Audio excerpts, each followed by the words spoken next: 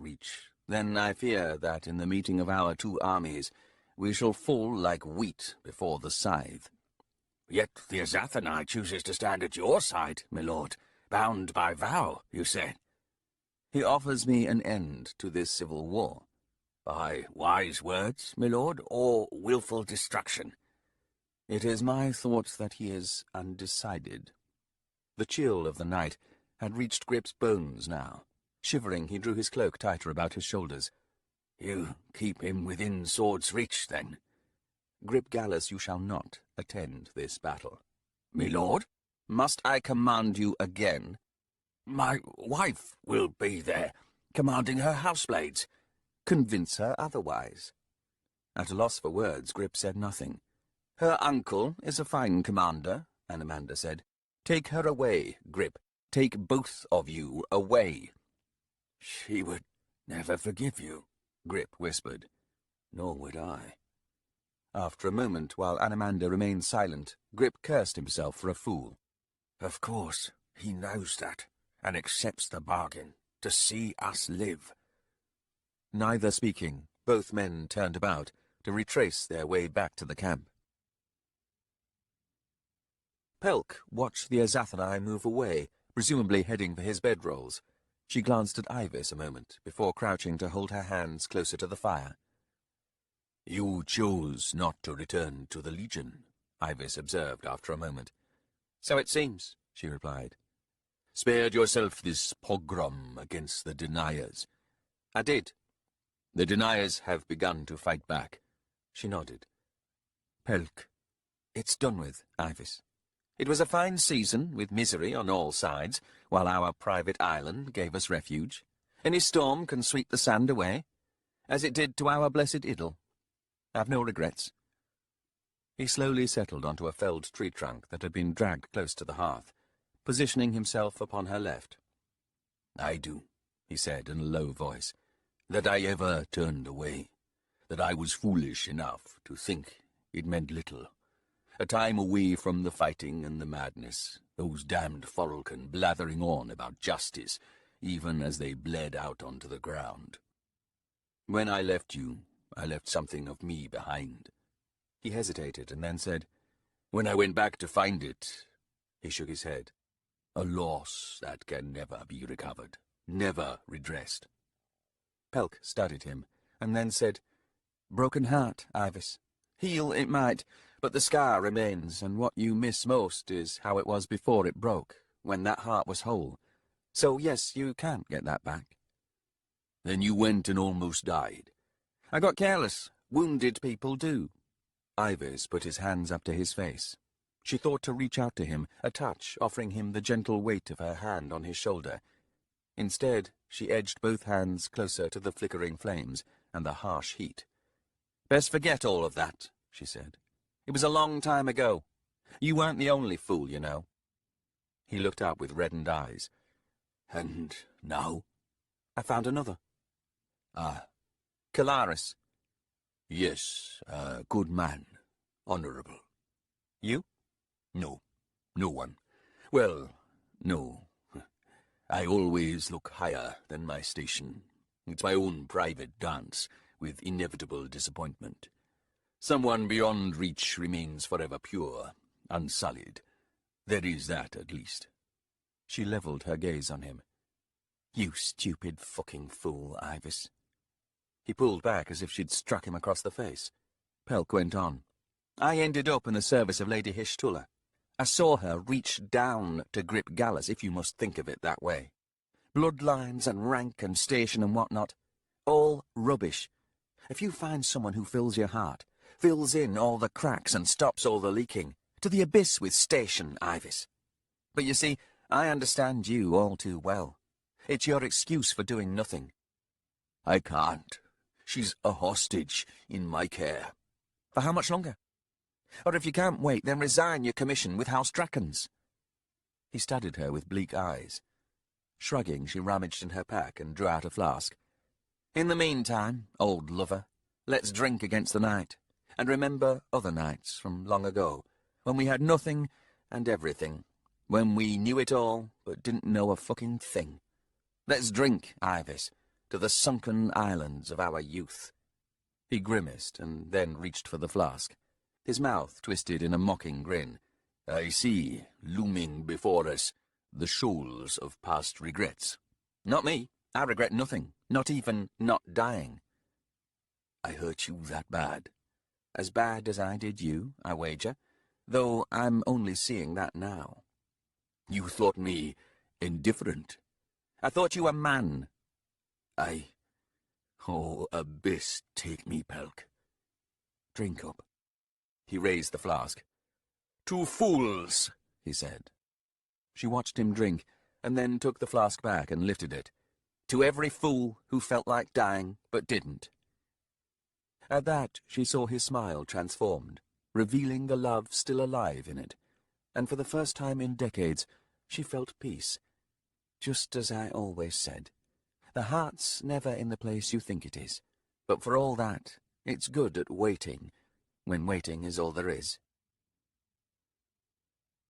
"I have been pondering," said Surgeon Prock, "on the nature of sustenance as it relates to the newborn." Rennick squinted across at the man, his face of sharp angles lit by the firelight, the gauntness of his drawn cheeks, and thought of carvings he had seen in the woods upon the boles of trees. It was a habit among the deniers to make faces in trees, often upon the verges of forests close to the cleared land and planted fields. His mother had told him he was to frighten away strangers, and to warn them against cutting down any more trees. But Rennick had never been frightened by those visages, and he didn't think they were warnings. He saw in them nothing but pain.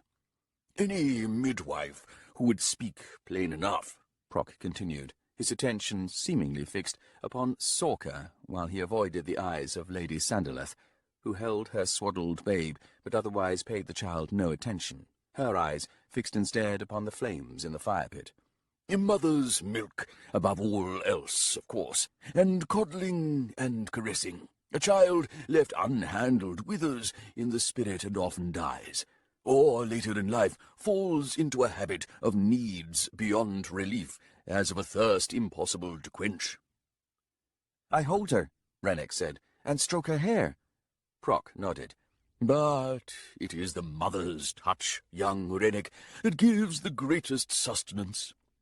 He hesitated, and then reached for some wood to add to the fire. Sparks lifted into the night. "Lacking these natural things, what other sustenance is possible for a newborn? One would answer, none. This and only this." "Take her into your arms, Prock," snapped Sandiloth. "Then you will find no starveling feeble in its cries." "No need, milady. A healer's eyes make the first examination even before a hand reaches out. Thus we must broach the mystery. There are unnatural forces here." Sawker snorted. "Now, there's a stunning diagnosis." Grimacing, Prock continued. "Not just in the conception. We must assume, lacking as we are in any details, but also in the child herself." "She has but one purpose," Sandiloth said, "to protect her brother. She cannot do this yet. She knows this. She hastens herself." "I doubt there is a will behind—" "But there is, Prock. Mine." "You feed her something unseen, then, milady?" Sandiloth's face was glowing in the reflected flames as she studied the fire, and at Prock's strange question a curious smile drifted to her lips. "Mother would have understood. We make them what we need them to be." "You speak of words delivered in years to come, milady." "I speak of my will, sir. I speak of need as power, which clearly you do not comprehend." "Need as power," Prock frowned into the flames. "Indeed, your words confound me. The very notion of need hints at weakness, milady. Where in it do you find power?" "Mother took him away from me. She sent him to Kharkanas. That was wrong. It was wrong, too, to send me to House Draken's, to make me a hostage again." "Then I'd question the worth of her advice on matters of parenting." "I will find Orphantal. I will make it the way I want it to be. No one can stop me, not even Corlat." The conversation left Rennick troubled, but he could find no reason for what he was feeling. Something burned fierce in Lady Sandiloth, but he wasn't sure it was love or tenderness. He wasn't sure if it was a good thing at all. "The child is growing too fast," said Proc, "in an unnatural manner. Sorcery feeds Corlat, a most alarming conclusion. Is she but the first of such progeny?" "A demon gave her the child," said Sorka. "You posit an unlikely trend?" "Milady," Proc persisted, addressing Sandiloth, "life itself is a burden. Your daughter has her own needs. The brother you would have her protect will not see it as you do. Indeed, he will likely cast a protective eye upon Corlat." "He will not. He is the one who matters, the one I chose." "Was Corlat given leave to choose you, milady? Or the manner of her conception, the seed of her father? How many burdens must she be made to bear?" "Only one. She will be my son's guardian." Rennick thought of the time in the carriage, when he held the baby and looked down into that perfect face with its shining eyes. He saw no burdens there. No, they're what the rest of us bring, if we're to people her world. My mother's fear of the forest, her fear of being alone, her fear of me dying somewhere with her never knowing, even her fear of Ginia, and me marrying her and us moving away. We bring those things, those fears, and like Sandiloth said, those fears are needs, and together they have power. But I turned away. I did what I had to do. I took on a different burden, the one about disappointing people. Needs can pull or they can push. I'll find Orphantal. I'll explain things. I'll make him promise to turn away from his mother, away from her and straight to Corlat. Be a brother, I'll say, the older brother. Take her hand and don't let your mother ever pull you two apart. I'll do all that in the Citadel, and then I'll go and look for the bad soldiers. I'll kill them, and then I'll go home to Ginia. I'll take away Mother's burdens, not all of them, just the ones I can do something about."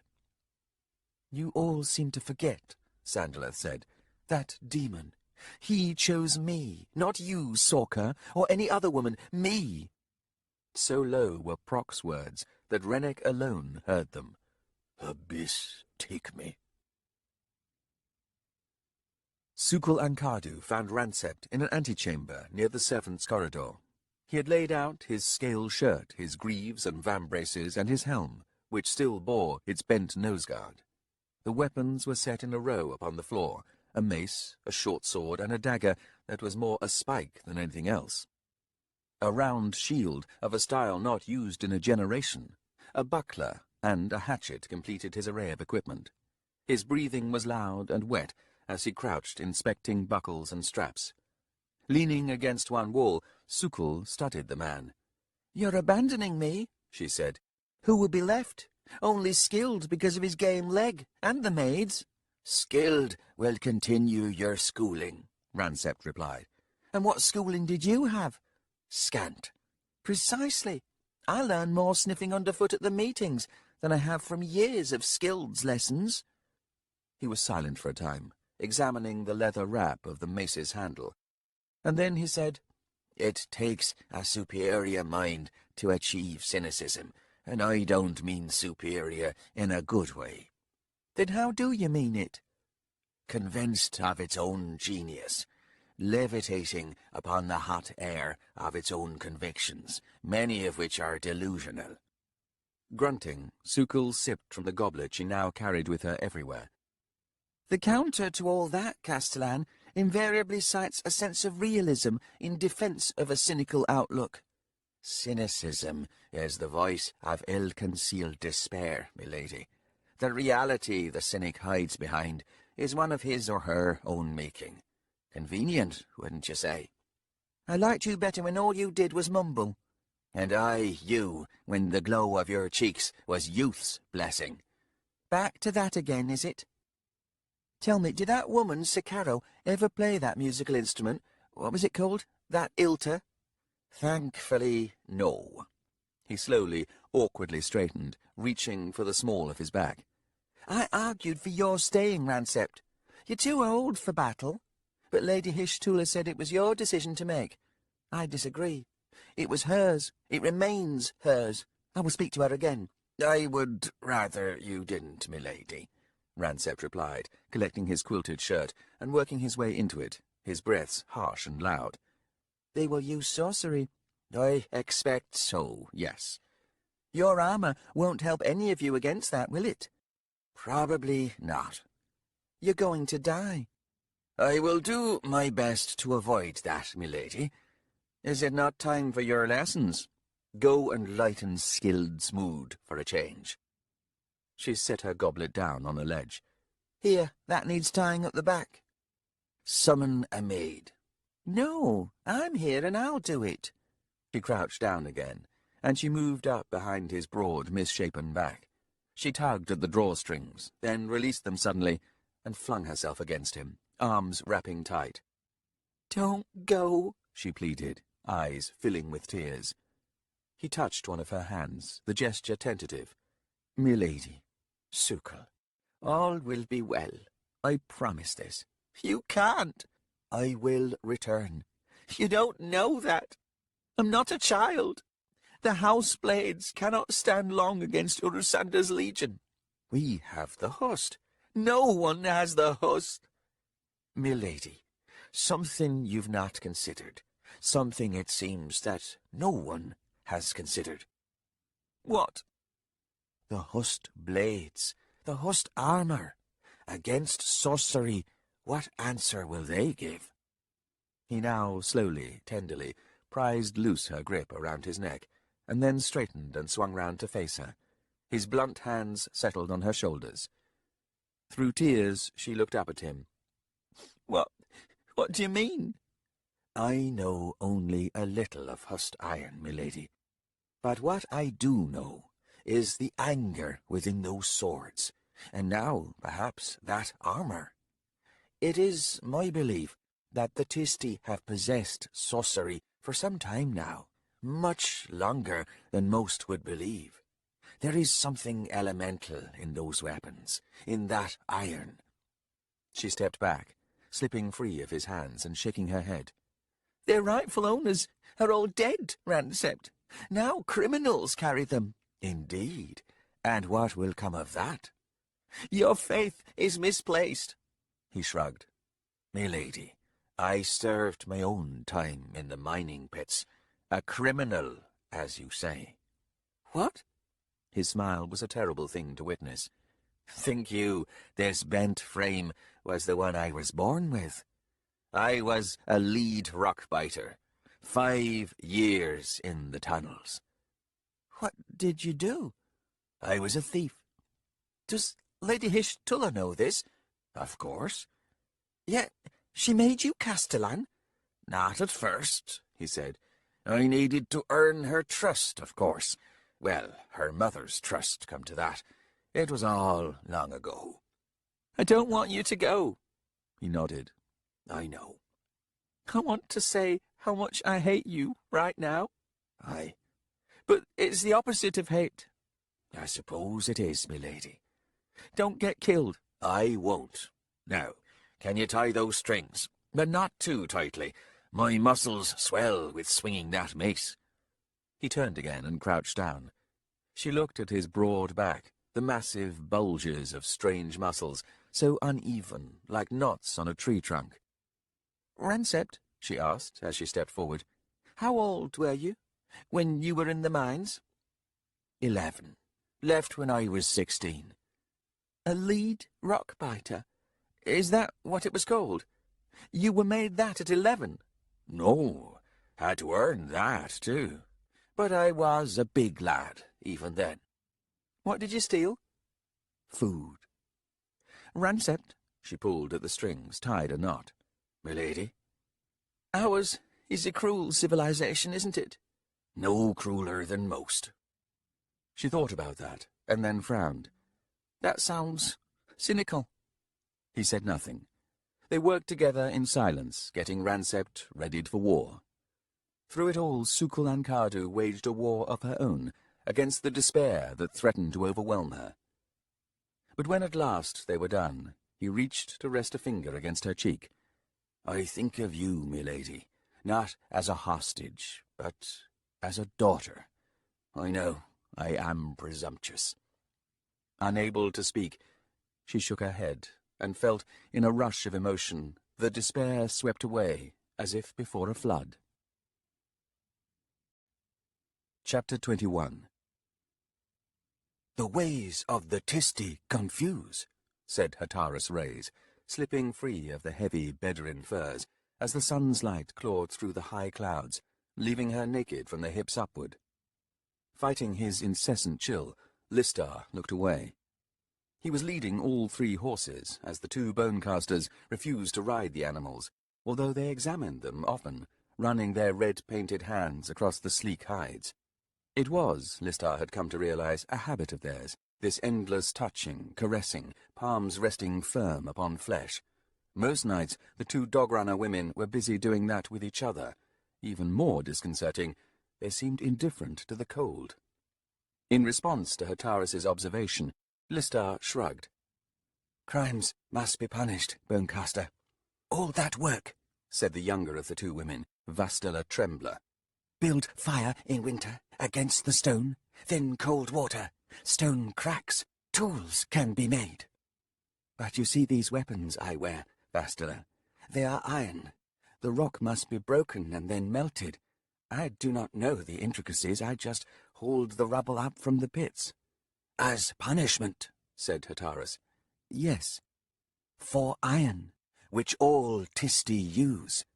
"Yes, and find pleasure in." He sighed.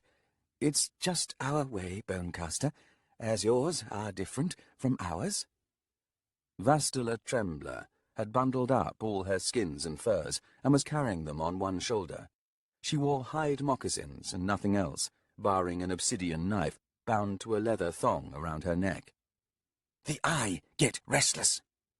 Listar frowned, looked about for the huge wolves, but the rolling plain with its windswept drifts of old snow seemed empty of life. As if to give credence to their name, the dog-runners had company wherever they travelled.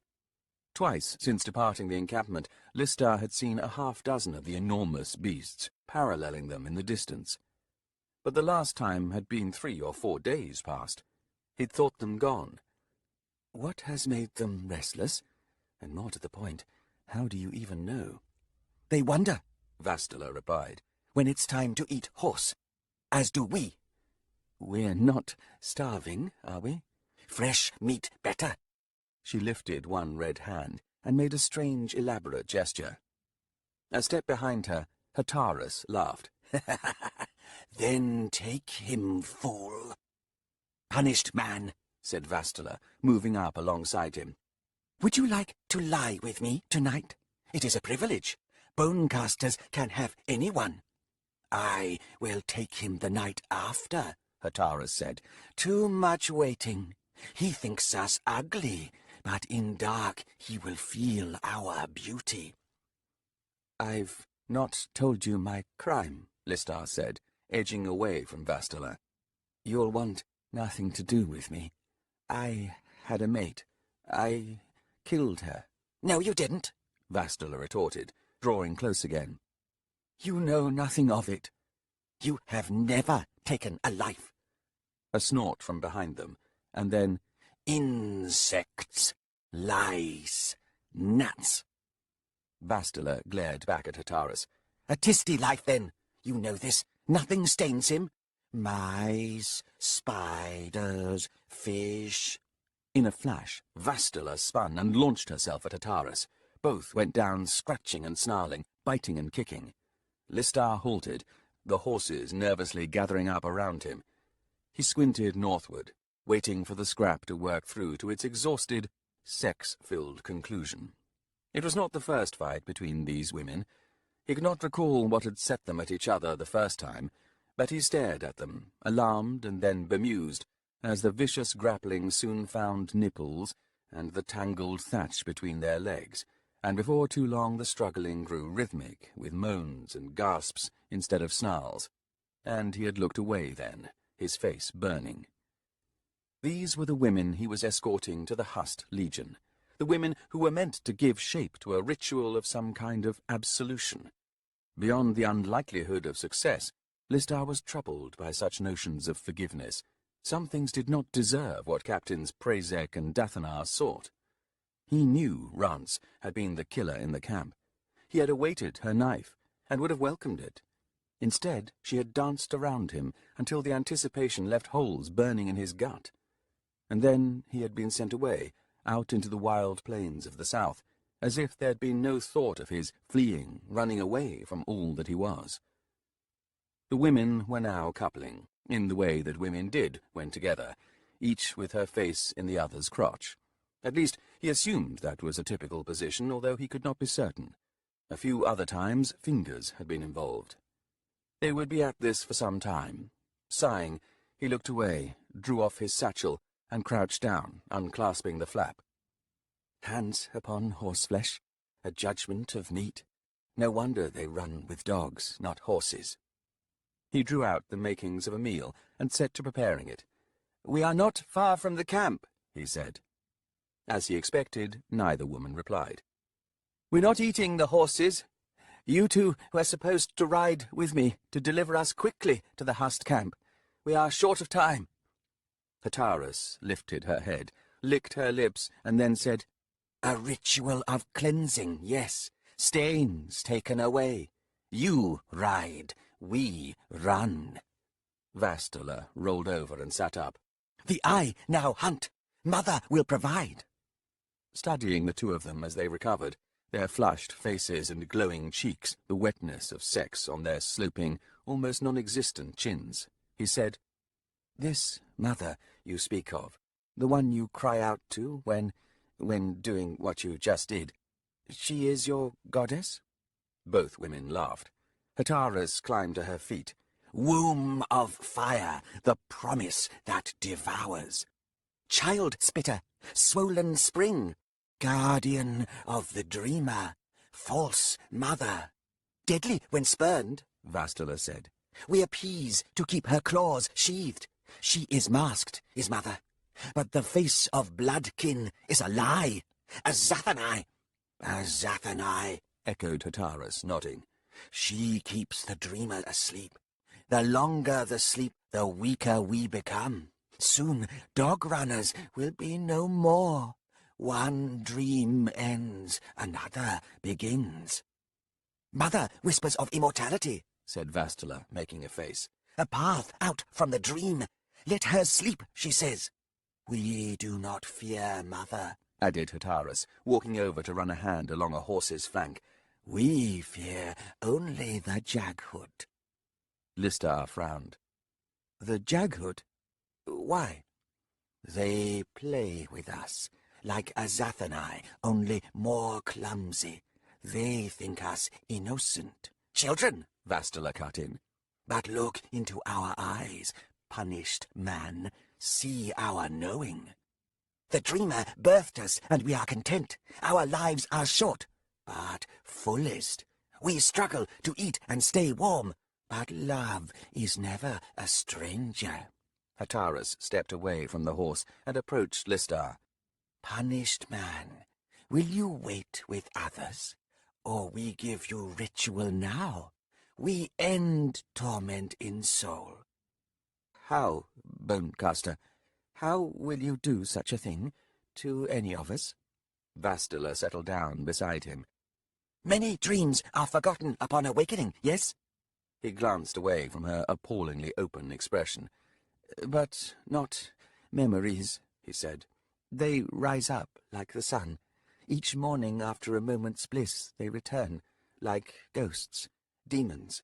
They return, Vastala, with all the fangs and claws of the truth. We awaken to what's real, what was and can't be taken back." She reached out with a tanned, blunted hand and touched his cheek. "There is no real punished man, only dreams." "It feels otherwise." "There is fear in awakening," she replied, "even when the dream displeases. In the voice in your head, even as it cries out, begs to wake up, another voice warns you. You awaken to a world unknown. This is cause for fear. We need our guilt, Vastula Trembler. Without it, all conscience dies. Is that what you would do to me, to us? Take away our conscience? Our guilt? No, answered Hataras, who now crouched opposite him, her eyes bright and wet. There is another path. What is it? Only what must be felt in the heart of the ritual. Shall we ease you now? He shook his head and swiftly began packing up the leavings of his meal. No, I am a hussed soldier now. I will stand with my comrades. Your fear speaks. He paused. Fear? More like terror. If you are made to surrender the lie of your crime of murder, said Vastula, you will face the crime of your innocence. For which, Hataras said, you feel greater guilt than could any bloodied blade in your hand. She killed herself, Listar whispered. Out of spite. She arranged it to make it seem her death was by my hand. Shivers rippled through him, and he sank back down, bringing his hands to his face. I don't know what I did to earn that, but it must have been something abyss below, something. Their hands were upon him now, surprisingly soft and warm. They left heat where they touched. Punished man, said Hataras. There was nothing. You can't know that. Her ghost is chained. You drag it behind you. You have always done. This is what she wanted, said Vastula. At first, it was madness, punished man. Her madness. A spirit broken, a dream lost in the mists. We will wait, said Vastula. But for her, we cannot. Her dream is a nightmare, punished man. She begs like a child. She wants to go home. But no home waits for her. The hut where you lived, with all its rooms, still screams with her crime. To send her there is to send her to a prison, a pit, the very fate of your punishment, but an eternal one. No, he begged. Don't do that to her. I tell you, she had a reason. There must have been something I did or didn't do. Be at peace, punished man, said Hataras. We will make her a new home, a place of rest, peace, and love. You will feel her from there, feel her anew. Her ghost will touch you again, but with tender hands, as the dead owe to the living, no matter their state. The dead owe it, punished man, to salve your grief, and to take from you the grief you feel for yourself.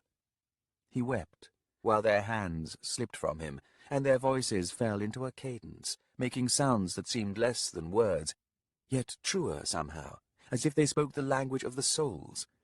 After a time, he thought he heard her then, his wife, the sounds of weeping to answer his own. He felt their shared grief washing back and forth, cool and impossibly bitter-sweet. The madness of long ago, the endless torment of uncertainty each time he stepped into a room where she waited, the dread of what might come the instant he looked into her wild, panicked eyes.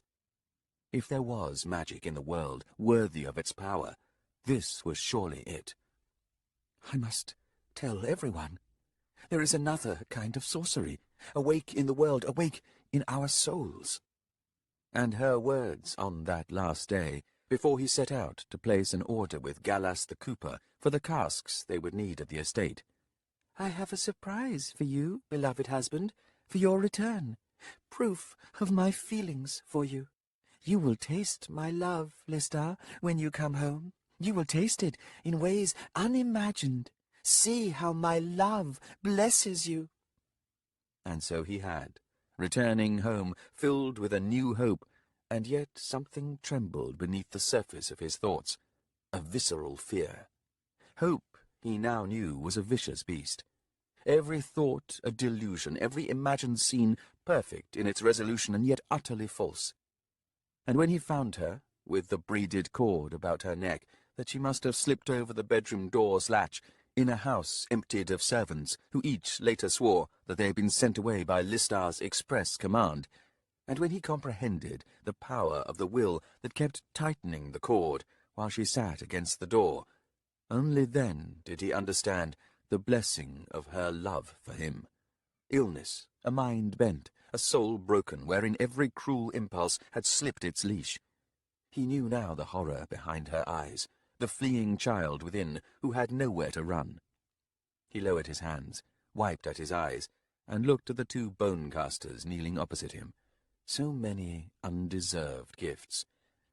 But the dream will fade. The dog-runners will die out. Abyss take us. That loss is beyond all recompense. Something left him then. He did not know what it was, could not know, but its departure was like a sob, a relinquishing of unbearable pain, and in its absence there was nothing. Faintly, as he sank to the ground, he heard one of the bone-casters speak. She makes the home ready for her husband for the day he joins her. It is well, the other replied, but still, they make ugly huts. Let him sleep now. No, stop that, Vastala. Leave his lovely black cock alone. This is my payment. I will have his seed. He does not give it freely. No, but I take it freely. You are such a slut, Vastala. We can keep him asleep. You can have him after me, when this cock recovers. He may be asleep, but it surely is awake. Don't empty him, Vastala. I want my share. Don't be greedy. I'm always greedy. Too greedy, then. He heard his wife, laughing, as a heavy, brawny pair of thighs straddled him, as he was pushed inside, and a body began moving rhythmically against him. It is dark enough, said someone, when you keep your eyes closed. This was, Listar decided, the strangest dream, but one for which he had no complaint. Commander Toras Redon had been riding beside him in silence since they'd broken camp that morning. By the day's end they would reach the Hust encampment. Galar Barras studied the track ahead as it slipped between denuded, pock-marked hills, bending round slopes of tailings, the scoured flats where furnaces had once stood, along with sheds and ditches, all lining the old road to either side. The day was cool, but he could feel the weather turning, as if a new season was rushing upon them. Word had come on the day they had left Henerald's estate. Orosander's legion had departed Neretz-Zor. They had begun their march on Kharkanas. He listened to the horses' hoofs strike the frozen ground, at times as sharp as the strike of a ball-peen against raw rock. The sword at his hip murmured incessantly. If you think I hate them, you would be wrong. Startled, he glanced across at her. She wore a heavy cloak of sable, the hood drawn up to hide her profile, and sat slumped heavily in the saddle. Sir? She smiled. Back to the honorifics, then. No more thought of the sweat between us as we grapple every night beneath the firs, our breaths shared, out from me and into you, out from you and into me, our taste as one. Could two people hold each other tighter? Oh, for a sorcery to merge our flesh. If I could, I would swallow you, Galar Barras. My body a mouth, my arms a forked tongue to wrap about you, to pull you in. I beg you, sir, no more of that. Your words torment me. This day too bright? All things in stark detail? A focus so sharp as to cut the mind? No matter. Come the night I will fold you in, yet again, like a lost child. I was speaking of Orosander's legion, and Hanral, whom I should despise but do not. He thought about that, and then shrugged. He is truly of the Iskin line, sir. A betrayer, a poisoner. If not hate, then what? Yes, the Iskin line, possessing a well-matched claim to the throne, only to lose the bloody struggle. By virtue of failure, they are now condemned, tarred, vilified as the quintessential villains. Do not let our perpetual reinvention of the past deceive you, Captain. He shrugged. Then is this pity that you feel? Consider well my warning. We can make no claim to righteous vengeance. These prisoners now wearing the hust, they have no anger to mine, no ruinous rabble to crush down with fury. You may well seek to bleed down upon them all, and so stain them alike, but such a desire will fail, Captain. He said nothing to that, as she had touched upon his own fear. There was no cause for this new Hust Legion. In manner, they are mercenaries who have already been paid, with all the suspect loyalty such an error in judgment entails. Hanral and his ilk seek stature and wealth, said Taurus Redone. A redistribution of power. The highborn of the greater and lesser houses deem the table crowded enough. So, we now have a war. There is also the matter of Urusanda and the High Priestess Sintara. Temple squabbles. At worst yet, Captain, some hoary remnant of misplaced notions on monarchy. When our queen has long since left us to become a goddess, making the whole debate a charade. But let them elevate Urusanda into godhood, a father light for mother dark. Do you see the assumption yet? I'm afraid I do not, sir.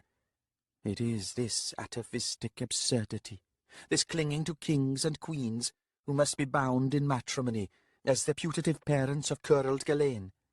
Captain, listen to this drunken whore here. She tells you that there can be a father light and a mother dark without the former having to jam his cock into the latter's cunt. More to the point, a god and a goddess need not be married to rule us. Let her keep her lover. Let him fuck his scrolls. What of it? He stared at her, speechless. She tilted her hood back, showed him her sallow, puffy face. The ebon hue was fading, like a failing of convictions. Her smile was broken. But they'll not listen to me, Captain. It's gone too far. The highborn will see Draconis taken down. The priestesses will see their victims wed. Hanral will see the power of the nobles broken and his own lackeys in their place. Sir, Lord Anamanda is a man of honour and integrity. Mother Dark commands him to keep sheathed his sword. He thinks this a denial, a refusal of all that he is. He sees no other path, comprehends nothing of her meaning. Then, by the abyss, Taurus, someone should tell him. No, she should, Mother Dark. She has, from the arms of her lover. Too subtle. She laughed. Too subtle by far, Galabaris. Should have left this all to us women with lovers, yes? We are the ones who trampled the barriers. The sacred agreement snapped the chains constraining our sordid appetites. We see outside the strictures. Look at you, Galabaris. We could ride to the very edge of the Hust camp, only to have me drag you from your saddle and fuck you blind, witnessed by all, and you could not stop me, could you? There is virtue in being brazen, Taurus. What of your husband? Yes, the humiliation of being so publicly cuckolded, and there we lay bare the heart of everything. How? She drew her hood up again, reaching down for her flask, from which she drank long and deeply, before saying, Men, it's all about saving face. Every argument, every duel, every battle, every war. You would level a world to keep from being made to look a fool, and so you shall. I will speak to Lord Anamanda. Your solution is simple yet elegant. Indeed, as you say, it is wholly natural. Urusanda seeks no wife. Mother Dark seeks no husband. Yet she has not once spoken against the notion of a god at her side. Lord Anamanda will realize this. They'll not let him. Sir? He is trapped, utterly, irrevocably trapped. Mind you, so is Urusanda, chained and caged. The holders of the keys, darling, are the priestesses, and Hanral, and, of course, the highborn. No, she said, after another mouthful from the flask. There will be a battle. Many people must die. Do you not feel it, Captain, this clawing thirst? I feel, Commander, fates converging, a maelstrom of deaths, all unnecessary, all a terrible waste. She grunted. Better a whore on the throne, or behind it. Her comment left him bemused, and he said nothing as he pondered its meaning. They rode out from the knot of hills, and saw before them the Hust encampment. As they lifted their mounts into a canter and drew closer to the picket line, Galabaris glanced across at Torres Redone, to see her face turned towards him. She laughed. Wareth sat in his tent, staring at the armour lying on a carpet opposite him. The blood hue of the iron links, the overlapping coin-shaped scales protecting the leather straps, the studded rivets sheathing the gauntlets. He looked upon the helm, flared at the neck, with a camail of chain depending from just inside the rim, and the broad cheek guards flanking the nasal spine. For all the artistry inherent in the design, there were no elaborations, no creative touches, not a single swirl or inset pattern. Like the swords, the armour was plain, purely functional. It promised the utilitarian application of prowess in the midst of violence. There was something both beautiful and terrible in this. And yet none of it was for him. The trappings rode him uneasily, no matter how tightly he fit the straps or cinched the buckles. There needed to be solid flesh beneath the chain, not this shying unease that now seemed to plague him, as if every muscle upon his bent frame had become uncertain. Shivering despite the brazier, he sat with his hands together, fingers knotted. Cursed weapons and the like belonged in fairy tales, along with magical rings and staves that sprouted fire. In each, a wish was fulfilled, only for a price to be paid, the wages of life reduced to a simplistic morality tale delivered to children. But here, in this world, even sorcery defied the conventions of wishes made real, unearned power suddenly within reach, and none of these gifts settled easily into the reality he had made for himself. Too many of the prisoners had seen it differently. They now strutted, they laughed with the blades, hummed in tune with the keening links of chain. They took to the marching in serried ranks, the wheels in formation, the chorus of weapons drawn in unison. Their crimes dwindled behind them. Their punishments, whether felt deserved or otherwise, had been magically transformed. And yet, it all remains a game to them. They sneer behind the backs of every officer. At night, gathered round their squad fires, they spit sizzling contempt into the flames, telling each other stories of looting, pillage, and all the helpless victims to their every desire. We are an army of monsters, thugs, mother helpers, should we ever win a battle. Both Prazek and Dathanar had lost something in the days since their arrival, as if their equanimity was under siege by all that they witnessed, and all that they feared was still to come. Wareth pitied the return of Galar Barras, and the thought of Commander Torres Redone seeing for herself the vicious travesty of her legion filled him with shame. I warned them. This was a mistake. Corruption was inevitable. The Hust Legion should have been left dead, every sword and every hauberk of chain buried with the rotting flesh in the barrows. Should they prevail against Urusanda, should they crush this uprising, the Hust Legion would stand alone, unmatched on the field.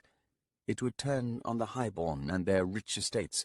It would turn on Kharkanas itself. We will break this world. I warned them, and now it's too late. The beast is made, its 1,000 limbs shaken loose, its multitude of eyes blinking open, each ablaze with avarice and lust. Not even Prazek and Dathanar can hope to hold these reins. Nor Galar, nor Torres Redone, nor Faror Hend, nor any of us who once lived in the pits. We're rolling to our feet, bristling and bold, and this sneer still hiding in the shadows will soon turn to a snarl. An unexpected call to muster had sounded. He stared at his armour, and then, with trembling hands, reached for it. Faror Hend had been standing on the edge of the camp, facing east when the harsh tone of the bell reached her. She had been waiting for something to appear on the horizon. A mounted figure, gaunt atop a weary horse, a man of grey and black, or perhaps revealing the bleached skin of one blessed by another god. She had thought to remain where she was as that rider approached, as if pinned to the frozen earth, spikes driven through her boots. She wondered at the words they might exchange, when at last he drew up before her. Less than a legend, yet more than a careless promise of a future to be shared between them. She imagined him drawing closer, revealing ever more detail, a fleshless face, the hard angles of bone beneath stretched skin, his long iron-grey hair hanging limp from a peeling pate, and in the sockets where eyes belonged, only darkness. "I've come for what was promised." She nodded, but said nothing as he continued.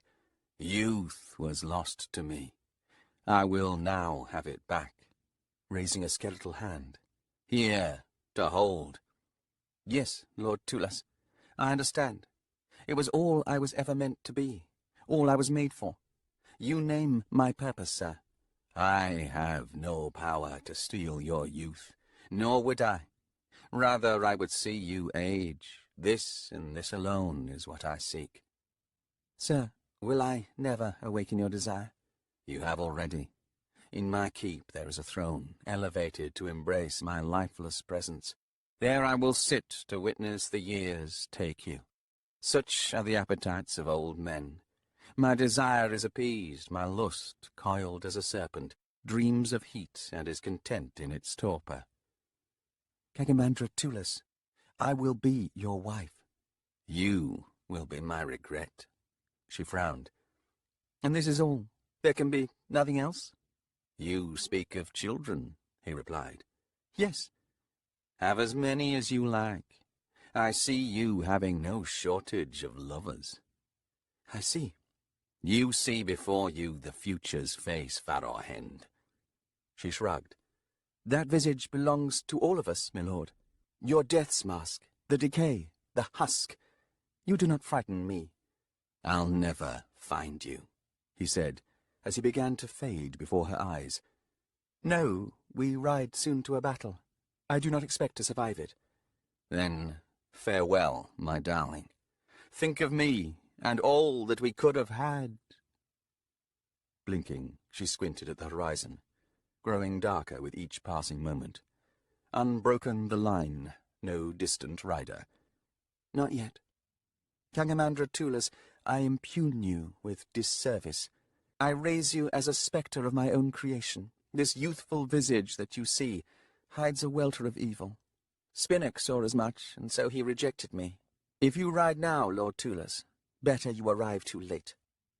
There was no fighting these despondent notions, these conjurings of an imagination driven to despair. The army at her back terrified her, and she found herself desiring only its annihilation. Even the charms of the captains could not hold this fraying leash much longer. The swords whispered promises of murder, and their wielders did but lick their lips. They were condemned, you see, rejected by us all and cast down into the pits, sentenced to labor in tunnels of unlit rock, where even thoughts could not escape to the light. Wareth comprehends. Even in rebels' eyes there is a glint of fear. And thrice since, Rance has tried to take her own life. So now she sits in her tent, a guard standing over her, and will not speak. Castigan has taken to the pipe, lost in his opiate dreams. The entire command structure totters, only moments from utter collapse. The camp was stirring behind her, in answer to the call to muster. She heard the laughter of swords half-drawn, the rising atonal song of the chain hauberks, and the keening cacophony of helms being readied. Yes, war will deafen us all. This seems fitting enough, I suppose. Sighing, she turned about and made her way into the camp, and to her tent, where awaited both weapon and armour. I was a warden. I did not ask for this. They said others were coming, refugees from a winter fort, but none have arrived. I remain alone. They are wise to avoid this place, this fate. Would that I could flee and join them now, wherever they may be. Instead, she walked to her tent. Seltin Rygandas, the quartermaster, had rushed into the command tent with the news. Galar Barras was returning with Commander Toras Redone. After dismissing the man, Prazek collected up his gauntlets and then paused, looking down at Dathanar.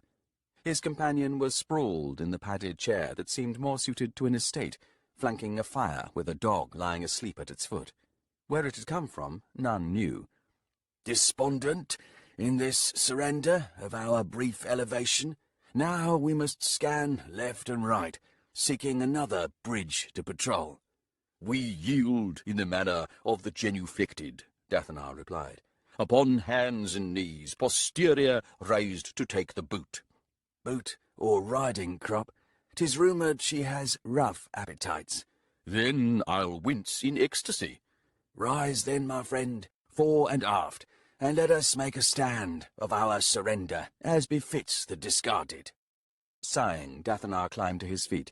We hand over a belligerent beast, our knuckles scraped and raw, and must compose our features with earnest innocence. He collected up his cloak and fastened the clasp high on his left breast. Evince no hint of relief, as 3,000 pairs of eyes will be fixed upon us, give or take. A one-eyed man among the ranks, a woman whose left wanders, while the right impugns. Jaded eye, jaundiced eye, lowered eye, squinting eye, ego's eye. An eye in the eye other than thine own, that we should meet to gauge the distance between us. These gulfs too treacherous to cross, the self an island among islets, a chain relegated to maps. Prazek paused, and then sighed. An eye to draw the straightest line, or rounded in wondrous regard unto itself. They shall stare at us, Dathanar said, nodding. The weight of such knowing offends me, Prazek replied. He paused at the tent's doorway. Presumably Galar Barris has prepared her. Still, these new soldiers know her by name alone, an utterance swaddled in reluctance. A broken woman, no less. How fragile her approach, how timorous her comportment. As you say, Dathanar agreed. Then gird yourself once more, friend, as we place ourselves between the archer and the arrow-butt. Paint the placid facade targeted upon your face. Attain the aplomb, the swaggering ease of confidence. Unruffled the surface of our equanimity. Pellucid the shallows, impenetrable the depths. We must be moon-drawn, the steady advance of an ocean's familiar broach. Dathanar nodded and approached the tent flap. Time, then, to lap her boots. They exited the tent, looked out upon the companies already forming up in a rising moan of armour and the chittering of scabbarded swords. The sun was nearing zenith, lending a hint of warmth, and where snow lingered on the plain amidst tangled stretches of yellow grass, it made deflated dunes. As the ranks assembled to either side of the camp's central parade ground, 2 riders appeared at the far end. Side by side, Prazek and Dathanar set out to meet them. The time for conversation had passed, barring the swords and their almost nervous chattering, and so neither captain spoke as they crossed the ground. Near the far end, Galar Barris and Toras Redone reined in, and then slowly dismounted in time to greet Prazek and Dathanar, who arrived and saluted the commander. She was not quite sober as she regarded the 2 captains, her glassy eyes amused, her expression ironic.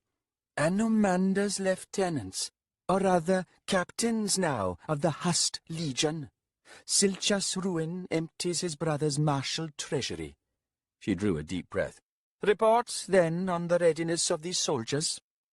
Dathanar cleared his throat. Commander, most welcome. We invite you to inspect the new recruits. Recruits? She seemed to chew on the word for a moment, and then glanced at Galar Barris. Captain, I understand that none of these recruits are in fact volunteers. You could say that, Galar replied, the pits were closed. But their punishment has not ended. With forgiveness bargained and a deal struck. Rather, it's been extended, and in place of hammers and picks they now wield swords. Galar Barris nodded. She faced Dathanar again. Which are you? The other is Prazek, sir. We are less interchangeable than it might at first seem. Spoken true, Prazek added. I am less inclined to the disingenuous. Yet more to pontification, Dathanar added. Prazek resumed. Are these soldiers ready, you ask, sir? He scratched at his beard and pondered for a moment, and then said, Readiness is a curious notion. Ready for what, precisely? An argument? Assuredly. Betrayal? Possibly. Courage? Of a sort. A battle? Ah, I should think so. She studied him for a moment. Less disingenuous, you said. I was, being... I gathered that, she snapped. Your opinion, Dathanar?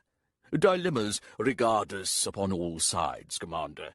Officers culled from the least objectionable among them still reveal a host of flaws. Surviving soldiers of the old Legion vacillate between horror and shame. Swords defy their wielders in refusing to duel, leaving them fisticuffs and mundane knives. Armor howls in the night at the scamper of a mouse.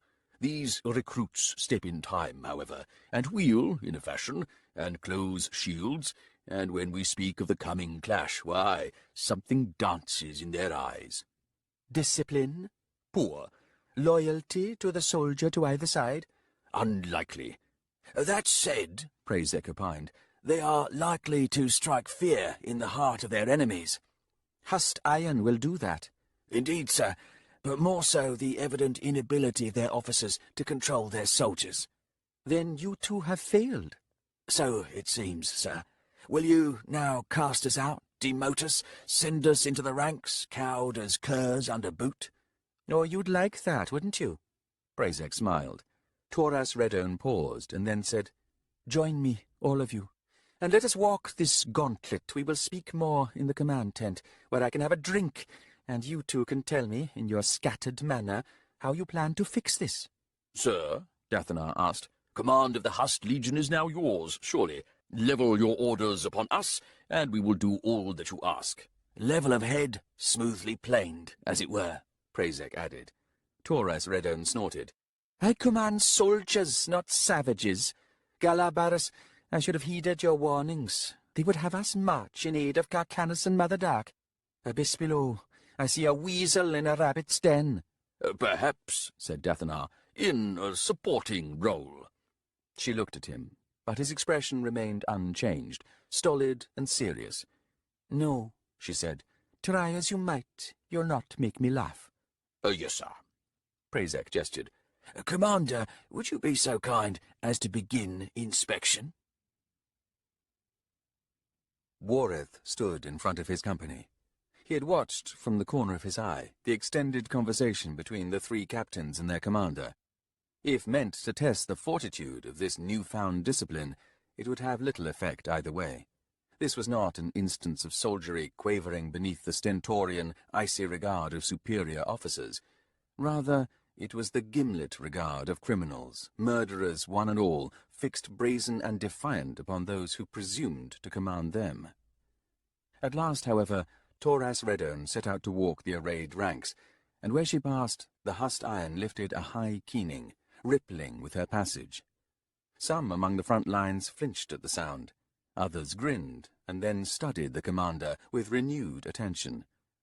She suffered their insolence, each step measured in the manner of someone who knew how to control their inebriation.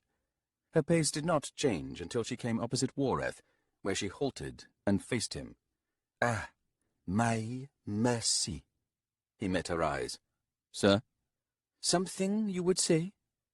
Yes, sir. Out with it, then. Welcome back, sir. Oddly, his words seemed to rattle her. After a moment she said, Should I offer the same to you, Wareth? I am unchanged, sir. Well, she said, it seems we have something in common. Then she had moved on, and Wareth was left, alone once more in front of his troops. The sword at his hip was shivering inside the scabbard, as if to mock his cowardice, and behind him someone muttered something that elicited low laughter, until a snarl from rebels silenced everyone. Now you see for yourself, Toras Redone. But then, perhaps, you are right for this. I could smell the alcohol fresh on your breath, see the settled wastage in your face bespeaking your determination. Abyss knows, your marriage to Calaterstane must be a disaster to have led you to this state. But sometimes not moving is the greatest act of cowardice one can find. Safe in the hole, the cramped walls, the sodden womb of staying right where you are. Gala, she will do, when it comes to leading us all into ruination. Did you know this? When the inspection was done, and the soldiers had been dismissed, Farror Hend joined the other officers in assembling within the command tent. Present here were Wareth, Rance, and the other criminals who had been promoted, along with the quartermaster, Castigan, and now Galar Barras. Flanked by Prazek and Dathanar, Commander Torres Redone had been invited to sit in the worn but plush chair, into which she sank, cradling a jug of wine. "Is this everyone? Good. I haven't got much to say. None of us asked for this." She paused to drink down 2 quick mouthfuls. "I trust you hold no delusions about me. The legion I once commanded is gone. In its place, a nightmare waiting to happen.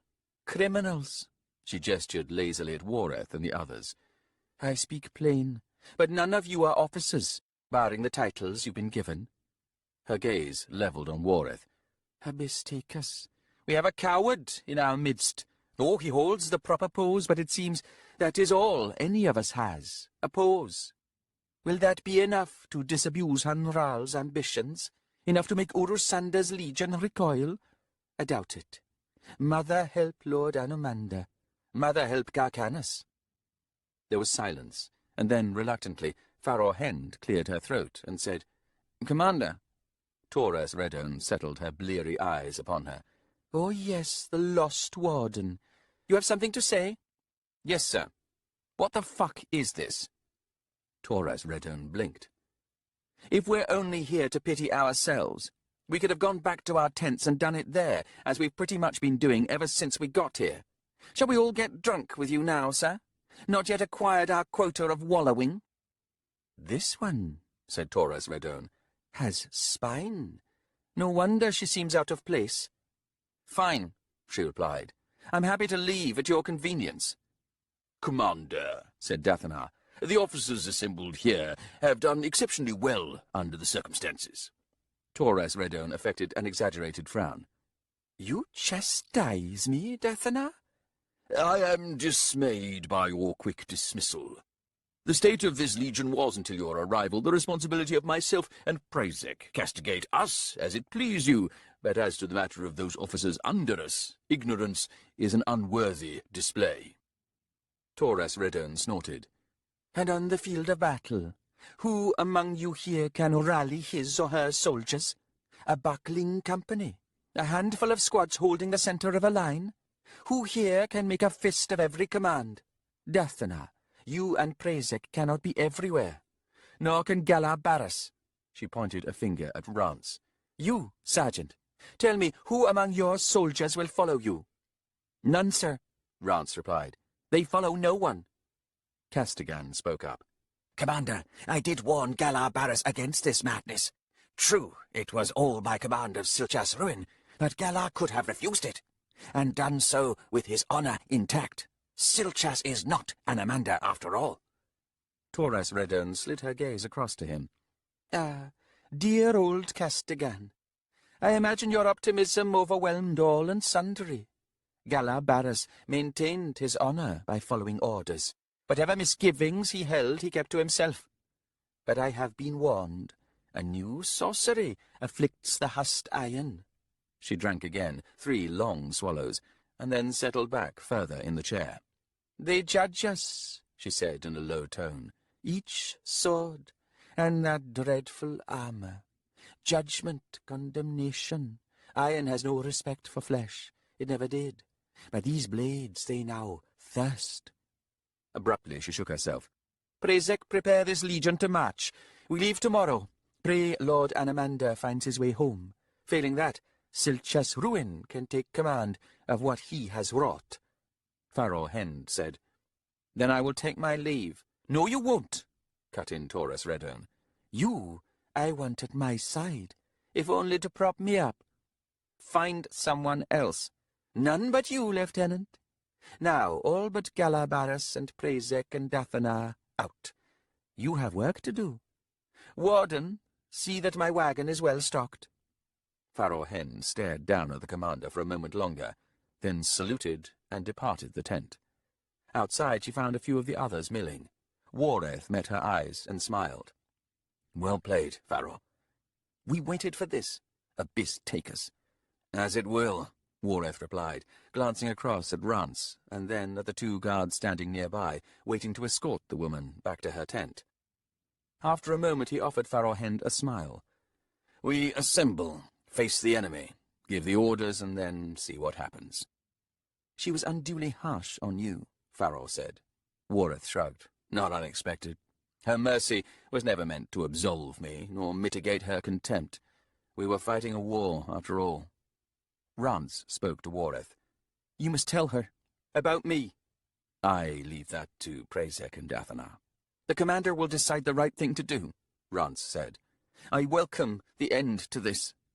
Frowning, Wareth said, "Has it not occurred to you, Rance, that there may not be time to deal with you? She wants us on the march tomorrow." "What?" Rance's face filled with dismay. Farrowhend grunted and then shook her head. "Expect 2 more days at least before we are ready." "Still," said Wareth, "too little time." Farrowhend stepped close to Rance. "An end to things. Well, yes, Rance. I can see how you might long for that. But what if dying doesn't end anything?" At that, Rance recoiled. After a moment in which terror twisted her face, she spun round and rushed away. Her 2 guards were startled by her haste and hurried to catch up. "You seeded a cruel thought, Farrowhend." "My patience is fraying. In any case, in this mood, I should speak with no one else for the rest of this day. After all," she added bitterly, "I have to see a wagon stocked with wine." "She never liked Castigan," Wareth said. "Sobriety makes for a cautious soul. She was never one for being cautious." Farrowhend studied Wareth for a moment, and then, shrugging, she set off. Galar Barras watched his commander, his lover, getting drunk. Prazek had taken a seat at the map table, where he seemed to be studying the supply report Seltin Reigendas had left there before departing. Dathana paced near the tent flap, as if silently debating something, a frown marring his brow. "I should have left this to you, Galar," Toras Redone said, her words thick and low. "But that cell made me bored. You'd think I'd welcome such solitude, just me and my wine. And now, well, look at us. If the corpses had been raised up by swords refusing death itself, I would have led them. Vengeance was a fire I could have stoked, fury a storm I would have ridden. Well, we would have caught Hanral unawares and descended upon Neritso, an army of undead, silent but for their screaming weapons, to deliver righteous slaughter." She lifted the jug, sloshed it to gauge how much was left, and then drained it. When done, she let the jug fall to the floor beside the chair, loosed a heavy sigh, and continued. "But the dead don't care. Neither lust nor vengeance stirs their motionless limbs. No indignant rage flashes in their lifeless eyes. I walked among them, and with each body I stepped over, I felt something more taken away from me. Some essence. Dathana, bring me another jug, there against the back wall. Excellent, a man who knows to follow orders. We'll need that." Prazek looked over from where he sat by the table. "And so each death surrenders its name, choosing but one, whispered again and again from countless pale lips. And that name is loss, and to utter it is to feel it, diminished death by death, this essence of what we once were." Dathana stood near her, watching as she tugged free the jug stopper. Then he said, "Fallen friends cease to ask how you fare, cease to answer in kind. They may retreat from your thoughts, but never quite far enough. If in our minds we walk as one among many in the midst of families knotted by blood and by choice, and witness as years pass the crowd grow ever smaller, then we come to comprehend, as we must, a day when we walk alone, abandoned by all." "Or contemplate another kind of abandonment," Prazek said, nodding, "when it is we who must leave the others. A last step comes to us all. Regret and sorrow will ride the final breaths of each of us. Moments of pity, perhaps, for those who must remain, those who must take another step, and then another, trailed by none but ghosts." "They were my friends," said Toras Redone in a ragged whisper. "One and all. My family." You are not entirely alone, Galar Barras pointed out. She smiled, but her eyes remained fixed on the dry earthen floor. I walk no reasonable path. The fewer that remain, the more easily we find ourselves lost. She drank again. But this womb is red and sweet. It bears the colour of blood, but is quick to lose its warmth. It enlivens the mind in the instant before it dulls every thought. It licks the cunt only to take all feeling away. For all that, I am eager for the insensibility, so easily mistaken for lust. Yet you berated Wareth for his cowardice, said Dathanar. She scowled. No wonder Silch has sent you packing. Prazek spoke. We have stood guard upon many a bridge, Dathanar and me. Lofty our presumption of stout diligence, our capacity to fend either approach. But the river runs past, Dathanar said, with mocking indifference. Such is the fate of those who guard the civil, this span of bold traverse upon which peasants and kings will walk, each in their time. Stand in vigil, even as the stone and mortar rots beneath our boots. You would share pity before death's distant bell? Be on with it then, Commander. The river's surface ripples with black and silver, a commingling of despair and hope. And what lies beneath that surface, alas, is anything but clear. Galar Barras stared at the two men, one to the other, and then back again as each spoke. Their voices possessed a cadence, their words carried him frail as a leaf upon a stream. Glancing down, he saw desolation in his lover's eyes. Pity, she finally said, as if tasting the word yet again. It suffices. But I keep my tears in a jug. You'll see me astride my mount on the day of battle. I will not shy from that fate. We have spoken nothing of fate, Prazek said.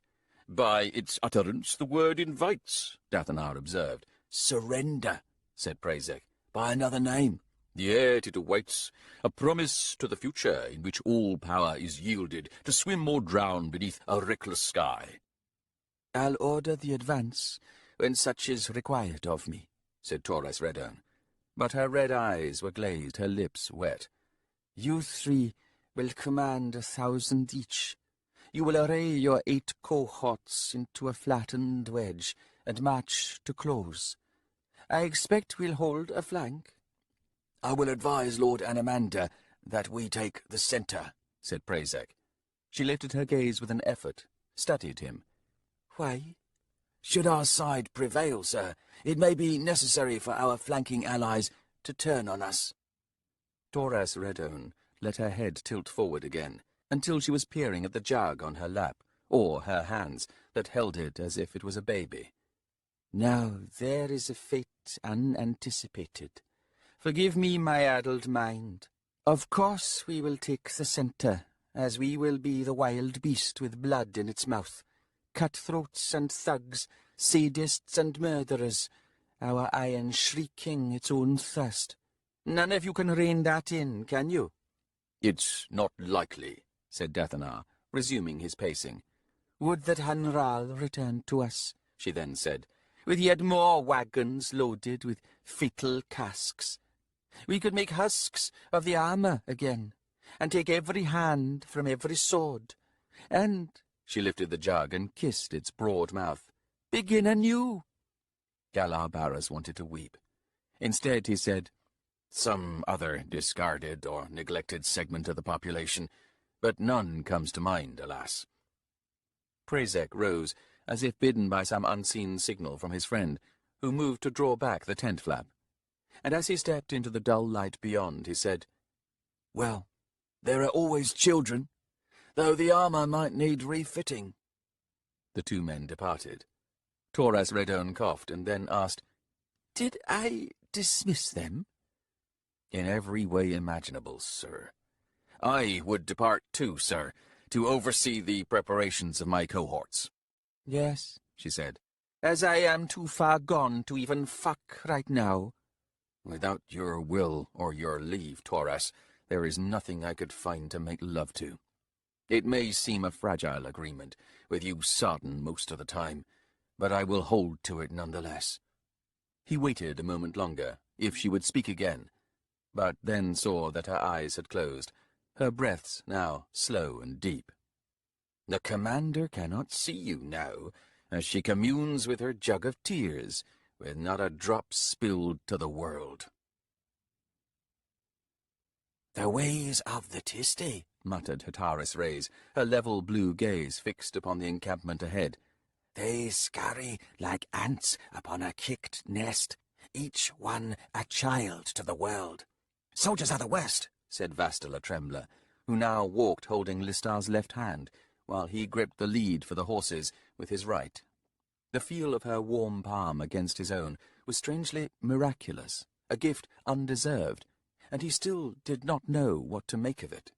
Earlier in the day, it had been Hataris walking close to his side, her fingers brushing his forearm on occasion, or resting on his hip. There seemed to be few barriers in the sensibilities of the dog-runners. His eyes were not as sharp as theirs, and it was a few moments before he made out a bustle of activity in the camp ahead. "They're preparing to march," he said. "We're just in time." He glanced at Vastala. "What did you mean, soldiers were the worst?" "Our children play the hunt, to learn the ways. But once the first blood is on their hands, they stop play. They meet the eyes of the hunt as adults, not children." "Cruel necessity," said Hataras, nodding. "To give thanks to the spirit of the slain beast seeks to silence the terrible guilt within the hunter." Listar nodded. "I have heard of such practices among the deniers." Vastala grunted. "Such gratitude is real," she said. "But if the hunter remains a child inside, the guilt is false. Only a hunter who is grown to an adult inside can understand the burden of such guilt, and knows that no animal spirit is appeased by its slayer's gratitude." Hataras stepped ahead to twist round and study Listar as they walked.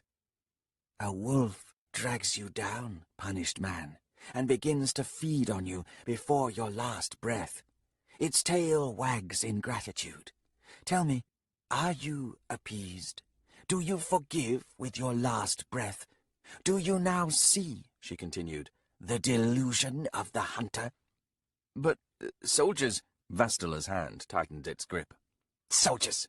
They blunt their guilt for every life taken. Their souls bear desperate shields, deflecting every threat away from themselves and towards their leader, king, queen, god, or goddess. The one who demands of them the spilling of blood, in defense, or conquest, or punishment, or disbelief," added Hataras. "Death to the faithless for the misguided deniers. Children inside," Vastala said dismissively. "Guilt, a lie, wrongness made righteous, lies to the self, lies to all others, lies to the god worshipped, lies to the children to come. Soldiers play in the name of goddess or god, king or queen, in the name of generations to come, in the name of all but the true name." Hataras gestured ahead. "The child self, cruel without necessity, cruelty that tastes of pleasure. Such exists among hunters whom we have failed. Such exists among soldiers." They were drawing closer. Listar prized his hand loose from Vastala's grip, felt the cold bite of its absence. "And criminals," he muttered under his breath. "So," said Hataras, "to the ritual.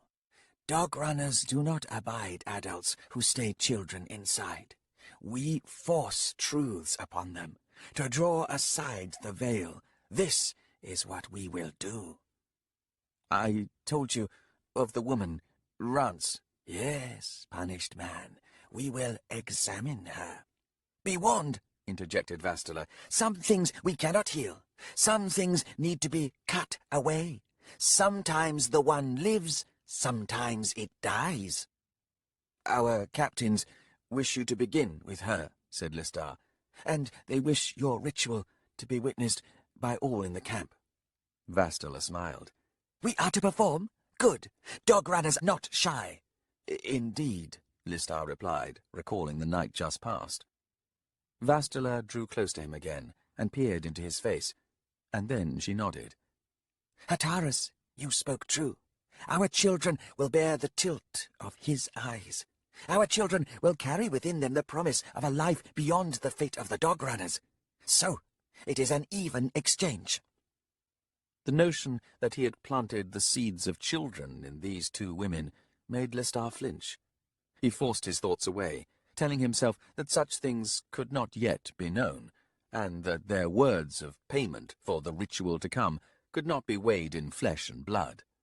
Ahead, soldiers stationed at the pickets had seen them, and while one set off to deliver the news, others began gathering from the camp, drawn out to the defensive line by curiosity, or perhaps boredom. "I think," said Lestat, "the secret's out." "No Azathanai hide in yonder camp," said Hatteras. "Good. They are obsessed with secrets."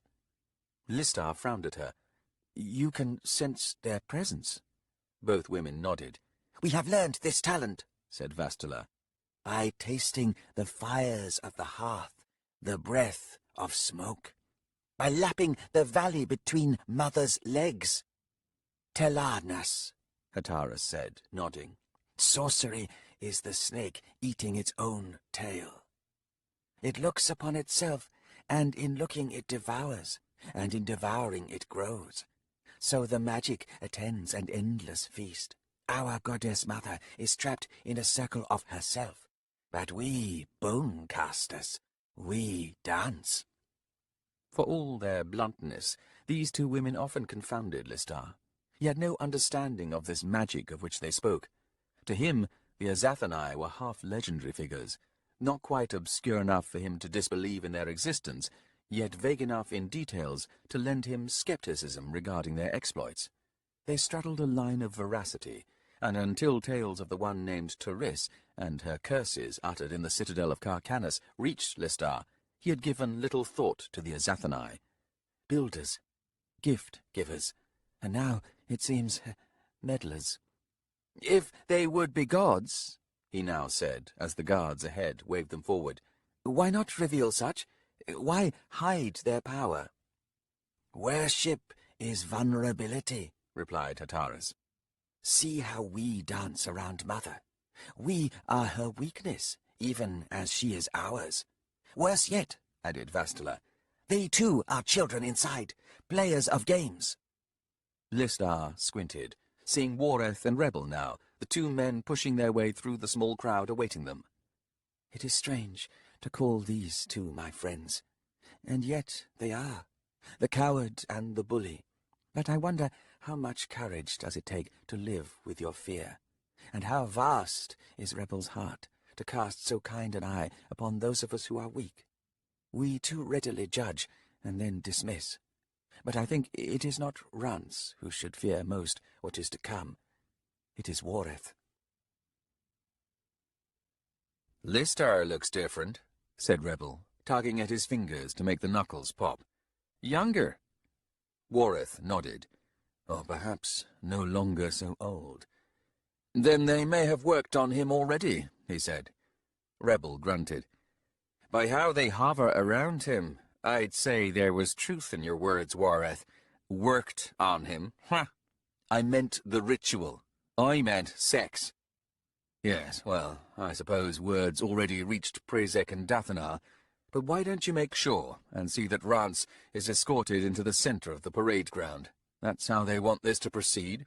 Assuming those witches will do as asked." Rebel paused. "Whatever that is, and damned if I have a clue. Nor I, to be honest. As for these bone-casters agreeing to it, well, they're here, aren't they?" Grunting, Rebel stepped forward.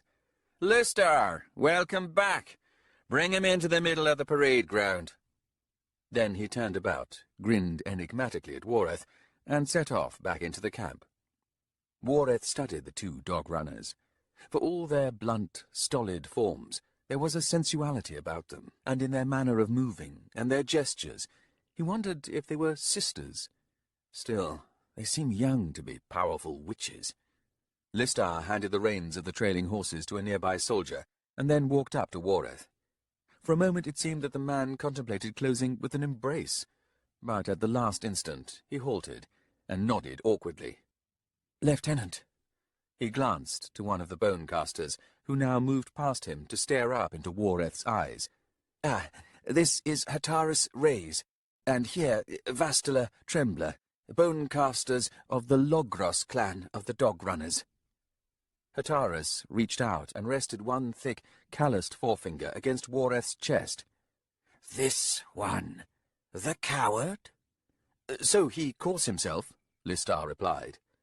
She pushed Wareth back a step with that stiff finger, and then, moving past, said, Bah! We are all cowards, until we are not. Now, where is the tormented woman? Take your pick, a feminine voice offered from the crowd. Hataris grinned. Good! Another woman spoke. You here to kill all the men? Vastula replied. In a way, yes. Listar scowled, and then turned to Vastula. Please, no more of dog-runner humour. Come along, we're to head to the centre of the camp. Have the soldiers encircle us there, Hataris said, continuing on. I think that is the plan, Listar replied, his gaze now searching Wareth with some confusion. But Wareth was unable to respond. We are all cowards, until we are not. The words thundered through him, as did the easy dismissal with which he had uttered them. He wanted to turn, to set off after Hataris Rays, to demand more from her. Do you offer me hope? A rebirth? If cowardice only before now, then why and how its end? What side of me still hides?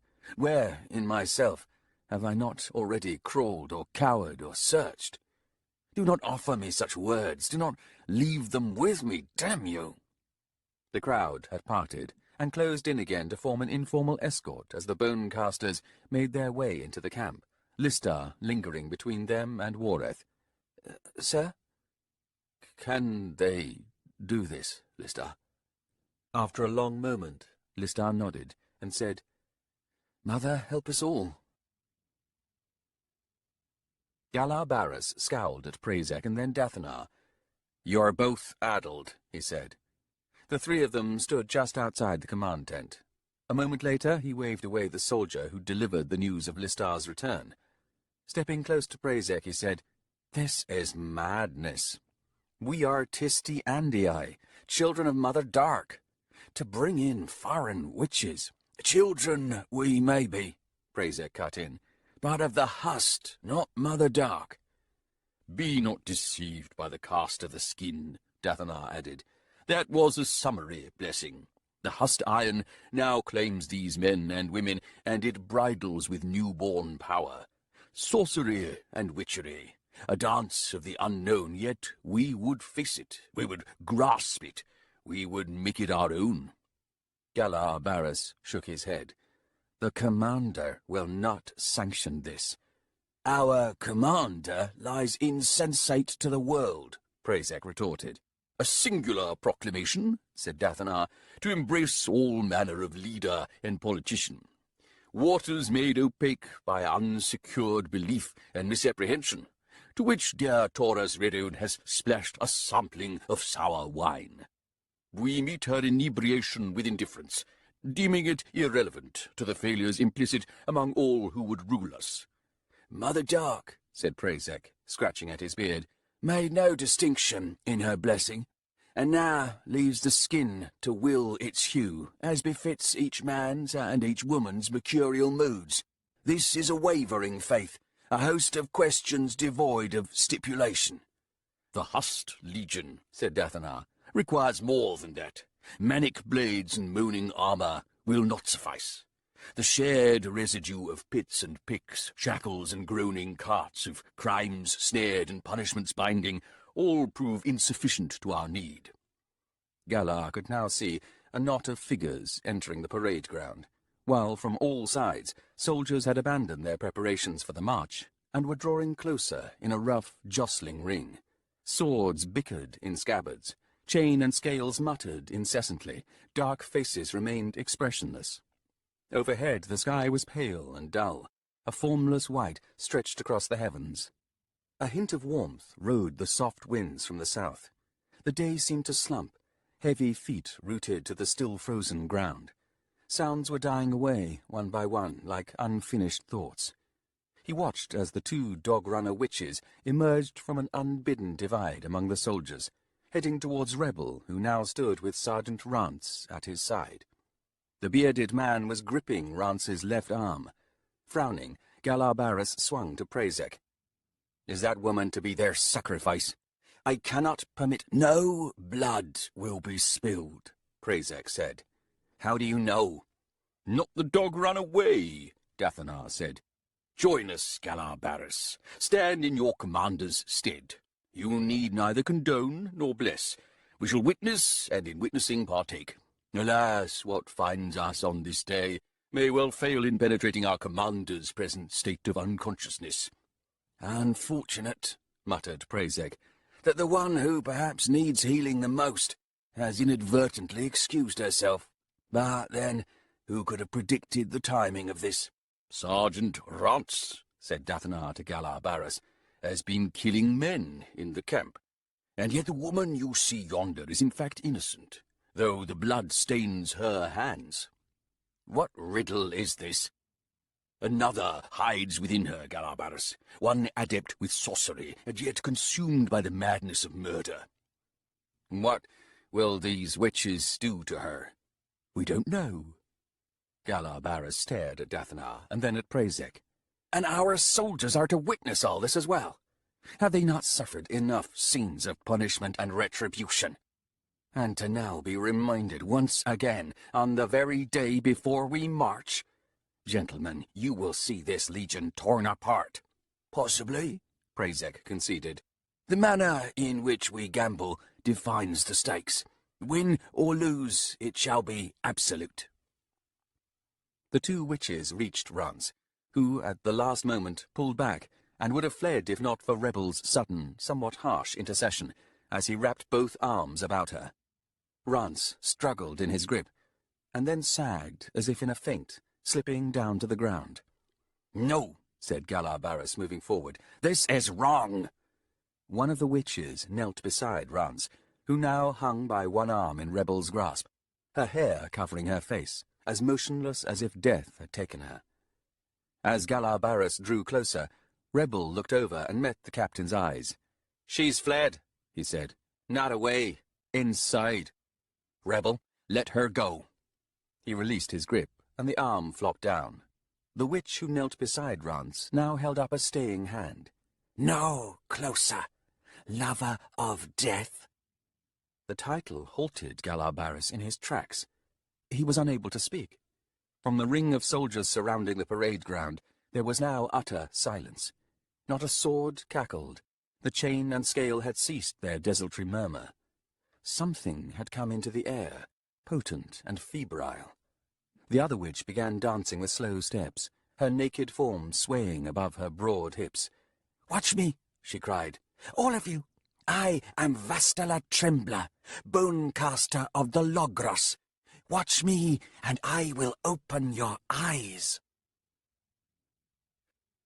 Farror Hend pushed through the ring of silent soldiers, her eyes fixed on the prone form of Rance. Fear shortened her breath. There was nothing fair in this. Even Rebel, who had now taken 2 steps back from where the Bonecaster knelt over Rance, was making a mute appeal to Galabaris, who also stood nearby. But the witch who had been dancing in a circle around Rance now began stretching her steps into an outward spiral, and some unseen power emanated from her, visibly pushing away both Rebel and Galabaris. As Farror Hend drew nearer, she felt a pressure building against her, resisting each step. After a moment she halted, panting. The dancing woman seemed to be trembling, shivering, her form blurring as if seen through thick glass. Rance suddenly cried out, her shriek answered by 3,000 husked swords with a fierce metallic shout. Staggering back, Farror Hend saw soldiers collapsing in the line, one after another, while others struggled fighting against something. And now she could feel it, a slithering sensation beneath her armor, as if snakes had been loosed here. Yet wherever she frantically reached, she felt nothing. "They are beneath my skin." She fell to her knees, desperately pulling at the straps and buckles. An inexplicable rage filled Wareth as he pushed against the overwhelming pressure that rolled in waves from the center of the parade ground. Whatever sorcery this was, it seeped through the armor as if it was little more than cheesecloth. It raced across the skin, and then burrowed beneath it, rushing into muscles and then bones.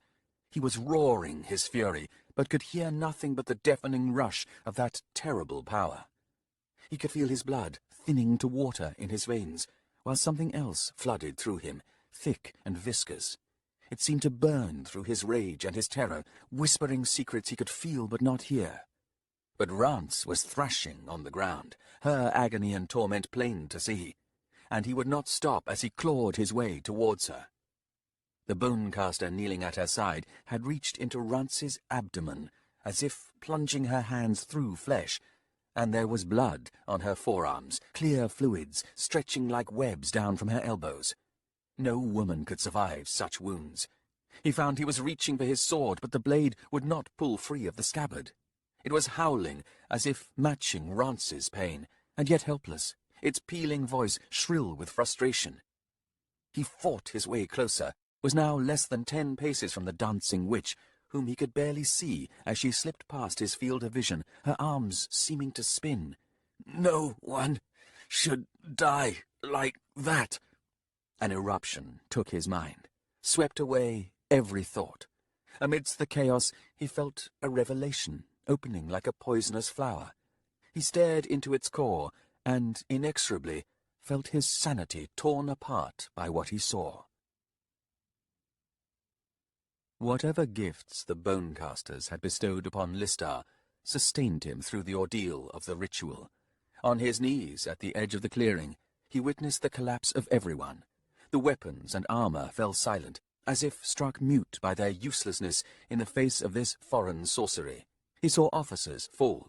He saw the bone-caster Hataris lift something small and bloody from Rance, quickly wrapping its still form in a hide. He saw Vastula cease her dance, shedding her trembling like a skin, whereupon she fell to her knees and vomited onto the frozen ground. Listar staggered to his feet. He made his way towards them, his eyes on the body of Rance. There had been blood, but now there was none. She was unmarked, her eyes shut, and as he came closer, he saw the steady rise and fall of her chest. "Punished man," said Hataris, her voice raw and her eyes red. "She had a twin, dead in her mother's womb. A short life, starved and wanting, struggling and failing." She waved a hand. "But it had power that not even death could still." Not quite understanding, Listar reached Rance. He studied the woman. "She will live?" "The other wanted a child. She found one. Gave it death to be with her. A night of drowning to begin many other nights. Death and blood on the hands, blood on the sorcery itself." Vastula stumbled closer, wiping at her face. "A tormented sea," she said. "Yet I drank deep. I drank it dry, leaving bones and rocks and shells, leaving all that drowns in light and air. What remains in them is a gift of dust." Listar knelt beside Rance. Hataris moved closer, settled a hand upon his shoulder, and leaned close.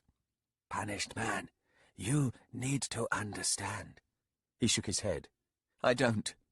"No soul is truly alone. It only seems so when it is the last left standing in a field of war. And that war is waged within each of us.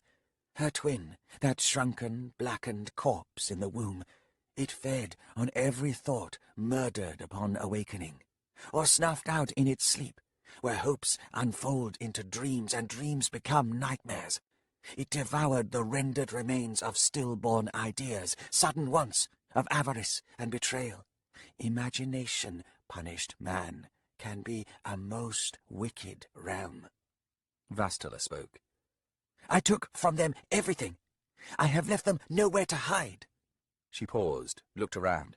"I have made this army into a terrible thing. These soldiers, they will not hesitate. They will march into Mother's fire if it is asked of them.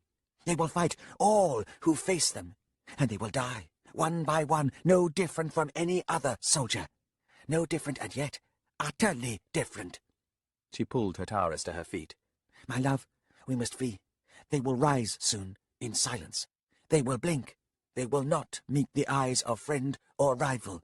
The cursed iron flinches from their touch. These soldiers, beloved, are an abomination.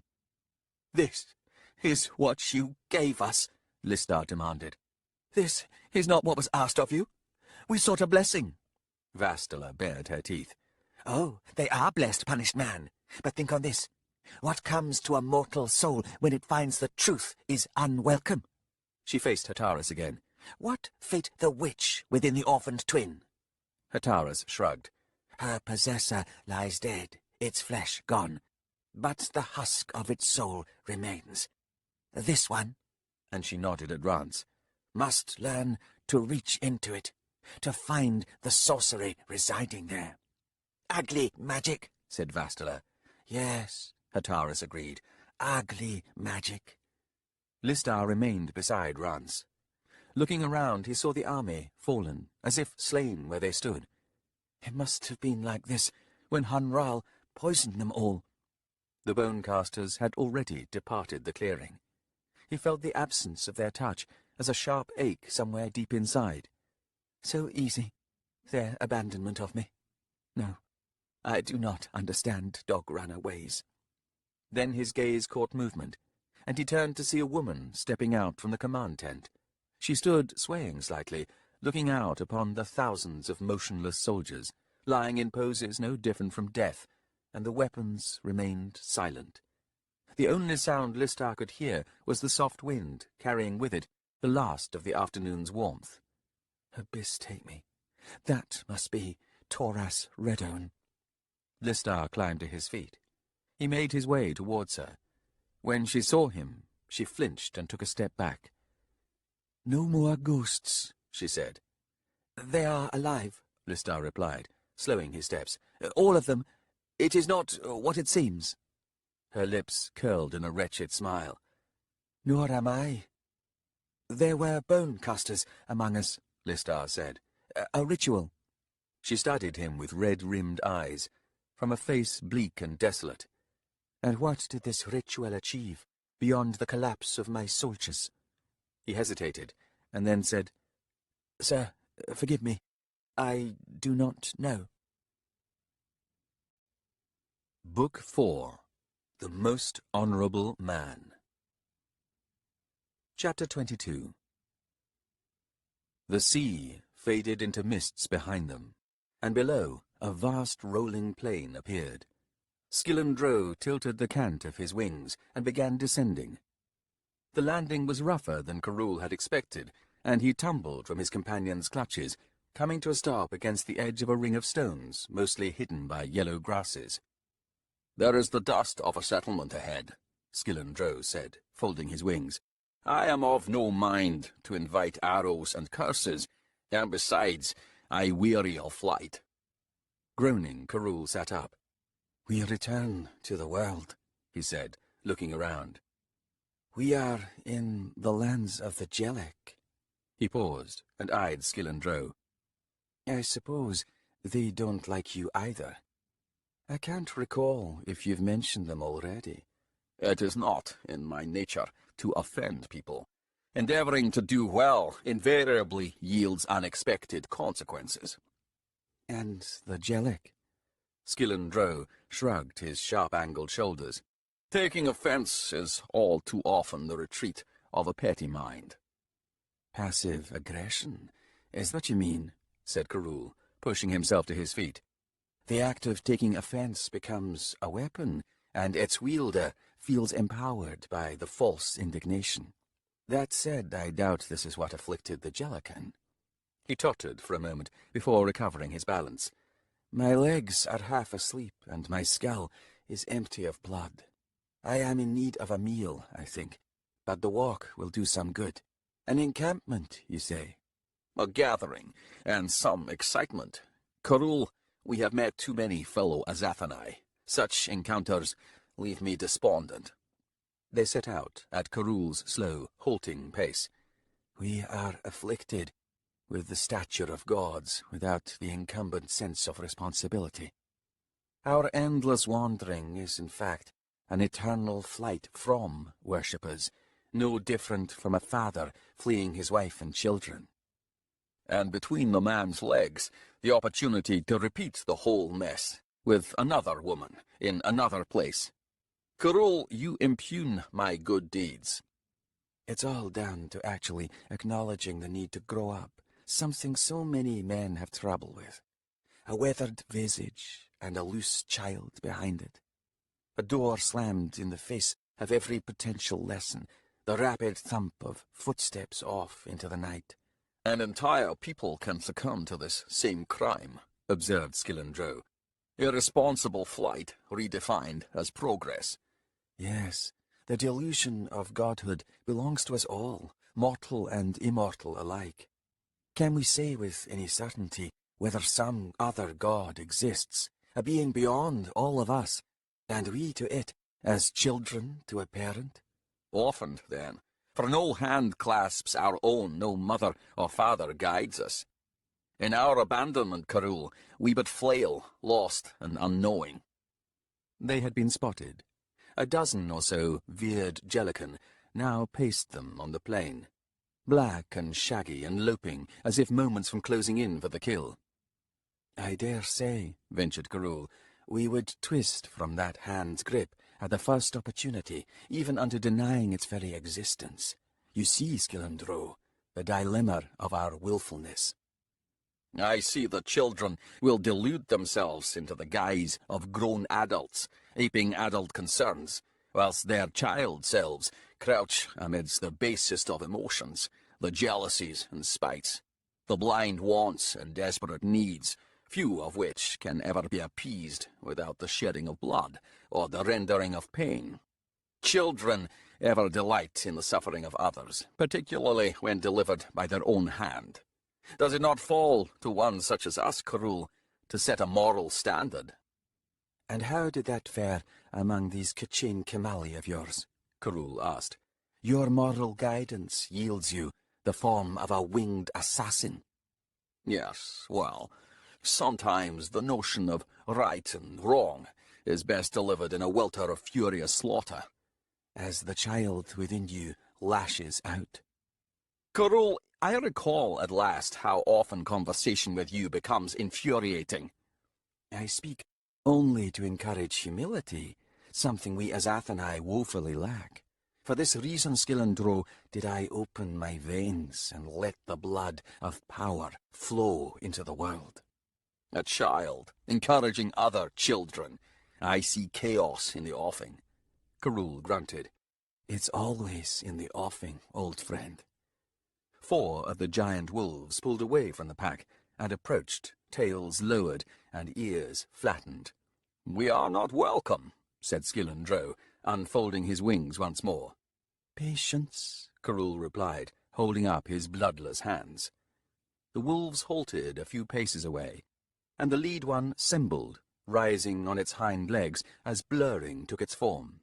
The wolf fur rolled back to become a heavy cloak, and from the confused uncertainty of the creature's transformation, a woman's face appeared, followed by the rest of her mostly naked body.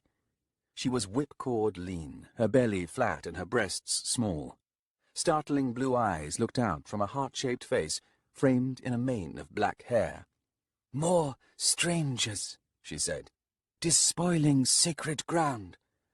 Our apologies, Karul said. We saw no cairns. Because you don't know what to look for. We are done with cairns, as the Tisti looters destroyed all that they found. Now we sanctify the earth with blood and piss, with splintered bones. All who despoil holy ground are slain. Karul sighed and turned to Skillandro. It seems we have to fly after all. No, as I said, I am weary. Though I do not desire it, I will kill these rude creatures if necessary. Ask this woman what afflicts the camp beyond. There is an Azathanae there. I can feel it. I believe the Jellicans celebrate the return of their ancient benefactor.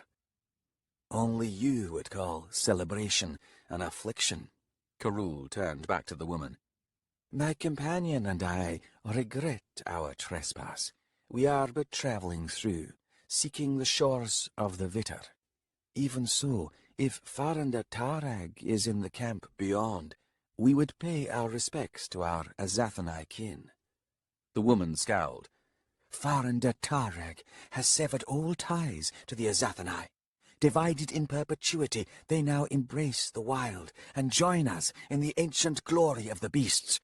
They will not greet you as kin. Be gone, both of you.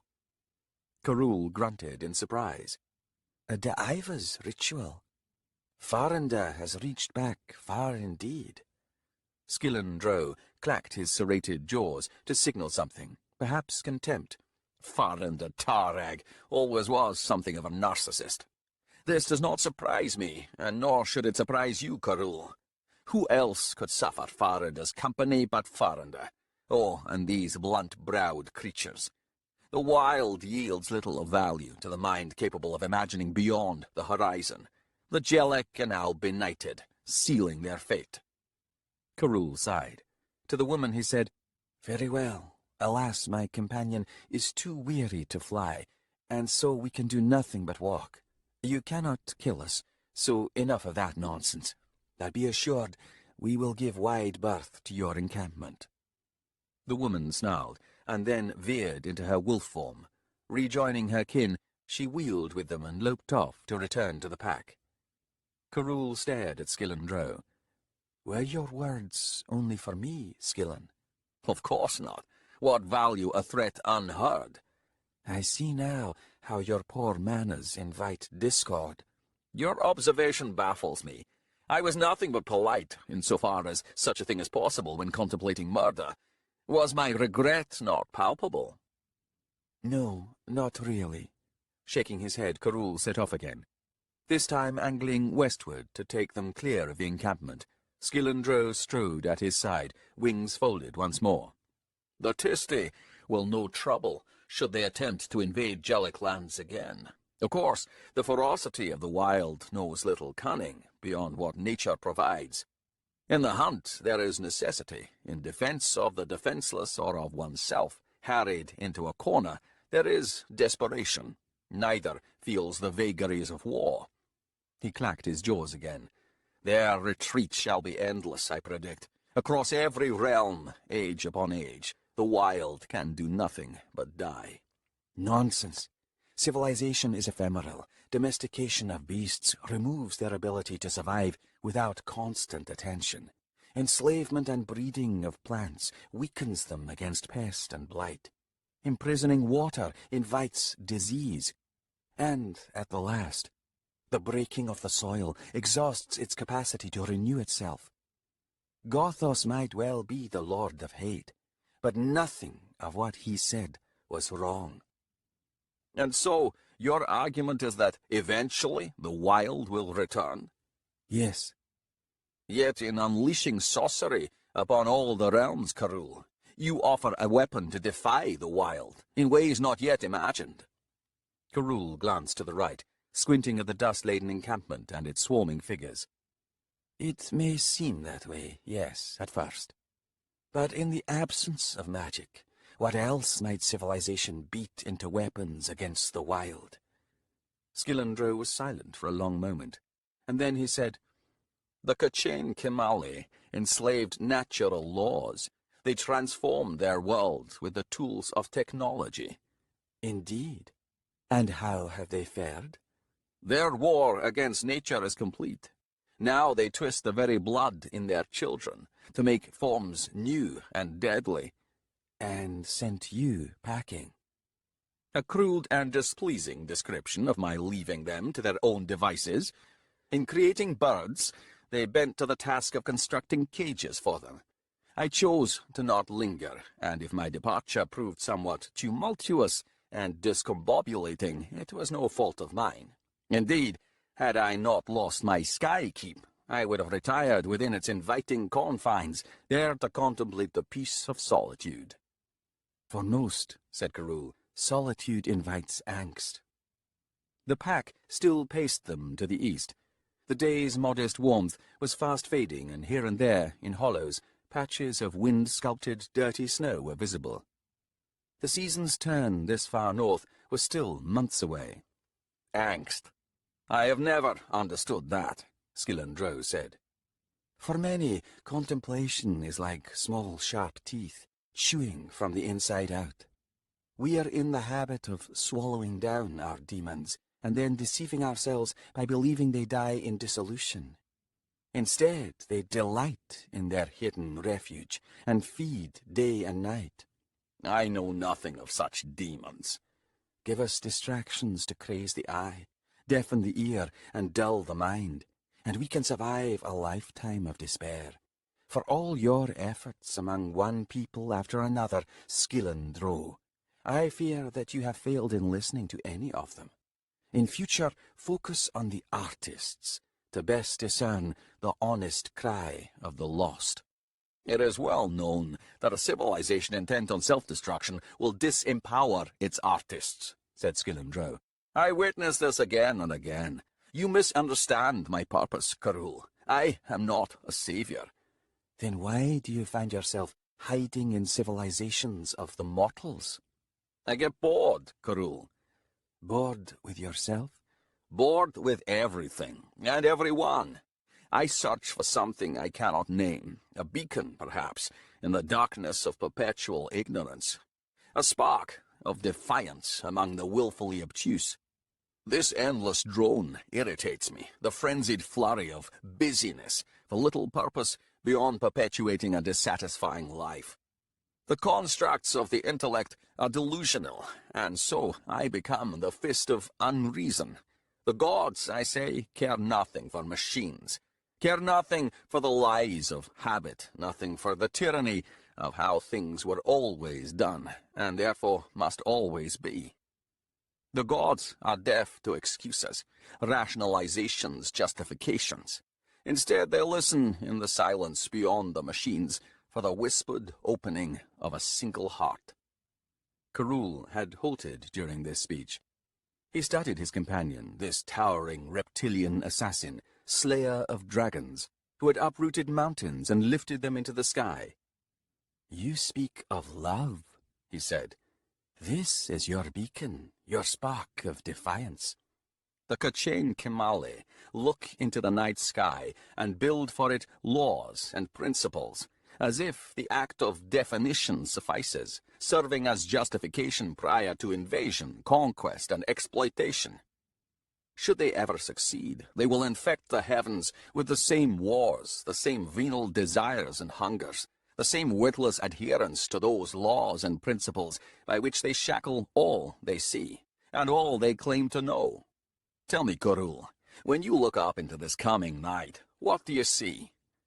What I see matters less than what I feel. And what do you feel? I feel wonder.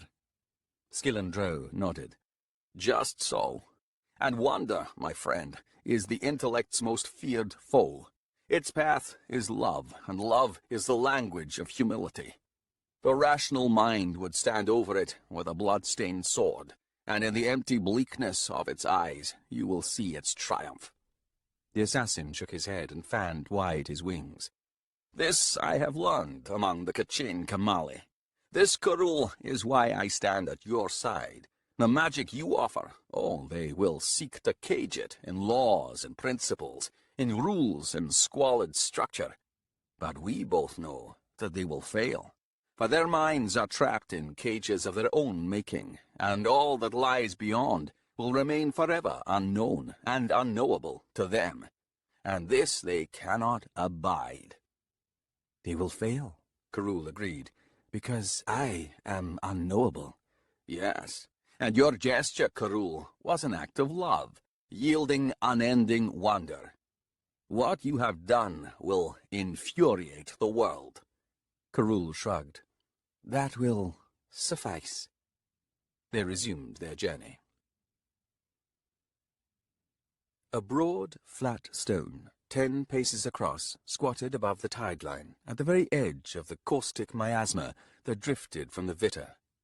Long before the unnatural sea's birth, in the age when the builders were content working with raw rock, earth and trees, this massive stone had been worked into an altar, its surface roughly flattened by antler picks, with the spiraling grooves left to the elements to soften through seasons of rain, snow, heat and cold.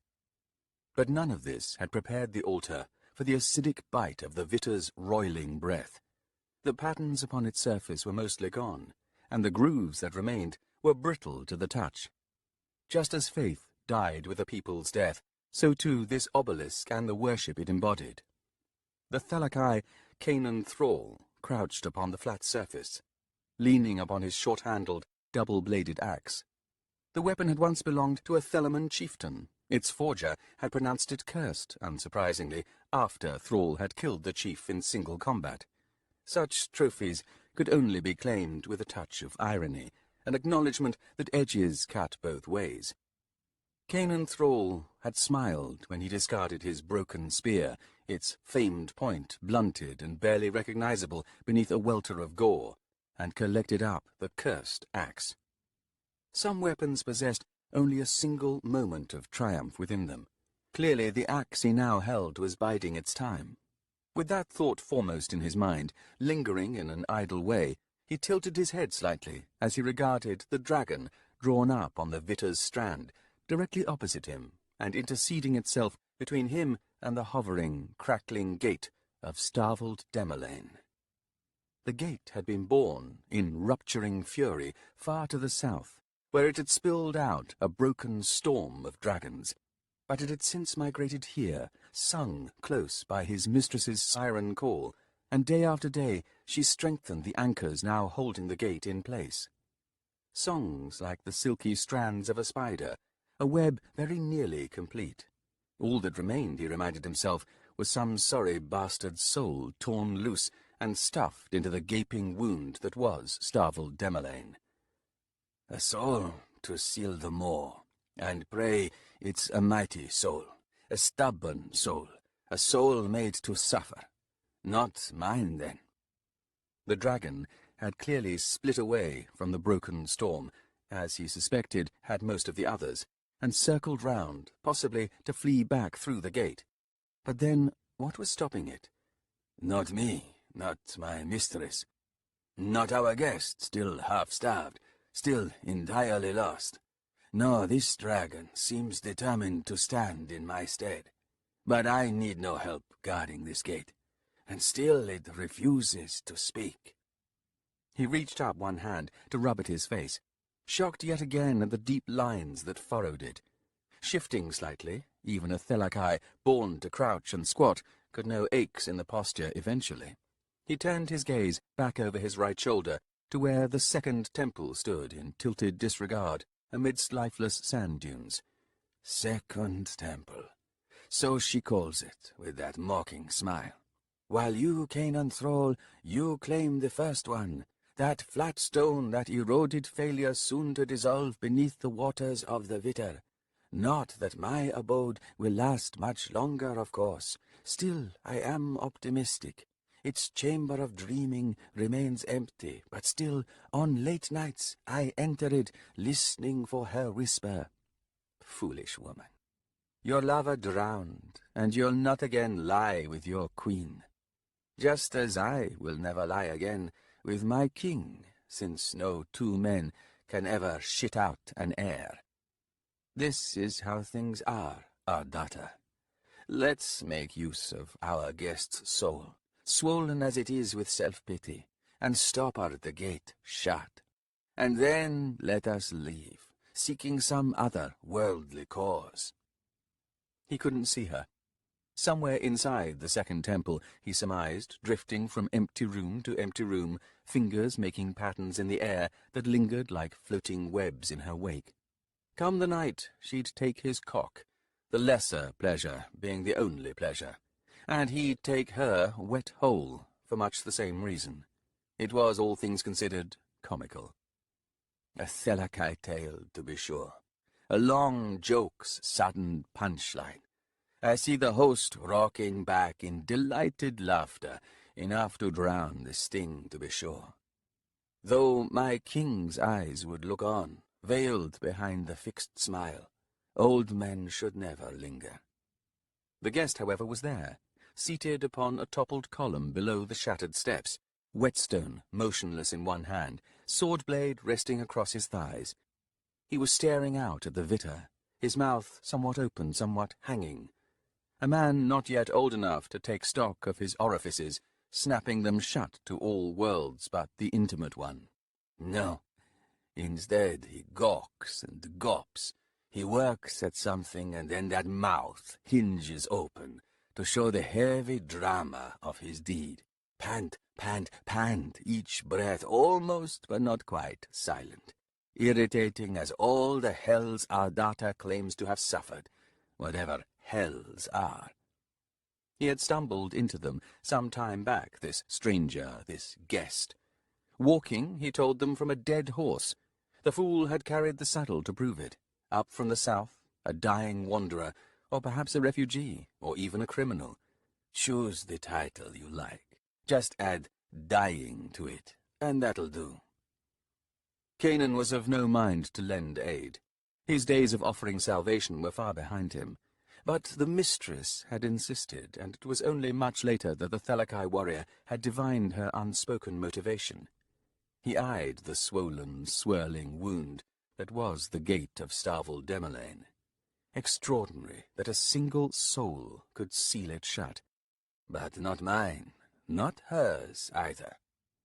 The dragon was staring at him, as it had been staring at him ever since he took his station opposite it, the very morning of its confounding arrival. As far as staring contests went, not even a Thalakai could match a dragon's baleful, unblinking regard. Instead, Kanan would periodically meet those reptilian eyes and offer up a twisted expression, slowly shutting one eye while screwing up the other, perhaps, or dangling his tongue, or sending his glistening tip upward to touch his own nose. A finger to savage the itch in one ear, another to explore the caverns of his nose. A sudden farting sound, or coughing out a hidden handful of dirt and dust. Occasionally he'd reach to his own genitals, as if about to begin playing with himself. But that never went further.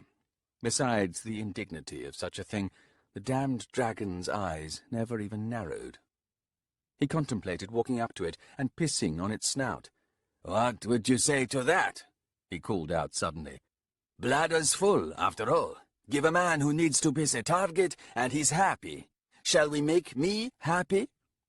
The guest had looked over, and now he slipped down from the column and walked towards Kanan Thrall. "Thalakai, why'd you bother?" Kanan squinted.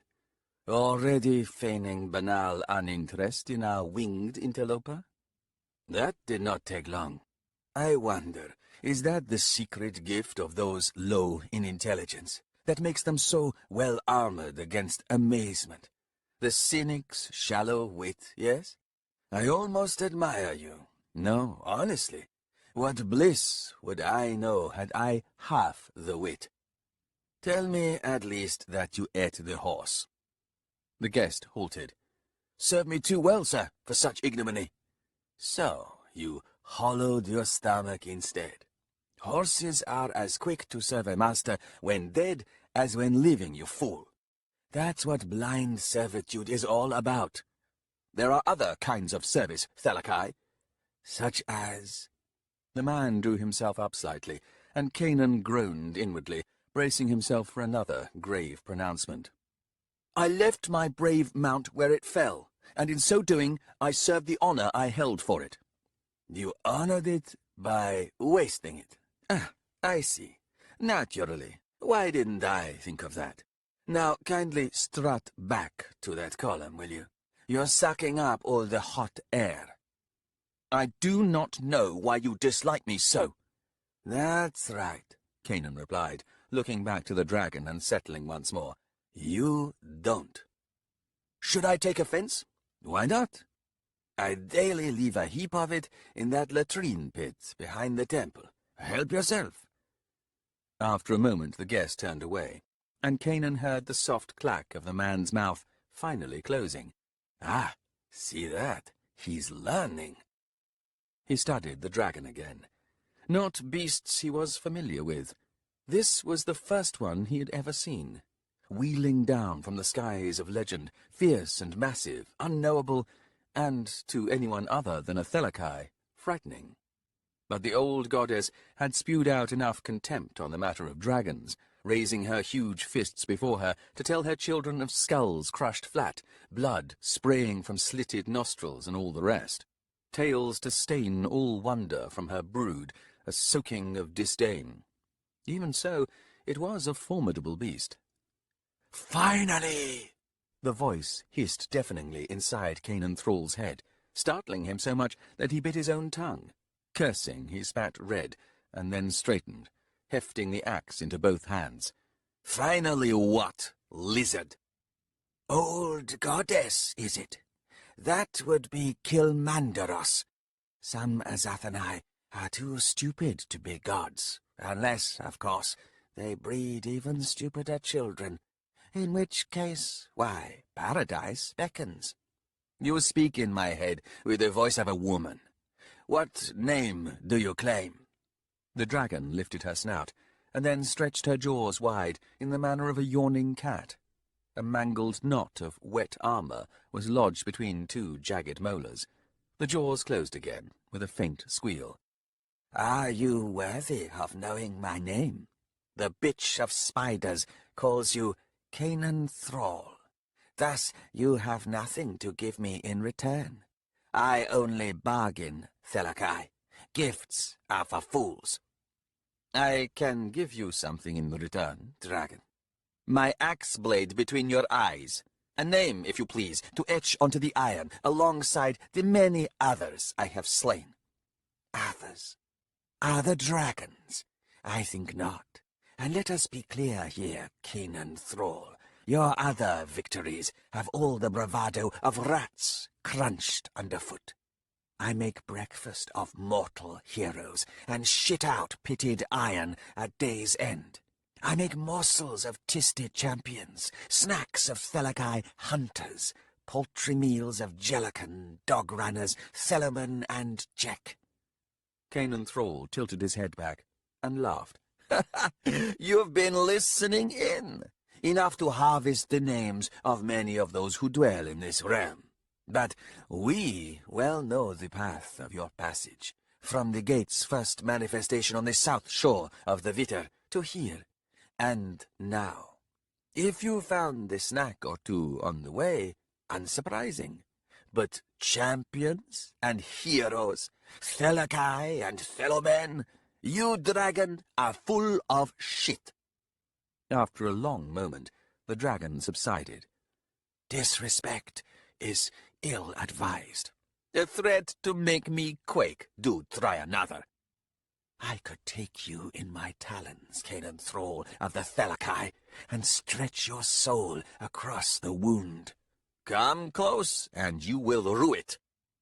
"Look into my eyes, Kanan Thrall. In them you may see a warning." "I see nothing but witless—" In the last moment, he caught the reflection in those massive reptilian orbs. Bellowing, he wheeled, but not in time, as a second dragon, skimming low over the second temple, lunged upon him, snapping down its talons to close about the Thelakai. The creature flung Kanan Thrall into the air, and crooked wings lifting like sails to buffet the air, caught him a second time, talons punching through his scale armor to bite into his flesh. The axe spun away. Kanan was thrown to the ground, the impact breaking his right leg beneath the knee. He howled in pain, rolling onto his side, glaring down at the two glistening, snapped ends of the bones jutting through the skin. The second dragon landed with a heavy thump beside the huge stone, its tail flicking from side to side.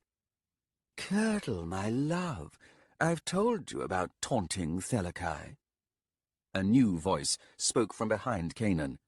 "And I told your lover about injuring my companions." The new dragon twisted its head around. "Our daughter. Speaking of lovers, where is yours? She was a reluctant soul, to be sure, resisting the snare we made for her. Mayhap she escaped, but into what? Why, the Vitter, and that is a most forgetful sea. No matter. Enough of us made use of her. Swathed in animal skin so old that patches of hair were missing, Ardata sedately approached with all the grace of an empress until she stood over Kanan Thrall. Glancing down, she frowned. "That's an evil break. Lie still. We'll have to deal with it and the rest of your wounds in a mundane way, since I've yet to explore this Denel Warren." Her thin face bore the deep lines of all those who chose to dwell too close to the Vitter, although she had assured him that such details quickly faded with distance. "Youth is restored, my friend," she had told him, "although your old man complaints are another matter." "Funny woman, ha ha!" The Thelakai studied her plain-featured face through the haze of pain, even as she spoke once more to the second dragon. "Telorast, you and Curdle were banished once from this realm. Do not expect to linger long this time around either. You are still the biting fleas on the hide of this world." "Hear that, love? The dog is of a mind to scratch. Are we frightened?" Where have you been? Curdle demanded. "South of the Vitter, beyond the stubborn plain. I visited a modest fort occupied by quaking Tisti, now as black as that plain's grasses. Most curious." The suzerain? "No doubt. In any case, I chose a sweet form to entice them, and so learned much. Light is born anew, Curdle, and the Tisti are divided between it and dark. There is civil war. Isn't that quaint?" Curdle rose slightly, arching her spine as her wings unfolded. And the grey shore? "An uglier birth in the offing, beloved. Still in its throes." It will be ours. "Shh. The spiders are listening." Ardata turned as the Tisti guest joined them. The man held his sword, eyeing the dragons. "Put your blade away," she said to him. "Feed the brazier within the temple. Set 2 of my thin blades into the flames. Then fetch water from the well and find something we can use to make splints. Is any of that beyond you?" The young Tisti scowled.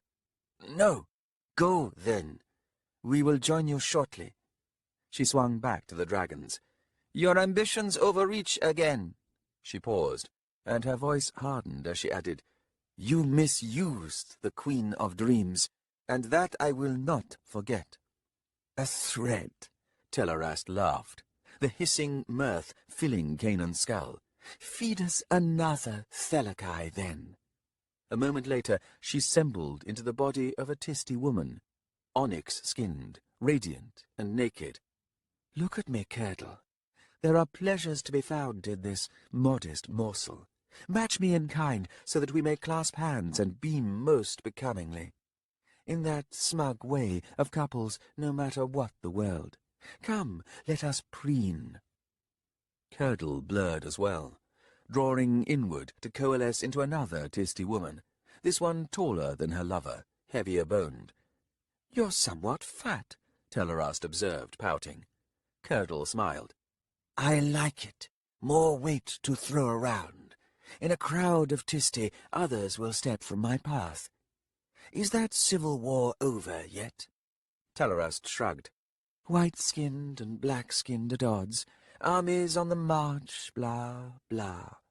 Nothing worth our attention, then. "Oh, we should draw close when the clash comes. The black-skinned army bears odd weapons, Tisti iron quenched in Vitter." At that, Ardata stepped back, her breath hissing. Even Curdle flinched. Madness! Curdle cried, reaching up to bury her hands in her thick black hair. Frowning suddenly, she began running her fingers through that hair. Oh, I like this, though. "A worthy mane indeed," Telorast observed, sidling closer to her lover. Ardata hissed again, in frustration, and then said, "Telorast, about those weapons. Oh, never mind. They're not killing dragons, are they?" Kanan Thrall settled his head back.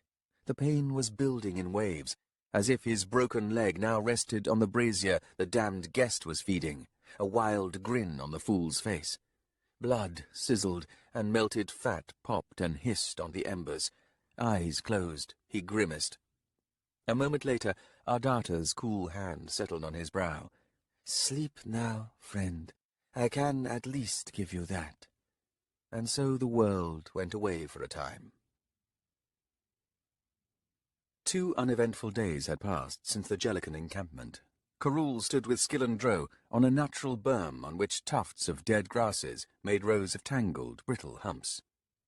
The two Azathanai looked out over the pellucid, silvered sea of the Vita as the sun died at their backs. "This leaks from somewhere," Karul said after a time. "A fissure, some wellspring, a broken gate. It doesn't bode well."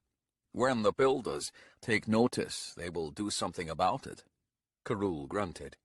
"Builders. They confound me." "They answer to no one. They rarely speak at all. They are guided by forces too old for words, too old perhaps for language itself.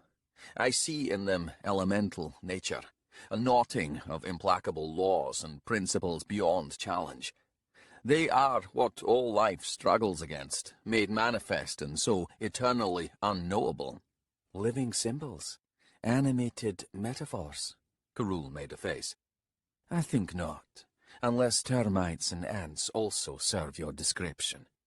I believe the builders to be essentially mindless." "Then we do not disagree." "You concern yourself with meaning. I suggest that they are without meaning." He nodded at the Vita. "No different from this chaotic brew.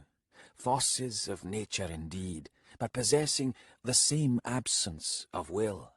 Nature destroys and nature builds. Build up, tear down, begin again." "They are the makers of worlds, then." "Worlds are born from the cinders of dead stars, Skillandro.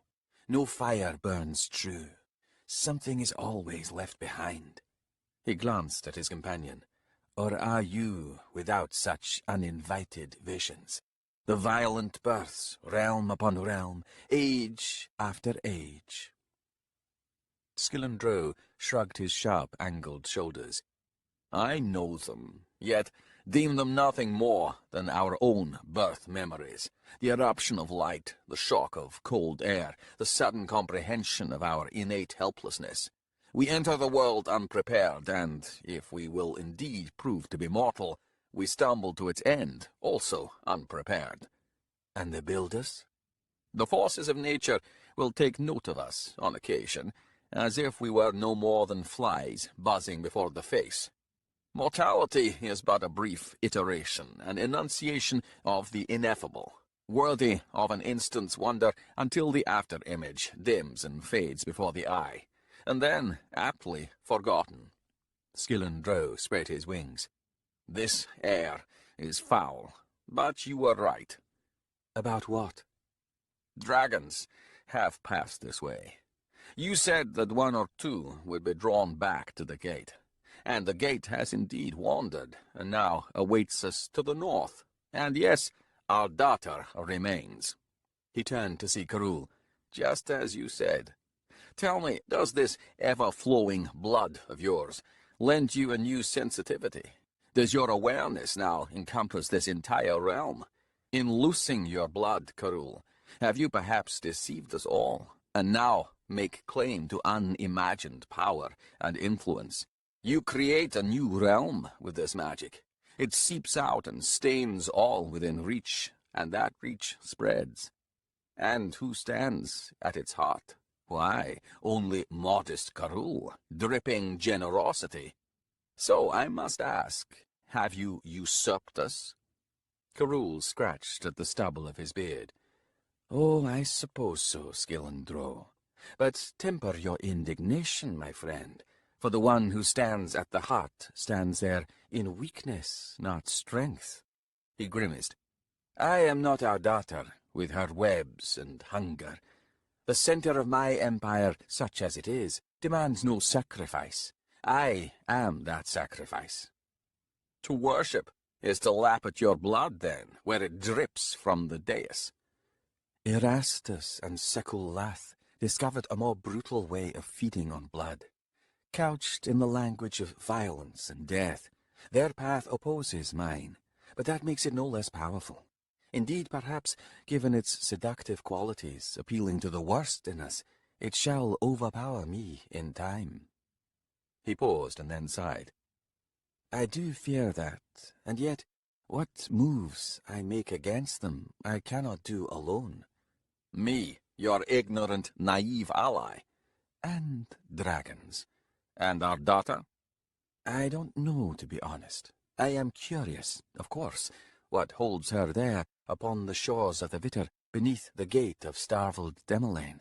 Is it simply the loss of the Queen of Dreams, or is there something else, something more? A web, after all, can be more than just a trap. It can also be a means of holding everything together, keeping it from tearing itself apart. You ascribe to her motives far too much generosity of spirit, Karul. She is a Zathanai, no different from you or me, in our manner of disguising secret purpose, hidden motivations beneath our laudable gestures. A long-fingered, talon-clad hand waved languidly. Like this one, and your unseen empire of weakness. I do not comprehend you, Karul. What ruler seeks to rule an empire by asking for the empathy of its citizens? And if empathy and compassion are that empire's only source of strength? Then, my friend, you and it are doomed. Karul considered that. Erastus's path is a dead end. Erastus's path places no value in where it ends, dead or otherwise. Yes, you may have a point there. I will help you, but only so far, Karul. I have no interest in attending your eventual demise. But for what we must do, here and now, our daughter will be essential, and she does not like me. I will speak on your behalf, Skillandro, and seek from her, he smiled, a little empathy. They turned away from the Vitter then, and set out, angling somewhat inland from the sea's caustic bite, and continued walking northward. It was in Karul's mind that Ardata would counter his request with one of her own. He wondered if Skillandro understood that. But it is the dragons who will decide, and what could be more troubling than to elect dragons as arbiters of what is just? Night was settling upon the world, the first stars burning awake overhead. They continued on, both knowing, without need for conversation, that their walk would not end until they reached starved Demolain. He had helped Ardata set the Thelakai's broken bones, both of them as thick around as his wrists. Looking down upon them as he pulled on Thrall's massive foot, whilst she guided the bones back beneath the ruptured skin, he had never felt so insignificant. Against a warrior such as this, he was no more than a child, and for all the sting of his sword, Kanan Thrall could simply sweep him aside, dismissing him as if beneath notice. It was an ugly feeling, this humility. The deeds of his past, which had seemed vast and weighty, were little more than the small measures of a small life. When she set to tending the punctures in the Thelakai's torso, he had gone outside once more to retrieve Kanan Thrall's beloved axe. Ignoring the two Tisti women, who were anything but, he made his way down to the strand of the Vitter. In the short time that the axe had been lying on the dead sand, the bitter fumes had mottled the iron, stealing its proud polish. He grunted, lifting the weapon from the ground, and staggered more than once as he made his way back up the berm. The temple's scattered ruins, the tumbled blocks and toppled columns, had the battered appearance of some past violence, as if the resident god or goddess had ended faith in a frenzy of rage. He had found rotted bones here and there, lending weight to his notions. Faith and slaughter all too often settled into a deadly embrace. He had fled Curled Ghislaine on the cusp of such a war, and had no regrets about that part of his leaving. But that flight had not prevented the transformation of his skin. Initially white as snow, he was now sun-burnished a radiant gold. What had at first appalled him now appealed, though he did find himself looking with considerable admiration upon the onyx perfection of Telerast and Curdle.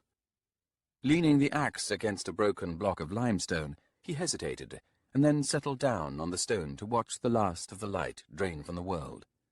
Moments later, the two women joined him, each taking a seat, one on either side, both close enough to brush arms and thighs. "Bold young warrior," murmured Telerast. "tell me you like them nimble.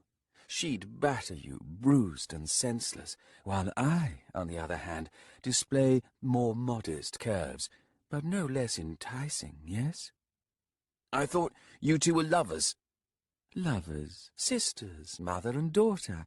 These attributions are meaningless, details from the past, and the past is dead. In this moment, there are only women and men. Mere proximity invites potential. Isn't that right, Curdle?" "We're always right, that's true. How could it ever be otherwise? But this Tisty warrior here, he thinks highly of himself." "Or once he did," Telerast observed, "but alas no more. O curled Ghislaine, how it delights in the vista of its own navel. Puckered horizons and root long since past drawing sustenance. But here you are, Tisty warrior, painted in light, godly in youth, with nothing but clouds in your golden eyes." "Blame our daughter," hissed Curdle. "She won't use him in the proper way." "She has a Thelakai's cock to play with, my love. Think on that." "The prowess of a Zathanai knows no bounds," Curdle said, nodding. "She must veer to fit him. Diabolical genius, but easily spoiled. Quickly bored. All sensitivity blunted. And now, Telerast, you went and nearly killed that giant cock." "You didn't want him in the first place." "Didn't I? Well, that's true, I didn't.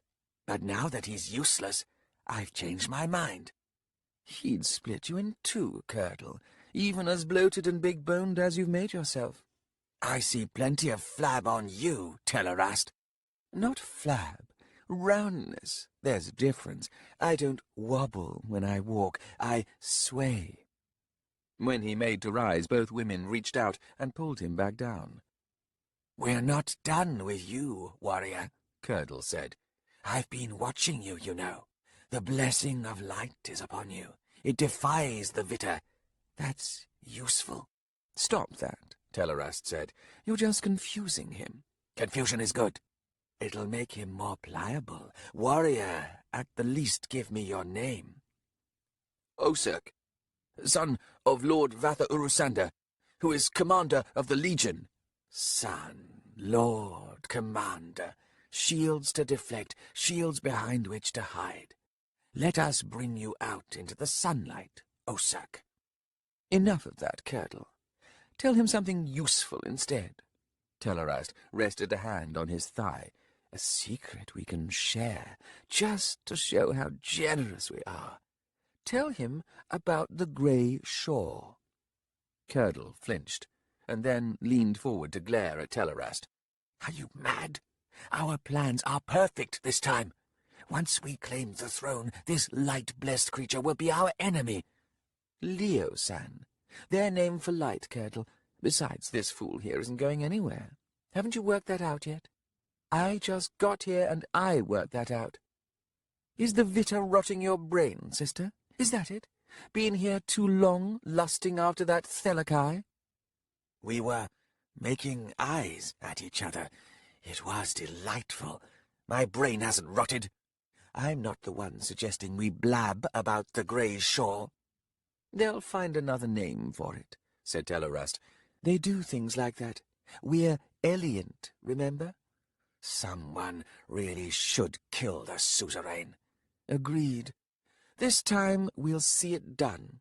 Find the right sword, point it his way, and see his black blood spray."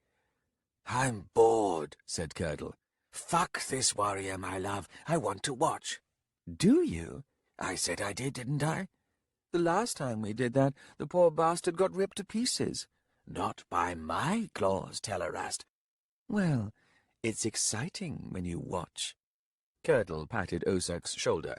"Don't worry about anything like that happening, warrior. We were dragons then, and that's different." Osak cleared his throat and said, "I have taken a vow of celibacy. Therefore, I must decline the invitation. My apologies, to you both." "That vow needs breaking," Telerast said in a growl. He saw with some relief that Ardata had emerged from the temple. She strode closer. "Leave off him, you two. I but tolerate your presence here, and you do well to bear that in mind." She scuttles out from the ruin, Telerast. The web trembles as our power challenges it. See the terrible strain on her face. "That would be the Vita," said Telerast. "But that in itself is telling, isn't it? Even the Azathanai are not immune." "The Vita will eat holes in this realm, Ardata," said Curdle, leaning forward slightly and settling a soft hand on Osirk's thigh. "Do you comprehend this? Holes gnawed through. Starvel Demelaine was only the first." The hand squeezed. "There is sorcery flooding this world. There will be pressure. Wounds will burst open. The Vita is the great devourer, the hunger never appeased." "Ooh, I like that one," Telerast said in a murmur, her own hand stealing over his other thigh to sidle into his crotch. Osirk drew a sharp breath as he felt his cock answer to the light touch. Ardata crossed her arms, but it seemed her attention was fixed solely upon Curdle. "Tell me more," she said. "Do we bargain now?" Curdle smiled, her own hand stealing down, and when it found Telerast's hand already there, fingers curling alongside his cock, it tried to pull away its rival. Groaning, he pushed himself to his feet and quickly stepped clear of both women. Wheeling round, he glared down at two suddenly pouting faces. "I am past being a thing to be used," he said in a snarl. "That's all right," said Telerast. "You'll come back to it eventually." Curdle nodded. "It's in his nature. You saw that too, my love. We're clever, aren't we?" She turned her attention back to Ardata. "Well?" "What do you wish?" "Oh, this man here, for one," Curdle replied. "but also a thing for the future. When the grey shore rises and the way in is unopposed, you will ensnare Kilmandaros. Oh, not forever, of course. Even you couldn't manage that, but for a time." Telerast added, "Enough for my sister and me to fly to the heart unopposed, and to claim what awaits us there." Ardata scowled. "The throne of shadow." "It belongs to us!" Telerast shrieked. After a moment, Ardata shrugged. "You spoke of holes. Wounds, gates, one for each aspect of sorcery," said Curdle. "The Vita's hunger for power is endless. It will make a space within itself for each aspect, caverns and tunnels." "Whence came this Vita, Curdle?" "Starveled Demelaine has always leaked," Curdle replied. "In our home realm we have sailed over silver seas, nested upon rotting crags jutting from the chaos. We have rushed above its wild torrent in the times when it has thundered through other realms." "All realms," whispered Telerast, "Even the suzerains." "Then the Queen of Dreams?" "Swallowed by one such wound," Telerast replied, leaning back. "A modest one, a fissure leaking out from this very gate here, from Starvel Demelaine. We who patrolled from the other side took note, and rode the sudden rush out into this new world. Ha ha!" "And her fate?" Ardata asked in a cold tone. Telerast glanced at Curdle, who shrugged but said nothing. Sighing, Telerast continued. "The Vita steals memories, or rather, it blinds the mind to the memories it holds. Made witless, one is reborn and must make a new life." "Where is she, then?" Telerast smiled. "You need to extend your web far, Ardata, to feel her telltale tremble. But it is my thought that the strange Azathanai who found herself among the Tisti, who held within her the gate of light, of Leosan, and then flung it from herself, as if discarding a burdensome cloak, why, that might well have once been your Queen of Dreams." Ardata stared at Telerast for a long moment before saying, "When was this?" Curdle giggled. Silly woman. Look to the Tisti who came upon you and your Thalakai lover, so brightly burnished by the indifferent gift of light. How long was the journey? There is your answer. But recall, Ardata, chimed in Telerast. She remembers you not. Your love has lost its tether, Curdle said, giggling again. Poor Ardata. When Ardata started to turn away, Curdle jumped up. A moment, Azathanai. We made a bargain. Osak saw Ardata glance at him, and then she shrugged. I own him not. But you do. A dying man resurrected. Oh, very well. Take him then, but leave him alive. Of course, Telerast said, smirking. We apprehend your need for him. Curdle now turned to Osak and smiled. Your time is short, mortal. Reach now for all that may give you pleasure. There is no sweeter intensity than your final days. Frowning, Osak took a step towards Ardata. What is she talking about? What have you planned for me, Ardata? We need a soul, she replied, to seal the gate. A soul? Mine? Her eyes were level. It is a worthy end, Osak. One other thing to consider. It is not permanent. Nothing is. Sooner or later you will be spat out, to find yourself unchanged from the day of your imprisonment. Ages might well have passed. You might find yourself standing on a world you do not even recognize, an entire realm to explore. More than that, son of Leo-san, you will possess power such as you would never have known before. Even within the maw of a gate, and in the midst of agony, power is exchanged. He stared at her in disbelief. Agony? To be spat out from centuries of that? I would be a madman. He looked quickly to Curdle and Telerast, and then back to Ardata. Find another. Use Canaan Thrall. She slowly shook her head. I value him more than I do you, Tisti. Besides, Curdle spoke true. I own your life, for it was I who returned it to you. She turned to Curdle and Telerast. Eliant, give him pleasure, enough delights to sustain him for a time. But be quick about it, I have a lover to find. There were 3 Jellican. They had veered 2 days past, loping to keep pace as Skabandarai pushed his exhausted horse onward, northward, well away from the caustic fumes of the Vita Sea to the east. At midday of his 3rd day, his horse stumbled, and in an instant the 3 shaggy, black-furred giant wolves closed in. Even as his mount righted itself, he brought his lance around to meet the leap of the wolf on his right. The point drove into the beast's chest with a ripping, snapping sound, the heavy iron blade breaking ribs as it sank deep. The impact yanked the lance's shaft from his grip, but the leather butt on the saddle held, long enough to pull the entire saddle onto the horse's flank, taking the warrior with it. He heard the shaft splinter beneath the bowing weight of the dying wolf. In that time, a second wolf closed its massive jaws around the left hindquarter of the horse, using its own weight to drag the animal down. The 3rd and last Jelek hunter lunged under the horse's neck, snapping up to tear open the beast's throat. Screaming, the horse collapsed beneath the onslaught.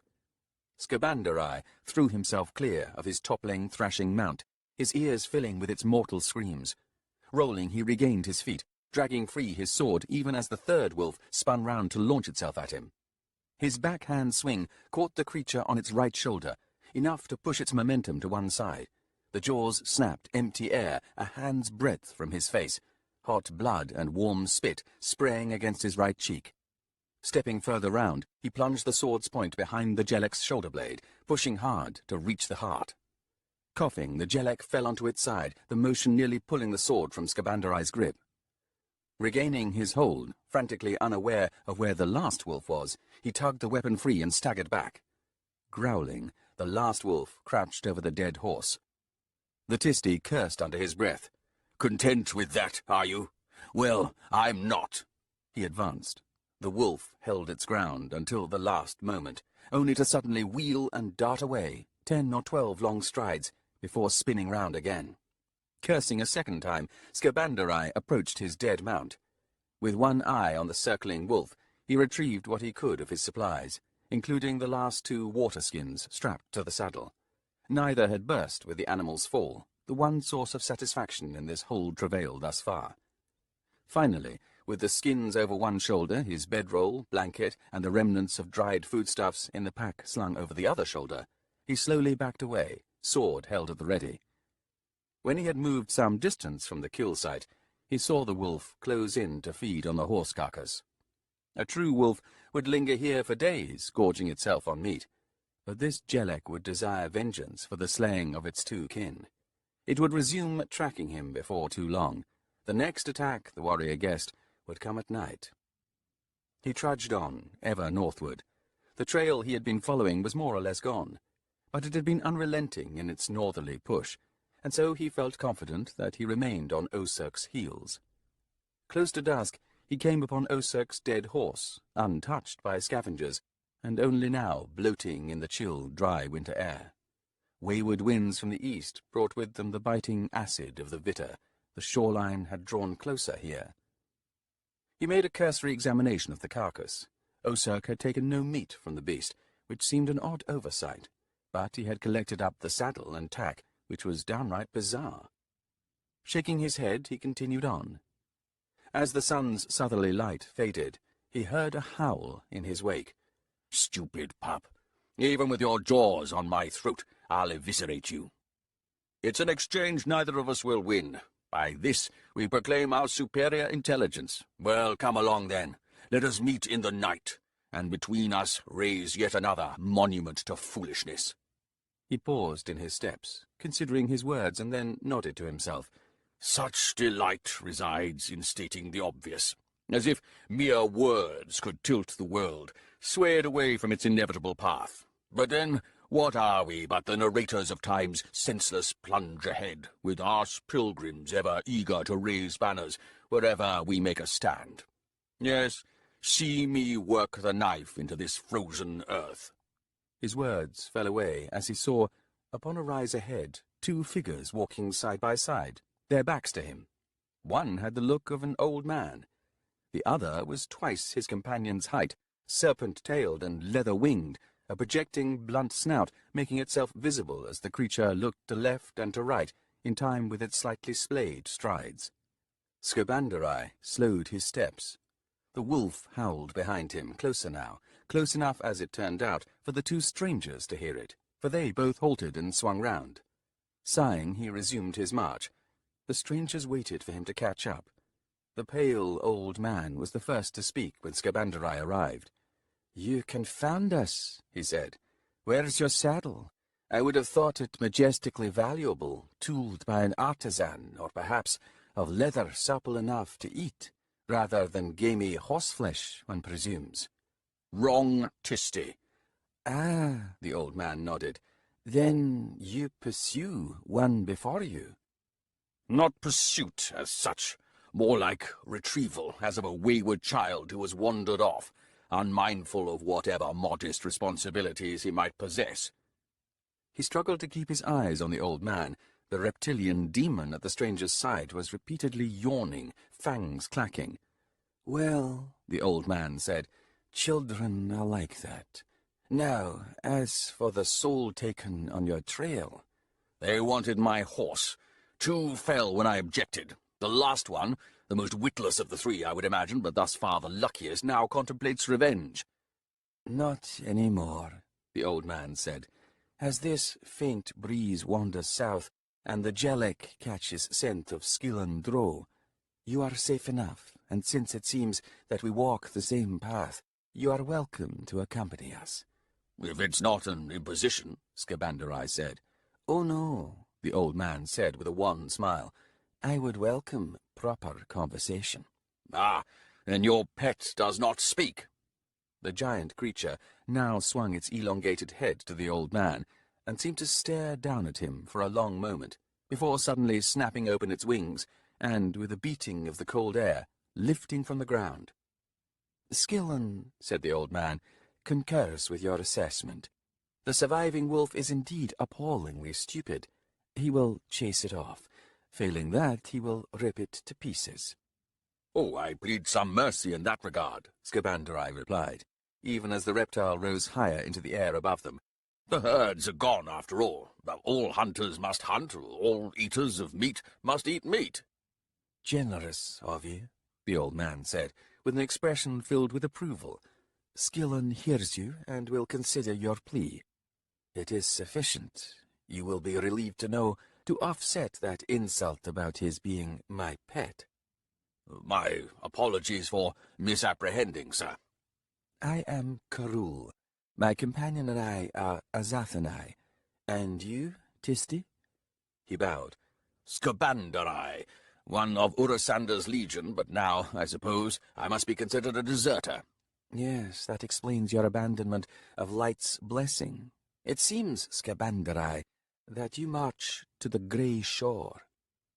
He was unsure of the meaning of that. I seek to retrieve Urasander's son, Osak. Karul shrugged. That may be as it may be, Scabanderai, but your soul finds its own path. I know nothing of this grey shore.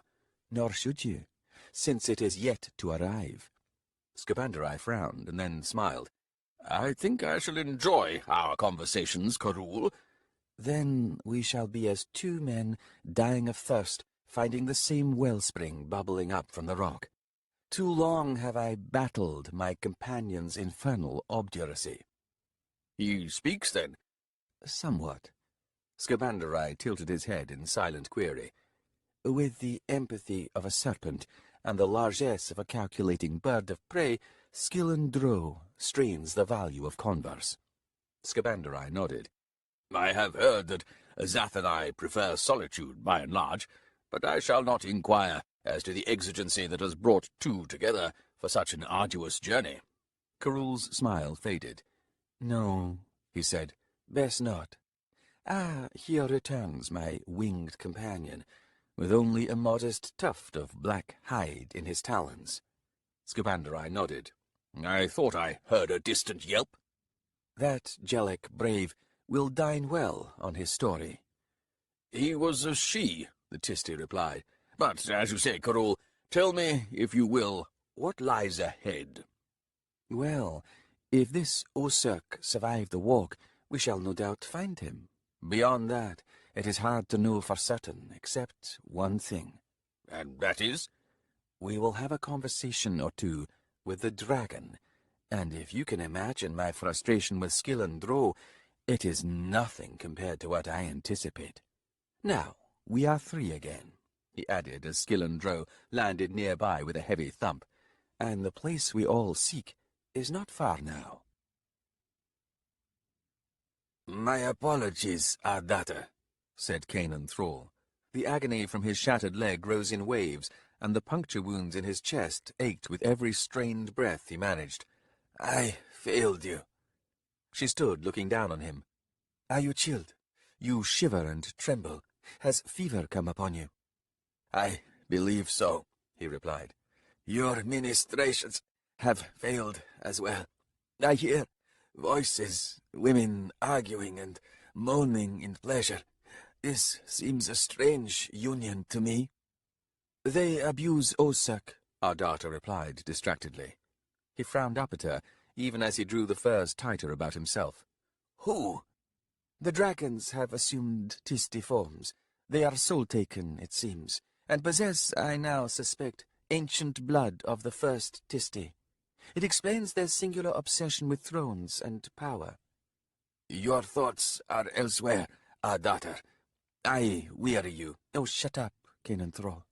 Self-pity is most unattractive, yes, my mind is on other things. Specifically, should I endeavor to kill two dragons? Osak's soul will seal the gate, and then I must leave here, journeying south. I fear those bitches will simply pluck him free the moment I depart. The only reason they might not is fear of yet more draconic rivals in this realm. Do you see my dilemma? He studied her, jaws clenching as another wave of agony rippled through him. My failing compounds it then, and that, Ardata, is simple fact, not self-pity. She crouched down beside him and set a cool hand upon his forehead. You are a fire, Thelakai. Against this I can do nothing. Then leave me here, and be on your way, Adata. My wife has returned from the Vita, she said. Her memory is lost. I must find her. I must return her to me. He nodded. After another moment, Ardata straightened. It is a curious mercy, she said, that I must now drag Osak from the clutches of two insatiable women. Given what awaits him, yes, most curious. Farewell, Canaan Thrall. And you, Ardata. Even after she left the dusty chamber, he felt her presence. His fever had hatched 1,000 spider eggs beneath his skin, and the creatures now swarmed. Let us not call this love, then. But still, woman, it seems your touch is eternal. Ah, bless me. They heard the shrieking before they came within sight of the ruined temple. Skabandarai glanced at Karul. Is this expected? Are we about to come upon some dread sacrifice to a long-dead god? Ahead, wild firelight flared and flickered, limning in light the ragged lines of the temple. Above this, something vast and ominous hovered in the air, dull and throbbing crimson.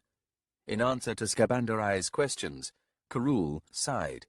She hesitates, not because her victim shrieks his terror at the fate awaiting him, but because she senses me and Skillandro.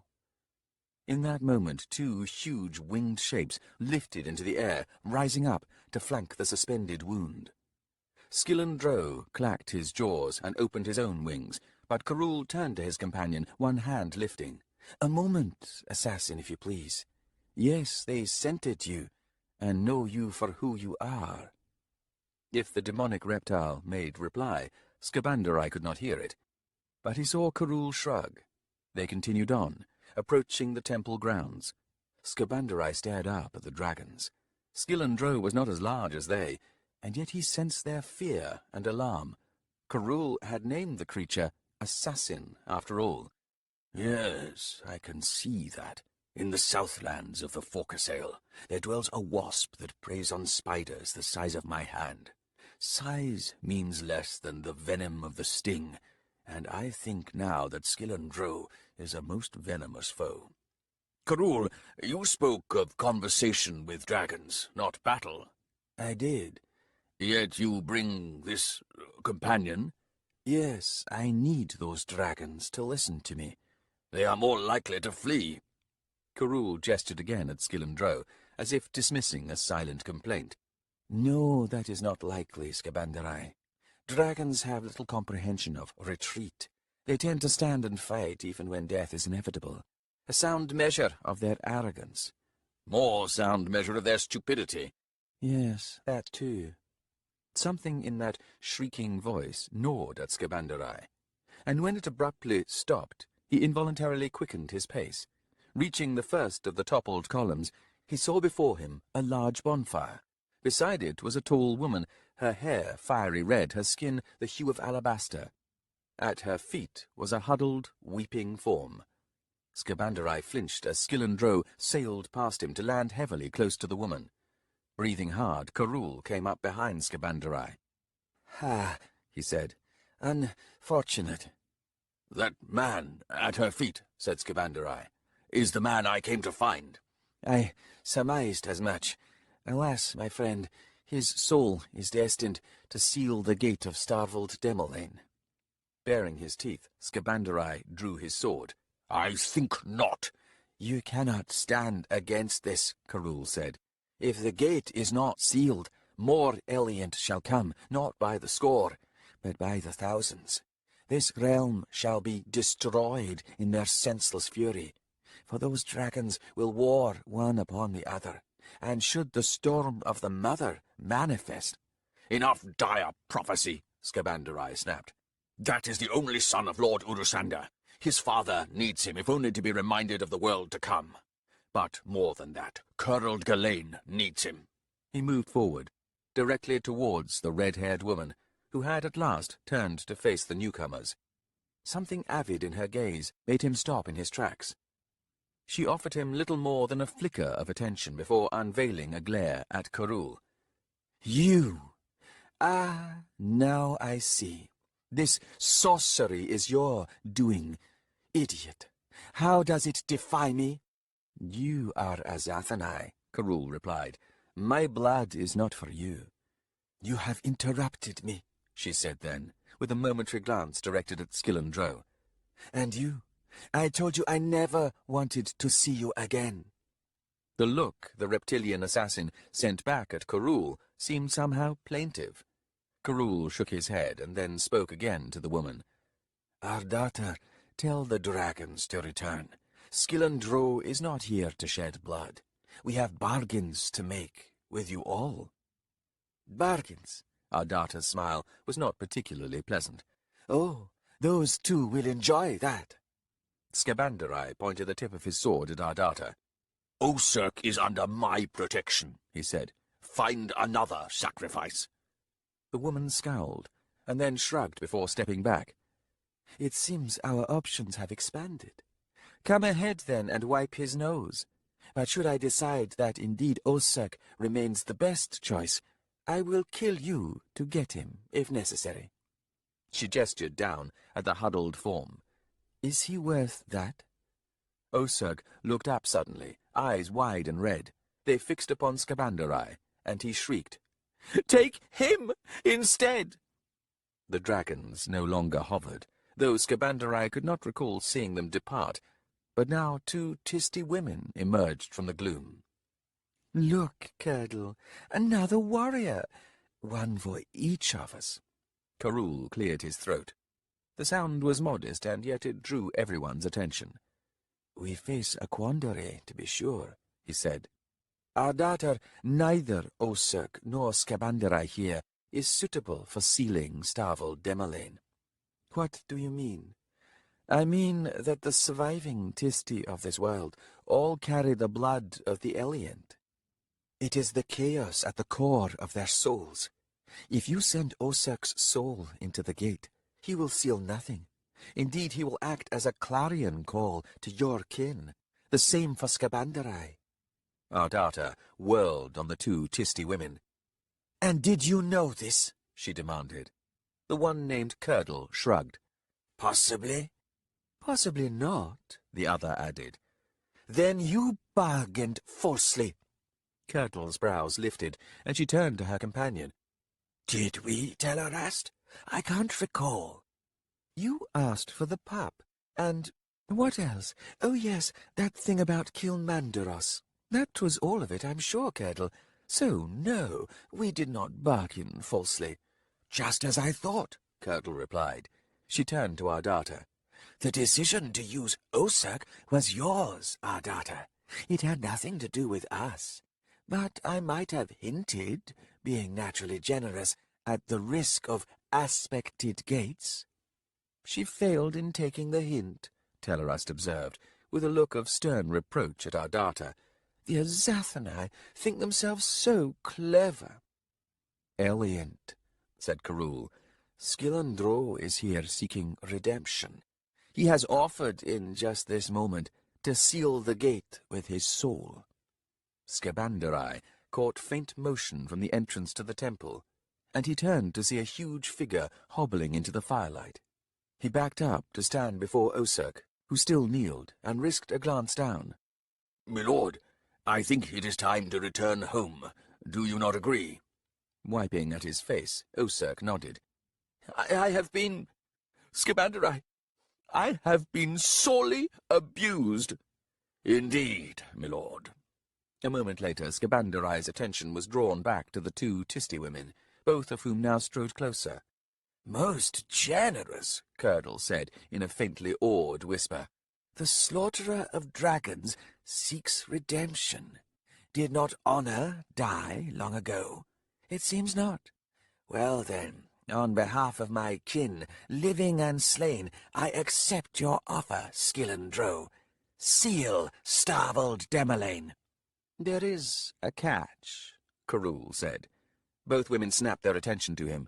Ah, hear this, Curdle, crooned Telerast. It could never be so easy, could it? I have need of you two, said Carul. In fact, I have need of all the Elient who have come into this realm. What manner of need? Curdle demanded. Guardianship. There was a long pause, and then Telerast hissed. The gates of sorcery. My warrens, yes. In return, you can feed upon your chosen aspect. Warrens, said Telerast. Well named, Azathanai. But you are not to resist those mortals who would draw upon my sorcery, added Carul. Then against whom do we guard?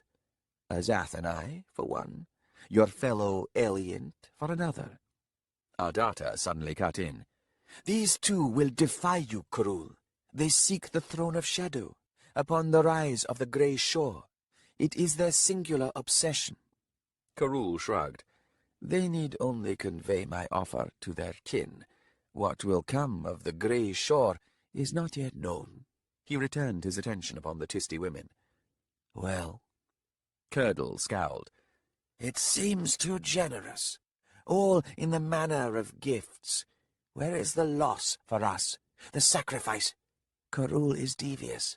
The most devious of all the Azathanai. I am suspicious. I am indeed being overly generous, Carul replied, and this is my reason. Another Azathanai seeks to usurp my warrens, to corrupt them utterly. Should he succeed, even the Elient of this realm will suffer a harsh fate. Control over the gates of my warrens is essential, and so I turn to the only beings capable of becoming guardians, indeed wards of my sorcery. Now he flatters us, Telerast said. He asks only that we voice the offer to our kin, Curdle pointed out. You and me, love, we yield nothing. True, Carul shrugged. The only thing you two yield is your choice of warrens. In fact, given your obsession, it seems that you will surrender them entirely in favor of a throne that may never appear. That, of course, is your choice. Telerast turned to her companion. I see no reason to remain here, Curdle. Do you? None at all, Curdle replied. Carul, we accept your bargain. Where, then, are these unclaimed gates? Here and there. Follow the scent of magic, and you will find them. Skabandarai gasped as the two Tisty women seemed to blur, vanishing inside twin burgeoning clouds that moments later manifested as a pair of dragons. Wings hammering the air, scattering sparks from the bonfire, they lunged upward into the darkness. In their sudden absence, no one spoke. Then Skabandarai gestured with his sword. Who is this giant? As attention fixed upon the huge stranger, the man straightened, leaning against a column. I am Kanan Thrall. Fever has taken me, and I shall soon be dead. Yet within, I feel the power of my soul, sufficient, I should think, for one last service to you, Ardata. He got no further. As Skillen Drow leapt forward, wings wide, one clawed hand reaching out to grasp him. The bones of the wings seemed to crackle as the assassin carried Kanan Thrall upward. Ardata shrieked. The winged assassin plunged into the maw of the gate of Starvel Demelane. Both vanished. An instant later, so too did the gate itself, like an iris closing until swallowed by the night. Uncomprehending, Skabandarai stared first at Carul and then at Ardata. "What just happened?" he asked. "The gate is sealed," replied Carul. Ardata turned on him. "Deceit! You planned this!" "Don't be a fool," snapped Carul. "We knew nothing about that Thalakai. And Skillen has a mind of his own. And really, should that surprise either of us, Ardata? Then he has gone into the Draconian realm? Has he lost his mind? They will tear him to pieces." "Well, they tried that last time, didn't they?" Ardata turned on Skabandarai. "Look what you've done, Tisty." "I merely pointed at the man, milady." Snarling, Ardata made to march off towards the temple, but Karul stepped into her path. "A moment," he begged. "I need your help." Her look of stunned incredulity was almost comical to Skabandarai's eyes, and yet she halted. "The gates of my warrens, Ardata, the ones the dragons will now seek out." "What of them?" A brief look of intense frustration twisted Karul's face. "What value guardians, Ardata," he said in a painfully slow voice, "if they can leave whenever they please?" She crossed her arms. "Go on." "I need your talent with webs, or in this case, chains." "You devious bastard!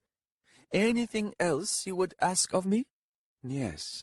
You need to sew up the carcass of a dragon upon the south shore of the Vitter Sea." "Why?" "I need it." "Why?" "It once belonged to Korabas, forever shunned by her kin, because she is the devourer of magic. Abyss below, Karul, but a carcass?" He rubbed at his face. "Yes, well, it's complicated, but someone is at this very moment about to complete a ritual, opening a gate into the Warren of Death. Take note, Karul, of my extraordinary self-control, in that I am not at this moment strangling you. My faith in you is, as ever, well-founded. And in return for all this? Your lover escaped the Vitter in the belly of Korabas, Ardata. She walked into the halls of Kharkanas and took upon herself the tisty name Teres. Ardata, my power manifests across this entire realm. She may well seek to hide herself from other Azathanai, but from me that is not possible. Accordingly, when we are done, I will take you to her." "A warren of death? You are truly mad, Karul. Who rules it?" He smiled. "As of yet, no one. Do we have a deal?" "Yes, although I am sure I will come to regret it. Every gate a snare, then. I admit that part pleases me." "I thought it might." They walked into the temple. Skabandarai returned now to Osak, who had regained something of himself, and now stood near the dying embers of the bonfire. "My lord, we have a fraught journey ahead of us." "We'll not survive it. Not without horses." "I will make a request of Karul, then." Osak spat into the embers. "Bargain with the Azathanai, and they will own your life, Skara. No, we will find another way, and if we die upon the trail, so be it. I have this night won nothing but the truth of my own pathetic soul. My friend, I stand here, shamed before you." Glancing away, Skabandarai found himself studying the pallid gleam of the distant Vitter Sea. "We have the trail ahead, then, to forge in you a new soul." Osak's abrupt laugh was harsh, filled with self-contempt. "You have little to work with, I'm afraid." "Regret is a worthy temper," Skabandarai said. "It shall be where we begin." "Your faith may prove misplaced, Skara." He smiled. "I am hardly immune to lessons still to learn, Osak. Very well, then, let us test the measure of each other, and the day we stand before the wise city, open ourselves one more time to the other, and see all there is to be seen." After a long moment, Osak nodded. "In the back chamber of the temple, there are supplies. Water and food. I've not seen the Azathanai eat, or drink, for other than simple pleasure." "Then we'll take what we can carry and be on our way." "Skara, it's the middle of the night and I'm exhausted." "As am I, but damned if I'll camp in their company. Who knows what new need they might find for us." Chapter 23. "Shall we find amorous bliss only among the dead?" Lassa Rook asked. "Rolling among the flopping limbs, so cadaverous and cold, our heat of passion a thing stolen by insensate flesh, to be wasted in the manner of the sun's heat on a stone?" The Thelakai raised her ample arms. The day's death is but prelude, Hanako of the Scars, a reminder repeated all too often, each night, in fact, as if our souls needed such ominous stirring. Her gaze, settling upon him where he sat by the ring of rocks that encircled their modest cook-fire, turned suddenly sly. I see your flitting regard, eager cub, upon these breasts of mine, and the lure of my cocked hip with its inviting swell. Death's threshold awaits us, closer now. On the morrow we shall see for ourselves this modest encampment of the desolate and the despondent. And if you'd an audience to our inaugural rutting, why, a more embittered mob you could not find. Sighing, Hanako glanced across to where Errolyn Creed crouched, his unending mutter of words rising and falling to unknown passions, a mélange of languages, most of which were utterly foreign to both Hanako and Lasaruk. He had awakened 2 nights past, fretful and distracted. Errolyn Creed was, as the Jaghut Reist had predicted, now a stranger, a warrior lost to hidden worlds and memories not his own. Creed was turned away from them and the fire, his broad back like a wall blocking the light from his hooded eyes, his tortured face. He rhythmically worked one hand through his beard, pausing every now and then to loose a low, chilling laugh. "Never mind him," said Lasaruk. "I grow irritated at your lack of attention, Hanako of the Scars. Must I peel away all constraint?" She began untying the strings of her shirt. "So readily expose in mute invitation?" The shirt slipped from her shoulders to fall to the ground. "These swollen needs, the appurtenances of sensual appetites. Lady of the Fire, Lassa, your husbands, my husbands, mouldering in the rock pile, torn limb from limb, decayed of countenance, never more to weakly smile or flinch or cringe. From crow-picked tongues, never again a muled whimper or pathetic beseechment. Oh, the empty echo in my ears! And you, bold young warrior, see how I lick my lips. No, not those lips, fool, and come closer, before death sweeps down upon us with all the senseless weight of boulders and gritty dust." Hanako clutched the sides of his head. "Enough! What glory is there in such ready surrender?"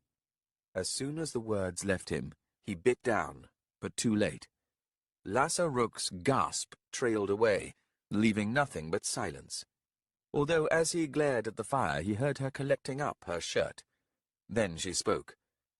"This path of mine proves in error, then.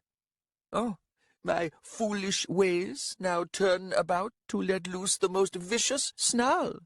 The pup at bay, cock limp and awaiting the tree, modest claws ready for scratching the earth, a scent piddled here, a proud strut there. Foolish Lasaruk, were you blind? This one seeks to do the seducing, not for him to come hither. No, as the Lord of Temper told you plain as day, this one requires the conquest."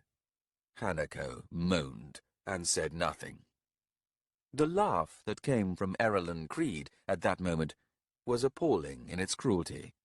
And then the warrior spoke to them both for the first time since consciousness returned. "My sister hunts me. There is no refuge. We must traverse the night, children of Kilmandaros. The bitch wants my seed and will take it from this Thelakai corpse, if necessary, into the timeless realm for us then, and best we be quick about it." Straightening, Hanako took a step towards Errolyn Creed. "Who speaks with your tongue, Errolyn?" "Blood is memory, child. Need is immortal. Above all, vengeance never dies, never fades, and never grows cold. In my heart there burns refusal, A fire nothing can quench, refusal and defiance, such wildness in these two sentiments, such pure horror. He bared his teeth at them. Only among the Jaghoot will she hesitate. When it was clear that he would say nothing more, Hanako turned to Lasaruk, met her flat, sober eyes. "I believe," he said, "we should hurry." She tilted her head back to regard him with level eyes. "To you, Hanako of the Scars, I am now closed. Sting at my indifference, see me turn away again and again. A wall around me I shall raise, even in the realm of the dead, with corpses stacked high. I am the widow's trap, forever closed, forever sealed away." "Lasaruk, I was speaking of resuming our journey." "And your hunger for me shall grow, a poison in your soul." "There is a dragon hunting us." She blinked. "I heard him," she said in a low tone. "His sister wants his seed. How peculiar. What sister would ever desire a brother's seed? Lifelong proximity alone would incite such levels of revulsion as to spew out a veritable ocean of disgust and derision. Why, if I think of my own brothers in such light, all that lives within me curdles and puckers, a flinching retreat so sour I feel the need to spit." She looked over at Erlen Creed. "On your feet, then, bold warrior, dragon-blooded. Lasaruk and Hanako of the Scars shall stand in defense of your dignity." "Lassa, a dragon!" she waved dismissively. "They die too, Pop, as we well know." "Let us simply hasten, Lasaruk," Hanako said, collecting up his gear, "into the protection of the Jaghoot." "I shall lead," she pronounced. "You may watch me from behind, Hanako, pining for all that you shall never possess. Draw not too near, either. I have claws and fangs at the ready." She set out then, and a moment later Erlen Creed straightened and fell in behind her. Hanako looked down at the fire. It took only a few moments to stamp out its flames, and then he set off after them. 20 paces in, Lasaruk glanced back over her shoulder and winked. "Alas, the truth wins free. I shall crumble at your first touch, young pup." Hanako hesitated, and then with a half-snarl he threw down his pack. "All right," he said. "Erlen Creed, do go on, and mayhap the dragon will find us first, if only to feed. We will catch you up anon." Brows lifting, Lasaruk walked back towards Hanako. "Truly? Oh, now I am come over all shy." He stared at her, wanting to scream. Coria Delath found Haut gathered with a dozen or so of his compatriots, Varandus, Senad, and Baragast among them. The Jaghoot had been laughing, but their amusement fell away, quickly hidden like a private thing when she strode among them. Seeing her, Haut straightened. He muttered something low to the Jaghoot woman Senad, and then gestured. "Marhibi, we must talk. There are tasks awaiting you." "Why should any of that matter to you, Haut?" Coria asked, her glare shifting to encompass all the Jaghoot present. "You're all about to die. What do the dead care for the woes of the living?" She pointed at her old master. "You once told me that there were things we were going to do, the two of us, to answer for the Azathanai's murder of Hood's wife. What has come of that?" Haut's expression twisted slightly, and it seemed to Coria that he almost ducked to unseen blows.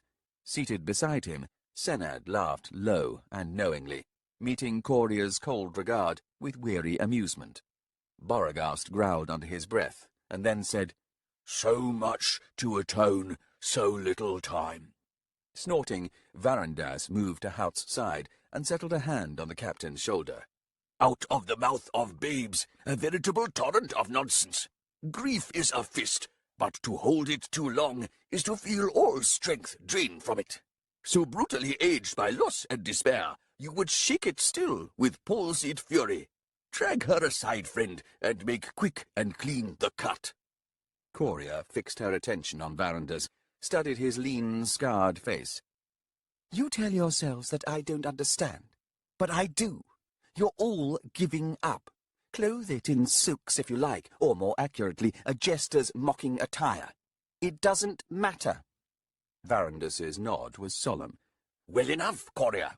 I am a fool, but not a blind one. We are indeed a legion of despair. And here we stand with a gaping chasm between us and you. Age is a siege you have not yet experienced. Your bones remain strong, your foundations not yet undermined. The towers of belief you have raised in yourself still stand tall and proud. Certainty's armor remains untarnished, undented. Beauregard added, Hout spoke from a place of wounding. It was but the last of many. After a long moment, Hout sighed and then gestured for Coria to follow him.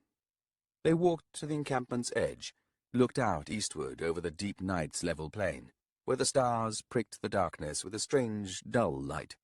The moon had crept into the sky just before sunset, and though half the night had passed, still it clung to the horizon, swollen and the hue of copper. "What is happening?" she whispered. "The stars." "In the last days of life," Hout said, "there comes to the dying soul a single long night. For most it passes locked in step with the world, and come the dawn, the sleeping face is preternaturally still. Rarely does such a night impose itself on others. It is a private thing, a stretched expanse, a realm of dying wind and laboured breath." He faced her in sorrow. "Hood has invoked the long night, to open to our souls the passage into death. Now this night the stars do not sparkle, the moon does not rise. Tell me, when did you last draw breath, blink? Whence the next beat of your heart?" She stared at him in growing horror. "The gate has opened?" "Yes. How long shall this night be? None knows. Perhaps not even Hood." "This is monstrous." Hout rubbed at his lined face, looking old and worn out. "He has stopped time, stolen life's necessary rush, the rolling needs that burn with defiance. In all realms, life wills itself into being, plunging ever forward in the name of order, outracing the chaos of dissolution." She shook her head, half in disbelief, half in terror. "But how vast is this? The end of time?" "For now, the encampment," Hout replied. "But there are ripples, unseen by us mortals, and they spread far and wide, stirring, agitating, awakening. I would imagine," he mused, "the dead themselves now hearken to this challenge." He settled a hand on the old sword at his belt. "It seems we shall have our war after all." "All this, Hout, for the grief of one slain woman?" She stepped back from him, and then faced the plains once more, stared at the motionless, lifeless night sky. "He speaks true. No breath to draw, barring those needed for words. My heart, I hear nothing, not even the swish of blood in the veins." "Hood used the magic," she suddenly announced. "All that the one you name Karul has given to the world. He's taken it all inside." "Stilled every fire," Hout said. "Nothing burns. The exhalation of heat, the very vigour of life, all stopped. As within, so without. But then, is this not what death is? Stepping out from time's incessant flow, slipping from sight." He sighed and then shrugged. "We are in the long night, we who choose to follow him. But you, Coria, here you do not belong." "And I'm to knock Arathan unconscious and drag him away from here?" "Gothos holds at bay Hood's imposition. He creates a refuge, signified by his folly, his unending tome, his eternal narrative. To defy the death of time, he would tell a story. His story. It may be his, Hout agreed. Indeed, it may be precisely what he says it is. A suicide note, a confessional to failure. And yet, do you see this subtle defiance? While the tale continues, there can be no surrender to despair. No, she snapped. Of course not. The Lord has his hate, after all. Burning hot as the sun, yes. Does his hate include Hood? Hood? Ha! Abyss take me now. He loves the man as only a brother can. Yet a brother not. Hout shrugged. And now Gethel, returned from something worse than death. A prison we all thought was eternal. Sometimes the deeds of the past, Courier, lead to a place where no words are possible. And yet, does not the love remain? Thus the three of them, one the spark of hate, one the sigh of grief, and one, well, one stands between the two. Will Gethel join Hood, then? I would think not. But all of that is between them. When I spoke of Gothas' refuge, I meant to say that Arathan is protected. What of me? You are a Mahibi, Courier, a vessel formed to contain. By this alone death cannot reach you. She grunted. Oh, you've made me immortal, have you? When he said nothing, she slowly turned from the dead night sky above the plain. Hout? Hold on to your potential, he said, for as long as you can. There's enough room inside you for a dozen lifetimes. Maybe more. That's down to your resilience and your cleverness. To what end? One day, the Azathanai Eristas will seek domination over the sorcery now suffusing this realm. And he will make it a thing of spilled blood. And should he succeed, magic will prove the cruelest gift of all. You would set me against an Azathanai? Hout offered her a wry smile. Already I pity him. What took so long? Lasaruk moaned plaintively, pulling sweaty strands of blonde hair from her face. Look upon the beasts, O Lord of duration, and see how the quick and the fierce suffices. By the tumbled rock pile, Hanako, you have worn me out. He sat up, blinking, his twin hearts only now slowing their savage syncopation. He squinted into the north. Lasaruk continued. Was it worth the wait? Does my bruised flower answer? No? Instead, the mumble below continues, tremors of the flesh and the spirit trembling like a startled fawn in the night. Oh, dear pup, you have dragged the moon to the ground. You have spun the stars with such abandon as to shatter the wheel. The body reels, the earth shudders. Now look upon me in the days to come, and see the knowing glint in my eye, the sly knowledge of our terrible secret. Not so secret, Hanako said. She sat up, her hair full of twigs and grass blades, and twisted round. Hanako, we are attended by 3 hoary ghosts. Aye, they stagger in the manner of revenants, with crumbled visages and eyes withered like dusty dates. Your husbands, Hanako said, drawn to us, no doubt, by your shrieks. He lumbered to his feet. Apologies dry upon my tongue. Shame and remorse chills my hearts, and in the face of righteous challenge, I shall raise no blade to defend myself. Oh, Lasaruk said, squinting. They are not dead, then? No, only exhausted, it seems, worn out by this deadly pursuit, and now here, their worst fears realized. She climbed to her feet, still naked, and brushed the dust from her arms and then her breasts. You have licked off all my sweet scents, Hanako. This puts me at a disadvantage. Say nothing. Leave this to me. They are my husbands, after all. Groaning under his breath, Hanako swung round to the south. The night sky above that horizon looked peculiar.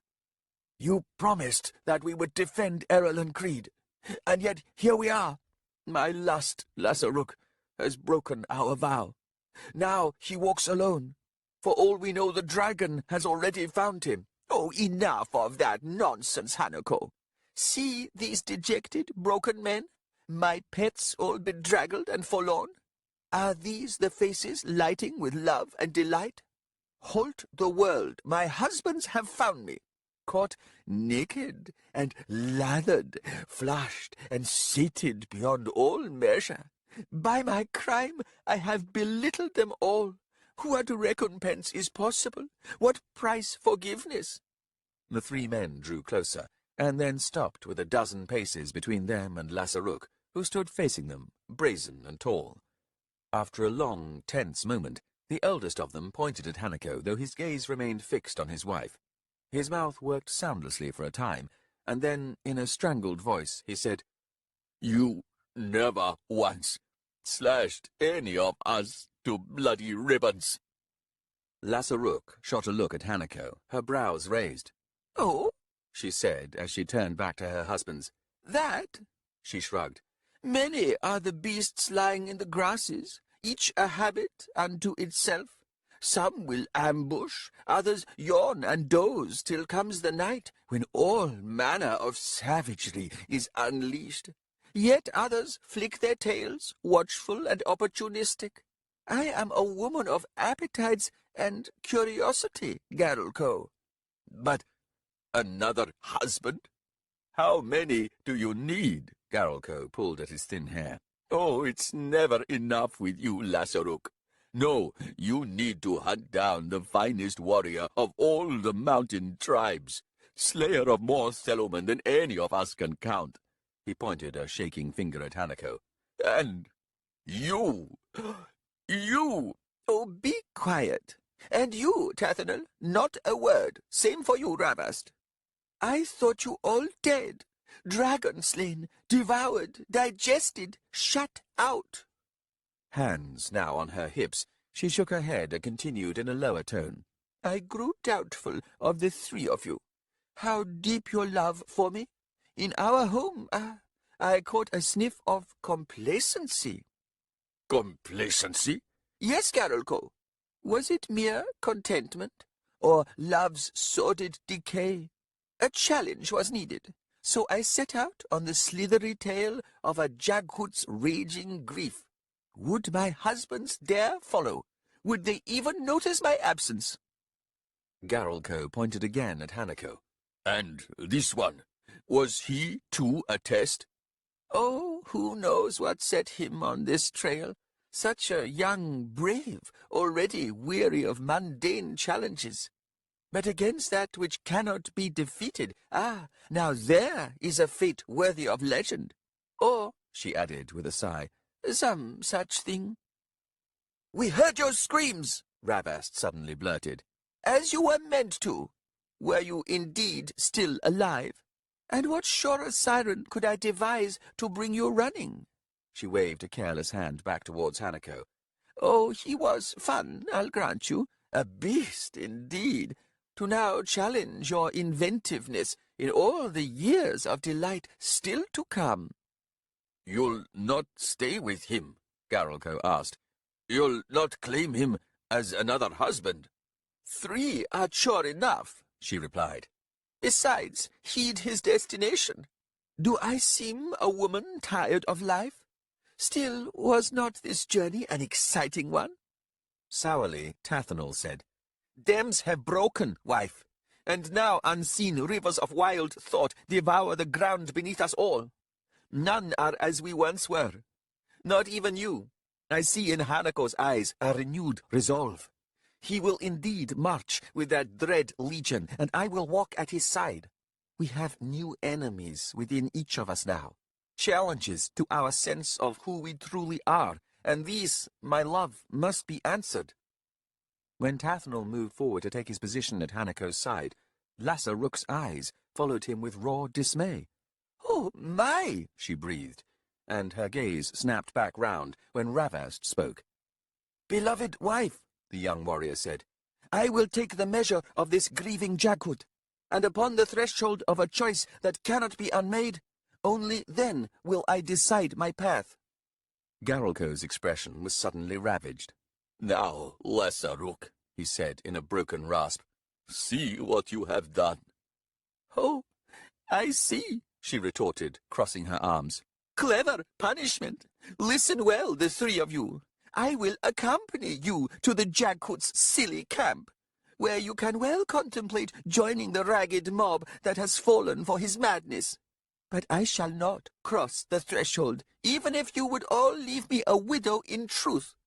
I am young still, and the villages are bursting with handsome men, some of whom are even useful." She paused and then resumed. "So contemplate well, my lively future husbands, and of troubled waters beneath the ground consider most soberly their paltry gifts. From beyond the harrowed gate, husbands, you might well hear my lustful cries challenge the world itself." When she swung round to face Hanako, he saw the fierceness of her gaze, and was shaken. Turning to Tathanel, he said, "Go back with her, sir. The three of you, drag this woman home, bound and gagged if you must." "The pup rejects me? After one tussle in the grass?" He frowned at her. "You misunderstand, Lasarok. I am come to love you, but you burn too hot for me. And this fire in you is the raging glory of life, not death. Should you march down to the Jaghoot, I fear a moment of fury, and a choice that cannot be unmade.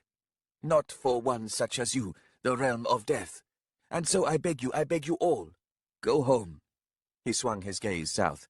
"If I hurry, I will catch Erlen Creed, and so guard his flank." Lassa Rook hissed. "You're not actually contemplating joining those fools, are you? Was this not simply a lark? A cheerful cavort, in the manner of spectators witnessing a mummery of absurdity? Hanako of the Scars, you are too young for the rock pile." He shook his head. "I have my reasons, Lasaruk, and they shall remain mine, forever unspoken, yet no less indurate. And now there is Erlen Creed, whom I will not abandon. What glory is found in turning aside? What truth can be revealed, unless one indeed walks through the gate? No, I will find what I seek." She now glared at the four of them. You men!" When Hanako set out, the others fell in behind him. He heard a sharp, low cry from Garalko, and turned to see Lasaruk gripping his right ear as she hissed, "Convince these idiots, old man, or you'll rue your failure." "I'll try, I swear it." Setting his gaze southward again, Hanako hurried on. "Forgive me my pace," he called out. "Find your own to suit. It matters not." "What do you mean, Hanako?" Tathanel asked. In reply, Tathanel pointed ahead. "See the sky. There, my friends. The world holds its breath." He heard their soft exclamations and low muttering, as yet another argument erupted between Lasaruk and her husbands. Hanako was glad of the love-making. That had been a fire in need of dousing.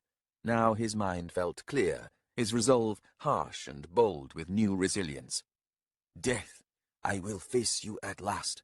Unblinking, I will face that which all who are said to be heroic must face, and I will have my answer.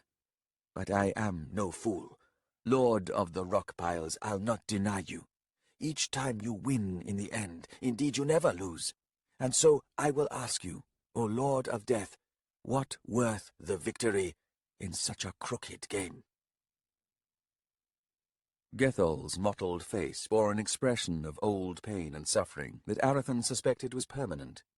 5 centuries buried beneath the earth, bound in roots, must have taken such a toll that he wondered how the Jaghoot remained sane. Assuming sanity was ever there in the first place, he's a Jaghoot after all. Gethol was staring at Arathan with a strangely remote contemplation, as if in studying the young black-skinned Tisti Andii, he was in fact looking through to something else. The uncanny regard unnerved Arathan, but he was not prepared to reveal that to this brother of Gothos. He stared back. After the passage of some time, Gothos glanced up from his desk and said, "Is this really necessary?" Gethel frowned, and then, with a shrug, he looked away. "This charge of yours, this bastard son of Draconis." "Yes, what of him?" "Yes," Arathan added. What of me? Grunting, Gethel said, Some things are better left unsaid, I suppose. Gothos set his stylus down. I imagine you said very little for a rather long time, Gethel. This is true.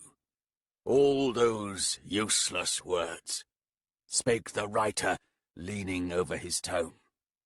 If I presume in error, brother, do enlighten me.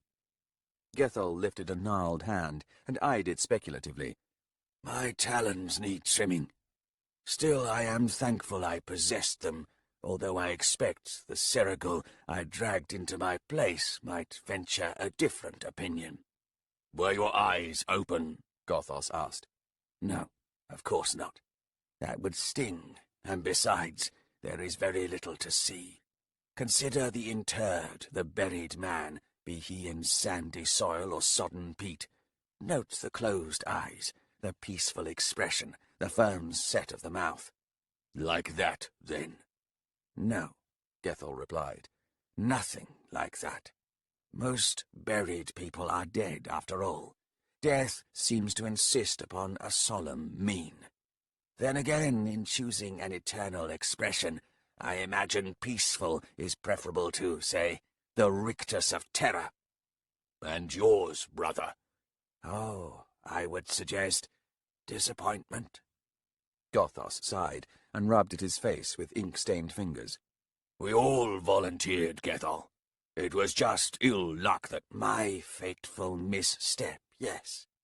It was, perhaps, more a case of my unexpected downturn in fortune.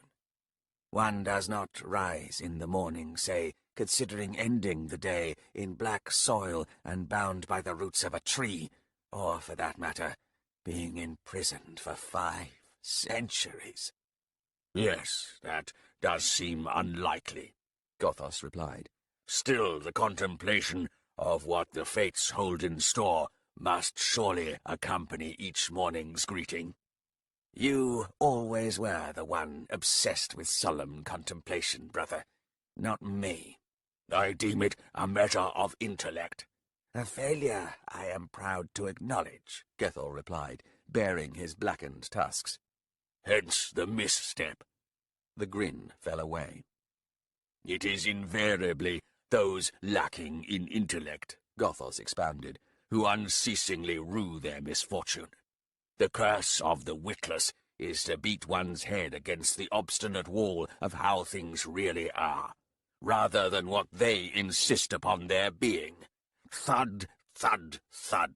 I envisage, indeed, an expression of dull disappointment, year upon year, century upon century. I blame Hood, Gethel growled. Of course you do. The brothers nodded in unison, and then fell silent. Arathan leaned back in his chair, looking at each one in turn. He crossed his arms. You two are ridiculous, he said. I believe the time has come to take my leave of you. Gothos, my gratitude for your forbearance, the food, drink, and the work you had me do. While I gather you and Hout have decided on where I am to go now, I humbly point out that I am of an age to make my own decisions. And I will now walk to Hood's side, there to await the opening of the gate. Alas, Gothos said, we cannot permit that. You made yourself a gift to me, after all, on behalf of your father. I don't recall relinquishing my possession of that gift. Gethel? Gethel returned to eyeing Arathan speculatively. I have only just arrived, but you've made no mention of anything like that. Just so. As for Hout, Arathan, bear in mind that young Coria Delath, who must now return to Curled Ghislaine, will be without a protector. So find someone else, Arathan snapped. Why not Gethel here? It's not as if he has anything to do. Curiously, mused Gethel, I am of a mind to do just that. Accompany you and Coria, that is. Then she has an escort, and you two don't need me tagging along. Besides, father sent me here to be beyond the reach of his rivals in the court of the Citadel. Gothos cleared his throat. Yes, about that. You have heard something? Arathan sat forward. How? You've never left this damned chamber. Perturbations in the ether, Gothos said, frowning. Perturbations in the what? The frown deepened at Arathan's incredulity. Gethel snorted. Sighing, Gothos said, A Forulcan traveller arrived in Hood's camp yesterday. A delightfully dour female named Doubt. She spoke of events to the east. What kind of events? Oh, let me not imply that they have already occurred. Rather, a path has been set upon that has but one destination. He blew out his breath. In keeping with my unassailable observations on the inherent self-destructiveness of civilization, Not again, Gethel groaned as he climbed to his feet. Now, at last we come to the reason why I dived beneath that tree in the house's yard. The only escape left to me. I believe I will pay one last visit to Hood, if only to partake in the joy of stinging awake his shame. He eyed Arathan. You may join me there, assuming you survive the imminent monologue. He strode from the chamber. My lord, said Arathan to Gothos, spare me the lecture, if you please. I would know the details of what has happened or is about to happen. Well, that's just it, young Arathan. By the time you and Coria return to Curled Ghislaine, the smoke will have cleared, as it were. The dust settled, the mass burial trenches filled in, and so on and so forth. From this, it is probably safe to assume the ousting of your father. Indeed, I would be surprised to find him anywhere in that realm. Then what will I be returning to? Ashes and ruin, Gothos replied, with a satisfied smile.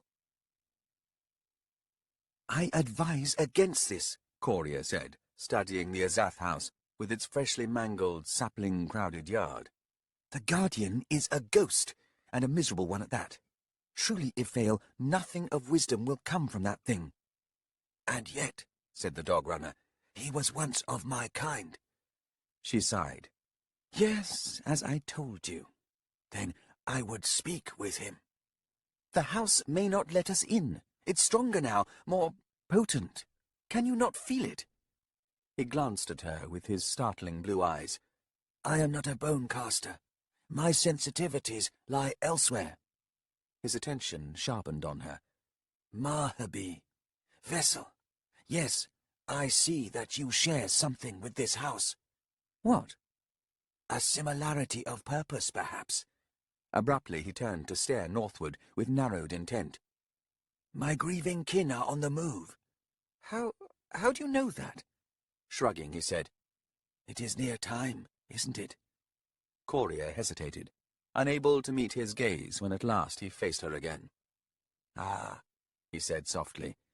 You wanted to get me away. Where they're going is not for you, she said.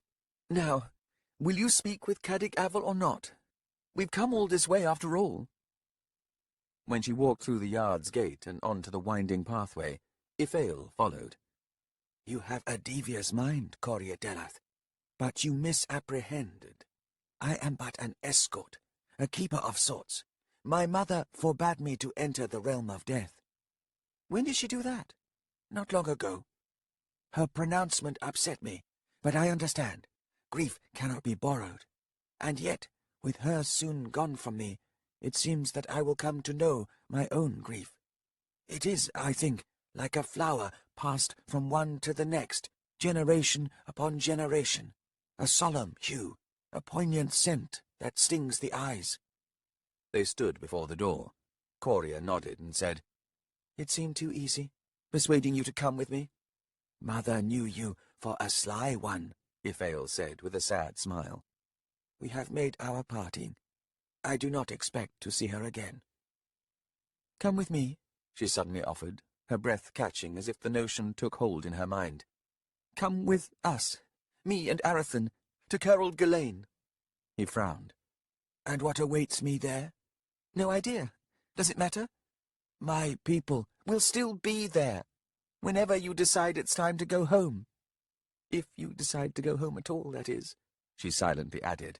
After all, with you along, fair Ifael, I can take my time deciding. I have seen this Arathan, Ifael said musingly, but we have not spoken. Indeed, it seems he deliberately avoids me. Haut says he is to be my protector, Coria said. But to be honest, it's probably the other way round. He's led a sheltered life, has seen and experienced little. I see little future for Arathan, to be honest. It may be that our family will have to take him in. She sighed. Your company on the journey, Ifael, would be most welcome. Indeed, a relief. I will consider it, he said after a moment. Heart thudding, Coria quickly nodded, and then reached for the door's handle. It opened to her. He knows we're here, she whispered. Good, Ifael replied, stepping past her and entering the Azath house. She followed. As before, the narrow alcove was dimly lit by some unknown source of light, the air cool and dry. The stone wall opposite glistened with something like frost, and an instant later the apparition of the long-dead bone-caster stepped out from the roughly cut wall. Before it, Ifael bowed. Ancient One, I am Ifael of the... The voice that cut him off was dry and weary. Some tribe, yes, from some plain or forest or crag, or perhaps a shoreline, a cave set high above the crashing waves, where one year blends seamlessly into the next, the sun rising with each morning like a new breath, settling each night like a hint of death. The ghost of Cadig Aval waved an ethereal hand. From this to that, will it ever end? The food is plentiful, the hunt dangerous but fruitful, and, of course, exciting. Strangers pass in the distance, revealing new ways of living. But what matter any of that? Still the winters grow colder, the winds from the north harsher. There are times of hunger, when the animals do not come, or the sea retreats, and the bounteous tidal pools disappear. And those strangers, well, more and more of them appear. It seems they breed like maggots. In the meantime distant kin fall silent, and you sense their absence. Many have left the mortal earth, never to return. A few others now walk among the strangers, who shocked the world with mercy. Blood thins. They lose the ways of the earth, and the threads of the sleeping goddess. They lose the power to see the magic in the hearth fires. Everything dwindles. You rise one morning and look at your cave, your precious home, and see only its poverty, its exhaustion, and the pale, dirty faces of the few children left to you. Shatter your heart, because the end is nigh. And then, oh, for crying out loud, Coria snapped, why don't you just give him a knife to slash open his own throat? Cadig Aval fell silent. Turning to Ifael, Coria said, I tried to warn you, he has nothing of worth to say to the living. Not true, the Guardian said. To my mortal kin here I will speak words of dread import. Ifael, son of whomever, from this tribe or that, dweller of cave or forest or plain, the fate I describe will never come to you. The dog-runners shall not vanish from the world. When the tyrants come among you, the strangers in hiding, look to the dreaming of the sleeping goddess. Within a secret hides. When he paused, Ifael tilted his head. Ancient One? Coria crossed her arms. He's just making the most of the moment, she said. After all, he'll have scant few of these. Cadig Aval said, Sadly, the truth of your words, Tisty maiden, is like a knife thrust into my soul. Then again, I already weary of discourse, and long for the interminable silence of my unending solitude. Thus the secret. Ifael, at the core of a dream, there is something that cannot be broken. Indeed, it is deathless. Reach into its core, dog-runner, to see the makings of a ritual. Call as well upon Ola Ethil, seeking the spark of Telos, the eternal flame, to enliven what remains of you. This time the ghost's pause was much briefer. But be warned, the deathless gift of the sleeping goddess's dream will end your own dreams. The future loses all relevance, and so is made powerless. In escaping death, you must all die, sustained by naught but the spark of Telos. Something trembled through Coria, and she shivered. Ifail, she said in a low whisper. None of that sounds good. No, Cadig Aval said to her. You are correct, Tisti. A terrible fate awaits Ifail and his people. Besides, she said, I don't believe in prophecy. You are wise, the Guardian replied. Blame Hood. Time has ceased, past, present, and future are here in this frozen instant, all one. Those of us of sufficient power can make use of this, reaching far within our vision. Oh, and it helps being dead, too. Ifail bowed before the Guardian. I will remember your words, Ancient One. Stop that. I'm not that ancient, you know. Not really. Not in the vast scheme of things. As old as a world, the lifeline of a star. Understand, we exist for the sole purpose of being witness to existence. This, and this alone, is our collective contribution to all that has been created. We serve to bring existence into being. Without eyes to see, nothing exists. Then indeed we have purpose, said Ifail. Cadig Aval shrugged. Assuming all that exists has purpose, an assumption of which I remain unconvinced. What do you need to be convinced? Coria demanded. Persuasion? From whom? Yes, that is the frustrating part, isn't it?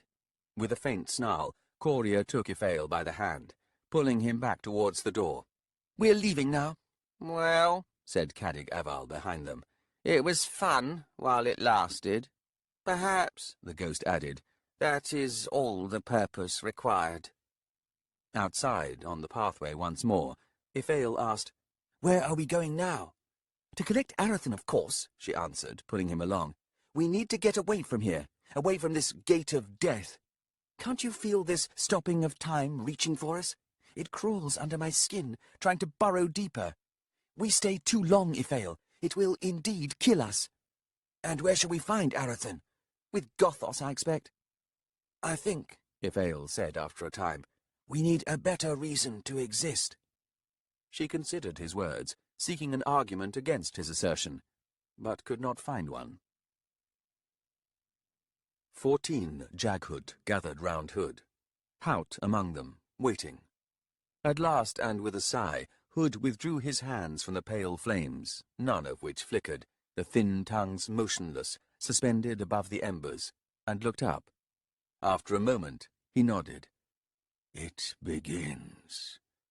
Well, that sounds portentous, Varandus offered, as he adjusted his loincloth.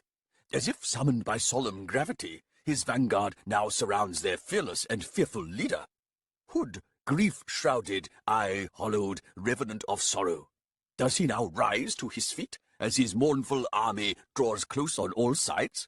Breaths are held with expectation. No, cut in Baragast. Just held. Your words, Varandus, are more gravid than grave. In any case, it is poor form to speak of graves. But of graven visages, interjected Gathras. Why, we are legion. Does the dirge now commence, O shrouded hollow Hood? We are the eye of the frozen world, and lo, it does not blink. Let us remember this moment. I see no likelihood of forgetting, Hout interrupted. Gathras cast a cool look upon him, and then nodded. As you say, Captain. What does it mean, however, that you hold rank in an army that never was? Potential is to be valued in all things, Baragast pointed out. To my sorrow, added Senad. Of lovers I have had plenty. 'Twas Hout's domination of all suitors that earned him his rank. For behold, the army was mine, and while all were fine troopers, only the captain was, and remains, the captain." Grunting sourly, Gathras said, "I'd wondered, and now you give answer. The wonder drains away like piss on a pile of stones, and yet one more bright colour fades with the knowing. Someone point the way into oblivion. I lean upon the threshold, as eager as any despairing woman or man." "Despairing of eagerness in anything," said Baragast, "I will follow with dragging steps." Haut glanced over a shoulder. "Let death earn the dragged steps, Baragast. Look, a last tangle of despondent travellers. Toblakai, Thelakai, Selaman. They all look the same to me, to be honest." "Subtle observation was ever your failing, Haut," said Senad. "Were it otherwise, you would have achieved much higher rank." "Would that be warlord, Senad, or love lord? Varandas, flailing you begin this conversation, and flailing you end it." Hood rose in time to greet Gethel, who now pushed into view between Senad and Baragast. "I have come to say goodbye, Hood," Gethel announced. He paused and then said, "An army such as this I have never seen, and hope never to again. Why would you imagine that these soldiers would fight against what they all seek in the first place? Death will impose peace and embrace all who come into its arms."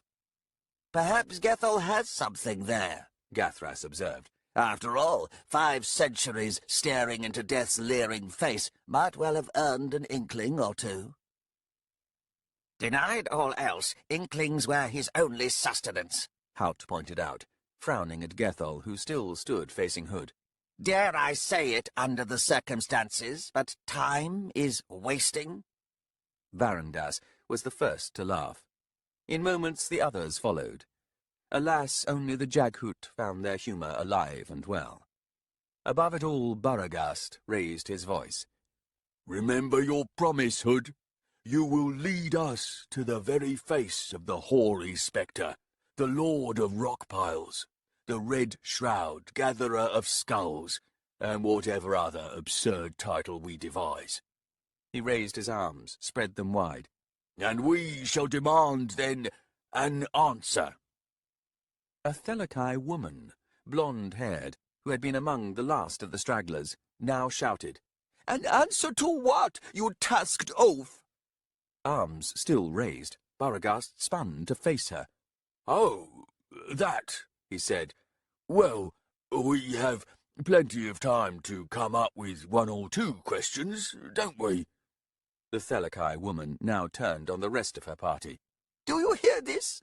Not for Lasso Rook, a host of pathetic entreaties. Now, dear husbands, can we finally go home?" As if in reply, the youngest of the Thelakai warriors stepped away from his fellows. "Heed your wife," he said to the others. One of the husbands snarled. "We have been heeding her all the way here, Hanako Cuckolder.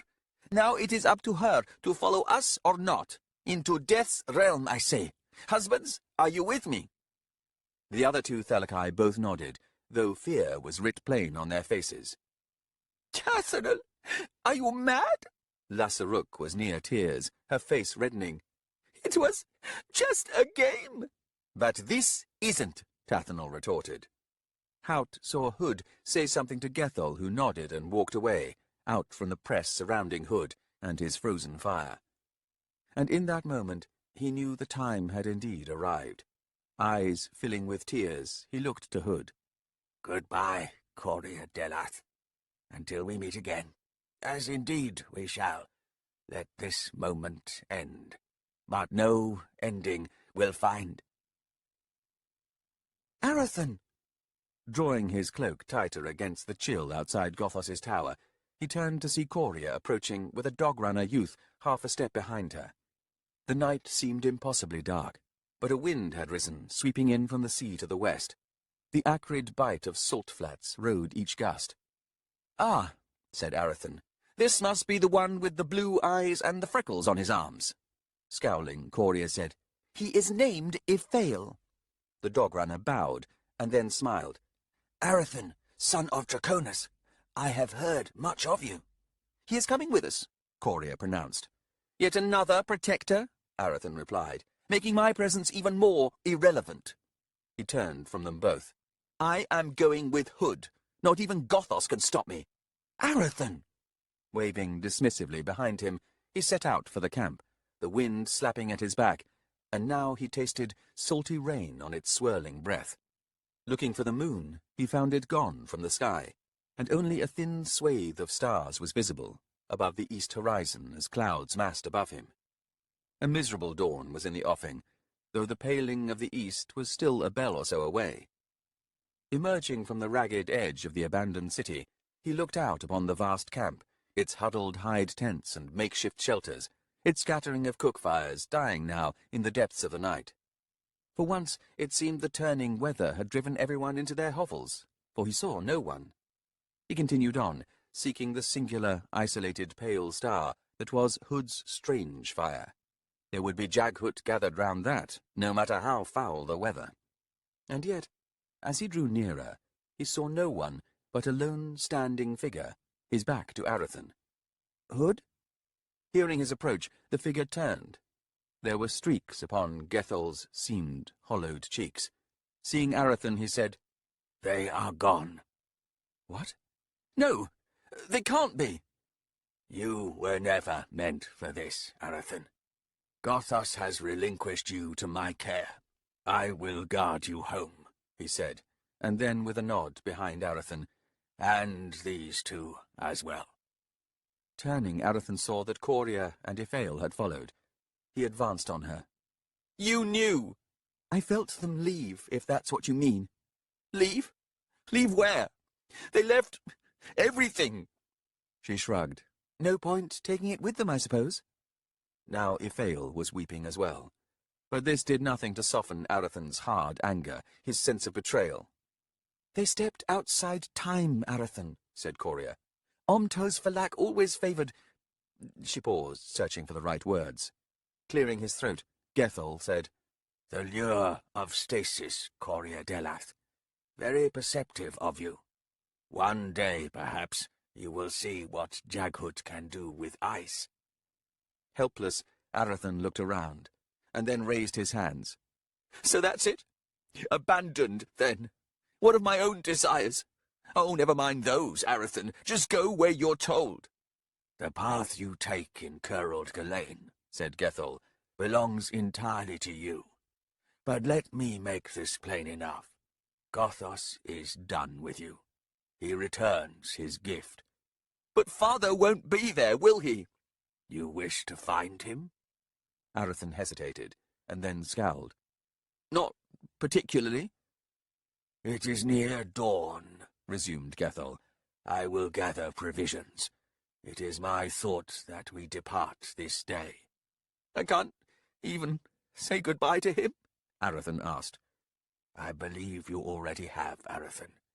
In any case, the Lord of Hate now revels in his renewed solitude. Would you dampen his joy? He never revels. A manner of speech, Gethel said, shrugging apologetically. He turned to the others. And a dog runner, it seems. What fun. Shall we all meet at dawn, then, at the city's old east gate? The twin stumps, that is. The ones flanking what used to be a road. Oh, never mind. Come to the city's edge, I'll find you. Arathan watched Gethel walk away. Avoiding Coria's steady gaze, he turned to find the ashes of Hood's hearth. The first thin blades of grass were growing from it, their bright green colour awaiting birth in the sun's rise. They're dead, Arathan, Coria said behind him, or as good as. Whoever you wanted to find there, beyond those gates, well, she'll still be there, no matter how long it takes you to finally join her. He shot her a glance, and then shook his head. It's not. You don't understand. Never mind. He pulled his cloak tighter and glared at the sky. So where in the abyss Has the spring gone, anyway? Chapter 24. The valley of Tarns was broad in its basin, a span 300 paces across and twice as long. Its ends were marked by narrow gorges, carved out by fast waters long vanished. Upon the north ridge, the land behind the crest formed a gentle slope studded here and there with saplings that had been planted a half-dozen years past. None had fared well, and what remained of them would pose little obstacle to the enemy's command of that side. Closer to hand, the south slope was steeper, rocky, untreed. But the crest line where the three Andii had halted their horses was broad and even. Slumped in his saddle, Rais Hirat watched Silchas Ruin survey the impending field of battle.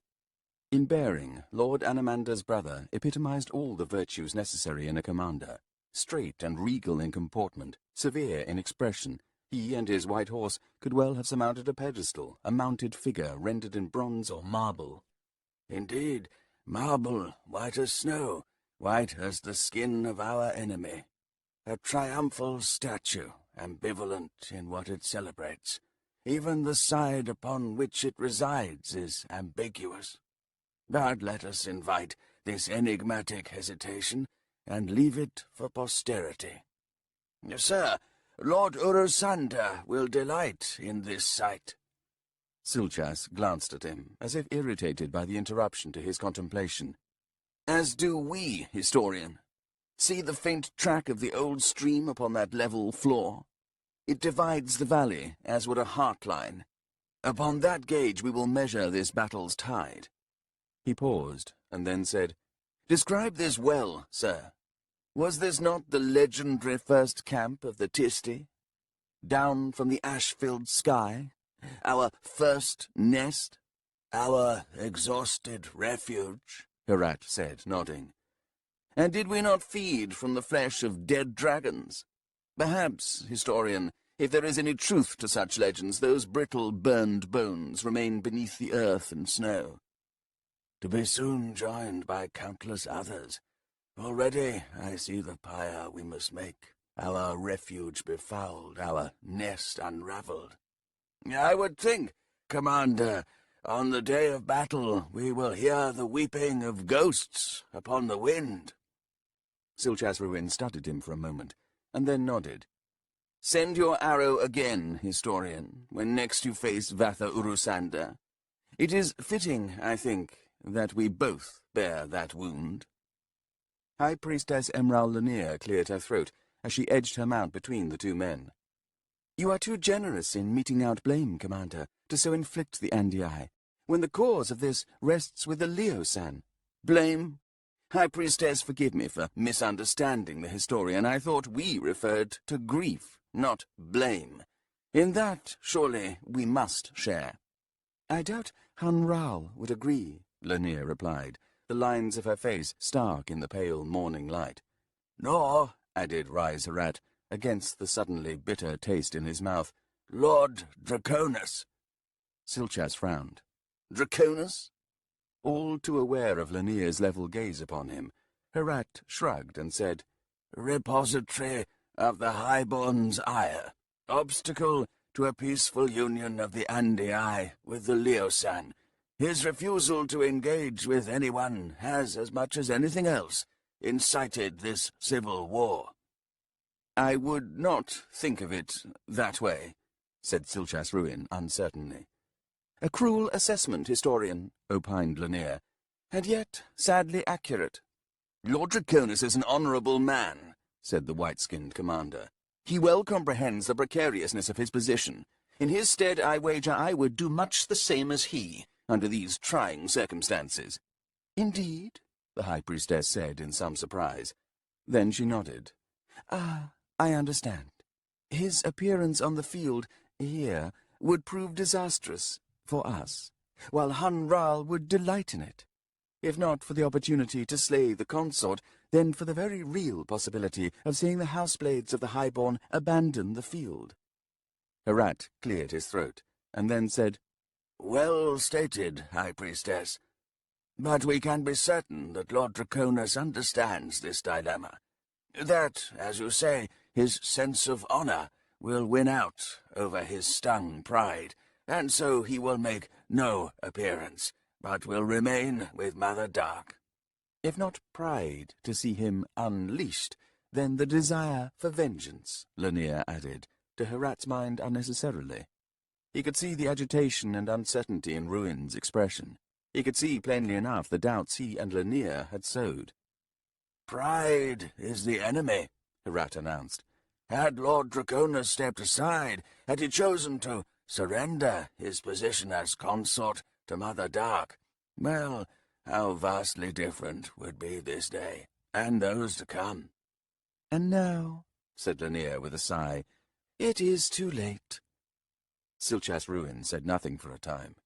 He remained upright on the saddle, his red eyes seeming to scan the valley floor below. His horse dipped its head, stamped occasionally at the frozen ground. The statue contemplates, as all statues must.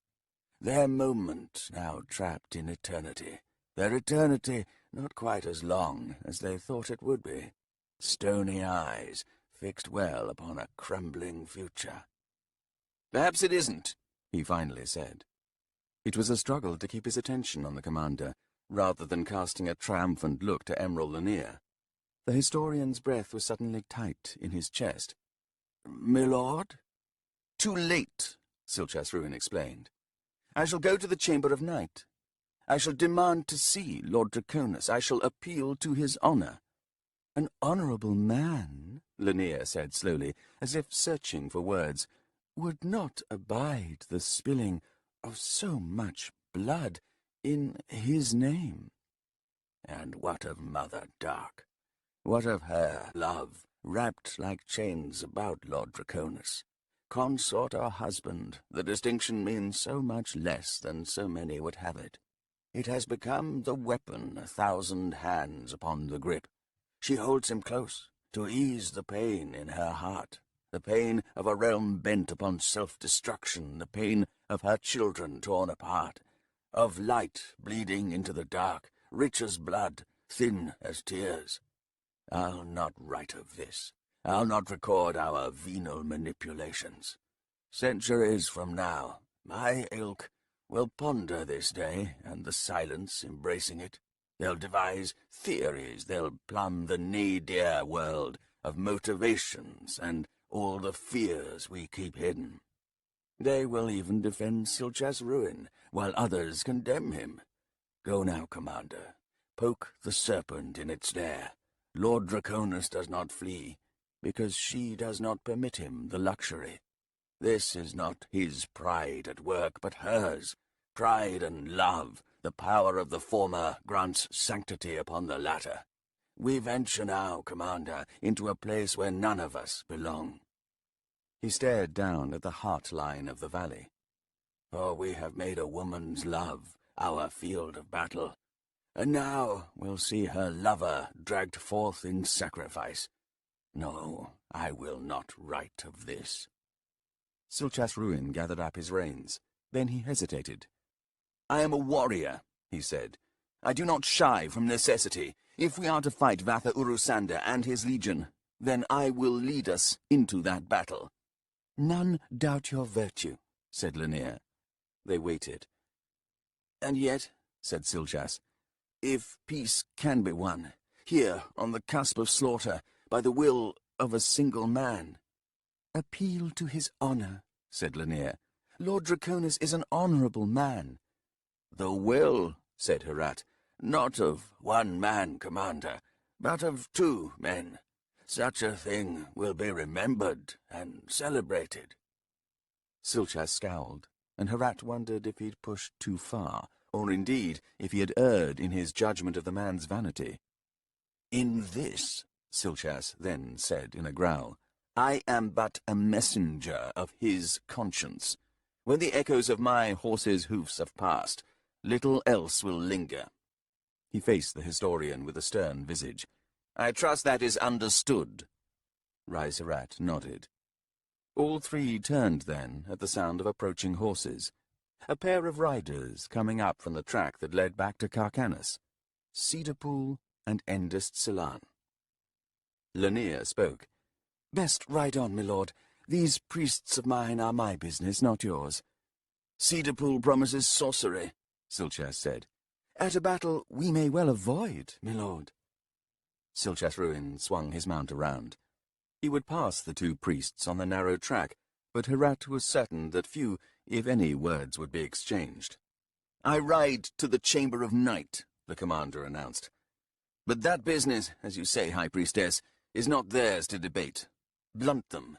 Confound them if you must, but ensure my path remains clear. I shall do as you say, my lord, said Lennier. Silchas Ruin set off, gathering his horse into a quick canter. Rais Herat glanced back at the valley. We have done with it, then, he said in a low voice. Dispense with that tone, Lennier snapped. Condemnation avails us nothing. We cannot predict what words may pass between him and Draconis. What comes is now out of our hands, historian. But he shook his head. And does that smoke suffice, High Priestess, to fill your body and blind you to guilt? If so, I'm of a mind to join you next time you imbibe. We can wallow in opaque insensibility, and deem all that races past us scant distraction. Let the clouds find our veins, swell the chambers of our hearts, and whisper sweet promises of oblivion. If she intended a retort, she bit back on the words with the arrival of Cedarpool and Endis Salan. "High Priestess," cried Cedarpool as he reined in, "I was dismissed with but a single word. Have we not a battle to discuss? To where does he ride?" "Take no offence," Lennier replied. "There is time still. Our commander attends to many things. Tell me, have you brought word of the Hust Legion?" Cedarpool frowned, and then shook his head. "Nothing from the south, and it is indeed worrisome. We cannot hope to defeat the Leosan with only the Houseblades defending us."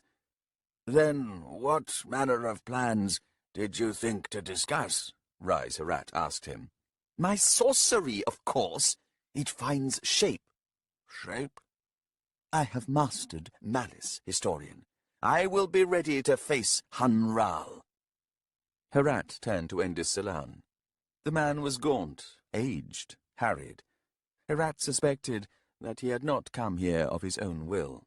The priest's hands were tightly bound in strips of linen, stained red in blooms and edged in pallid gold. He wore coarse wool to fend off the cold, but his head was bare. "Endis Salan, do you bring Mother Dark's blessing to this new-found magic of Cedarpool's?" "It has the flavor of darkness," the man replied, not meeting the historian's eyes. "Bestowed by her, then?" After a moment, he shook his head. "Myriad are her aspects," Cedarpool said, his round cheeks fiery red, his face that of a glutted child. "Many forces lie beneath or beyond her notice. I have drawn from such, ensuring not to stir her equanimity." Endist glanced across at Cedarpool, as if unimpressed with this explanation, but voiced no opinion. Lennier cleared her throat, something she did often of late, and then said, "Your journey was wasted, alas, and has proved trying for Endist Salan. Your gestures are riddled with haste, Cedarpool, leaving me concerned. One would think eagerness anathema to the control of magic." "One would if speaking from a place of utter ignorance." "Mind your manners, sir," said Herat. Cedarpool turned on him with a sneer. "And you comprehend even less, historian. Your pondering ways are in for a shock. Indeed, the entire world is due its rude awakening." "Then do ring the discordant bell, priest," replied Herat wearily, "and delight in our fleeing its clamour." Teeth bared, Cedarpool pulled his mount around and kicked savagely at its flanks.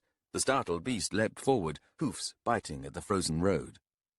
"Pray it throws him," muttered Endis Salan as they watched Cedarpool ride away. "Swift be night's sudden setting, to defy his new-found dawn. Pray his neck breaks, to leave lolling his interrupted ambition. Pray his limp body rolls beneath indifferent hoofs, to give lie to nature's horror at what he contemplates. "A potent curse," Riserat said, chilled by the dry venom of the man's tone. Endist shrugged. "Nothing potent resides in my words, historian. Like yours, my breath sings useless warnings, bestirring a fistful of air, all too quickly swept away. What we have to say wins us less perturbation than a sparrow's leap from a twig." Riserat could find little with which to disagree in that assessment. But Emerald Lanier spoke. "You may be surprised, then, priest. Words alone have ushered in civil war, after all, and our fates now reside in the words soon to be spoken, either here or in the citadel." Offering up a second shrug, Endist said nothing. Then he nudged his horse to the crest, and once there, he halted the beast and let drop the reins. He began unfolding the strips of cloth binding his hands. "What are you doing?" Lanier demanded. "I am showing her the field of battle," Endist answered without turning. "Why?" "To see winter's end, High Priestess. The unsullied snow of the basin, the empty slopes, the unoccupied ridges, the muted blessing of a simple breeze. The world delivers its own gifts." He held up and out his hands, from which blood now dripped. "It is our common flaw, to make the wondrous familiar, and the familiar a thing bound in the tangled wire of contempt." "You would torture her," accused Lanier. Endist slowly lowered his hands. "Her?" he asked. They watched him wrap up his hands once more. It was more difficult now, with all the blood that had streamed down from the wounds. Herat was thankful that the priest had not turned those crimson eyes upon him. "She would see too much. My goddess, witness to my guilt." Lanier looked up the track. "If Cedarpool should catch up with Silchas' ruin—" "Pray," said Riserat, "he cuts him down for his temerity." At that Endist twisted in his saddle to regard the historian. Then he nodded. "I see." "Do you?" Herat asked. "Yes. You will lay her out on the altar of her love, and make a knife of your unwelcome cock." He raised his hands again, now bound, now blind. "She will never forgive him." "Better him than thousands," Lanier said, but her onyx skin was ashen. Endist faced her, and then bowed. "Alas, High Priestess, for all your machinations, he won't be the only man to fall. Her will is not to be scorned." The warning chilled Riserat, while Lanier looked away to make plain her dismissal. "Endist Salan," she said, sighing again, "your name is cursed in the city's markets. Your misguided blessings summoned a dragon, and people went hungry for a time. The very faith of Mother Dark sustained damage in the eyes of the common folk, and her blessing has been seen to fade among more than a few of them. You have made yourself an unwelcome prophet, and accordingly I know not what to do with you, barring a diminishment of your rank in the priesthood."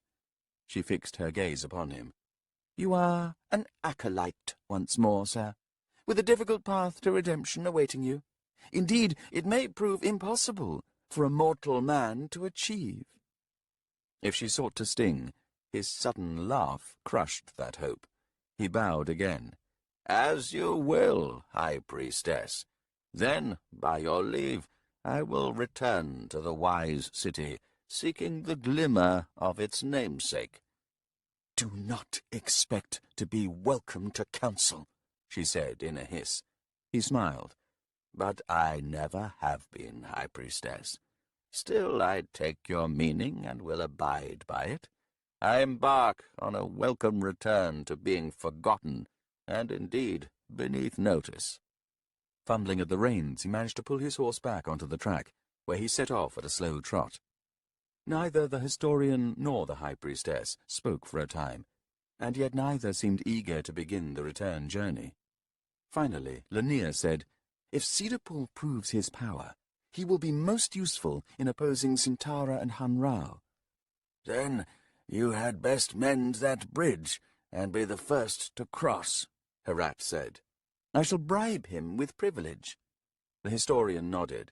Among tactics, nothing else proves as successful.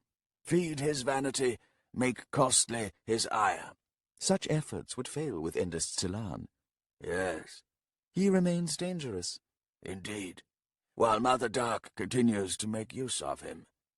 I will think on what to do about that, she said, drawing out a clay pipe and a pouch, rust leaf mixed with something else.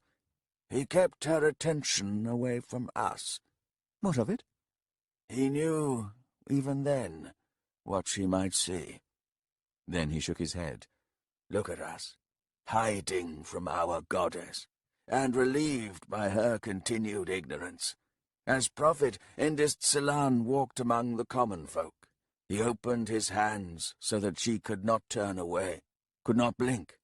You think, by this act, did he condemn the faithless, the misguided, the banal selfishness of each person who suffered that regard. But I think, now, the one he sought to condemn was her. To that she made no reply. He watched her tamping the herb into the bowl. She then tipped in some embers from a silver and enamel box that was now part of her regular attire, tied to the sash by a leather string. We are creatures of ritual and habit, repeating patterns of comfort. Alas, too often we also repeat patterns of disaster, as every historian cannot help but comprehend. From the minuscule and mundane to the monumental and the profound, we draw and redraw the same maps, enough to make a book, enough to make a life. Smoke plumed on the breeze. Clouds, inside and out, obscure me from myself, that I might imagine my demeanor noble, my stance statuesque. Yes, I will have some of that. Endest Silan found Cedarpool on the road, leading his horse by the reins. As he slowed his mount to a walk and drew up alongside the priest, Cedarpool cast him a dark glare. "Damned beast threw a shoe! I'd hoped to catch Silchas Ruin."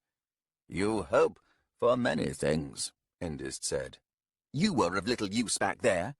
I once knew you as a friend. Now I know not what you are." "Apparently an acolyte once more, punished for my walk in the market, and now it seems distrusted. But I wonder, is it me the High Priestess would see excluded from council, or Mother Dark?" Cedarpool kicked at a stone on the path, watched it roll into the shallow ditch. "Elemental night. It did not take me long to find it. She does not command that realm, Endest, I assure you of that. It is vast. There are rivers, pools of power, of which she knows nothing." He glanced up at Endest. "What do you make of it? Is our goddess an impostor?" "If she does not rule that realm, Cedarpool, then who does?" "I wish I knew. Perhaps," he added, "the throne remains unclaimed."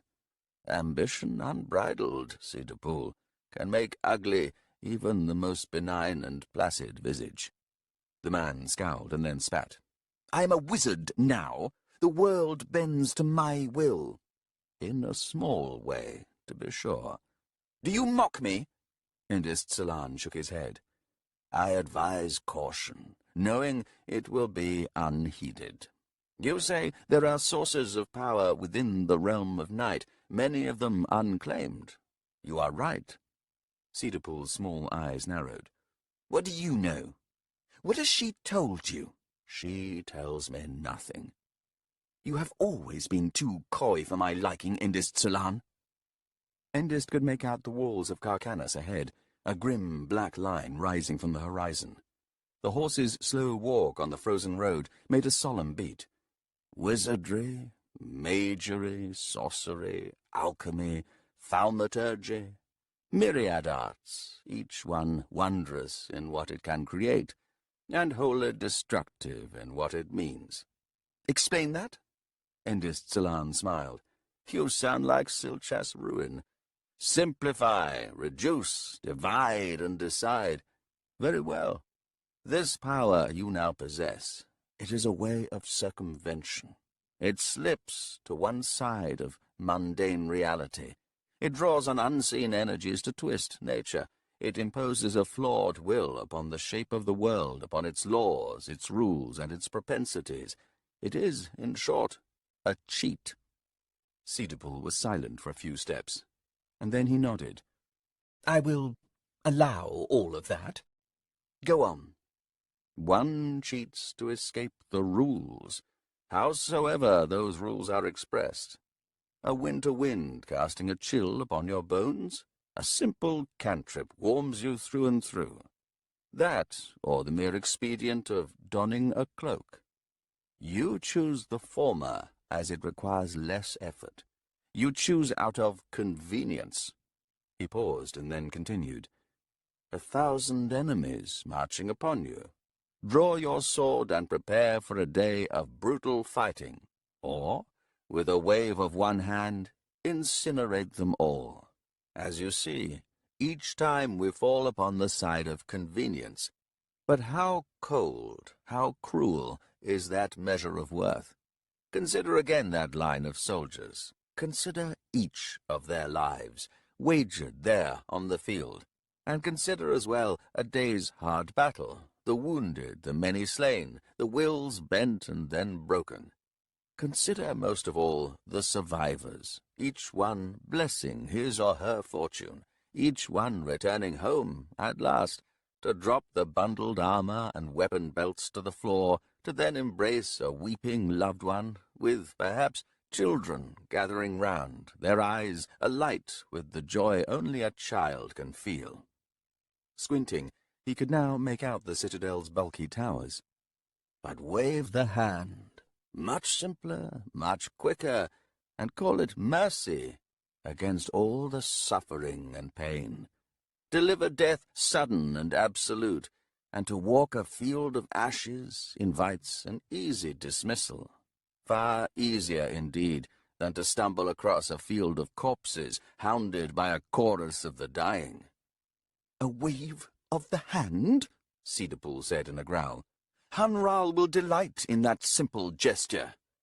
And will you match him with destruction of your own? Why not, then, set the two of you upon the other? Alone, on the field, our champions of magic, there to duel to the death. In that, our function is no different from that of armies, is it? Endis nodded. True, but with armies, a higher body count, a more profoundly disturbing cost for those who fight and for those who did not fight. We are all damaged by war, even those who command, those who insist upon the necessity, whilst remaining safe in their keeps and palaces.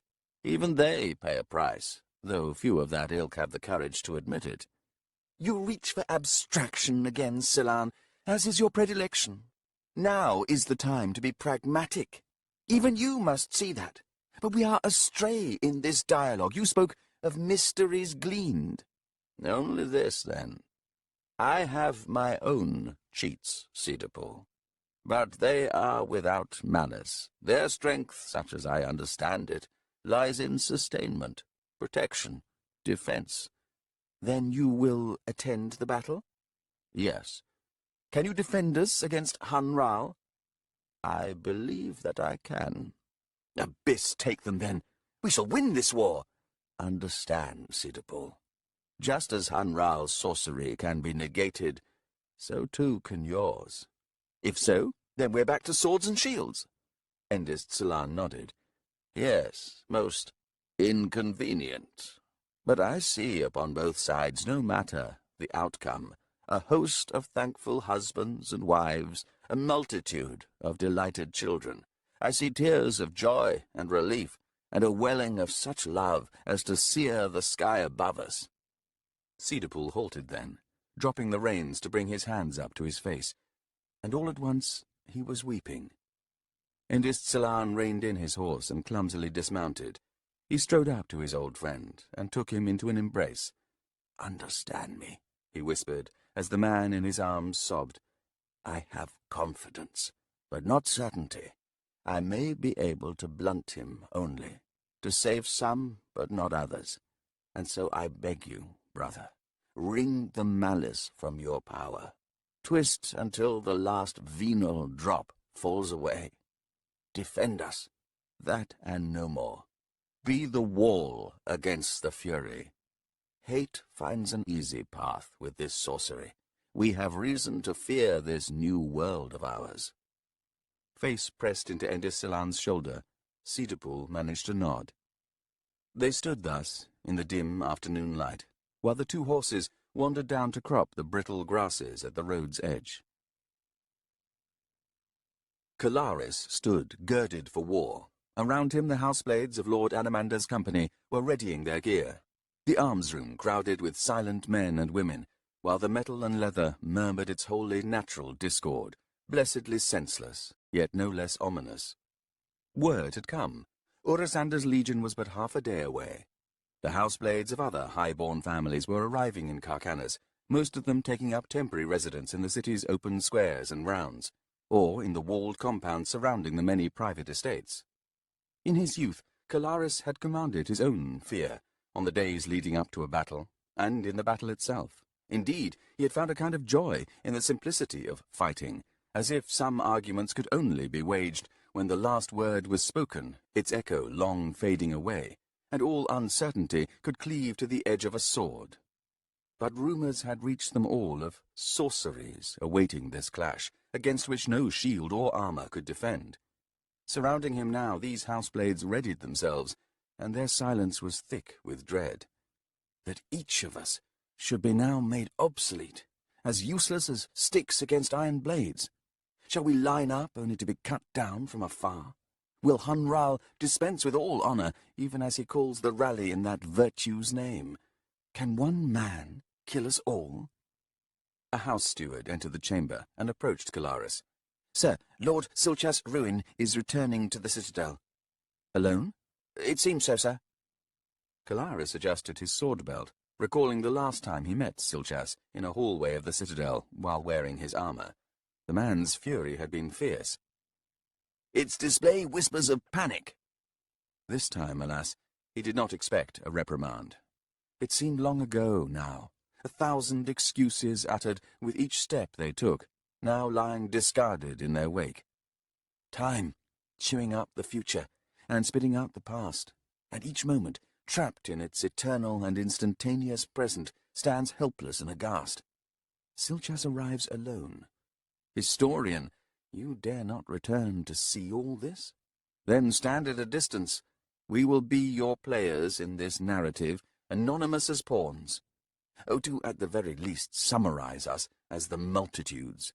Assign us our ancillary roles, and leave to us, if you will, the shadows. Pelk, how I miss you now."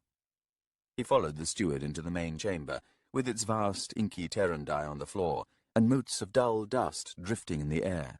He could hear the outer gates being thrown open, their clank and squeal muted by the hall's thick wooden doors. Silchas Ruin was moments from arriving. Fitted to bursting with commands, you come like a flung torch, scattering shadows everywhere with every lash of your flame. Rise, Herat. Why this shying? You rode out with him, after all. Are you now too full to witness any more of this? Our leader returns alone to the citadel, and would stand as an island in this calamitous storm. We are all on history's churning tide, historian, and in the end, when every blazing torch has guttered out, we walk in shadow, we of the multitude, anonymous in our victimhood, and yet so very necessary. Now do heed me, historian. Enough bodies in the flow will raise any river above its banks, and against this flood none will be left standing. The doors swung open, and Silchas Ruin strode into the chamber. Eyes alighting on Kalaris, the lord nodded, and without pausing his march, said, "With me, captain," and then was past. Kalaris fell in behind the tall, white-skinned warrior. The pace was merciless, the man bristling as he strode down the corridor, heading for, Kalaris now knew, the Chamber of Night. He felt somewhat humiliated, hastening in the man's wake, as if tugged along on a leash. Every step was a surrender, a relinquishing of his own will. It made something inside him grim as a thwarted child, hands closed into fists, yearned to lash out. This was, he realized with a faint shock, true in all the countless venues of life, the endless tumble of scenes where wills clashed, where hackles lifted and fangs flashed from beneath stretched lips. The cowering dog is the one most likely to bite, isn't it? They take us at this moment, these unwavering men and women who presume to rule over us, and but point us in the direction of a weaker victim. This is their game, knowing or not, and as ever the assumption is that we'll never turn on our masters, so long as an enemy remains within reach of our blunted, frustrated fury. And what, then, did the soldiers of Urisander's legion discover? When the last enemy retreated over the horizon, nowhere left for that angry child within. The game had ended.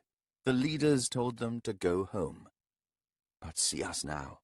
See how we make scenes inviting that old humiliation. And see how we rush to that rage, so familiar, so simple.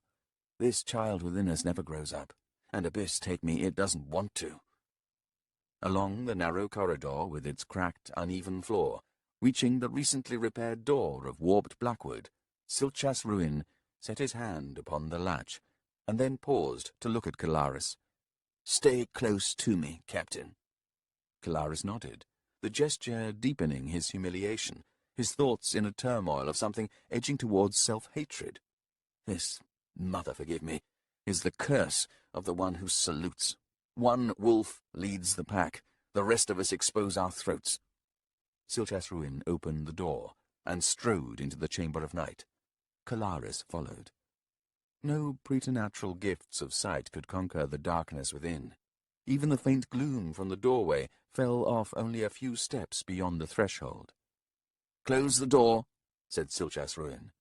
Kalaris pulled it shut behind him, the new latch making no sound. Now his eyes might as well be closed. His remaining senses quested and then contracted, reducing his world to the slow beat of his heart, the rasp of his breath, the feel of lifeless air against his skin. Silchas Ruin spoke, startling him.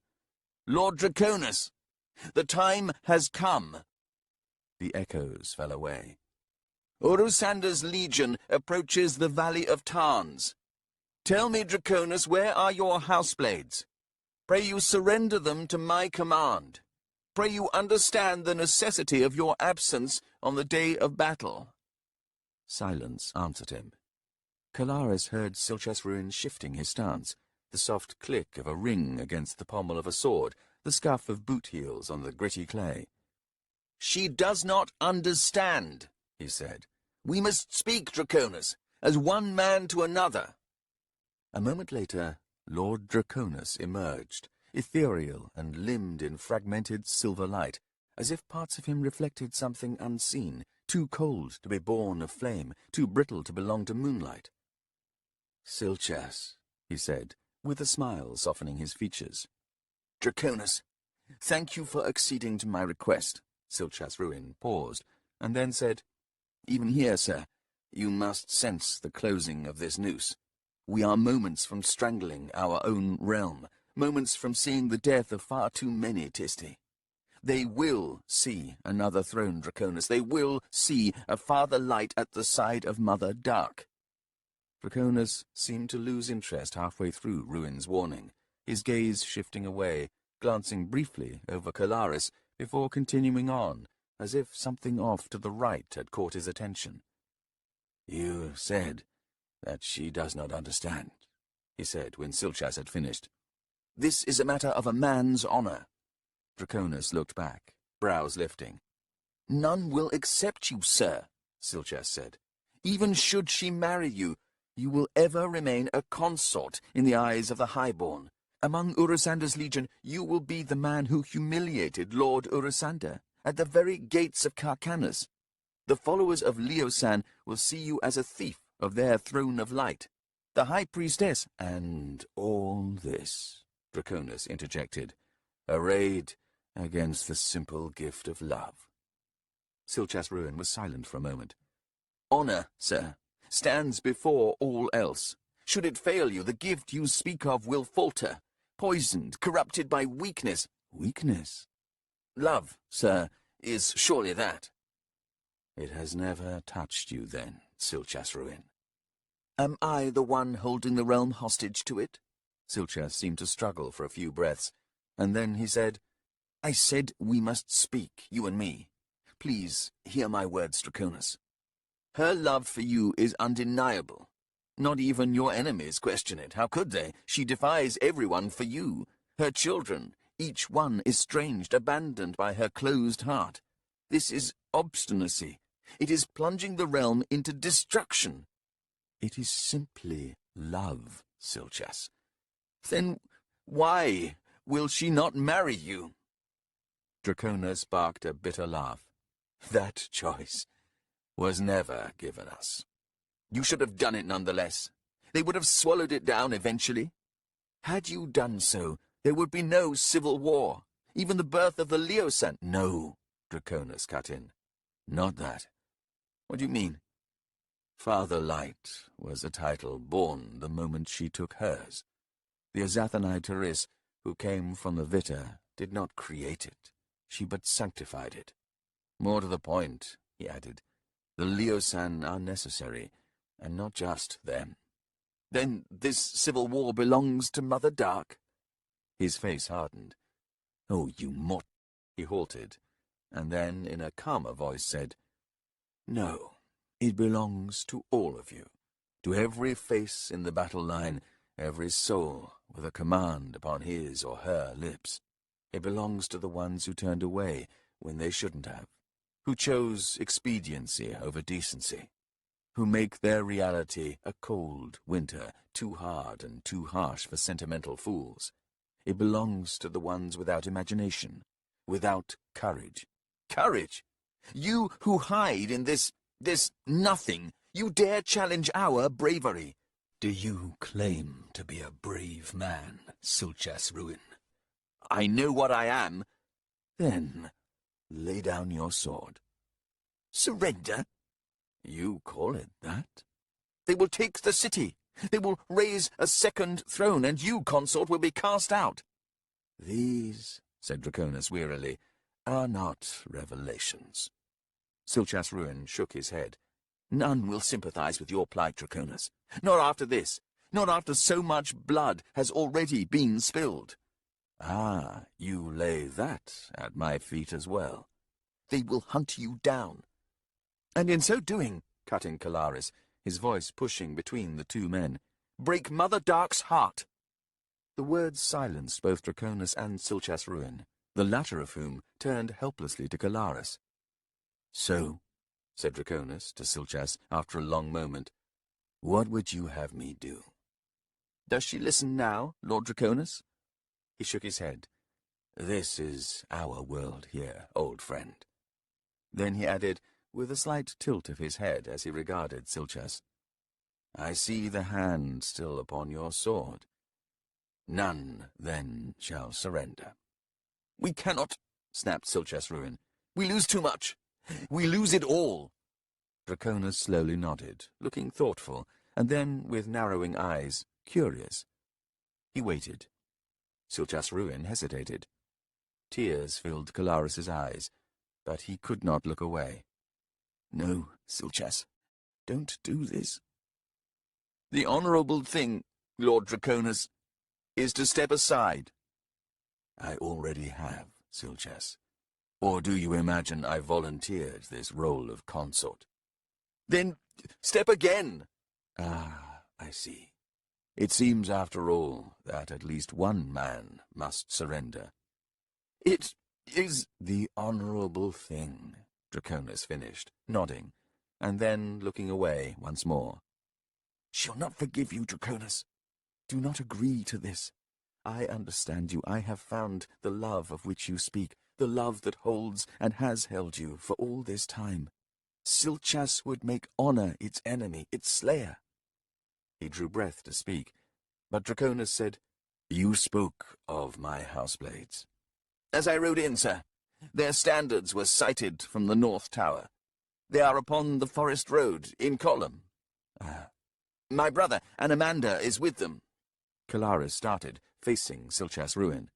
Yet, said Draconis, You still claim command. You well know his dilemma, Silchas said harshly. She forbids him unsheathing his sword. It is your belief, then, sir, that he will not break that covenant? He is the first son of darkness. A faint, sad smile creased the hard features of the consort, and still he kept his gaze averted. As you say, I imagine you know your brother's mind in this. Very well. But I will have my houseblades. He swung his head and fixed Silchas with a lifeless stare. In my exile. The heartbreak burgeoning in Kalaris's chest was fierce enough to steal his breath. Silchas Ruin had the decency to bow, or perhaps it was unintentional irony. If anything else, Kalaris would never forgive him. Lord Draconis, will you accompany us then?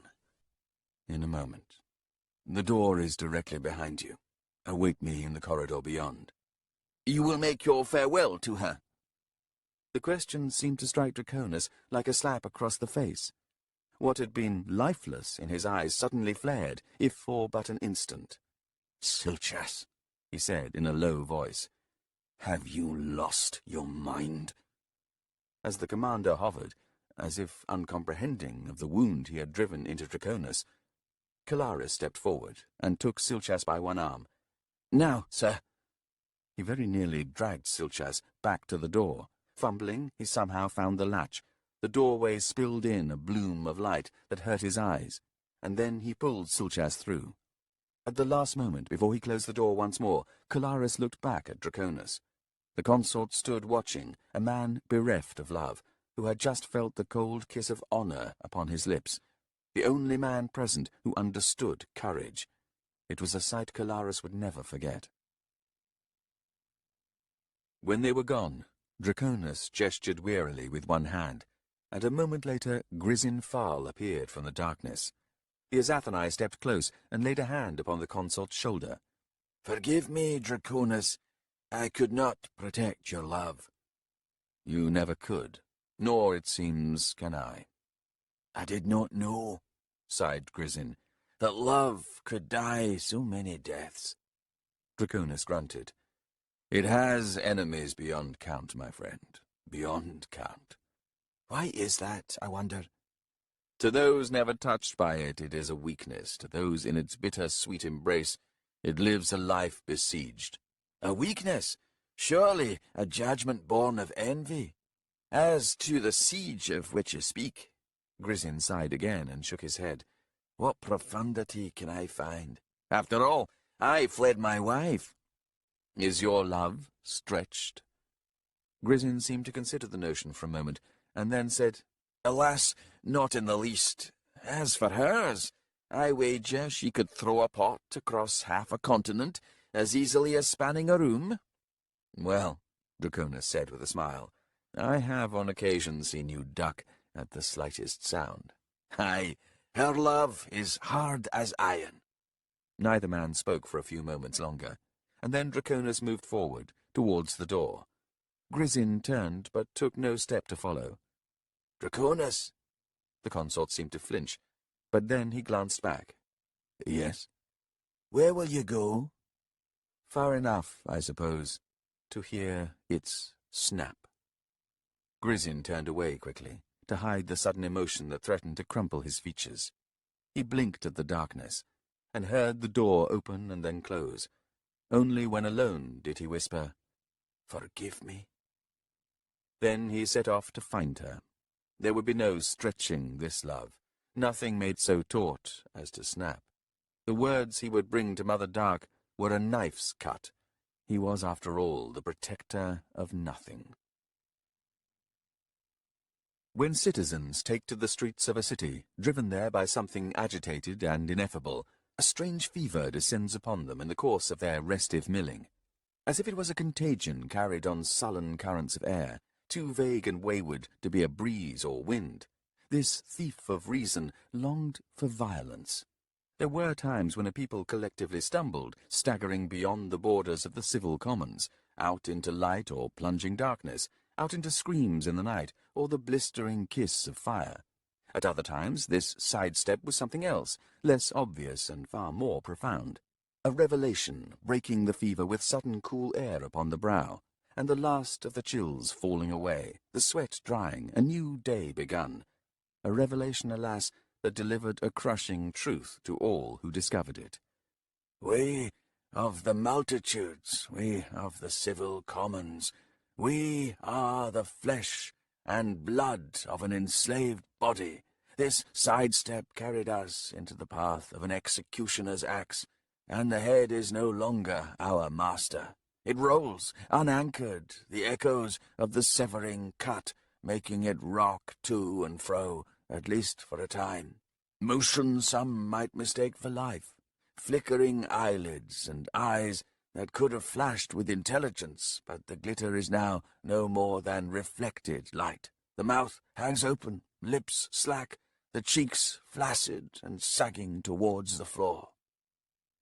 Once enslaved, we wander without purpose, and yet a rage burns within us. This, we tell each other, was not our game, it was theirs. This, we cry to the gathering crowd, is our final argument with helplessness. An end to it all. But mobs are stupid. Venal leaders rise like weeds between the cobblestones. They cut each other down with nails and teeth. They carve out pathetic empires in a tenement building or upon a corner where streets conjoin. Some rise up from the sewers, others plunge into them. Bullies find crowns and slouch sated on cheap thrones. The dream of freedom is devoured one bloody bite at a time, and before too long a new head enslaves the body, and quiescence returns. Until the next fever.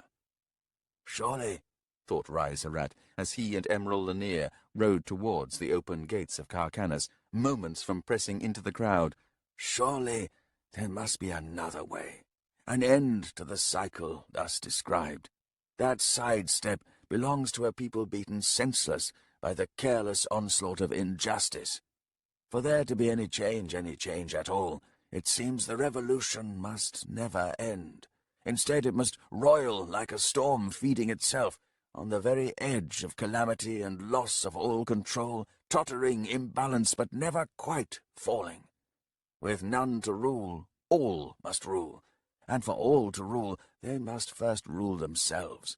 With none to guard the virtues of a just society, each must embody those virtues of justice. But this demands yet more. Abyss take me, I have indeed lost my mind. My very own fever burns in my skull, that of hope and optimism, with love, even, like Endest Celan's dragon, ever circling overhead. The severed head on the floorboards is still making faces, still twitching. That glitter in the eyes is indeed the flicker of intelligence, dimming, to be sure, as the armies prepare to meet. But alas, this remnant is without reason.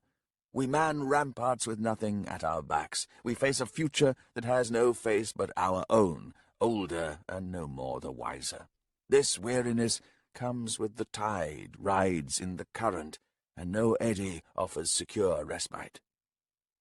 What had Silchas Ruin done? What had he said to Lord Draconis, assuming the consort deigned to meet the man? And what of these crowds? The faces now turning to regard us. Strangers. But even that word stranger arose from a time of kin hearths, and a half-dozen huts marking the very limits of a people. A realm, a temporary nest in the seasonal rounds, when we lived in nature and nature lived in us, and no other divide existed beyond what was known and what was unknown.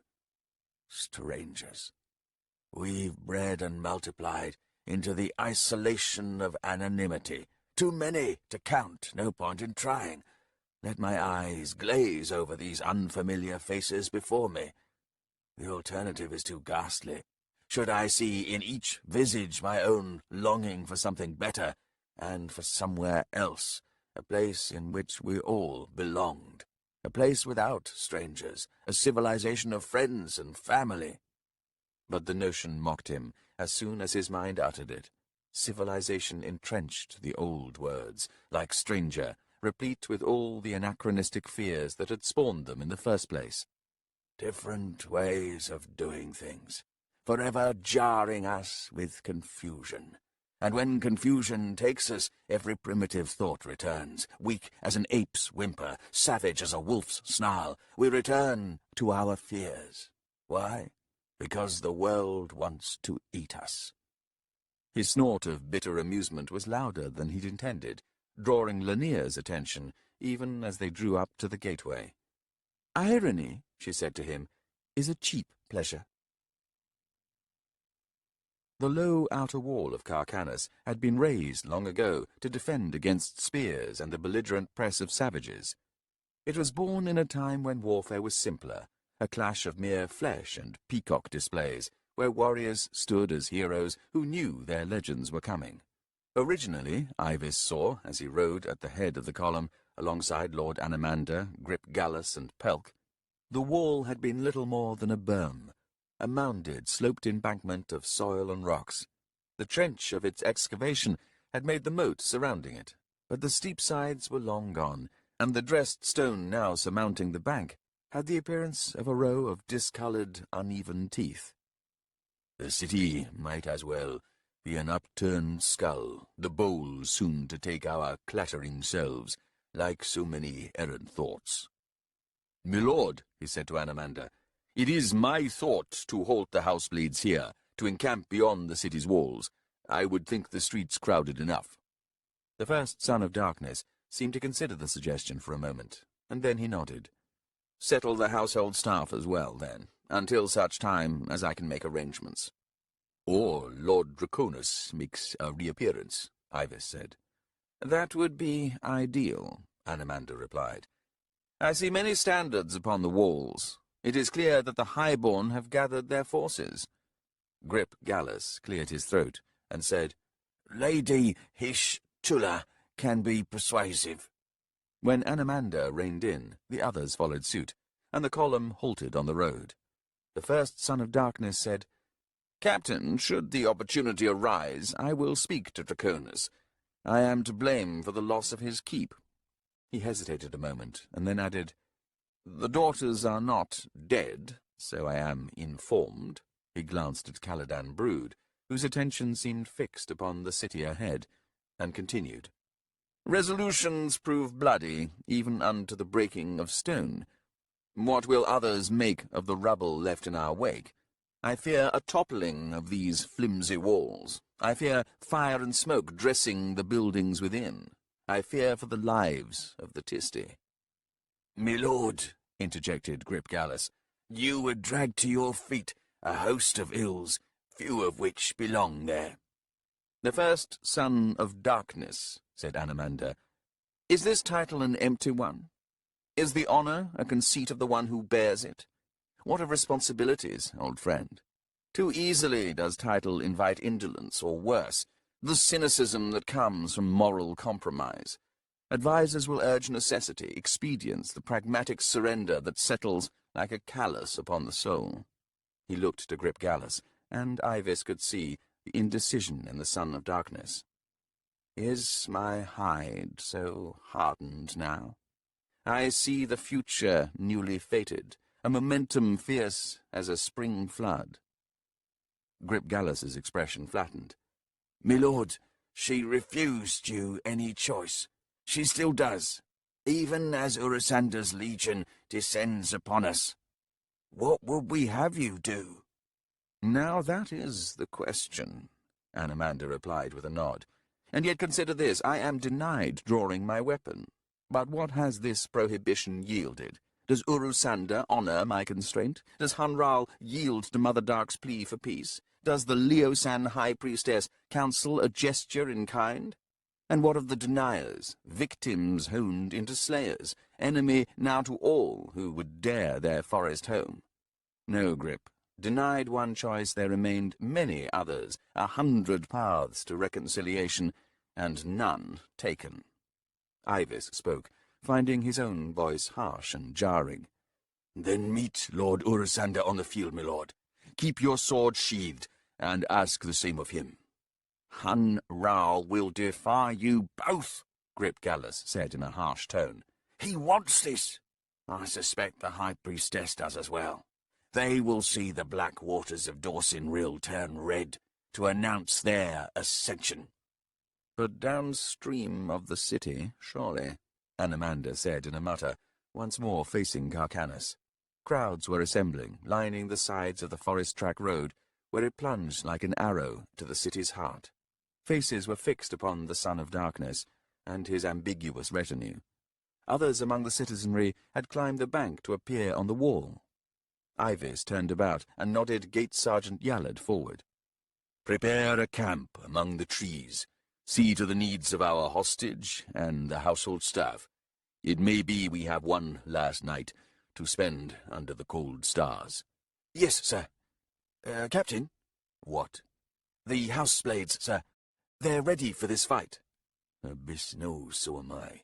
Temper their zeal, Yallard. We serve the wishes of Lord Draconus. Yes, sir. But should he remain absent? We will deal with that when the time comes. Go on now, Gate Sergeant. When Ivis returned his attention to Anamanda, Caladan Brood was speaking. On the day I am needed, Anamanda Rake. And until then? Brood gestured to the forest. This close to the city, there are many wounds in the earth. I will heal what I can. Why? The question seemed to surprise the Azathanai, and then he shrugged and said, Anamanda, ours remains a strained friendship. For all that we have travelled together, we know little of each other. Our minds, the paths our thoughts take. Yet you continue to intrigue me. I know your question was not meant to convey your indifference to such wounding.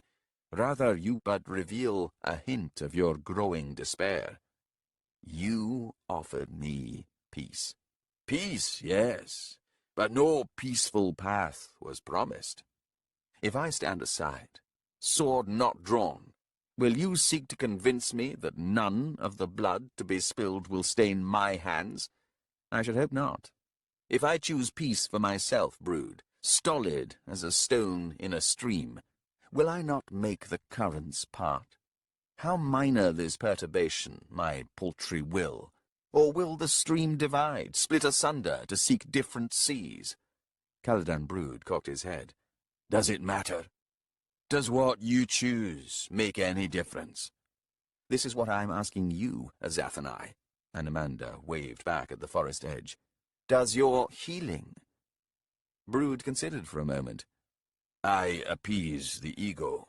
The goodness that comes of it is incidental to a dying forest, a fatally wounded earth. Nothing talks back to me. Nothing voices its gratitude.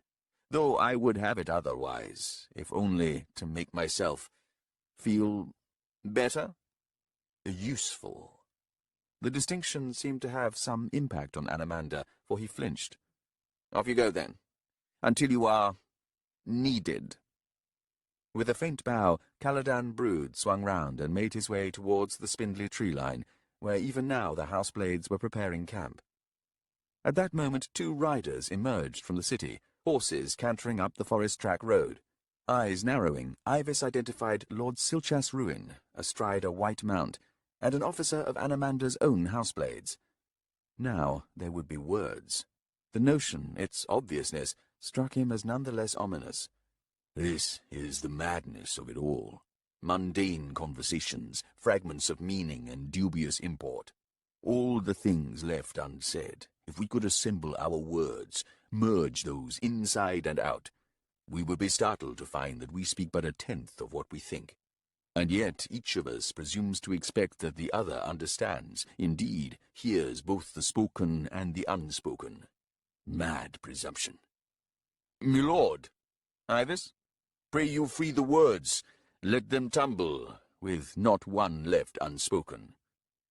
Anamanda's gaze narrowed as he studied Ivis. My brother approaches, along with my captain, Kalaris. Just so, Ivis replied, nodding. He saw Grip Gallus studying him, Pelk too. He wondered what they saw, what they thought they saw.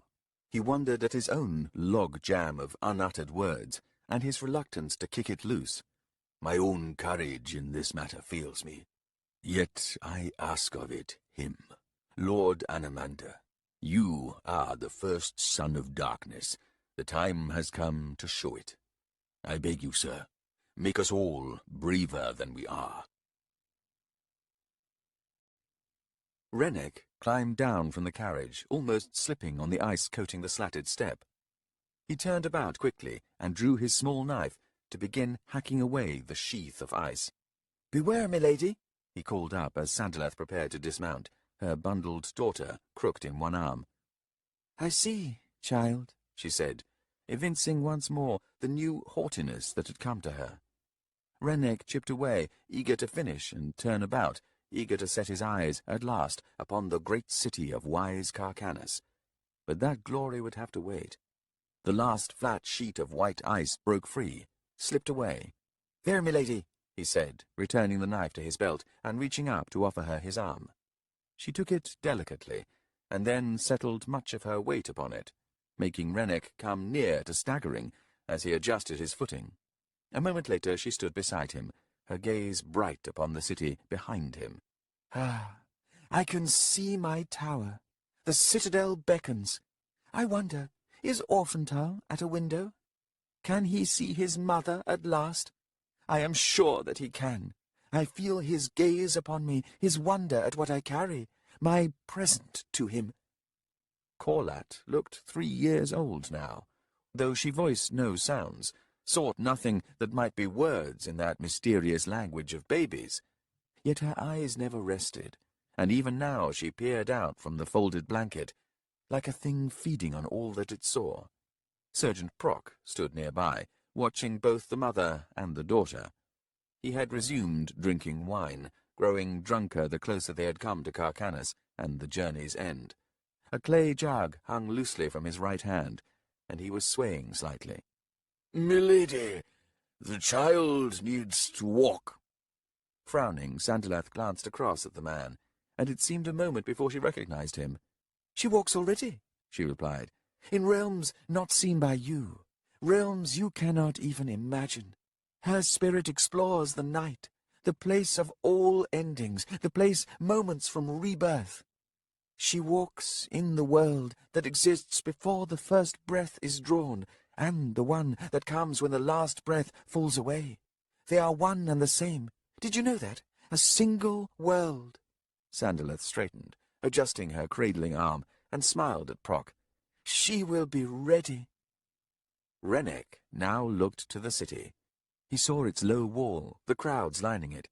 He saw the wide street awaiting them, the broad double gate with its massive blackwood doors swung open and tied in place. He saw more people than he'd thought existed, and all were facing him. They see Lord Anamander. They wonder at his hesitation. But now comes the white-skinned brother with the eyes of blood. That must be him. He looks terrifying. Retrieving his spear and his small bundle of possessions from a side rack on the carriage, Rennek moved forward. He wanted to be close enough to hear the brothers greet one another. He wanted to know when the battle would start, so he could take up his spear and be ready for it. He saw Captain Ivis approaching. "Sir, when do we ride into the city? I must visit the citadel and speak to Orphantal. It is important." Distracted, Ivis moved past, but then said, "Tomorrow, perhaps." Rennek stared after the man, and saw now that the houseblades were making up an encampment. "No, I cannot wait that long. I need to talk to Orphantal before his mother does. I need to explain things." Rennek continued forward, in time to arrive close to Lord Anamander, even as Silchas Ruin and another man reined in. To one side, Grip Gallus turned to Pelk, and Rennek heard him say, "Lady Ishtula is in the city.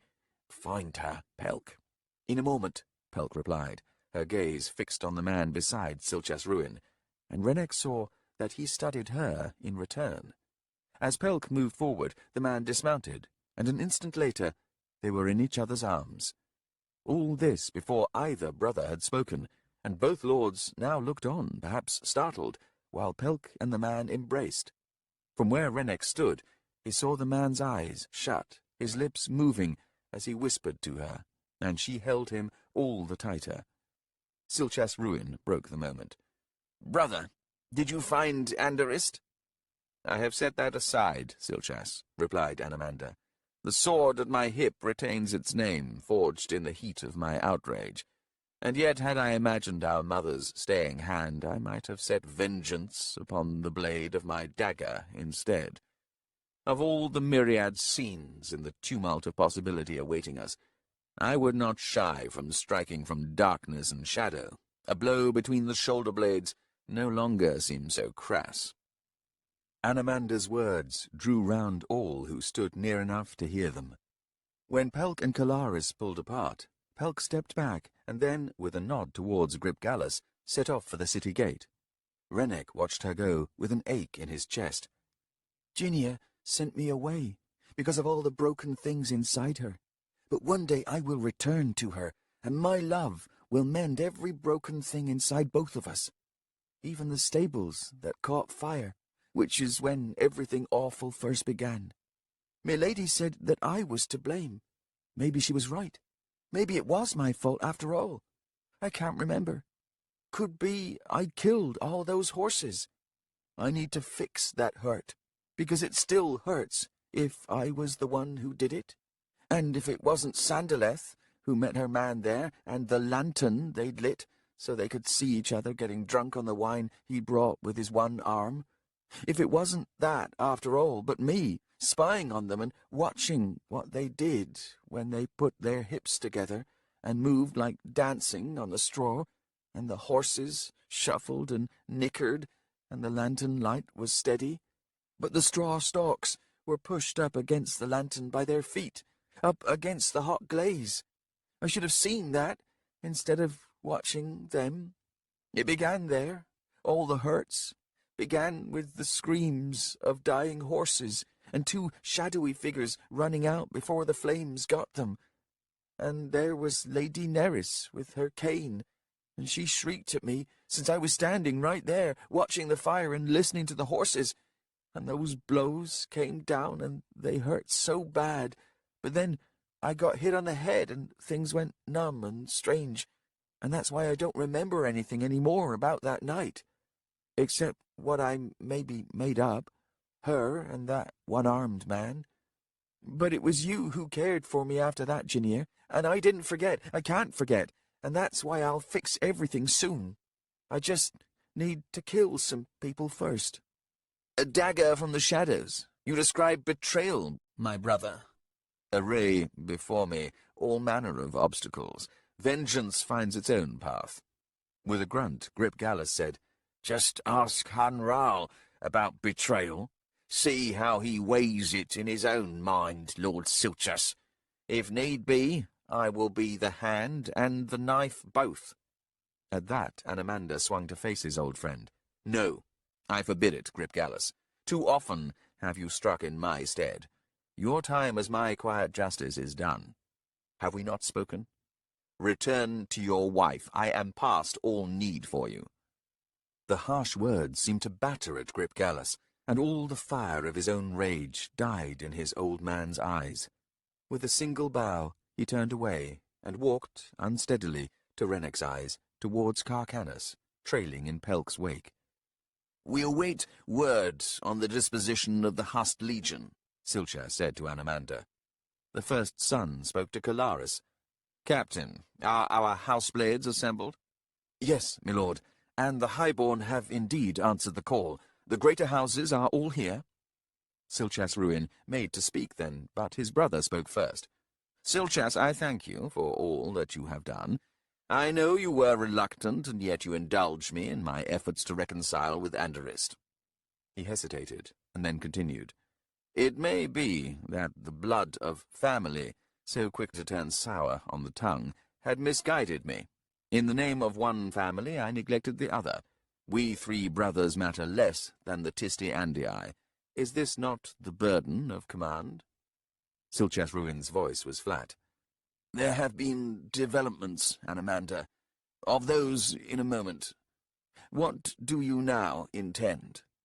"I must defy our mother, in the name of her sons and daughters. Silchas, I will draw my sword. I will take command. Silchas was silent for a long moment, and then he nodded. I thank you for that, brother. Give me command of our houseblades, and I will be more than content. Of the more grave demands awaiting us, I leave them to you. Anamanda sighed and nodded. And these developments. Silchas made a gesture for patience before turning to Kalaris. Captain, return to our company. I will be inspecting them shortly.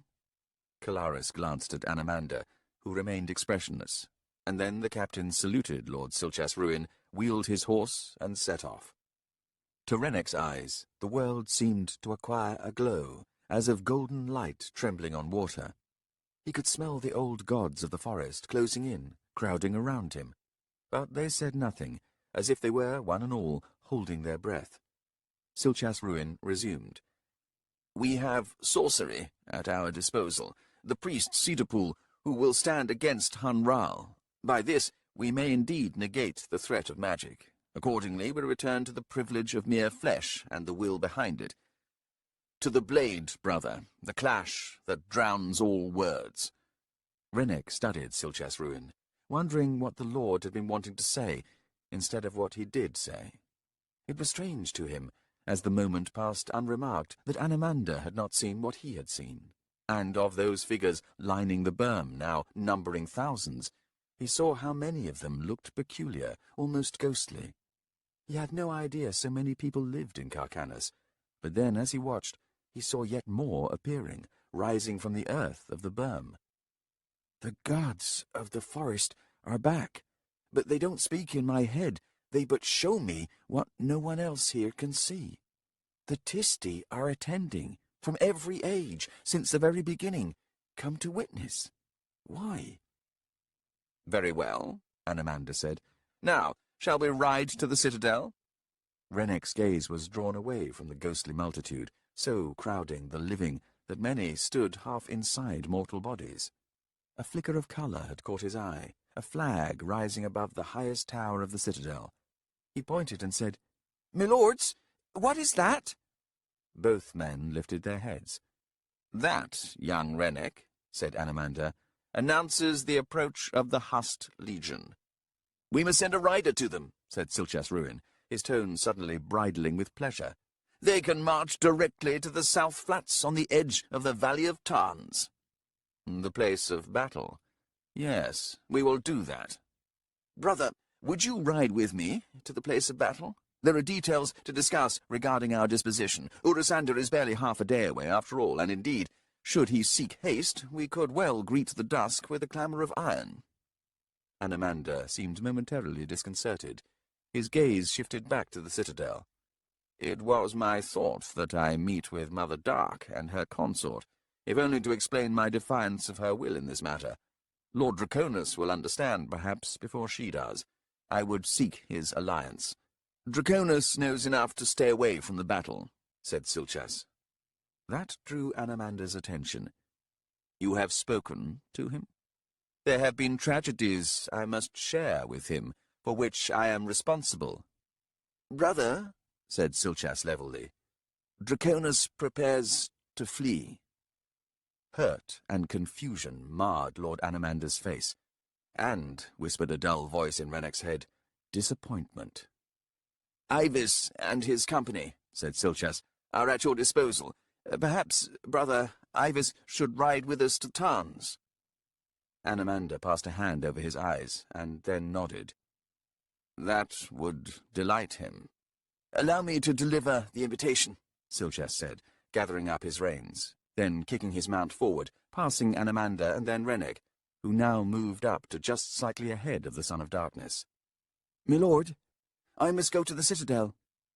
Indeed? To speak to someone. Anamanda said, Proceed in my name, and at the palace gate deliver the news that I ride with my brother to Tarns, and depending on Urasander's patience, I may or may not return to the citadel before the battle. He studied Renek for a moment, and then removed a thin silver torque from his left arm. This bears my sigil, but even this may prove a dubious escort. The city is crowded, and its mood is pensive. Hide my gift, Renek. whilst you traverse the streets. Rennick moved up to take the talk. You wouldn't rather wait for hostage Sandaleth and the others? No, sir. I want to go now. I envy your vision, so clear of eye, so sharp in its desire. Rennick glanced over at the ghosts massed along the berm, and then back to where Ivis had settled the camp. And there he saw many other ghosts, as many as the trees in the forest, or perhaps more. "My lord," he said, "I don't always see what I desire. Sometimes what I see I don't understand at all." You have left childhood behind, then. Should you mourn its passing in the years to come, remember this day. "I will, whether I want to or not. Thank you, my lord, for saving my life. When I'm done at the Citadel, I'll go to Tarns too, with my spear in hand, and I'll fight beside you." His vow was meant to please the Lord, and yet Animanda's face seemed to fold in on itself, as if retreating from the promise of grief instead of glory. Rennick straightened. "You have your vengeance, my lord, and I have mine." "Then," the man said, "how is it possible for me to deny you?" "Until then, Rennick." Nodding, Rennick bowed, and then he leaned the spear over one shoulder and stepped onto the cobbled road leading into Kharkanas. The ghosts watched him, but like all the gathered spirits and gods, they too remained silent. Maybe that's what death is, the place you find yourself when there's nothing left to say. "Envy has many teeth," said Brazek, as he rode alongside Dathanar near the head of the train. "For men such as you and myself, for whom love can deliver the promise of downy cheeks, soft lips, and the sweetest nest of delight, or, through the opposite door, a bristled chin and manly tenderness, such as it is." He paused to mull, and then resumed. "Is it any wonder others look on and feel the gnaw and nip of outrage? Envy, say I, Dathanar?" "I am minded, friend Brazek, of the many artful expostulations of love by decidedly lesser poets and bards of our age and ages past. Shall I plumb this wretched trench? Ah, know you this one? Love is a dog rolling on a dead fish." Strapala of the South Fork. Guess this one. "I wallow in my love, and you the heart of a sow." Vesk, dead now 100 years. "And still mired in mediocrity. No blow to his fame, no mar to his name, no challenge to all that is lame." Barring what you peddle, Brazek. I yield the floor, step lightly over the chalk defining my place, and call an end to towing the line. Consider this one, then. So heartbroken, this poet, he spent 4 years and 100 bottles of ink defending his suicide, only to break his neck upon a bar of soap. Lie to die, dead by suds, quick to the slick, and slip away, no time for a quip. Forsaken this love, my tongue doth probe, to touch but touch the excretion of the snail's slime. And now, all a tingle at exquisite poison, my heart dances like a rat on a griddle, but still she stands with but a faint smile 'pon her sweet lips, tending the fire, and tending the fire. There is a delicacy to that anguish, urging me to admiration. His talent was all accidental, and yet not. Stumbling, panged into genius, this does seem a rare talent. By nature of suffering, indulged with passion, to make something sticky of excess, and yet the lure of honey in the flower's budding mouth, drawing one in, and, as he might say, in. And in, Dathanar added, nodding. Have I confounded you? No, a moment longer. I am on fertile ground, and must only sharpen the plough. Was it Liftera? Of the Isle? No. Her railing was ever too sour to do aught but crush the petals in desperate grip. Sheroth? That, alley cur, you insult the name of the accidental suicide. One more effort, and then I must proclaim my triumph. Still, it echoes, oh, so familiar. Well, it might. Before them, the city's south wall, dismantled here and there, slumping elsewhere, drew closer, the buildings beyond it dark as smoke-stained stone. The gates were open and unattended. Not even a guard was visible. 4 years of wallowing. Till the soap upon the tiles. Such an ironic death should have made him famous. His body of work put paid to that. Quoth me another line or 3. Too dark this dawn, too bright this sunset, too gloomy this day, too starlit this wretched night. Too miserable this fool, who sees nothing good in anything. He was suicidal, as I said. 4 years the span of his career, as he unleashed all that was within him, broken of heart, blind to the insipid self and all its false confessions. Broken of heart, said I? Empty of heart, too obsessed with the trappings of rejection to focus upon the object itself. She said no, and before her breath left the word, he was off, epic visions filling his head, the ordeal stretched out like a welcoming lover. Hark well, the willing martyr, and make jaded your eye upon his thrashing agony. This is a game played out to its gory end, with an audience evermost in mind. In the offing, a bronze, I should think, or a painting, broader than high, a swept vista. Done, and done to the bronze. What? Varinaxa? Galan's mocked hero? But that man was an invention, a fiction. Galan's public snipe at his faunas. I posited no distinctions. Prezek sniffed. The broken heart of a poet gets pumped dry fortnightly. From a healthy one, nothing worthwhile bleeds. So some would claim, but it is these appetites of which we should steer well wide, yet not canted too cynical. Instead, invite a curiosity as to the self-made victim and his self-wounded self. What urge spurs the cut? What hunger invites the bite upon one's own flesh? This is death turned inward, the maw and the wound made one, like lovers. Varanaxa, sighed Prezek. For that epic farce Galan was vilified. He cares not. More to the fury of his enemies, that. And herein hangs a lesson, should we dare pluck it. Prezek squinted ahead to the train's foremost riders, Commander Toras Redone, and at her side Captain Farror Hend. Suicidal indifference? Dathanar shrugged, and then said, I am weary. Galar Barras had ridden back along the column, driven to distraction no doubt by 3,000 soldiers marching in silence. There were no stragglers, few conversations, the weapons and armour mute. The sound of the hussed legion was a dull drum roll that brooked no pause, a slow thunder drawing ever closer to Kharkanas. The thaw that had been whispered on the south wind the past few days was now dying away, and the snow crunched beneath boot and hoof, a growing bite to the air as the morning lengthened. That confounded ritual, said Dathanar in a frustrated growl. I awakened on thin ice. But which way to crawl? No shoreline beckons with high tufts of yellow grass and the stalks of reeds. To shift a hair's breadth is to hear the ice creaking beneath me. My eyes strained to read this placid wind-swept mirror.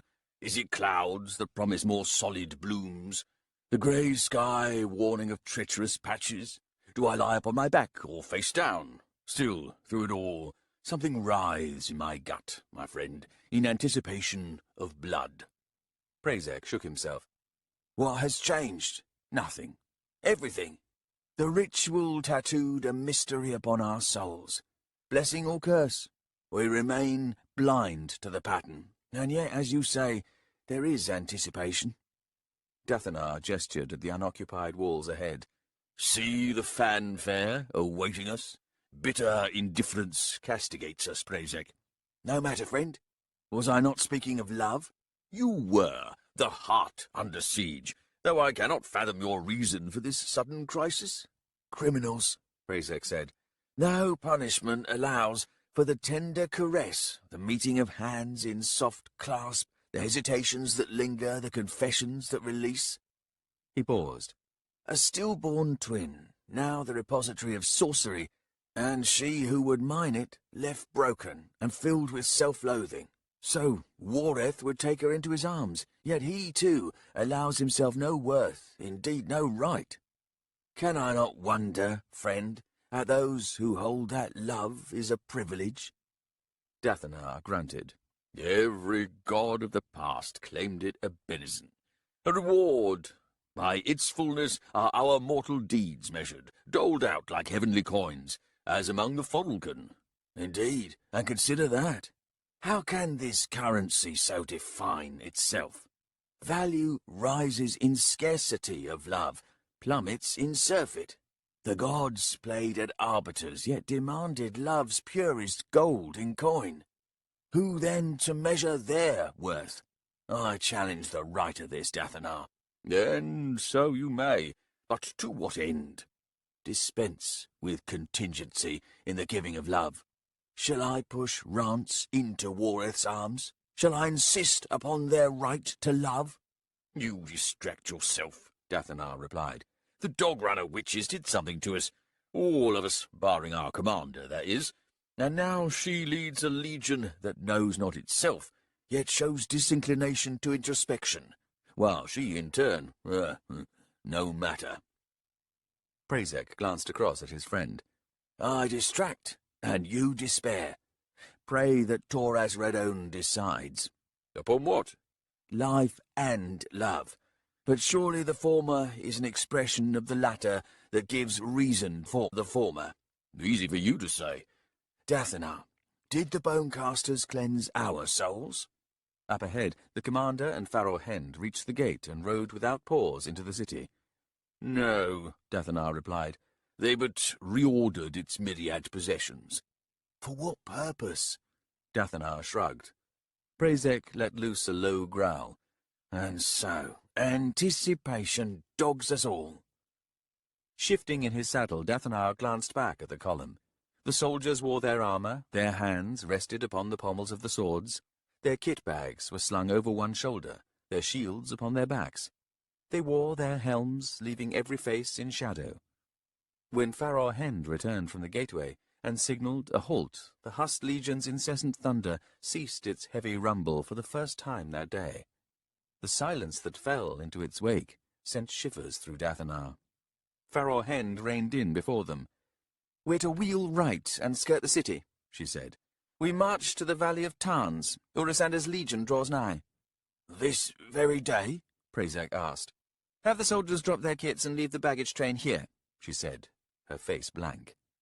Both men swung their mounts around. They could see Galar Barras cantering towards them. Prazek waved a signaller forward. "Envy has many teeth," he muttered, as the signaller rode closer. "Enough to spawn a civil war." Dathanar nodded. From the Hust weapons and armour down the entire length of the column, the iron began to moan.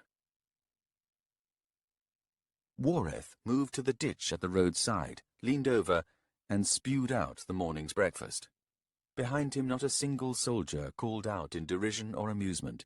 Not a single man or woman voiced disgust. Wiping at his mouth, and then spitting out the last of the bile, he straightened and turned round. He was being ignored. The faces beneath the helms were fixed upon the new flag being raised by the signaller.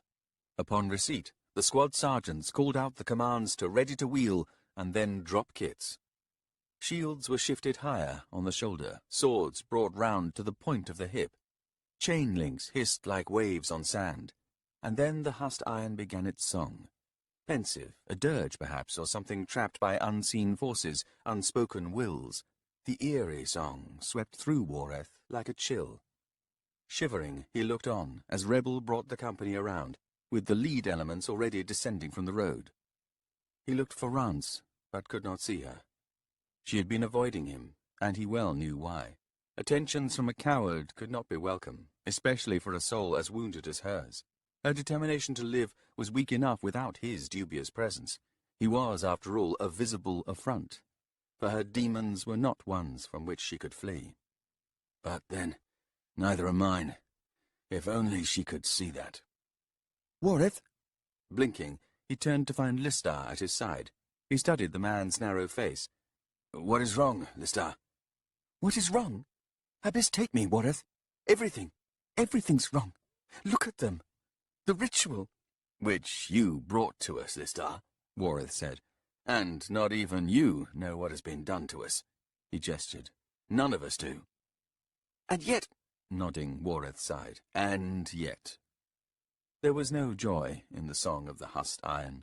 Wareth shook his head. Listen to that, he said. What do you make of it? Listar rubbed at his face. He mumbled something Wareth could not hear. What? The iron, Wareth, is filled with dread. The swords do not grieve for those they would slay, but for those wielding them. He paused, and then glanced at Wareth. She defied your wish, and Galabaras's too. Here you are, ordered to lead us into battle. It seems she is indifferent to your fate, and by extension, to all of us under your command. Wareth could not argue against any of that. Do not look to me, Listar. We won't. We'll follow Rebel. Just be certain of one thing, Wareth. Voice no orders, issue no commands. If you bolt, we'll not follow you. Wareth thought back to a few moments ago, when terror emptied his gut.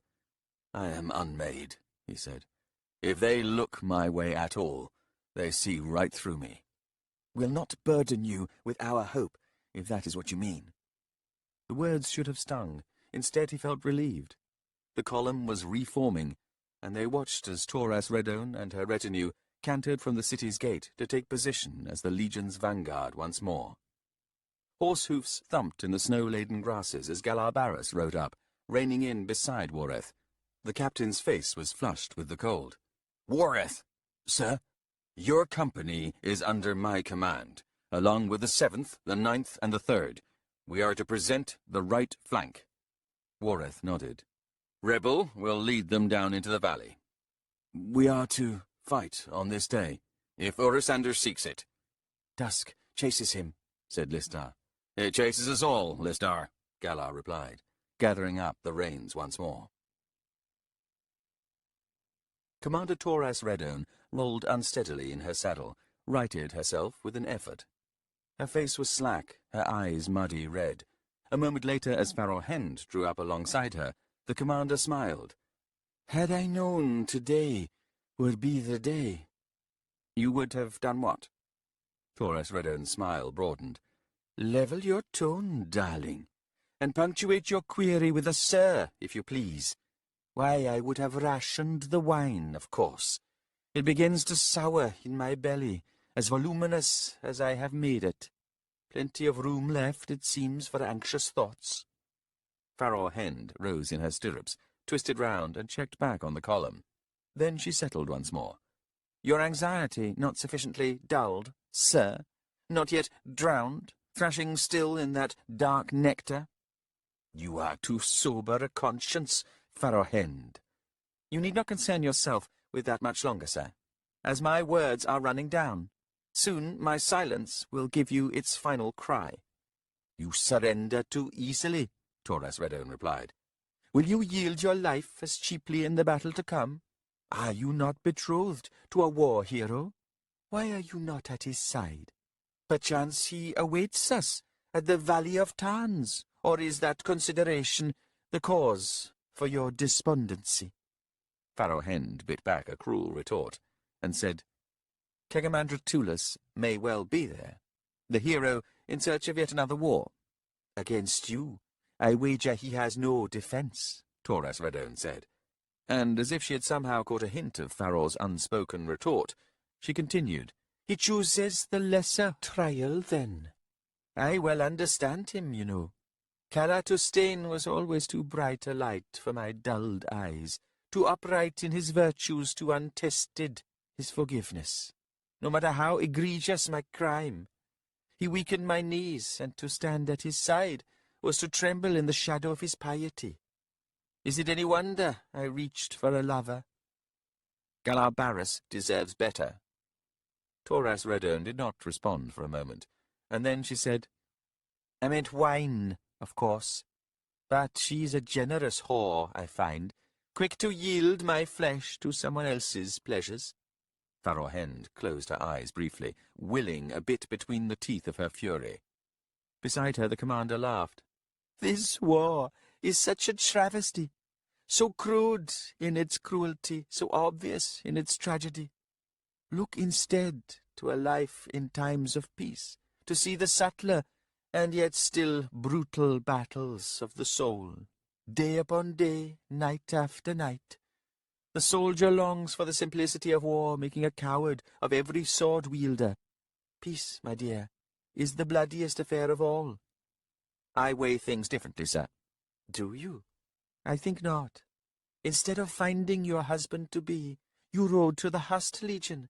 Instead of claiming an estate and giving it the shape of your heart, you perch here like a crow on my shoulder, quick to judge, but oh, so slow to cast inward that unflinching regard.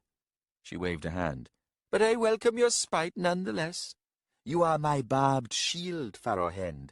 I draw you ever closer to feel the sting of the spikes, here on my chest, pricking the skin above my heart, and I but await the first crush of battle to see me home. You'll make no descent into the press, sir, Farohend said. I'll not let you. Indeed? And why such mercy? Because, she snapped, it is the very opposite of mercy. Toras Redone seemed to reel in her saddle, pulling herself upright with severe effort. Her face was suddenly set, the smile long gone, her gaze fixing forward now to what awaited them all. Once across the inner bridge, Kalaris dismounted close to the citadel's gatehouse, and handing the reins over to a steward, made his way into the keep. Its severe facade rose before him as he traversed the compound. It has not the look of a temple, but a fortress, and is it not odd, all things considered, how so often one demands the other? That faith needed defending suddenly struck him awry, the very notion jarring his thoughts, and it seemed that he tottered on the edge of a revelation. After a moment he righted himself, picking up his pace as he reached the broad flight of steps. Philosophers can't have been blind to any of this. My startling realizations stumble in well-trodden troughs of discourse, no doubt. No faith worthy of itself needs defending. Indeed, there can be no such thing as an external threat to faith, barring that of genocide. And even there, killing the flesh impugns not the faith held within it. No, the sordid truth is this. Faith's only enemy exists in the mind that calls it home. The only forces that can destroy faith are those the believer wields against him or herself. He reached the doorway, saw the door left open, swung wide in fact, and strode into the keep. A believer whose face twists, who points an accusing finger at a disbeliever, who then draws a blade with blood in his mind, that believer pronounces a lie. For his doubts are his own, and were he truly honest before his God, he would voice them. No number of corpses imaginable for this believer to stride over can quell the threat, the potency of self-doubt. A true believer, indeed, need never draw a weapon, need never rise in argument or howl in fury or make fists, or roll in a mob to crush some helpless innocent enemy. A true believer needs none of those things. How much of the world insists on living this lie? Blinking, he found himself standing at the entrance of a side corridor, the one leading to the chamber where Lord Draconus waited. Vaguely he recalled hearing words spoken near the Terrandai, a conversation perhaps, and a question thrown towards him. Frowning, Kalaris turned, in time to see Cedarpool and Indus Salan approaching him. "This war," Kalaris said, forestalling them, "is unnecessary." Both priests halted at his words, and then Cedarpool snorted and shook his head. "Dear Captain, we all know that. We fight because we have lost faith." "Yes," said Cedarpool, his round face grave. "Fighting," Kalaris continued remorselessly, "is proof of our lost faith. And now people will die in payment for our own private failings. This is not a civil war, not a religious war." He paused helplessly. "I don't know what it is." Endist Salan stepped forward. "Captain, take care of your loved ones." He lifted his hands with their sodden crimson bandages. "It is our folly to see a hole at the center of our world, one of empty darkness, a manifestation of absence." "But it is not empty," whispered Kalaris. "Is it?" Endis Salan glanced back at Cedarpool for an instant, and then, facing Kalaris once more, he shook his head. "No, sir, it is not. She has filled it to the brim. It is swollen with her gift." Behind him, tears were falling freely down Cedarpool's cheeks. Kalaris brought his hands to his face, as Pelk's visage filled his mind. "Her gift," he said. "Draconis was the proof of it," Endist said. "If only we'd the courage to see. All of this," and he gestured with his bloody hands, "is filled with love. Yet see what rears up to stand in its way. See our innumerable objections to this simple, most profound gift." His smile was broken. "This is a war of fools, Captain, like every war before this and every war to come. And yet as proof of our failings, as proof of our weakness, and every petty distraction we so willingly embrace, it is, alas, no more than what we deserve." Kalaris backed away from the two men. "I await Lord Anamander and Silchas' ruin," he said. Cedarpool grunted. "Too late for that. They ride to the Valley of Tarns." The words stilled the torment in Kalaris's mind, and then horror rose in its wake. "What? Surely Lord Anamander would have—" Endist Salan interrupted him. "Lord Anamander has been away. He relies upon his brother's judgment." Kalaris looked to each man in turn, and back again, still uncomprehending despite the dread he felt, still lost by this turn of events. "Lord Draconis waits," he said.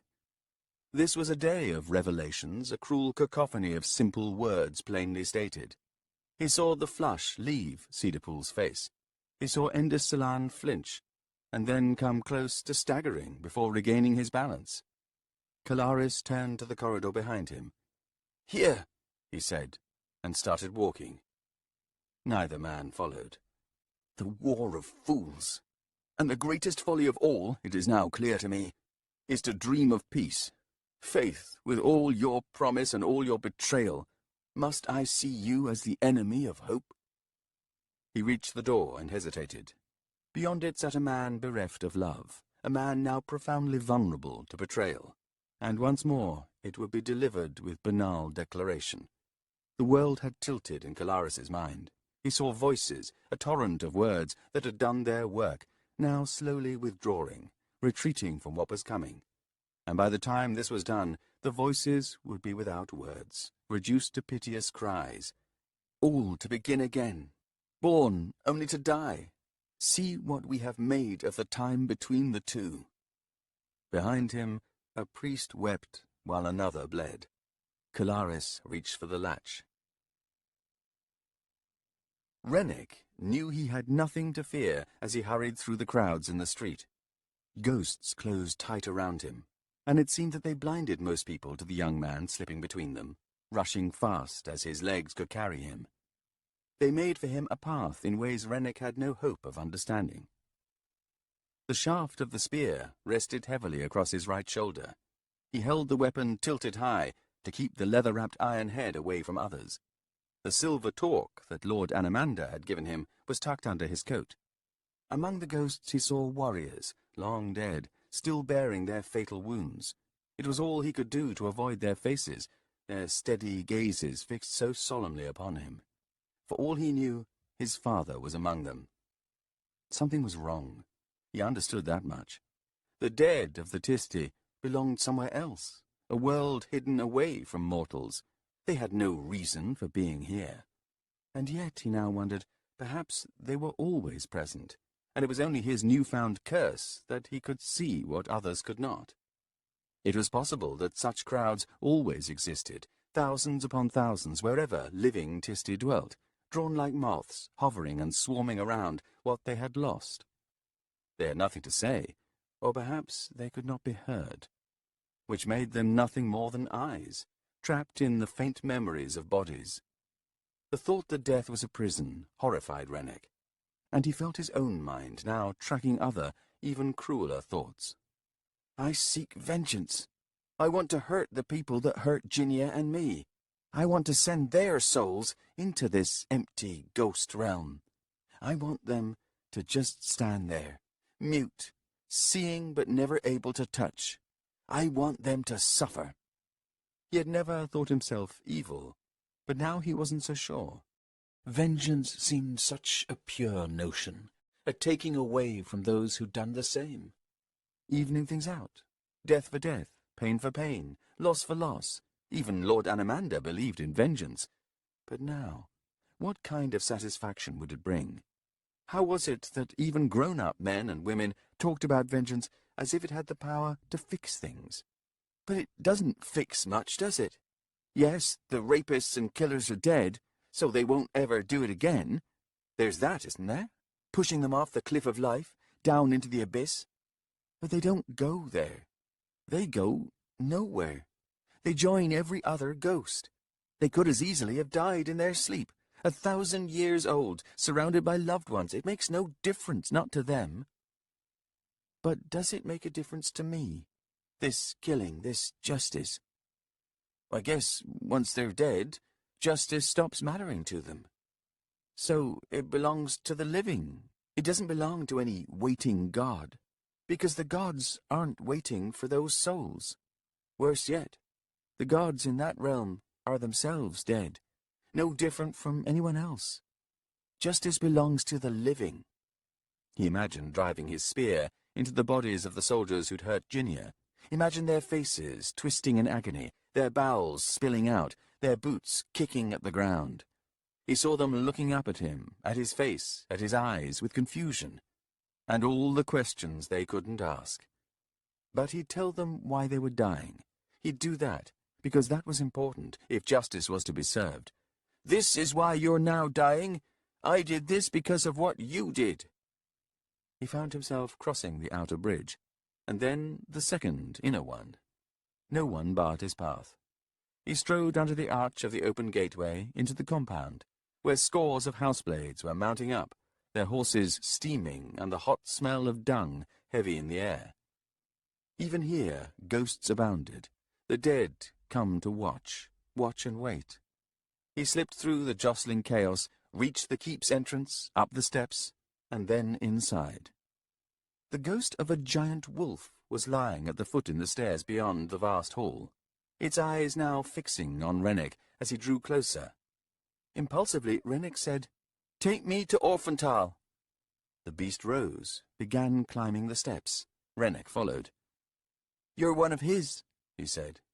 "I don't know how I know that, but you are. You died a long time ago, but he brought you back, to keep watch on things. You're dangerous, but not to the living." And now he realized that he had not seen any ghosts within the keep itself. "You drive them off. Orphantal sees them too. He sees them, and doesn't like it."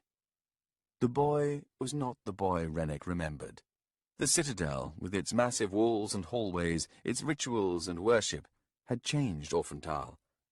"I think," he said now to Orphantal, as if the boy could hear through the ears of the ghost wolf, "you're going to frighten your mother."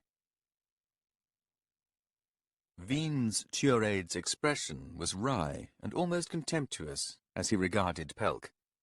She had entered the estate's courtyard, pushing through the readying houseblades and making for the building entrance, when Veen's, seeing her, had stepped into her path.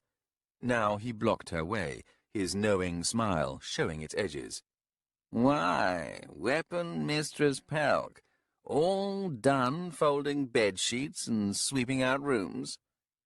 "Move aside, my lord," Pelk replied. "I must speak to Lady Hishtula." She's too busy fretting, but if you have relevant news, I will hear it. Yes, I'm sure you will, but not from me. When she rested her gloved hand upon the pommel of her sword, his smile broadened. My wolves surround you, mistress, but even in their absence, I do not fear your skill. She cocked her head. What a foolish statement, my lord. Any sword-wielder, no matter how talented, should know and understand fear. Without it, you are likely to get yourself killed, even by an enemy less skilled than you. I cannot think who trained you, sir, but it clearly wasn't me. Their conversation had drawn a few of Churade's wolves closer. The chill air of the courtyard was rank with men's sweat, and the houseblades edged in to crowd her. Sighing, Pelk said, Call off your pups, my lord. Playing at bullies demeans them, assuming such a thing is possible. If, on the other hand, each one is brave enough to face me alone, why, I invite it. I have folded enough bed linen and swept enough corners, and my mood now inclines to killing. And so do oblige me by holding your ground, sir. If I am to hang for spilling noble blood, I will delight in making you the first to fall. There was a commotion behind her, and a moment later someone voiced a shout of pain and staggered to one side. Grip Gallus now moved up beside Pelk, his short sword drawn and its tip bloody. Apologies, my lord, he said to Vine's Turade. Hard to draw in this press, and yet I was of a mind to check the edge of the blade, the battle being nigh and all. Now, sir, my wife is within? Excellent. Hooking an arm around Pelk, he moved forward, forcing Vine's to step aside. But please, Grip added as they made for the door, do maintain your vigil, since we do not wish to be disturbed. They entered the building, where Grip paused to sheathe the sword. Pelk, he said in a low voice as the door closed behind them, my wife's uncle is an unpleasant man, but murdering him on the steps of the estate would have been unwise. She bared her teeth. Grip Gallus, I have lost all faith in wisdom. As for my reasons, best you not know them all. She paused, and seemed to shiver, as if deliberately shrugging off her bloodlust. One day I will indeed kill him, sir. Best you know that now, and be certain to not stand in my way. Grip's gaze narrowed on her for a moment, and then he said, His thugs would have cut you down. Too late to make a difference. Captain Kalaris would disagree. Pelk frowned. I keep forgetting. You forget your love? No, I forget that someone else, anyone else, cares about me. He studied her for a long moment, and then took her arm again. Let us find your lady, shall we? Ishtula was in the large room adjoining the master bedroom, attended by servants helping her don her armour. Upon seeing Grip and Pelk enter, the brooding storm clouds of her visage suddenly cleared, and she let out a heavy sigh. I had begun to wonder, she said. Grip Gallus spoke, even as Pelk drew breath to begin her report. Beloveds, we are forbidden the field. What? Lord Anamander forbids us this battle. It seems your uncle will lead your houseblades after all. I will defy him. And so wound him. He wounds us. Grip Gallus nodded. Yes, he does. He took offence at my return, more than even I expected. I am driven away, an unwanted cur. He paused, and then suddenly smiled. There is a certain freedom to this. Ishtula's eyes held on her husband for a moment longer, and then shifted to Pelk. My husband's loyalty lies slain before the battle's even begun. What have you to say to me? I nearly killed your uncle, my lady, prevented only by your husband's intercession. Anything else? Lord Anamander has taken command of the Draconis houseblades. Lastly, by signal flags above the citadel, the Hust Legion, even now, makes for the Valley of Tarns. It is time to assemble and ride from the city. Lord Anamander takes command, not Silchas Ruin? Pelk shrugged. If he has not already announced it, he will, milady. The first son of darkness will defy Mother Dark. At that, Grip Gallus turned, shock written deep in the lines of his face. Pelk continued. If Lord Anamander refuses you both, it is because he wants you to live. No, he needs you to live. There will be sorcery. The slaughter awaiting us may be absolute. What of our honour? Demanded Hishtula. Pelk scowled. In this new war of magic, milady, honour cannot exist. Respect dies with the distance, the very remoteness of murder. Battle becomes a chore, but one swiftly concluded, and only the ravens will dance. She set her hand again upon the pommel of her weapon. All my skill, all that I gave my life to teaching, my very vow to see my students survive is now meaningless. If death can strike without discrimination, then truly we are fallen. I see a future in which spirit dies, and if this day is to be my last, I will not regret it too much. She glanced at Grip Gallus. I expect Kalaris to join me in the dust of death, so think not to chide me again, Grip Gallus. Neither Grip nor Hishtula had anything to say to that. Pelk nodded. Now, by your leave, I will return to your uncle and inform him of his command. See that they fight, Hishtula said, but her tone was empty, hollowed out. You are his second in command. Make certain that he understands that. I will, milady, and should he betray, I will cut him down in the instant. I doubt, said Hishtula, as she gestured her servants closer again, this time to begin removing her armour. Veen's curade holds any delusions about your resolve, Pelk. She turned her head to her husband. What say you, beloved? Shall we ride to my western keep? Grip frowned at her. You will surrender all responsibility? He loves us too dearly, does he not? We shall depart, bearing the cuts of our freedom. She shrugged. Our trail will be obvious enough by the blood we drip. Pelk, keep Rancept close. Of course, milady, if such a thing is possible. I said keep him close, Pelk.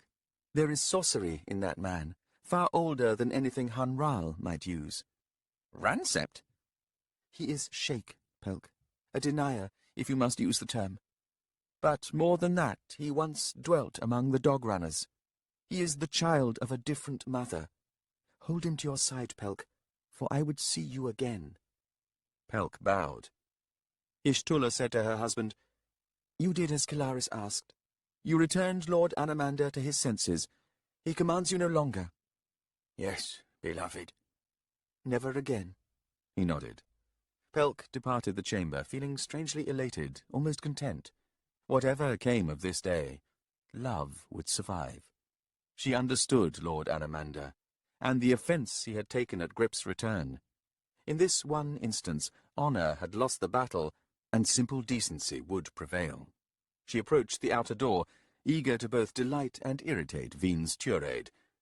Then they would set out for the Valley of Tarns, leading the houseblades of House Tula, and she would ride behind Veen's, and at her side old bent Rancept, his breaths as harsh as those of the horse he straddled. Kalaris would live, or he would die, no different from Pelk herself. And you, Ivis, you old fool, find your new love if you can, when all this is done. We're past every regret, and the past has lost all its claws, all its teeth, and can hurt us no more. Now, time had come to face the dying day. She kicked open the door. Chapter 25. Although it left him with confused emotions, tugging him this way and that, the idea pursued Orphantal, and no matter where his mind raced, the idea swept up around him the instant he paused. Children should be able to choose their own mothers. Of course, such a thing was impossible. And yet, was it not even worse that mothers could not choose their children? He knew enough about being unwanted and unwelcome. He knew even more about being a disappointment. The mother he sought, could he so choose, would have the strength to look him in the eye, and to see and not fear who he was. There would be a reserve about her, a kind of selfishness perhaps, that in itself would give him enough room to grow into his own world, making his own choices about how to live. Grip Gallus would have laughed at the notion. The child, he would say, needs guidance, The child, he would insist, was not ready to understand the world, not ready to make a place in it. And these things were probably true, but a balance was needed nonetheless. Until his arrival in the citadel, Orphantal had been smothered beneath his mother's needs. He had been weighted down with the fears and dreads of his grandmother. Of his father there was only absence, a vast realm of ignorance, in which Orphantal could raise heroes, standing beneath bold standards, and that suited him well enough. Heroic death appealed to him like nothing else, when he imagined his future life, when he at last clawed free of his mother and her shrinking world. He'd sensed his mother's arrival. His powers had grown, and now the city and its outskirts trembled as if sheathed in his own skin. The black river, with its crisp shelves of ice along the banks, felt like his own heartline, rich with the tireless flow of blood, too swift to freeze solid, too fierce to be turned aside. He felt his mother and her uncertain steps. He shivered to the sudden presence of the first son of darkness, whose spirit was like a mailed fist, and the stranger beside him, in the moments before retreating back into the forest. That man held in his heart all the resolve of a wounded world, of nature steeling itself against a storm of its own making. Orphantal was still a child, and yet in the space given to him since his arrival at the citadel, he had soaked in the dubious wisdom of ancient stone walls, of floors laid out in ritual, of magics swirling down every passage, murmuring the memories of old gods. He had prodded awake sleeping spirits, and each one had given him new worlds, new thoughts, new ways of seeing. But for all that, his mind remained as it had always been, quick to absorb all the new things given him, and as quick to find itself wandering, lost in confusion, knowing he was not yet able to understand it all. Knowing that such gifts, these blessings of stone and old gods, were meant for someone older, wiser, someone who understood enough to be afraid. He saw the boy, Rennick, his old friend, who'd stopped being his friend, rushing into the keep. It was startling to find that Rennick could see the wolf ghost he'd left there, near the Terrandai, and Orphantal was not yet sure if he was pleased by that or alarmed. Rennick looked much older than Orphantal remembered, scarred and sure-eyed, like a warrior or a hunter. He carried a spear, and no one he passed in the corridors challenged him.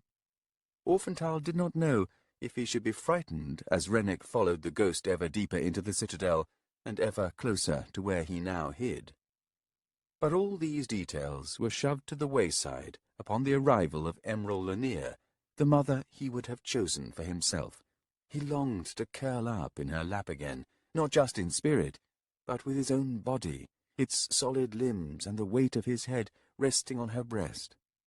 Everywhere there was the talk of war, of the battle to come. Everywhere in the citadel, and in the city beyond, there was a miasma of fear and uncertainty.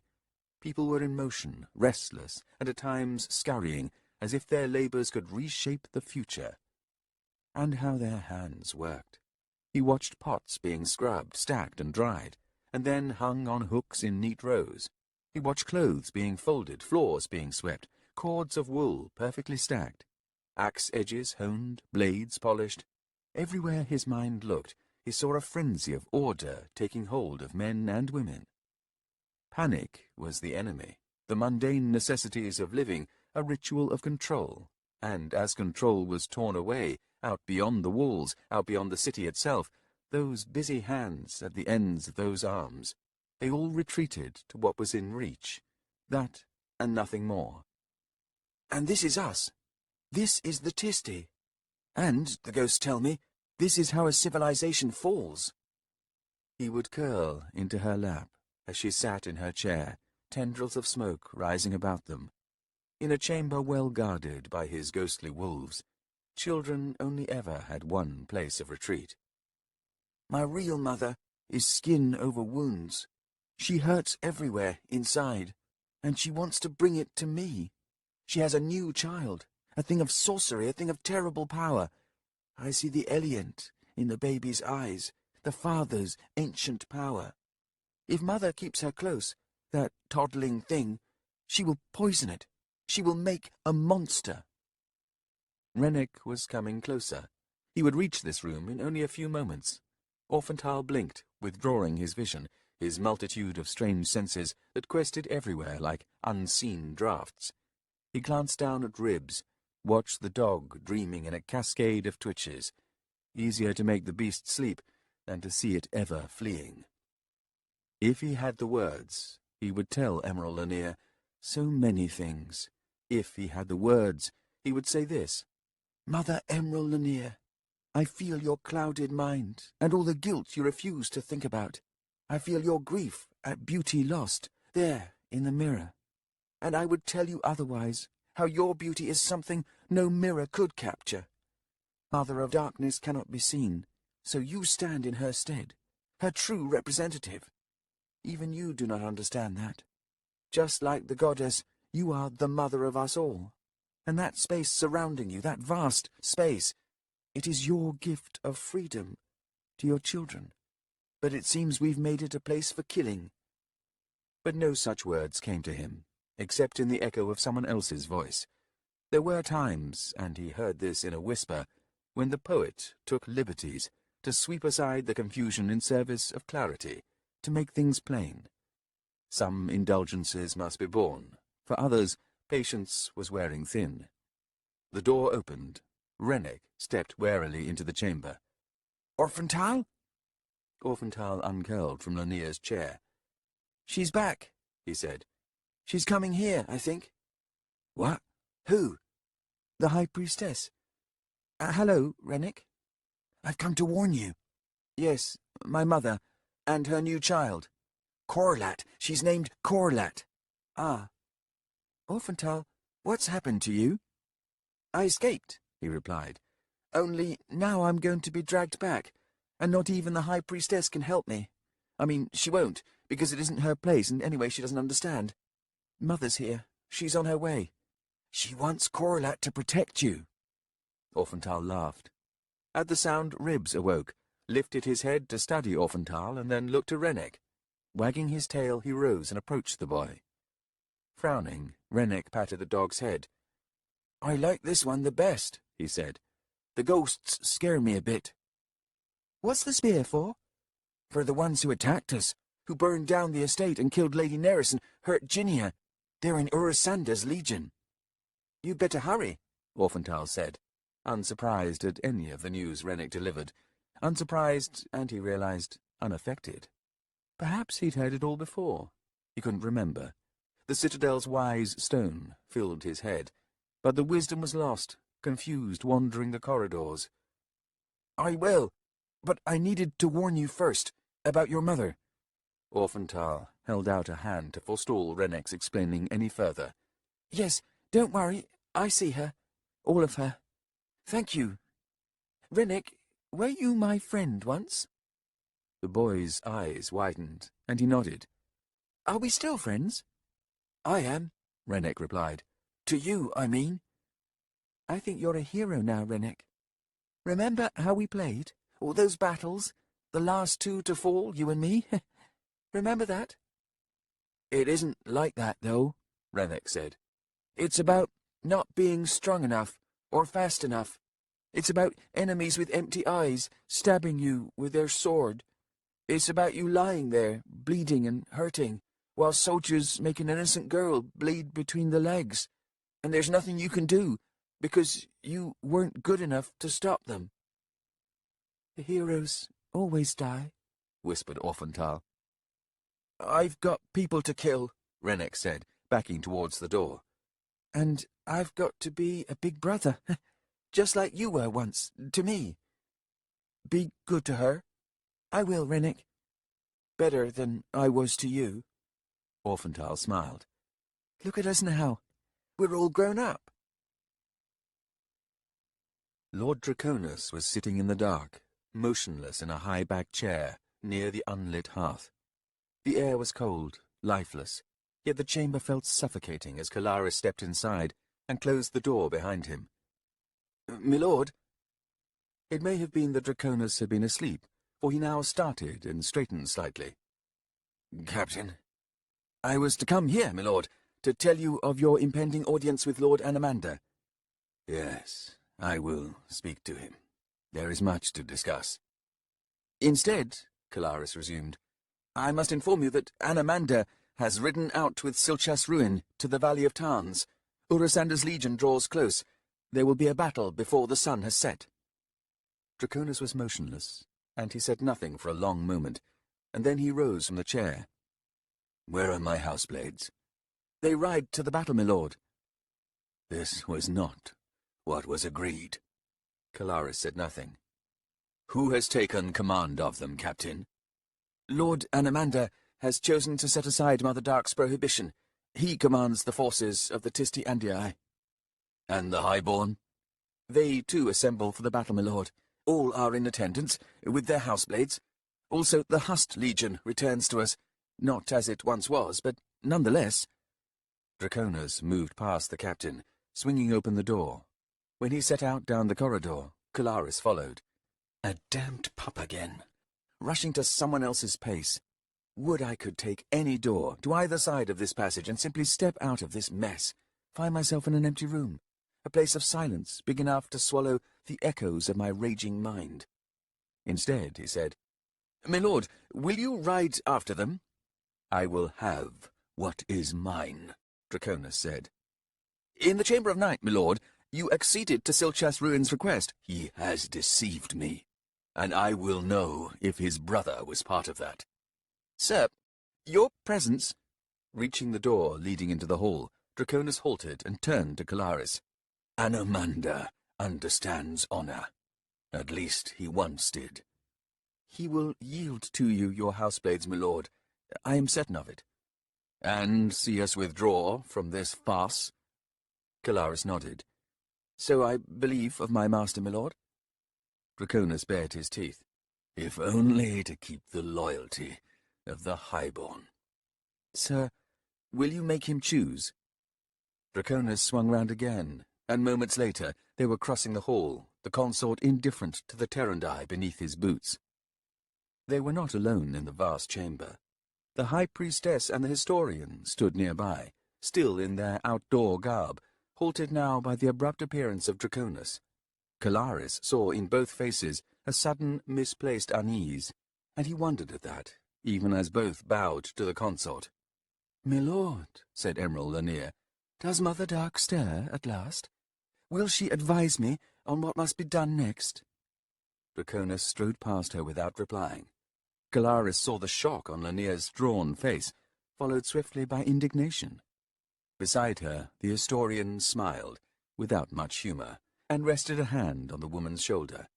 "High Priestess, is it not clear? He rides to the valley now." She spun to face him, but said nothing. And then Kalaris, too, was past, stepping swiftly to catch up with Draconis. This farce spills out. It mocks its way through the citadel, dancing down corridors. Soon it will howl. Once outside, they headed for the stables, Kalaris trailing Draconis like a man on a leash. The streets were clear when the companies of houseblades set out, each from their highborn's respective holding in the city. Most were on foot, ordered into a slow jog, as they headed first eastward, and then, once beyond the outer gates, on to the northeast road, where company upon company linked up to form a column. At the very head, and forming a vanguard, rode the highborn themselves, Vanat de Gala, Veems Tureid, Aegis, Manale, Beisk, Drethdenon, Trevok, and Rael. Immediately behind them, also mounted, the masters and mistresses at arms, along with a score of lesser officers, aides, signallers, and message-bearers. Riding a massive, broad-backed horse, Ransept found himself in the company of Captain Horalt Chiv and Sakaro. In their martial accoutrements, the night in the kitchen at Tula Keep seemed long ago and impossibly far away. Sakaro, her ilter stored inside a leather case strapped to her saddle, her gloved hands resting on the horn, reins loosely wrapped about them, leaned companionably close to the Castellan, and said, "Has Lady Hish preceded us, then?" The jostling from the trotting horse sent stabs of pain through Ransep's bent frame, forcing his breath out in sharp gasps. It was a moment before he managed to speak. "She leaves this to her uncle. Sakaro uttered a surprised grunt and said, "That seems unlikely. Something must have happened." "Yes, something did." Riding up onto Ransep's other side, Horrell Chiv rapped his gauntleted knuckles against the wooden scabbard of his sword. "Castellan, know this. My Lord Dresdenon is resolved. If it comes to calling out cowards, he will not hesitate." Ransept nodded, although he was far from convinced. It seemed that Horrelt elevated his beloved far beyond the opinions most might hold of the man's fortitude. That said, Ransept hoped the captain was right. Wien's Curade was not a man to be trusted, not on this day. Pelk, riding at Curade's side, had made clear her opinion in this matter, conveyed with a simple glance instead of words. Ransept had been already resolved to follow orders, as expected, until such time as a command threatened his honour, at which moment he would do what needed doing. He'd lived long enough to find the weight of a crime, even one of murder, a burden he would willingly carry. There was little that could be done to him that would not in truth prove a salvation. His bones ached incessantly. Drawing breath was like drinking draughts of pain without surcease. He'd seen enough of life to know he wouldn't miss it much. His only regret was the grief his death would level upon those who cared for him. Wien's Curade was a man inclined to abuse the honour of others, as if needing to despoil what he himself lacked.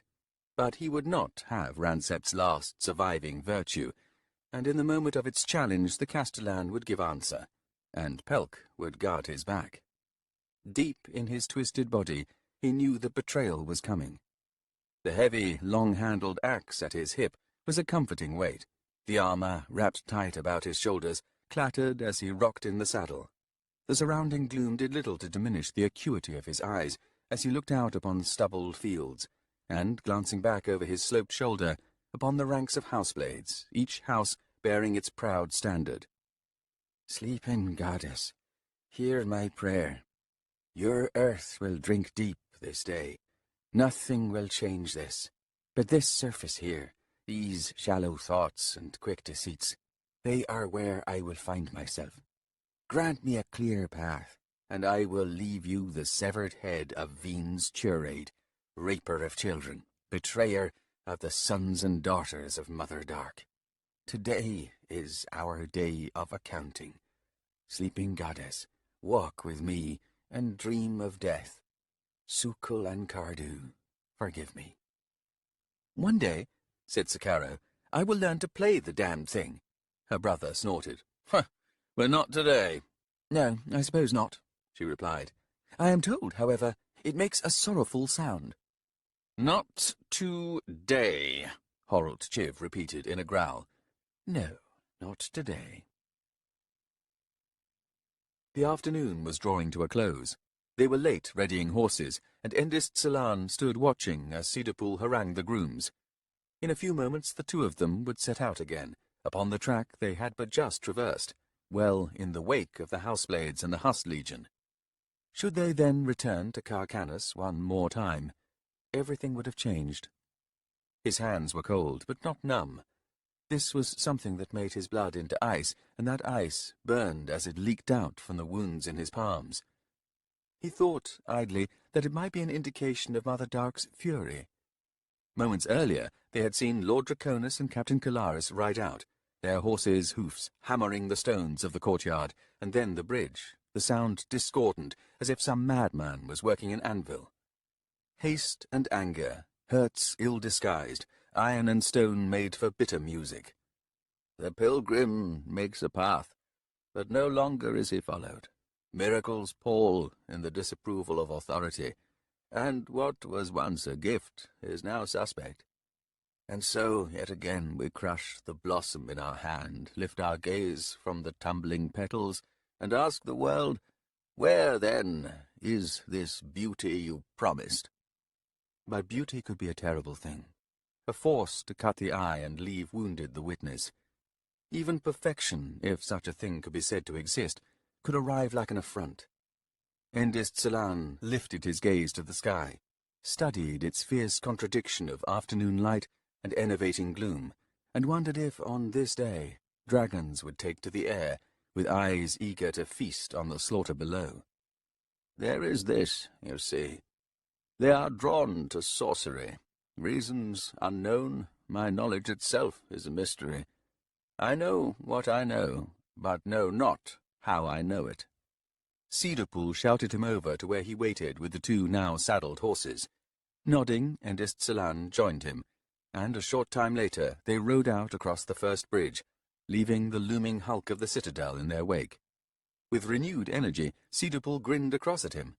"Today, my friend, we shall see the power of magic, the power to withstand, to defy, to refuse." "We will do what we can," Endist replied. "We shall prevail," Cedarpool said, his face flushed. "I feel it in my heart." "We need only hold." "Sorcery will see an end to armies and battles," Cedarpool said. "Perhaps even an end to war itself. Together, the two of us, we can lead our realm into a new era of peace. Mark my words." The sound of the hoofs beneath them was a cacophony, rattling Endist-Salan's thoughts, and he could think of no reply to Cedarpool's assertions. They rode on at a quick canter, the road before them strangely empty, this close to the city, though the air itself seemed turgid. If there were refugees fleeing Kharkanas, they were on the south road, although in truth Endist did not believe the city's inhabitants were fleeing. "Mother Dark, your children have nowhere to go." Even if Urasander's legion proved victorious, the notion of his soldiers looting Kharkanas was too heinous to consider. "No, this will be decided in the Valley of Tarns. Nothing else is required. The wise city will survive this." "We will drive this Leosan from our world," Cedarpool said. "What say you?" Endist-Salan nodded, but could manage nothing more. His hands wept with the anguish of a goddess, and yet the tears of blood burned, making him think of rage. All the soldiers were gone. Rennek hurried through a city emptied of almost everyone except ghosts, and they too had begun a march, eastward, in a silent progression of damaged and diseased figures.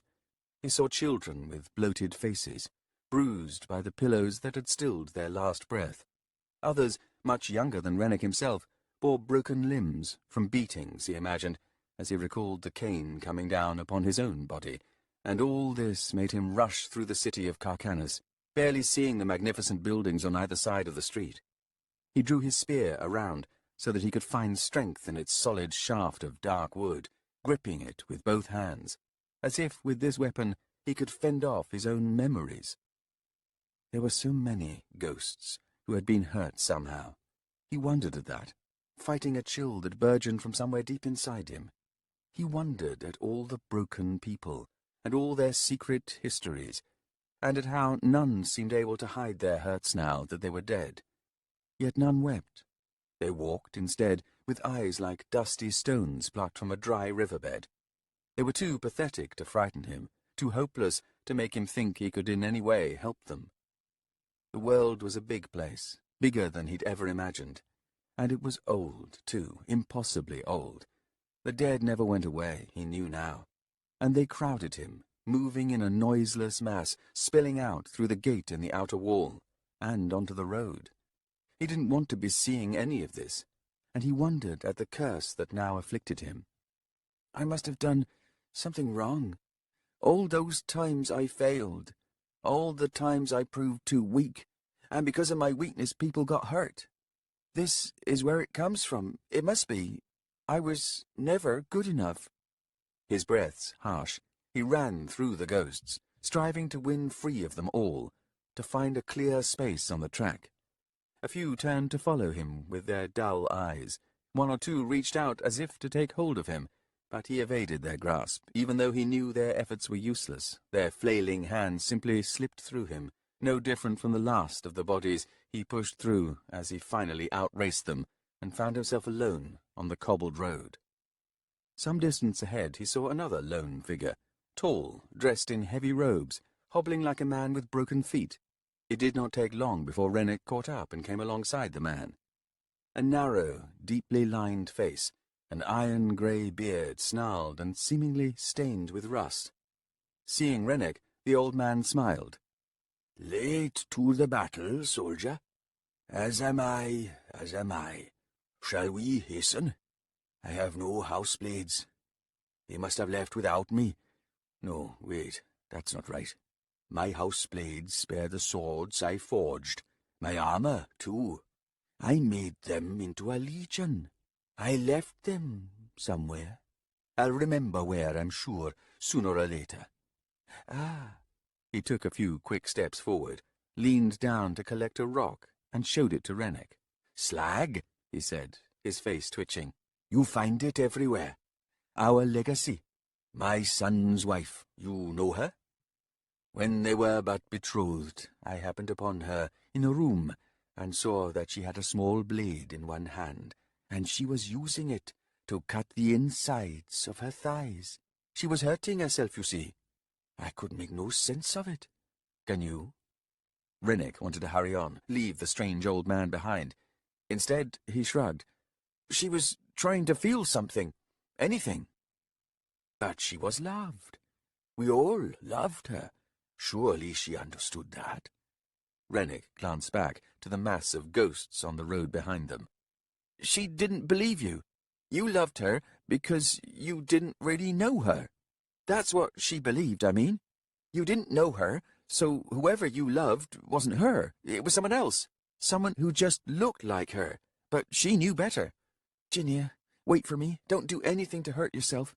And please, please don't let me see you among these ghosts. The old man still held out the ragged piece of slag, and now he closed his fingers about it, tight enough to break skin and draw blood. It ran down the edge of his palm, down to stain his cuff. He offered Rennick a ghastly smile. Every pit we carved into the earth, every hill we tore down, every tree we burned, the wastelands of poison we left behind. It's the same, young soldier, exactly the same, wounding ourselves.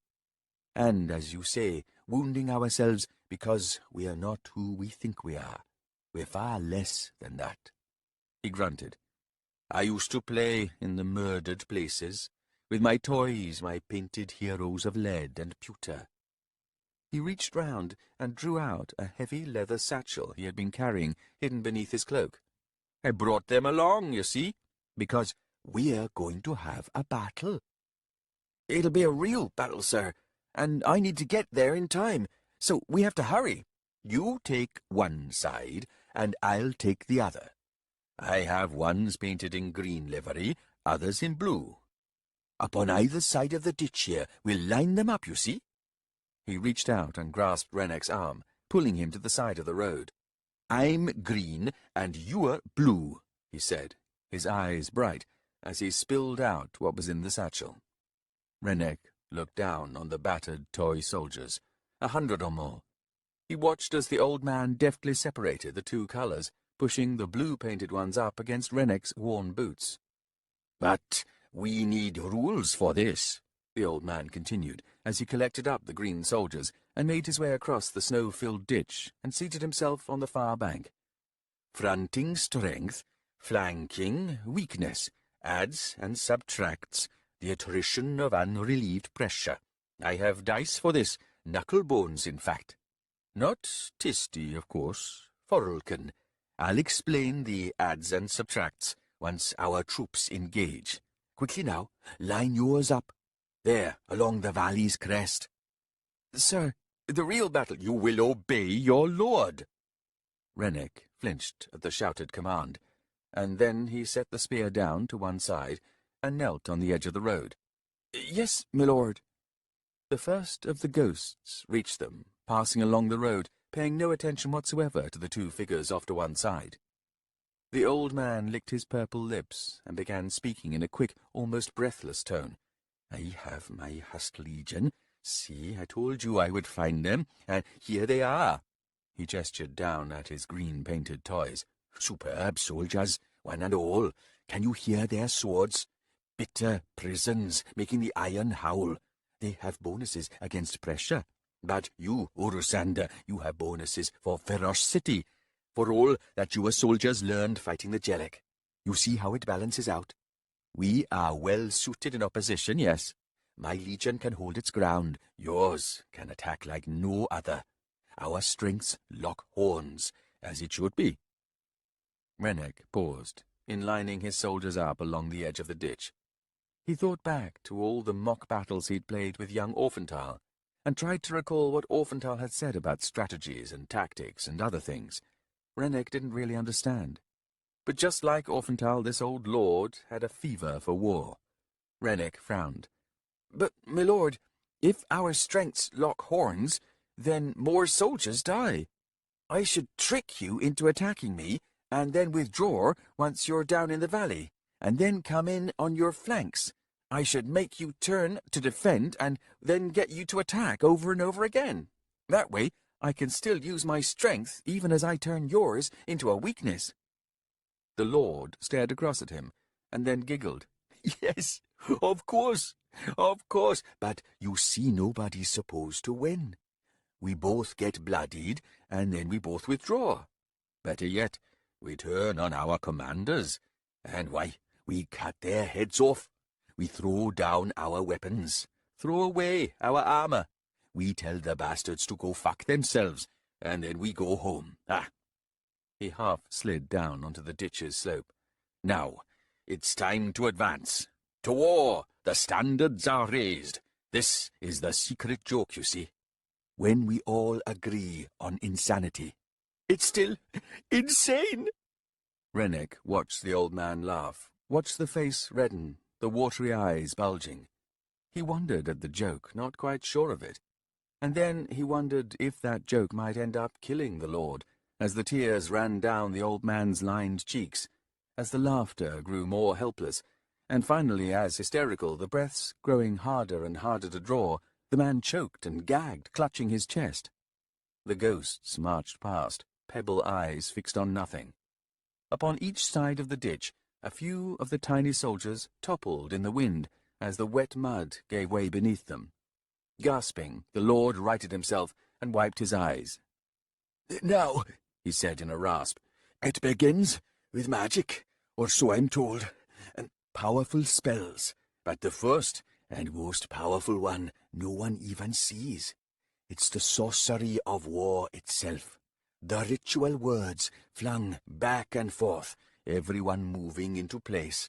There, sit those up again. It's not yet time for them to fall. But they've all agreed. There's no choice. You have to agree on that first. You have to weave it, a web that snares everyone. No choice. No choice. Must be done. Draw the sword. There's no choice. We agree on that. We have to agree on that to begin with. No choice. Oh dear, no choice. Oh, how sad, how regrettable, no choice. Keep saying it, and it comes true. Do you understand? No choice. He sighed, leaned back to study his troops. Split into 3. The center will advance first. The wings will stretch and form the horns. This is simple tactics, you understand. Nothing subtle or clever on this day. But wait. Before all that, the mages must duel. Rennick looked back to the road, watching the dead filing past. There were many soldiers among them. "What do the mages do?" he asked the lord. The old man frowned. "I don't know. Let me think.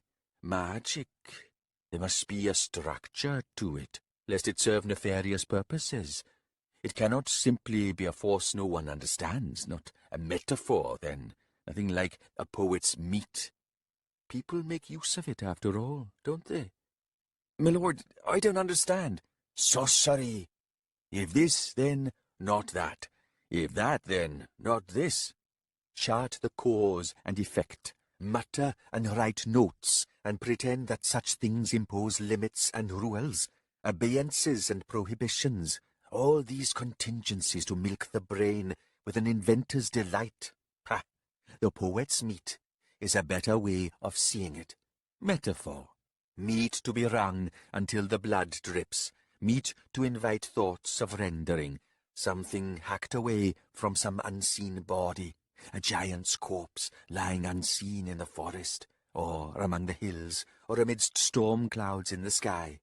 The flesh in one hand, dripping with heat, the butcher's take on the world. where all invites the cleaver and knife, where all must perforce be lifeless to take the cut, the cold, empty chop. Yet look, the flesh cut away bleeds still, and there is heat, and something pulses, the twitch of wounded nerves. He paused to regain his breath, and then pointed across at Rennick. The poet knows it's alive. The butcher believes it dead. Thus, the gift upon one side and upon the other, the taker of that gift, the sorcerer, the butcher, the blind, clumsy bastard. The Lord shifted to study his rows of soldiers, and then reached down and lifted one free.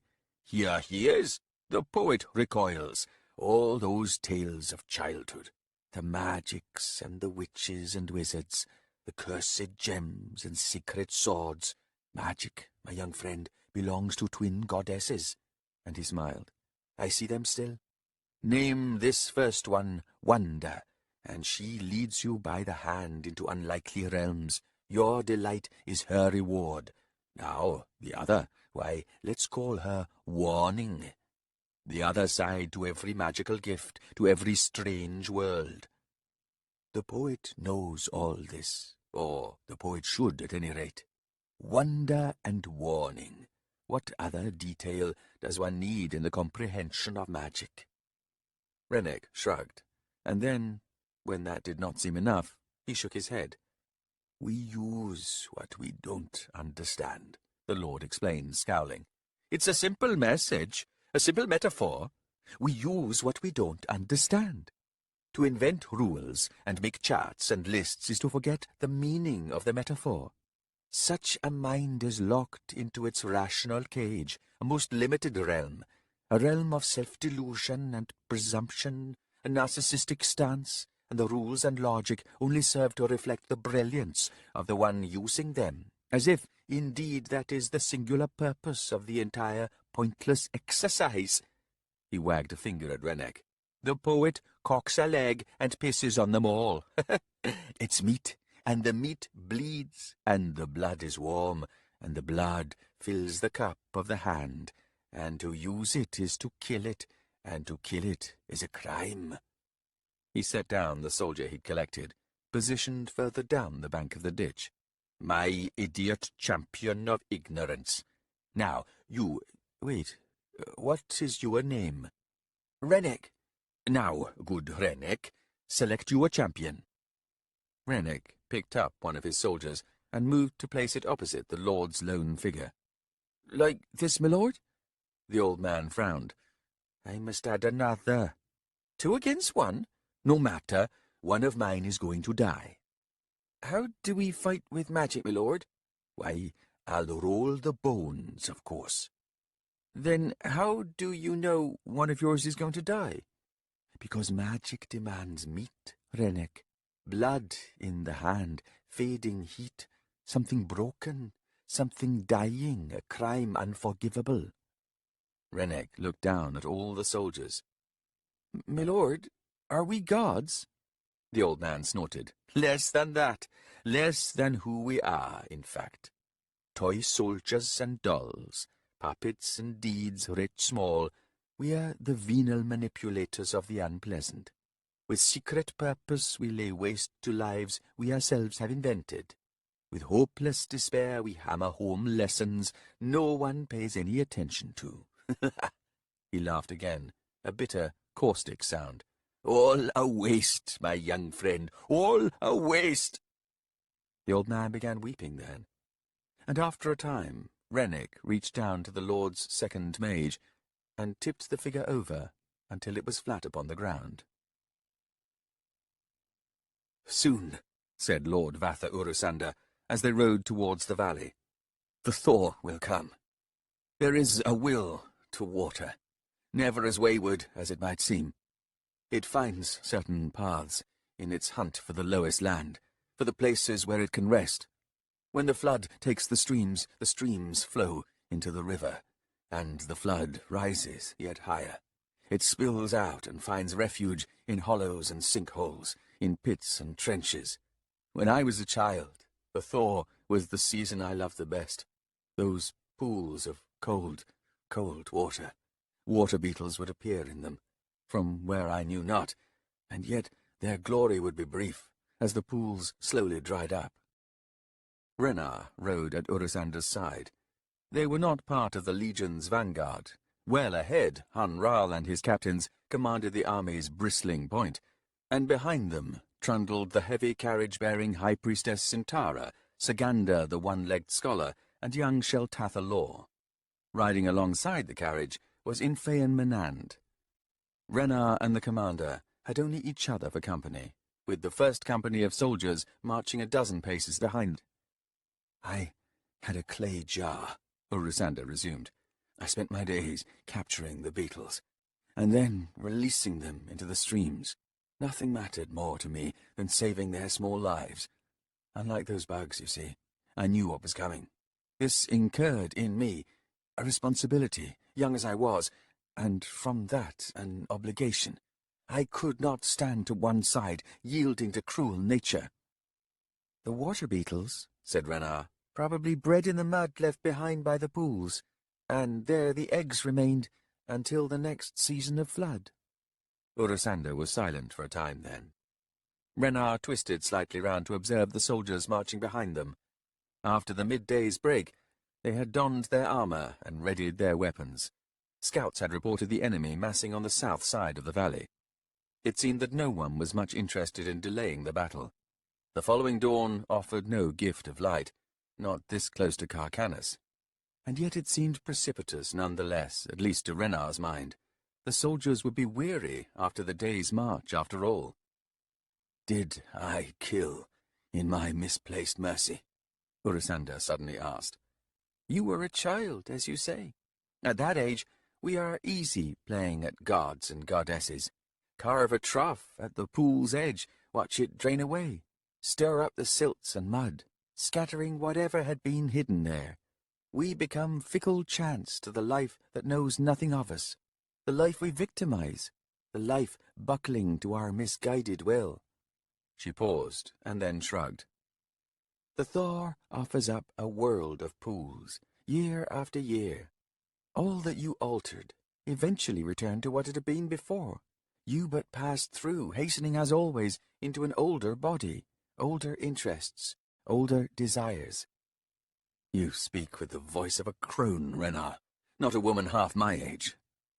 In your company I am belittled. How, then, was this wisdom of yours earned? In the whore's tent? I should think not. Perhaps, Urisander, beneath the eager weight of your son. Now there was a self-proclaimed god, far past the age when he should have abandoned the conceit. He settled his body on mine, pushed himself inside to my small cry of pain, and looked into my eyes, seeking the twin reflections of his own face, just as every woman he takes finds herself gazing up into his frantically searching eyes, a boy desperate to find the man he should have been, and no amount of thrusting cock can grant him that one benediction. To your son, Urisander, every woman is a whore." "You confuse age with wisdom," she said. "The whore's tent was my temple.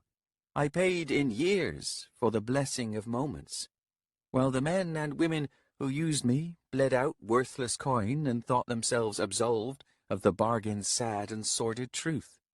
Consider, sir, the abject failure that is sex without love. The act denigrates both flesh and soul, and all the gasps and moans that cut through the night cannot replace what was so willingly surrendered." "And what, Renar, did you and your men and women surrender?" "Why, dignity, I should imagine." "Just that?" "No, if intimacy is a virtue." "And is it?" She turned her head away from his regard, as if hearing a strange sound to one side, and this was sufficient to hide her unbidden and unwelcome smile. "A fragile one, of course. Too fragile, perhaps, for this world." The smile lingered, a thing of unbearable pain and grief, and then faded. A moment later, and she was able to look ahead once more, offering the man at her side an untroubled profile. "You confound me, Renar." "There is an unexpected gift to my years of unrelieved education, but you know it as well. See us here, 2 dispassionate orphans, uprooted before a flood of foreign ideas, unexpected discoveries, and terrible realizations. Your eternal hunt for justice, sir, but circles a host of simple truths. We are all believers in justice as applied to others, but never to ourselves. And this is how we make virtue a weapon, and delight in seeing it make people bleed. The imposition of law is civilization's only recourse, Renard. And in its inevitable exceptions lies civilization's downfall. She shook her head. But we have argued this before, and again I say to you, make every law subservient to dignity. By that rule and that rule alone, sir. Dignity, to and for each and every citizen, each and every enslaved beast of burden, each and every animal led to slaughter. We cannot deny our needs, but in serving those needs, we need not lose sight of the tragedy of those who in turn serve us with their lives. The people are never so enlightened, Renard, as to comprehend such a thing. A judgment inviting your contempt. Perhaps. But sometimes contempt is all many of them deserve. Renard nodded, her gaze on the army's vanguard. Yes, too many gods and goddesses in this world and every other. I am a figurehead, said Lord Urisander. She felt no need to respond to that. Some things were too obvious for words. I fear Hunral, he added. So do we all. Sagander fidgeted, his watery gaze darting again and again to the leg that was not there.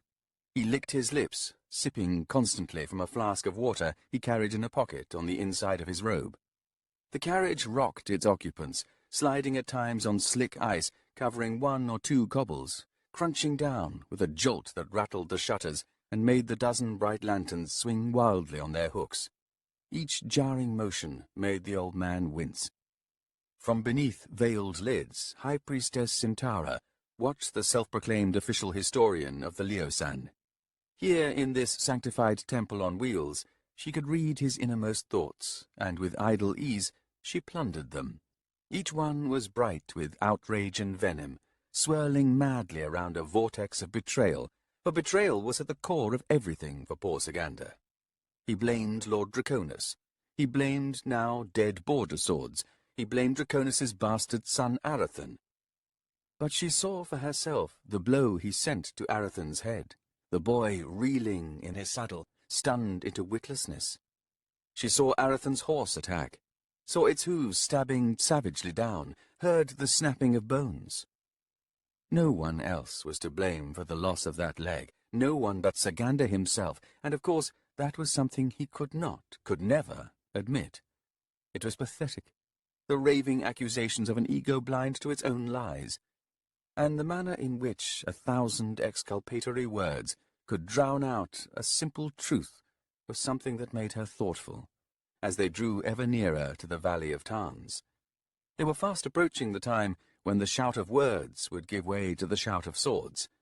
She would finally discover the extent of Hunral's sorcerous power, and that was the source of some trepidation. No matter how certain her own faith, and no matter the vast reach of her own magic, the mortal sword of Leosan posed a threat, and with this recognition she discovered a new irony, in that the only obstacle blocking Hunral's true ambitions was Lord Vatha Urusander. Our reluctant Father Light, who already moves like a puppet, confounded by a tangle of strings, still a throne waits for him, and once Urusander is seated in it, Hunral can reach no higher. Her secret missives with Emral Lanier made it clear that both high priestesses understood the politics of what was coming. This very evening I shall ride into Kharkanas, and in the company of Urusander's legion shall cross the bridges and claim the citadel, and I shall be met by Emral Lanier, and before all we will embrace like old friends, and in the Chamber of Night, Mother Dark will have to acknowledge us. She will have to face us and accede to the inevitable. "This battle shall be glorious," said Sagander suddenly. startling both Sintara and a dozing Sheltatha Law. Tath Lorat's daughter had been injured while on the march, when a slipping horse inadvertently stepped down on her foot, breaking bones. She now sat directly opposite Saganda, her bandaged foot occupying the space where his missing leg would have been, and Sintara knew well that the pose was not accidental. Venal child!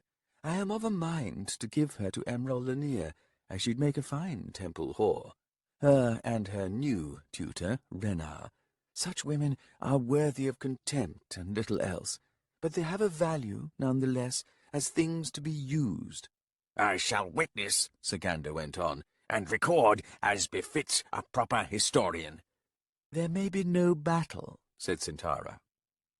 Saganda frowned, then took another sip from the flask and licked his lips. Winter's dry air is a curse, he muttered, and then shook his head. High Priestess, of course they will fight. Their backs are to the wall. Ha! The city's wall, in fact. The highborn still hold their lands and their wealth, Sintara pointed out. To gamble all that upon a single field. No, they are not all fools, historian. They'll not make it so easy to dislodge them from their privilege. I would hazard, she concluded, they will choose to bide their time. Once we crowd in and days turn into months, they will begin sowing discord. The Legion's loyalty ends when the Legion is dissolved, she said. Once that happens, avarice and acquisitiveness will burgeon, friends will fall out. We need only pronounce an expansion of our borders, Saganda said. This will ensure there is enough land to go round. Sheltatha Law snorted. Historian, look at a map before speaking so foolishly. Our borders are rough things for a reason. We are surrounded by poor land, once home to wild herds that are no more. Wherever settlers tried to break the soil, they failed. To the north are the Jelek, already pushed as far as they can go. If we renew that war, sir, we will be facing a most desperate enemy, and it will be a fight to the death, with no quarter possible. But, oh, that's right, we won't have our Legion any more, will we? The east belongs to the Vitter's foul influence, while the Foralkan are to the south. West? Ah, but you know that path well enough, yes? Saganda's frown was now a scowl. Do not presume to know more than your betters, child. I am well aware of our geographical limits. The push must be south and west. As you say, I do know first-hand now the land of the Azathanai, and I tell you, they have yielded it. And to the south, well, the Foralkan are defeated. They live in fear of us. He waved a hand. The fighting that may come of that we can leave to the Hust Legion. Yes, of course, Sheltatha smiled. And it will be most informative, I should think, watching them today, these embittered prisoners and cast-offs. In any case, Saganda said, we need only clear the forests to find more arable land. And the fate of the deniers? You have not been paying attention, Saganda snapped. Most of the women and children have been slaughtered. No, their time is done, and like so many other forest creatures, they will fade away. And you admit no pity for them, historian? Pity? A waste of effort.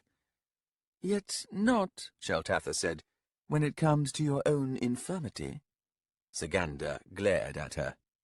Be silent, Sheltatha, said Sintara with a weary sigh. We all have our appointed roles, after all, to occupy our thoughts. Look to yourself instead, and the destinies soon to find you. She smiled across at the young woman. I see you already spreading your legs in a temple cell. Shall we make you a gift to Mother Dark? Well, Sintara, who knows? I'll see if your old cell is still there, shall I? Though I imagine the sheets will need a thorough washing with a nice flat rock to beat out the worst of the stains, if such a thing is even possible. In cold fury, Sintara lashed out, a sorcerous eruption of raw power meant to strike Sheltatha in the face.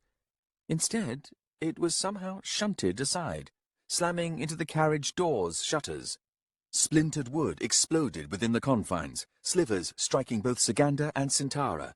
Crying out, the High Priestess reached up to her face and felt splinters jutting out from her cheeks. Uncomprehending, she pulled her hands away and stared at the fresh blood covering them.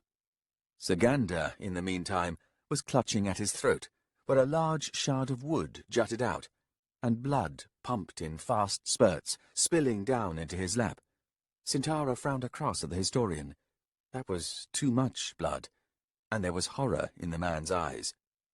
Unscathed, Sheltatha stared at Saganda too, expressionless, watching as the man choked, and then drowned in a welter of red. The carriage had rocked to a halt moments after the flare of magic, the horses screaming in shrill fear. Now the battered door was yanked from its weakened hinges, and Infean Manand leaned in. Her flat eyes scanned the wreckage within, and then, as Saganda sagged down in his seat, she reached out and dragged the historian outside. Sintara saw the woman drop the old man's body to the cobbled road, glanced down at it briefly as others quickly gathered round, and then leaned back into the carriage, her gaze fixing on the High Priestess. "Not blinded? Look at you. But really, unleashing magic inside a carriage, what possessed you to display such stupidity, High Priestess?" When Sintara struggled for an answer, still shocked by the blood on her hands, the wet trickles upon her cheeks, Sheltatha Law said, "Captain, I think I'd prefer to ride my horse, painful as that might be." Infean blinked at the young woman. "While you are untouched. Curious." "Her temper missed its mark. Now, will you lend me an arm, Captain?" With another glance at Sintara, and then a shrug, Infean reached up to help Sheltatha climb out of the carriage. Leaving Sintara alone with her wounds, and the soaked cushion seat opposite her, which still dripped. In near hysteria, the High Priestess screamed for her servants. Renar remained on her horse while Lord Urisander dismounted to crouch down beside the dead historian. From her vantage point, she could see Hanral riding back from the vanguard. A half-dozen priestesses had crowded into the carriage, from which Sintara's harsh voice still rang out its shock and fury. Captain Infean Manand was helping Sheltatha Law to a waiting horse, but the limping woman seemed otherwise unharmed and free of blood spatter, and nothing of her comportment evinced the horror of what had just happened within the carriage. Renar's eyes narrowed on her student for a moment longer, and then Hanral reined in alongside Infean. Low words were exchanged before the mortal sword dismounted and moved to where Urisander was now straightening above Saganda's corpse.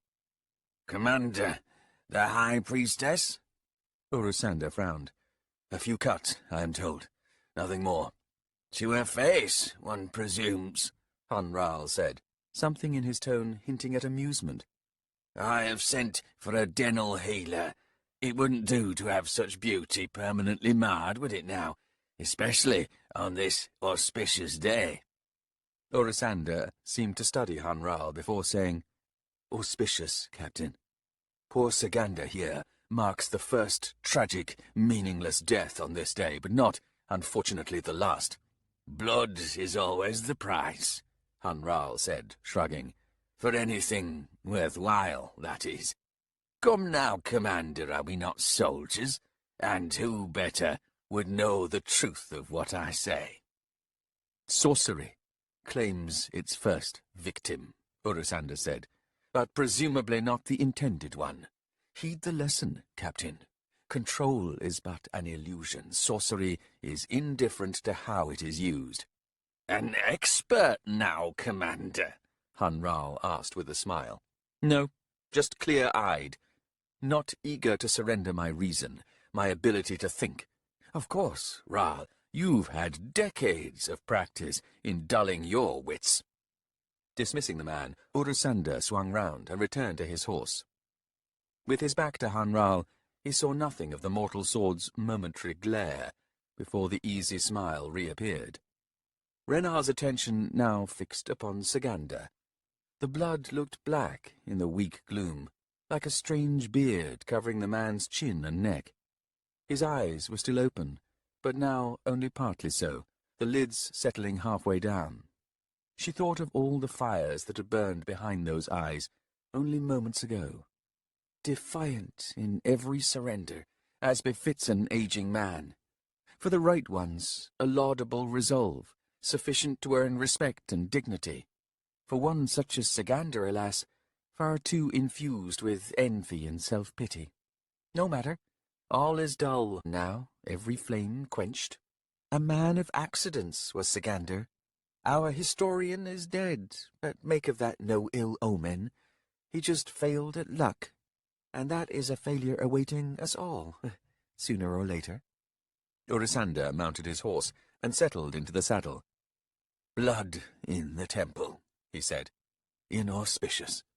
She glanced at him. "The High Priestess wields a dull knife. Your meaning?" "Expect nothing subtle, not in this magic so harshly blessed by light."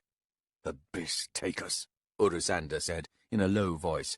"I will stop this battle." Renar shook her head.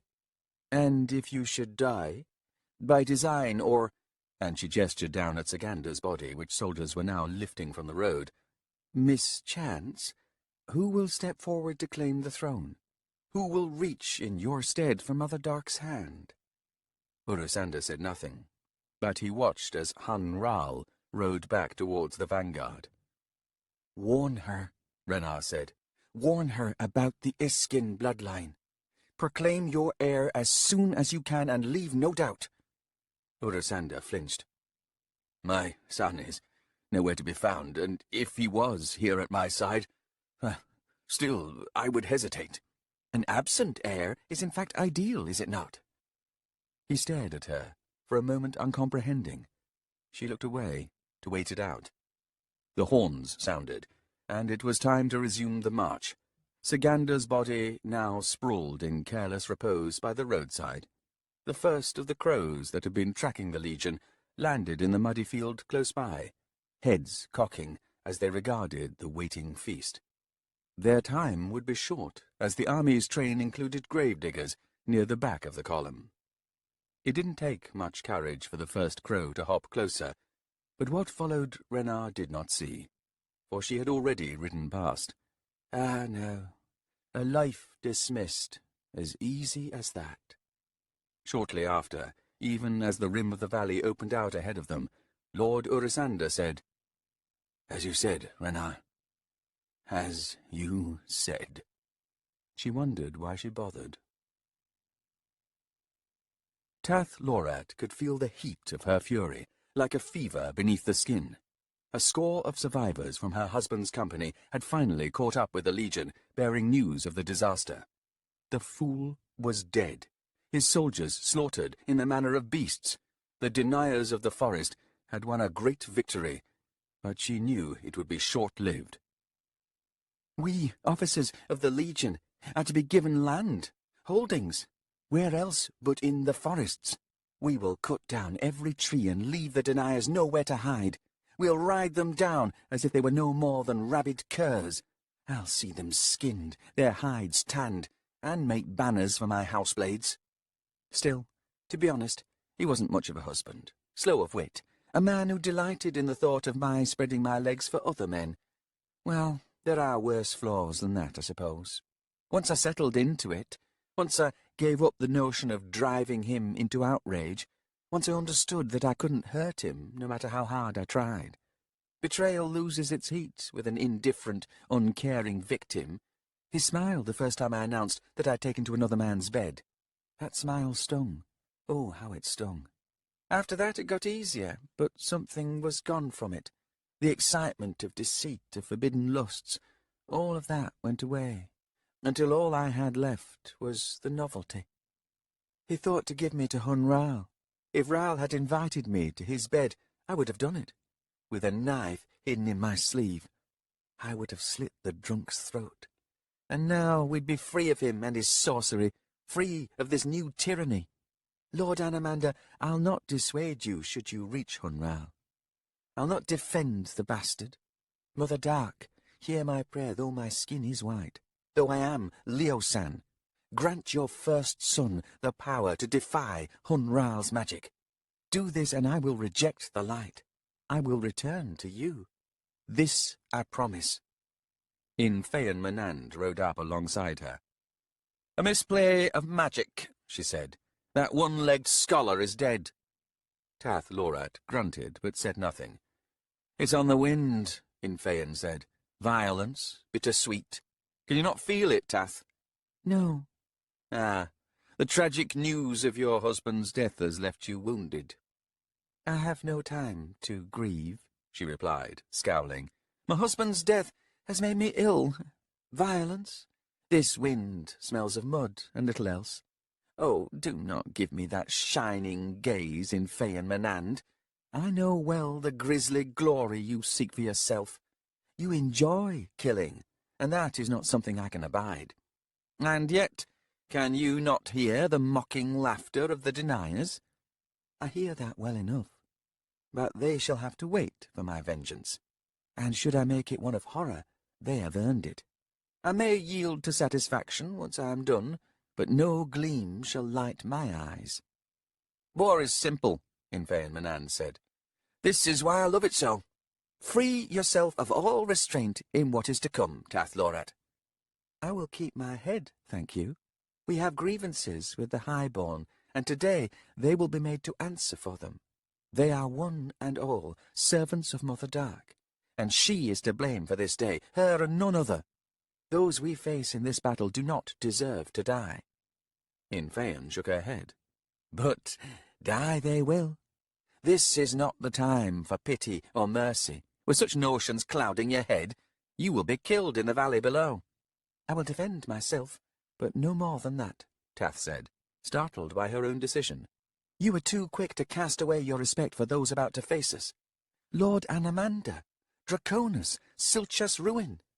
Have you forgotten how they fought at our side? Is it so easy for you to find hate for those who were once your friends? Be assured I will bear that in mind. In Feyen Menand laughed. You were never my friend, Tath Lorat. I've no time for sluts. Tath Lorat smiled.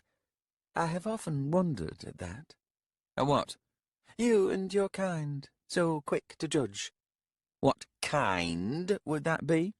Fish cold, frightened of love, and quick to point a finger, when what you truly feel is envy at my freedom, my willingness, and all the pleasures I embrace. As you pushed your daughter into a man's arms?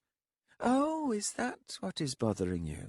Do not be deceived by Sheltatha and her airs of sophistication. She begged me the first time, and after that there was no stopping her. I do not believe you. Well enough, but in Feyen, did you really think I would tell you the truth of what lies between me and my daughter? As you point out, we are not friends. Think what you like, then. They reached the valley, the cohorts spilling out from the old road and forming up along the crest, and for the first time Tath Lorat saw the enemy arrayed on the opposite side. The highborn were there, with all their houseblades. She didn't think she had quite believed that would happen. And there, holding the centre, the Hust Legion. Her gaze narrowed on those solid ranks. Are they drugged? Prisoners? Criminals? They should be agitated, nervous, terrified. They should be rioting even now. Instead, the ranks were motionless, the only movement coming from the 3 standards raised above the companies, where the faint wind rippled the dark cloth. In Feyen said, The wind moans its promise of— You fool! Tath Lorat snapped. That's not the wind moaning. It's the Hust swords. Look, they're drawn. The soft keening filled the air, as if iron could know pain, and pain could rise and twist like threads, weaving a tapestry to trap this moment, binding every soul of the Hust Legion. Wareth stood motionless, feeling himself circling an emptiness inside, wondering if the absence within him announced an end to things, a fate, his future wiped clean. A future without me, without Wareth of the pits, the coward, the fool.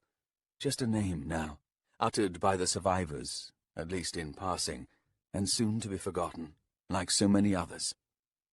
It was no wonder the Hust Iron mourned, for surely that was what this sound was, all these voices making the noise that precedes a sob, and he waited for that wrung-out cry with trembling limbs, his hands feeling drained of blood, his legs watery beneath him. He wore his helmet now, as did his fellow soldiers of the Hust. The hinged cheek guards were locked in place, shutting out most of the world to left and right, barring a curved gap at eye level that Wareth found far too narrow for his liking. The keening of the iron filled his ears, but there was a coldness to this intimacy, as if it whispered like a lover who promised nothing but grief. His fear circled the emptiness, terrified of slipping and plunging into that unknown. Yet the panic he felt was somehow constrained, trapped in its mad circling. There was nowhere to run to, no away in the midst of this press of bodies. He had believed that he would escape this fate, remaining among the commanders in their place at some high vantage point, well away from the actual fighting. Instead, Torres Redone had seen through him, her sodden gaze too knowing, her recollection of him uncanny in its detail. What source her omniscience? How so easily her striking home, and that smile?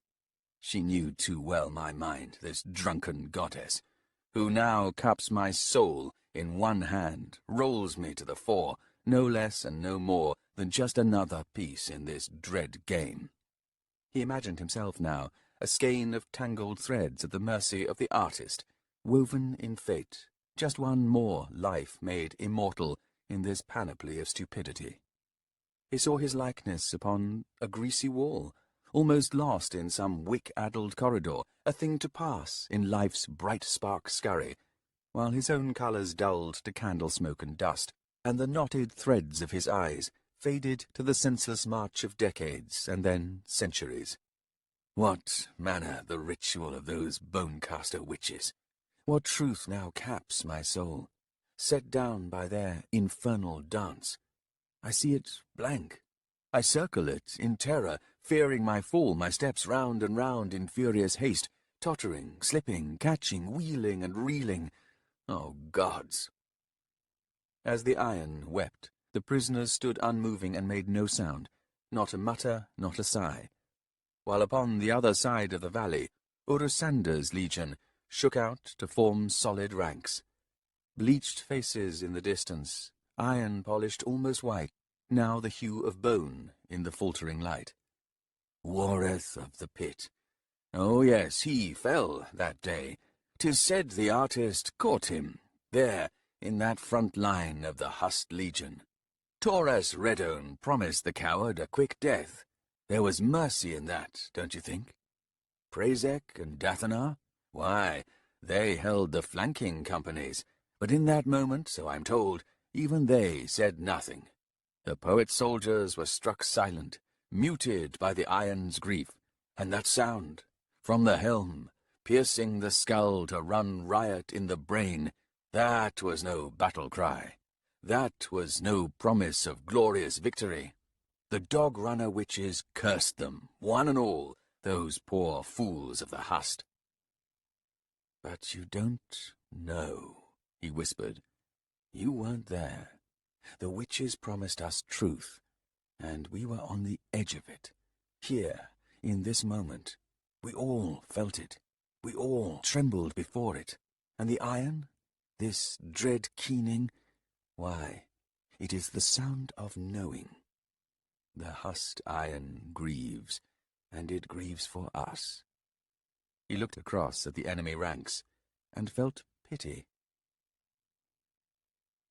Renar rode with Lord Urusanda to where Hun Rao and the other captains now gathered, positioned centrally as the legion assembled in ordered ranks along the ridgeline to either side.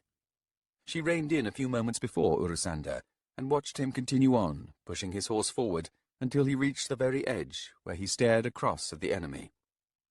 "They mean to make a fight of this," Hun Rao said, his voice carrying. "Or so they would have us believe. I, for one, am unconvinced." Renar saw Urusanda glance at Hun Rao, but he said nothing, and a moment later returned his attention to the ranks lining the far side of the valley. "I see Lord Anamanda's standard," said Infean Manand.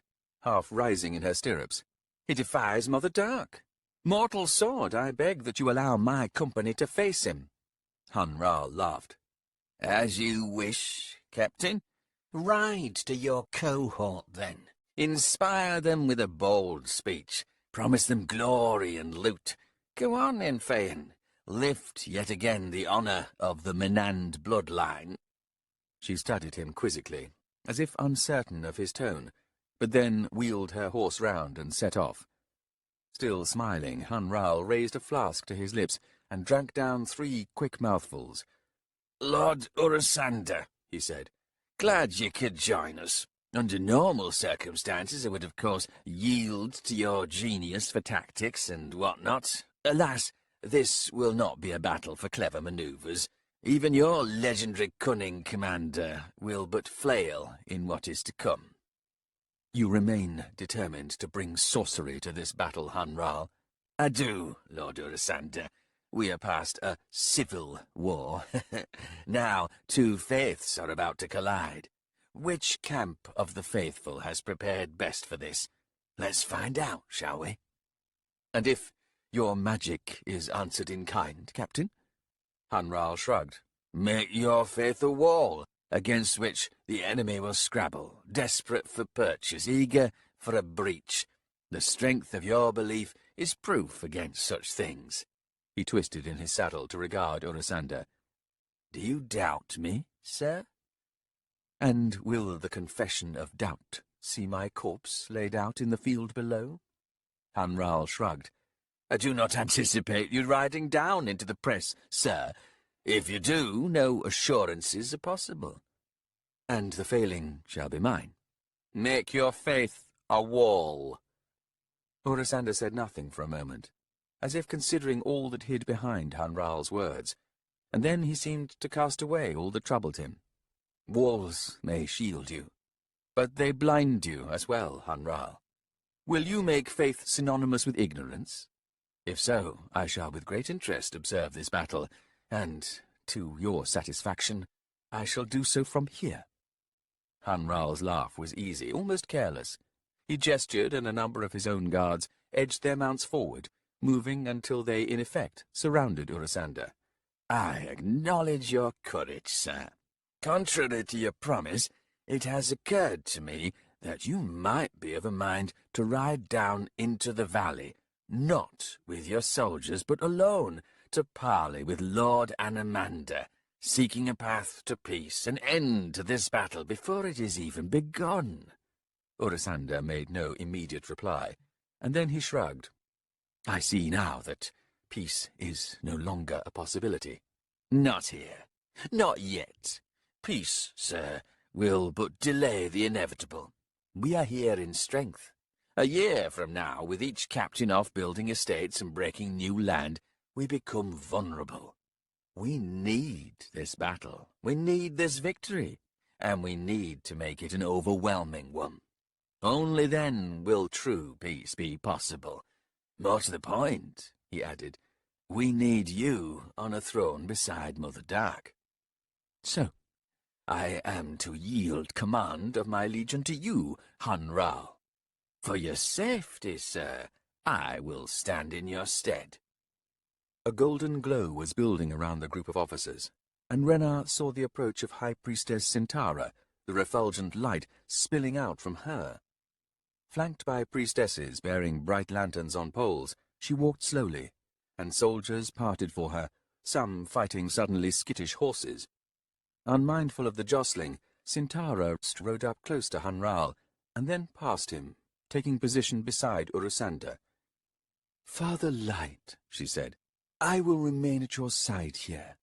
I will be your shield against all sorcery." "She should be able to manage that well enough," Hun Rao said, nodding. He gathered his reins. "Now, this miserable day falters. The time has come. Captains, to your cohorts."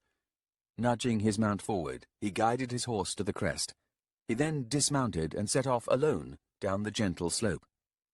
Upon the opposite side of the valley, Renar could make out 2 figures, both on foot, and both working their way down a short distance before separating and taking position directly below the 2 gaps in the army's 3 distinct divisions. It seemed a strange way to begin a battle. In her mind's eye, a memory suddenly returned, and she saw a bloodied girl chasing a boy with a stone, saw her catch up, saw her swing the stone down with both hands, crushing the boy's skull. Where were the whores now? Rising on her stirrups, she looked until she found them, a ragged row well off to the right. Collecting her reins, she headed for them. Leave it to the whores to find the best vantage point. She had vowed to remain at Lord Urisander's side, but such a thing was not possible at the moment. No matter, he will be safe enough where he is. Sintara will see to that. She was halfway to where the camp followers were gathered, when the first wave of magic ignited the dusk. The horse's broad back creaked beneath her, shedding dust and seeds that whispered down through the woven grasses of its body. Sergeant Threadbare cursed under her breath, fighting against a shudder. Golems of twisted grass and roots, of twigs and branches. The horse was dead as the winter, and yet its limbs moved, its long head dipped, and the track beneath its bundled hoofs slid past as they rode towards the Valley of Tarns. Beside her, Therese was clad once more in her strange armour of woven reeds and grass. Hardly proof against the chill, but the Azathanai woman seemed unaffected by such things. Her long blonde hair hadn't seen a comb in a long while, leaving it knotted, ratty and wild, lending her an air of quiet madness, and Threadbare had come to believe that the unkempt halo of hair mimicked the scattered thoughts of the woman herself. The cave that had been their refuge was far behind them now, as Threadbare's impatience finally succeeded in wearing down the Azathanai's distracted indifference. They had fallen into a kind of rapport on this journey. Threadbare found most of it nonsensical, but she had gleaned enough to feel a growing urgency, as if something terrible was about to happen. "Tell me again," she said, resuming her assault upon her companion's obfuscation. "What is so important about the Valley of Tarns?" "The spirits whisper the name," Therese replied. "Yes, so you keep saying. And you know where it is. So we ride there." "Right." Threadbare considered for a moment, and then said, "You see, it's like this, Azathanai. I don't argue against the idea that ghosts exist. That is, I've never seen one, but even so, some places where people died badly, well, they stink of it, no matter how long ago it all was.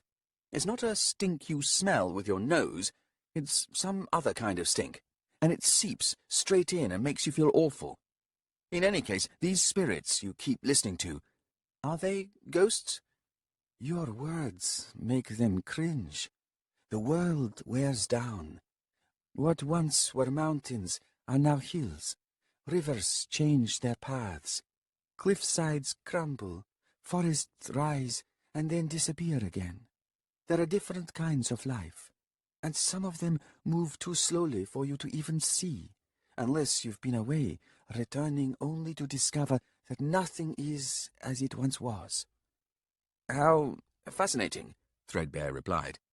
"This thing about ghosts and spirits, though, you see, I'm of a mind to think that ghosts have nothing useful to say, nothing good, nothing pleasing. I figure that mostly they're miserable things, trapped halfway between one place and the other. I wouldn't follow any advice from that quarter, is what I'm saying." "Coming back," the woman riding beside her said, "foments a crisis. Has everything truly changed? Those rivers, the forests, and the worn-down crags? Or is it just the world of the one who returns that has changed? The world inside her, that is. And so an argument begins between the soul and this rock or that hill, those trees. This sorcerous night so powerful in shrouding the day. Anger builds, frustration mounts. Denial becomes a fever, and that fever begins to rage." The day was drawing to a close. Somewhere to the south was the rumble of thunder, a strange thing for the season. Threadbare caught the occasional flash of lurid light flickering through the heavy clouds that grew darker by the moment. What do the spirits care about the Valley of Tarns? What's happening there? They speak of an old man in a ditch. A boy is with him, and toy soldiers fight on the floor of the ditch. The old man casts the die. Soldiers fall. A most ferocious battle. And in the boy's mind he can see it all, every detail. He can hear the screams of the wounded and the dying. He can see the faces filled with fear or pain or grief. But the old man crows with every victory, even as tears track down his lined cheeks. And the spirits told you all this? They watch. It is all they can do. But events far away have stirred them awake. Now they walk the earth, helpless. The time for their own war is yet to come. The first stinging spatter of sleet bit at Threadbare's face. Ahead, the clouds were unleashing their slivers of frozen rain in slanted columns that marched across the land. She pointed to the south. Azathanai, is any of this natural? That thunder and lightning, is that happening at the valley? Therese reined in suddenly, forcing Threadbare to pull hard on the braided reins of her own golem, swinging it round to face the Azathanai in time to see the woman twist in the woven saddle, tilting her face upward, as 3 dragons burst from the heavy cloud cover behind them, low enough for both Threadbare and her companion to feel the roiling wall of air buffet them an instant before the enormous creatures sailed overhead. Turning, Threadbare's gaze followed the dragons as they sailed southward into the storm. Her mouth was dry, her chest tight. She shot Therese a wild, frantic look. "What in the abyss are we riding into?" "Do you hear laughing?" the Azathanai asked, her brows lifting. "The dead are laughing even as they weep. Why is that, I wonder?" "You wonder? You fucking wonder? What is all this, damn you?" Therese shrugged. "Oh, light and dark never liked each other. Worse than sky and earth. But, as must be obvious to anyone who cares to consider such matters, life and death rule us all. Unless, of course, death forgets itself. I fear that has occurred. Death had forgotten itself. The ghosts are here and still here, because they can't find the gate." She shook her head, as if exasperated. "What a mess." "What's happening at the Valley of Tarns?" "A battle. A battle is happening. The one everyone expected, but few wanted. Or so they claimed. But the truth is, bloodlust is a plague, and it has found your people. Oh well." Swearing, Threadbare yanked her mount around, and, eyes narrowing to slits, glared into the sleet and the roiling clouds of the south. Driving her heels into the flanks of the golem, snapped twigs and branches, but the creature surged forward, and in moments reached a gallop. A short time later Therese caught up with her, and swung a bright face to Threadbare. "I had no idea they could go so fast," she shouted, and then yelped with laughter. "Get away from me, you lying witch!" Surprise flashed in the Azathanai's face. "I never lied, my dear. I but confused. There is a difference, you know." "Why, damn you?" "Well, to keep you alive, I suppose. I like you, Threadbare. I like you a lot." "Abyss below, she's fallen for me, stupid woman."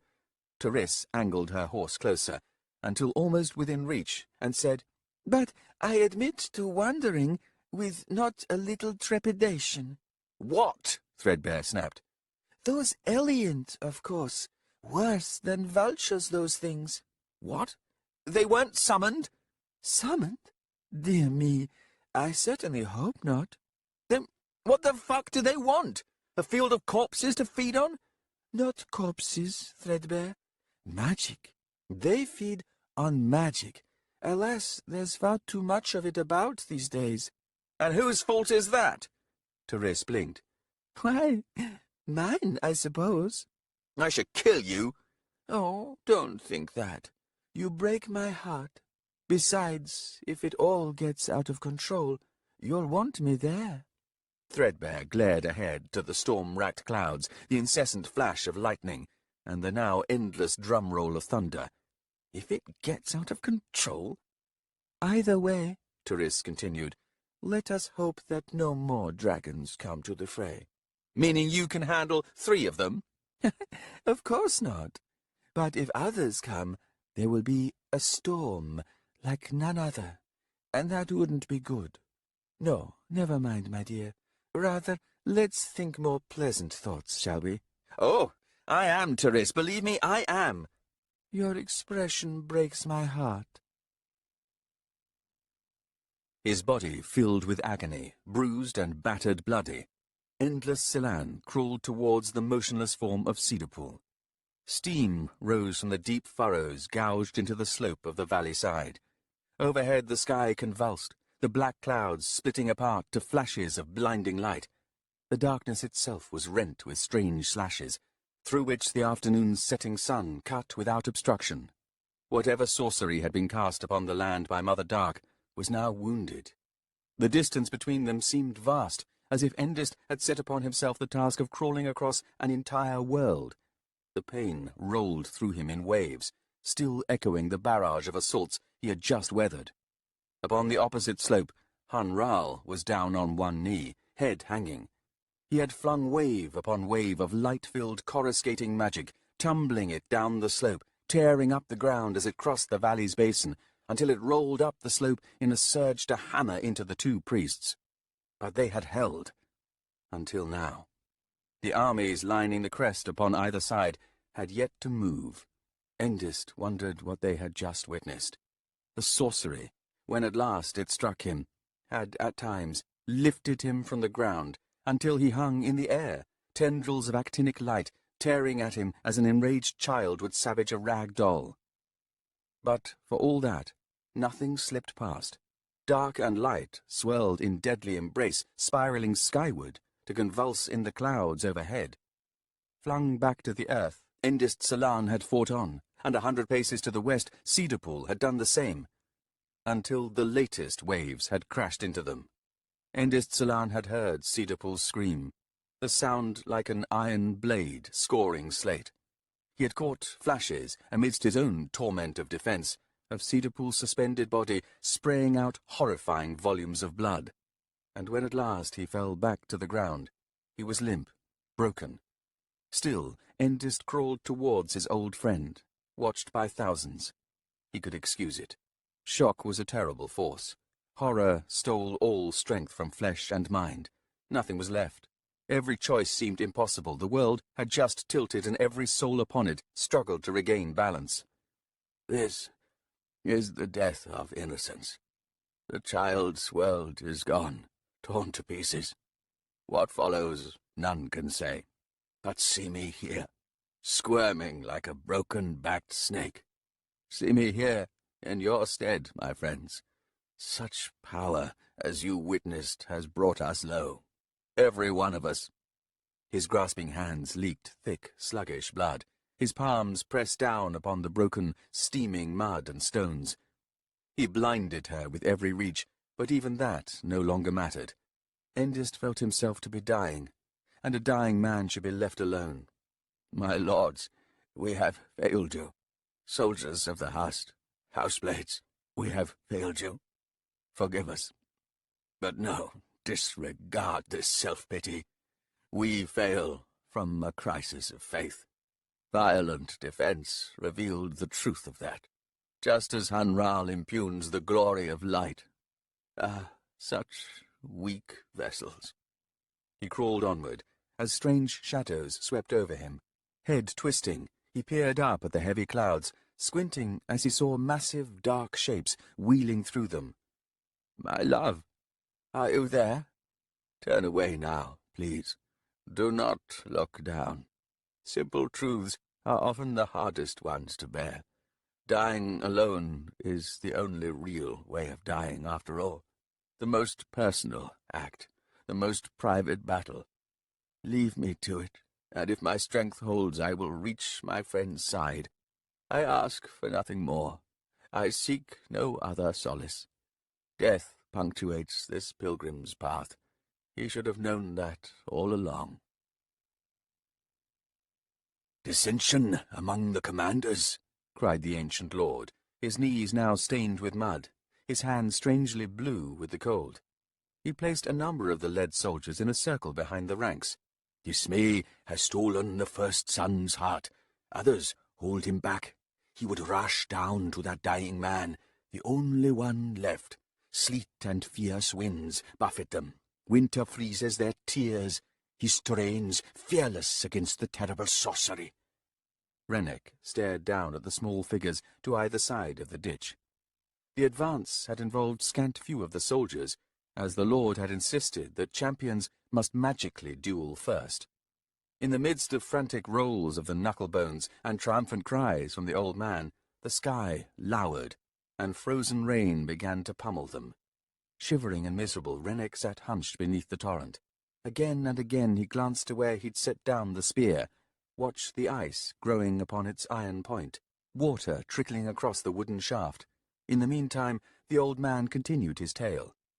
"Here, then," he said in a ragged voice, "is where the heart breaks. Old standards are raised, honor, loyalty, even... that is most sorrowful, is it not? To lift high this virtue, to utter its lonely name, and in its sweet shadow, Rennick, I see soldiers toppling by the score." He fell back onto the slope of the ditch and stared up into the blackened sky, the sleet slashing at his weathered face. "Shall we hear their words, then? They stand almost alone. They face each other, and all that once bound them now unravels. And yet such decorum, such dignity." He reached up filthy hands to claw at his face. Rennick studied the soldiers, and saw now that the old man had moved his dying companion to the side of his fallen comrade, whilst upon Rennick's own side of the ditch his lone champion remained standing, ankle-deep in the mud. "Do I push him down too? Are we done with these ones then?" The thunder was gone. The last of the lightning had flashed, and now sunset and gloom fought a silent war in the sky. The column of ghosts continued on, too many to even comprehend, but heads turned to watch them as they passed. "One day," the old lord muttered as he eyed Rennick, "you will become a man. No, make no spurious claim. You may wear the accoutrements, you may wield that artless spear, and play at the dead-hearted, and make dull coins of your eyes. But these masks you don are too fresh. Your face is yet to settle into the mould it would so bravely display." Rennick lifted his head, frowned across at the man as he continued. "Cast in fire-hardened clay, an empty space defined, simply awaiting all that is malleable. By this means we pour our children into adulthood. Alas, too many of us prove unskilled in the shaping of that mould, or careless, or so bound up in our own torments that all we make becomes twisted in its own right, a perfect reflection of our malformed selves." He waved weakly down at the soldiers. "Yielding this." "The world," said Rennick, "needs soldiers. Things were done. People were ruined. A soldier gives answer. A soldier makes right." "You describe an honourable pose." "Yes, my lord. Honour. That must be at the heart of a soldier, or a guard, or a city watch. You keep honour inside, and it becomes what you defend. Not just your own, but everyone else's too." "Then I must ask you, Rennick, of Abaradelak. Does honour wear a uniform?" "Do describe it, boy." He waved at the lead soldiers. "Blue or green? Does honour wear a skin shoe? Black or white? Blue or grey? What if it wears all of them, or none? What if no uniform can make such a claim for the one wearing it?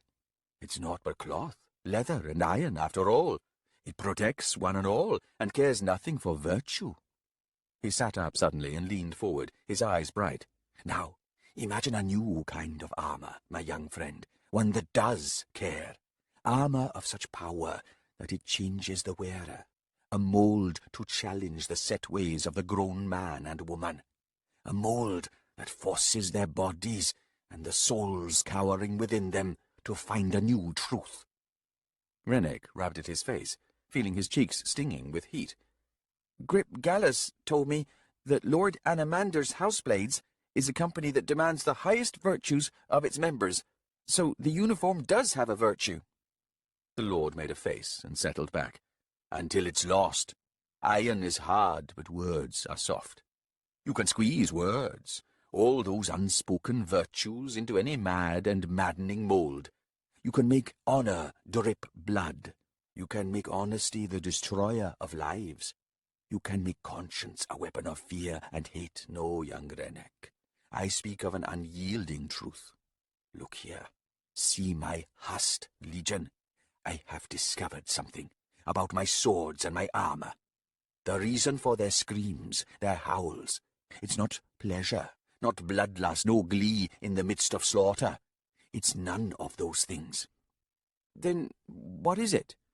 The Lord's face suddenly crumpled, folded in on itself with grief. He fell back as a sob took him. Rennick stared down at the lead soldiers. He knew about the Hust Legion, he knew about swords that were said to be cursed, and now there was armor, too. He glanced back at the spear lying on the ground, the shaft and point now crusted with frozen rain. He wanted to be away from this old man and all his tears and confusing words. Soldiers were needed for when things went bad, for when people needed protecting. Blue or green, is this the only difference, the side they're on? What happens when soldiers stop protecting people, when they start protecting other things? And what if those things are awful or cruel or selfish? What happens to honor then? Dignity, the old lord muttered again, as he began to weep in earnest. Milord? A frail hand waved carelessly. Advance your cohorts, child, and see us break like chaff before the breeze. But, milord, nothing has changed. He drew a deep, shuddering breath, and then shook his head. Everything has changed, my young friend. The game drips blood. Upon my side, priests buckle beneath the weight of their doubts. The goddess has no face. Her darkness swallows all. Upon your side, the light blinds. We wage a war against our own irrelevance, which is what gives it such a nasty edge. Do lead your troops down into the valley. We can ignore the dragons for now. Dragons?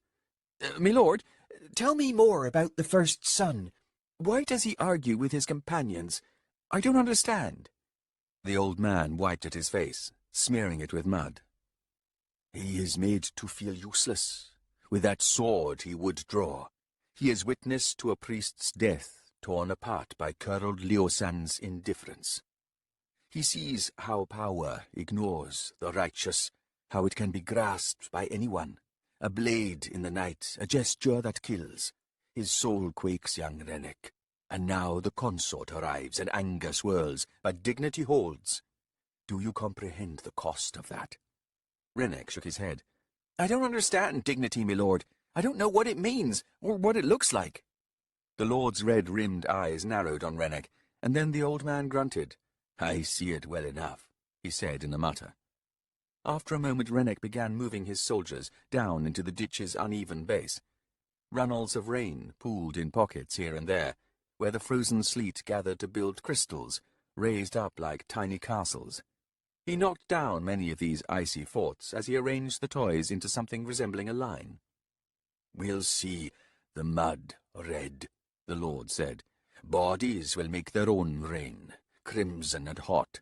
Cowards and heroes get lost in the mix. He began moving his soldiers down to meet the enemy. Meanwhile, the highborn curse one another and then withdraw, exposing my flank on that side. They deem themselves clever, you see. Unlike the Hast, they hold to the privilege of choosing. If hearts break among them, they fail in turning this tide, this wash back into the sea of the future. Gone, Rennick. I lie exposed.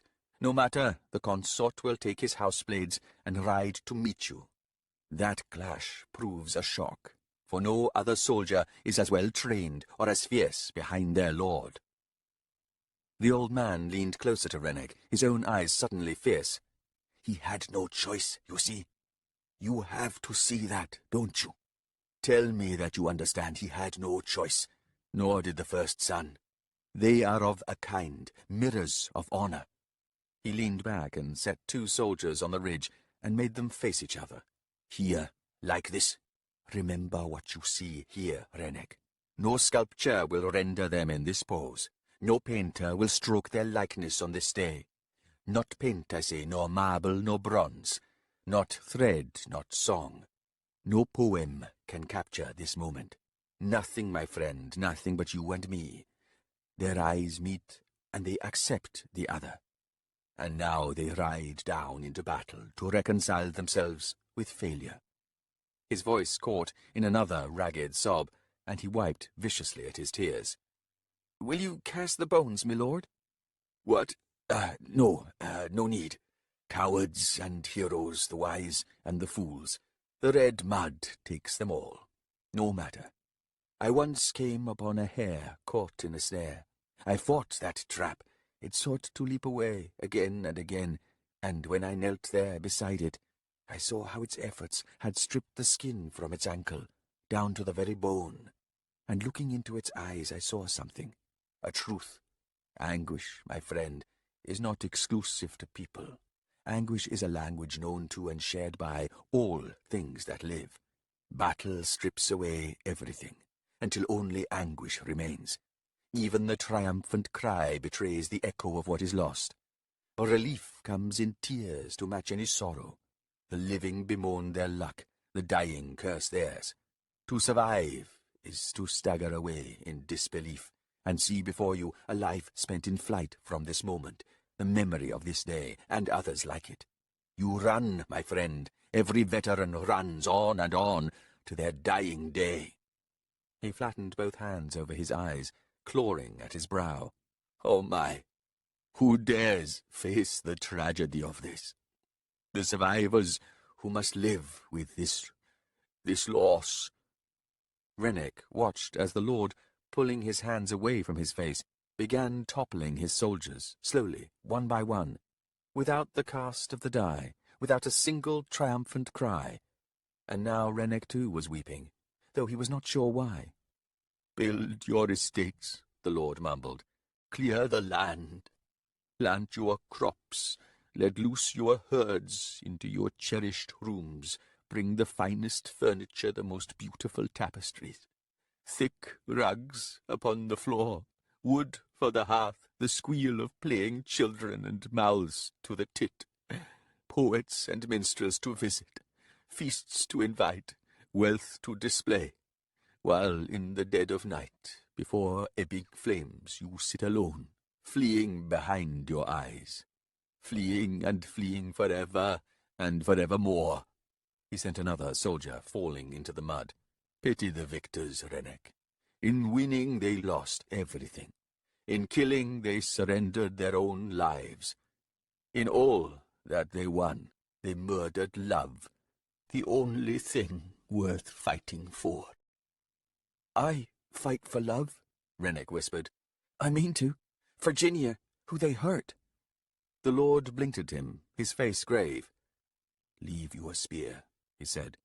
"Run to her. Give back to her whatever she lost." "But how?" "Vengeance shrinks the heart, Rennick. It is not a worthy path." Rennick wiped away his tears, studied the toppled soldiers in the ditch. "It's done," the lord whispered. "Strike the flag. Draconus has fled, his houseblades cut down to the last. He weeps in rage, and darkness devours him. The hust, my beloved hust, almost half gone. A coward came to the fore, seeing the exposed flank and imminent slaughter. He rallied his fellow convicts, and, with extraordinary fortitude, he led them into a withdrawal. Many who would have died now live, thanks to him. Taurus Redon, my sweet Taurus, I cannot say her fate. I dare not. The poet's soldiers live still. The first son will be pleased to discover that, I'm sure. They fought well, as expected, and now, unhorsed by battle, they walk with their fellow hust. Weapons sheathed, the iron silent, they lick their wounds and look upon one another. It was the ritual, you see, that terrible ritual. It took away the virtues, every one of them. Honor, integrity, loyalty, duty, flung them away. Not one soldier among them can find comfort in the lies they would tell themselves. Those so very necessary lies, the ones that keep a man or a woman sane. My poor hust. I don't understand, said Rennick. Each soldier now faces the truth, inside and out. Milord, what truth? Only this. For all that they have done, there is no excuse, none. Justification sloughs off each and every deed. Nothing holds, nothing hides. Deceit is impossible. They have taken lives, not just in this battle, but in all the battles they ever fought. The ones that sent them to the mines, the ones that wounded so many, the ones that made so many people, loved ones, suffer for what they'd done. This is why the iron mourned, you see. It knew what was coming. He leaned forward once more, his eyes wide. Take a man or a woman, strip away all the lies they tell themselves, until they stand naked unto themselves, their souls utterly exposed. Then make them soldiers. Tell them to kill. Do you see? No armor can defend them. No sword can be other than what it is. A length of sharpened iron that steals lives. Now, he added in a hoarse whisper, see them walk from the field of battle. See their faces there beneath the helms. See their eyes. I tell you, Rennick, you cannot imagine the anguish writ there. You cannot. Nor can I. And yet, I see it. I see it. They sat in silence for a time, unmoving, although it seemed that waves of pain struck the old man, making his face twist. Rennick looked away from the distress. He scanned the lead soldiers lying in the ditch. In his mind he heard the wails of the wounded and the dying. He saw soldiers reel from the field, and just as the Lord had described, there was something shattered in their eyes, while elsewhere others shouted in brittle triumph, as if each was somehow trapped into doing something they thought they were supposed to do, that pleasure, the satisfaction. But the old man had spoken of relief, the wonder of it, and the quivering disbelief to have survived by luck what took down so many. He remembered his own failure, yet again, lying on the ground outside the estate, curling up round the wounds in his body. The sad thing was, he now knew, the dying still had things to do, things to say. The dying still had faces they wanted to look upon one more time, pleasures they wanted to reach for, holding tight. The dying longed for all the embraces that would never find them, and theirs was a world of sorrow. He thought he could hear the grieving swords of the hust, the moaning helms and keening hauberks. They crowded each and every soldier of the hust as they filed from the valley, in lines ragged and broken, with many helping their injured comrades. The iron gave voice to exhaustion, and all the things lost on this day. For a moment his will to go on faltered. When adults stumbled this badly, what was the point in looking up to them? Rennick. He looked over at the old lord, and saw how one side of the man's face sagged, as if being pulled down by unseen hands. Even the utterance of his name had come out muddy, muffled. "Milord? What's wrong with your face?" Mask. Broken. Listen. Milord? The old man was slipping to one side, his right arm limp. Go, then, if you must. Go. To your battle. Tell them. Tell who? What? My hust. Tell them I'm sorry. Tell them you're sorry? Sorry about what? Rennick moved over to collect the spear. The shaft and its crusted sheath of ice bit into his palm, but as he tightened his grip, the ice melted. The lord lurched to one side, closer to his line of lead soldiers. He struggled, face straining, to drag his left arm, the one that still worked, closer to the toys. and then with one careless sweep of his forearm, he knocked the rest of them down. He settled onto his side then, head on his arm as if ready to sleep. When he opened his eyes, the left one was red, leaking. "Sorry," he said in a whisper. "All done. All done." He fell asleep. Renneck hesitated, and then set down the spear once more. He crossed the ditch, pulling off his own waxed cloak, the one given to him by Lord Anamander himself, and settling it over the Lord. The wind clawed through the weave of his tunic. Shivering, he retrieved the spear, and then stiffly regained the side of the road, joining the mass of ghosts still marching along it.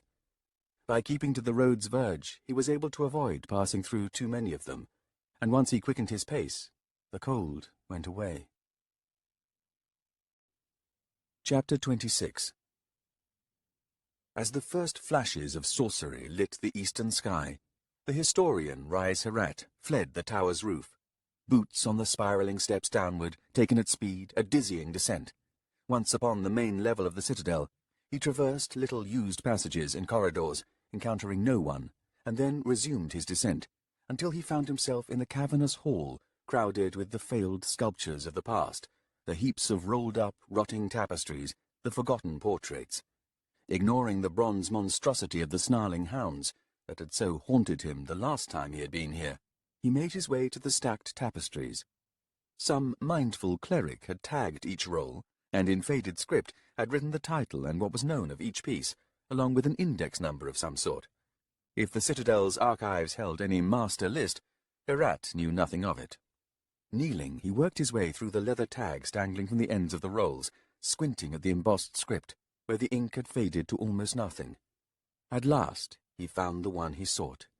It was a struggle pulling the tapestry from the stack, and his efforts sent many rolls sliding and spilling out to unravel upon the floor. The dust stung his eyes, made his nose run. He felt more than saw moths fluttering about, brushing his skin when he dragged the tapestry clear. Finding a stretch of unobstructed floor, Herat unrolled his prize. Lanterns were no longer necessary.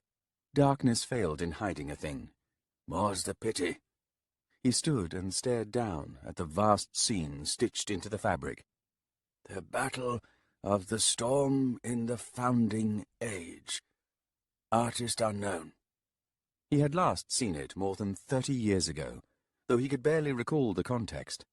Perhaps it had been found in a storage cupboard during one of the many refurbishings of rooms that had occurred as the Citadel's population burgeoned with acolytes, priests, and priestesses, or upon a wall in some long-sealed chamber that had been reopened.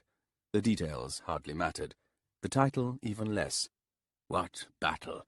What storm? What age of founding? He studied the swarm of figures upon the blasted landscape, the scores of flying dragons shredding the dark clouds hanging low over the battlefield.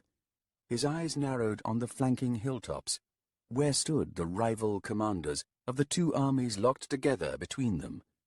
From one such figure, tall and martial, something like a stain or scorching marred the weave, blackening the air surrounding the man. He'd thought it nothing more than damage, the bloom of rotting mould, perhaps, or where a torch had been held too close to the hanging.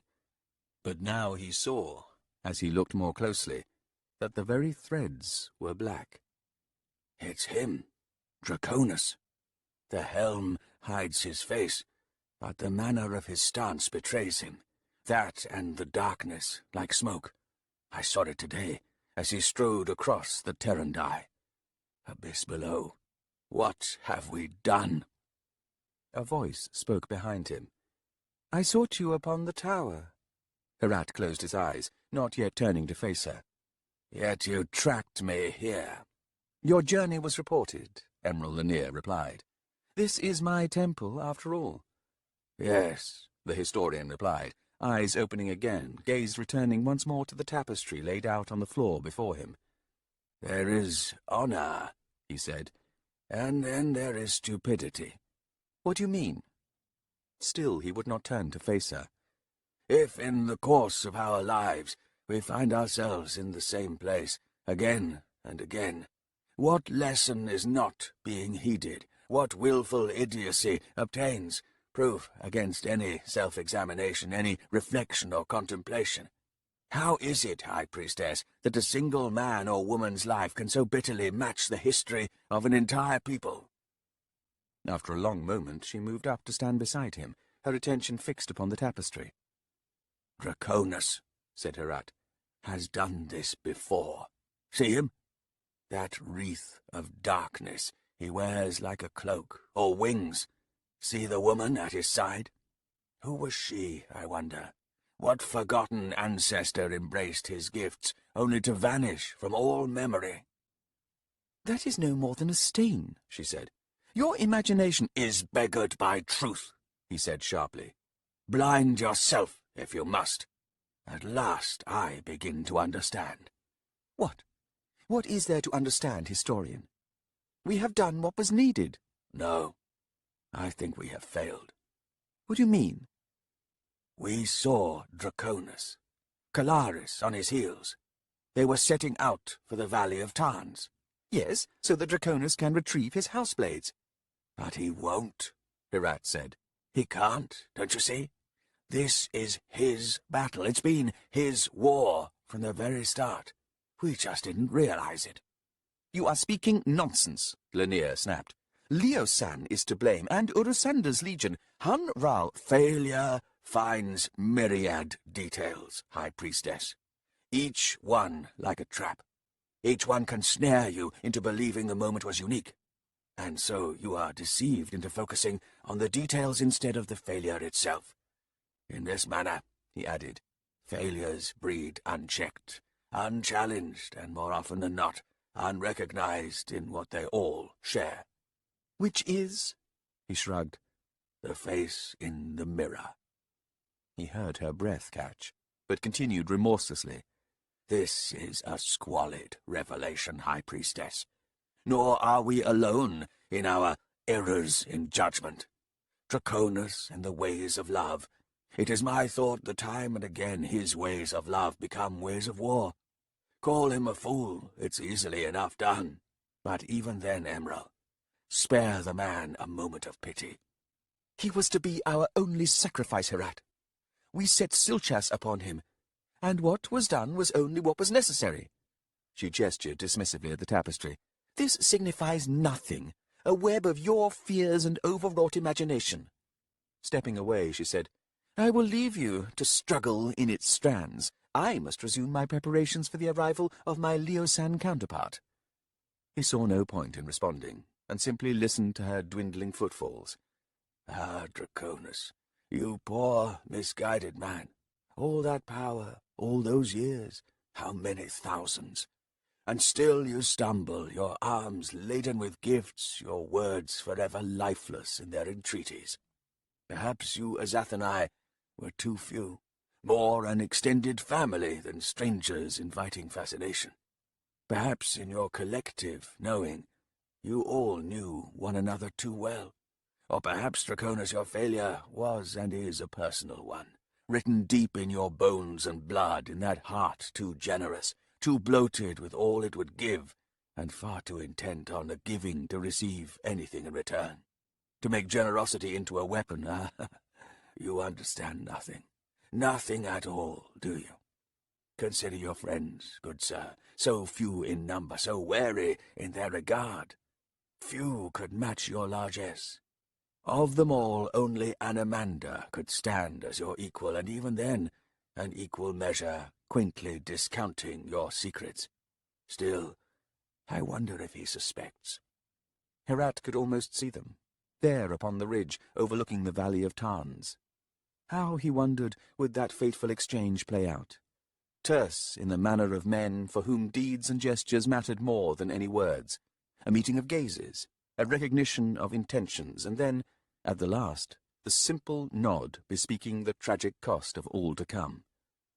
Shall I write of that encounter? Am I not the historian, the caged witness behind the bars, flinching at the mad world beyond? I see sleet slanting down from a glowering sky, a washed-out winter's afternoon, with only a hint of the coming storm. I see Lord Anamanda turn from his steady contemplation of the distant enemy ranks, or perhaps in the wake of dread magic, he wheels, his face twisted in grief. No, let us hook ourselves upon the meat of this battle before the flesh cools, to dangle and spin in wayward regard. See Draconis dismounting from a blown horse, with Captain Kalaris behind him, colours muted in such a way as to flatten him against the background. Our lone witness bound in threads. Few others are present, none with the temerity to draw closer to hear the two men speak. Only the captain, a face of black threads bleached by the passing centuries. His name will be forgotten, his role beneath mention.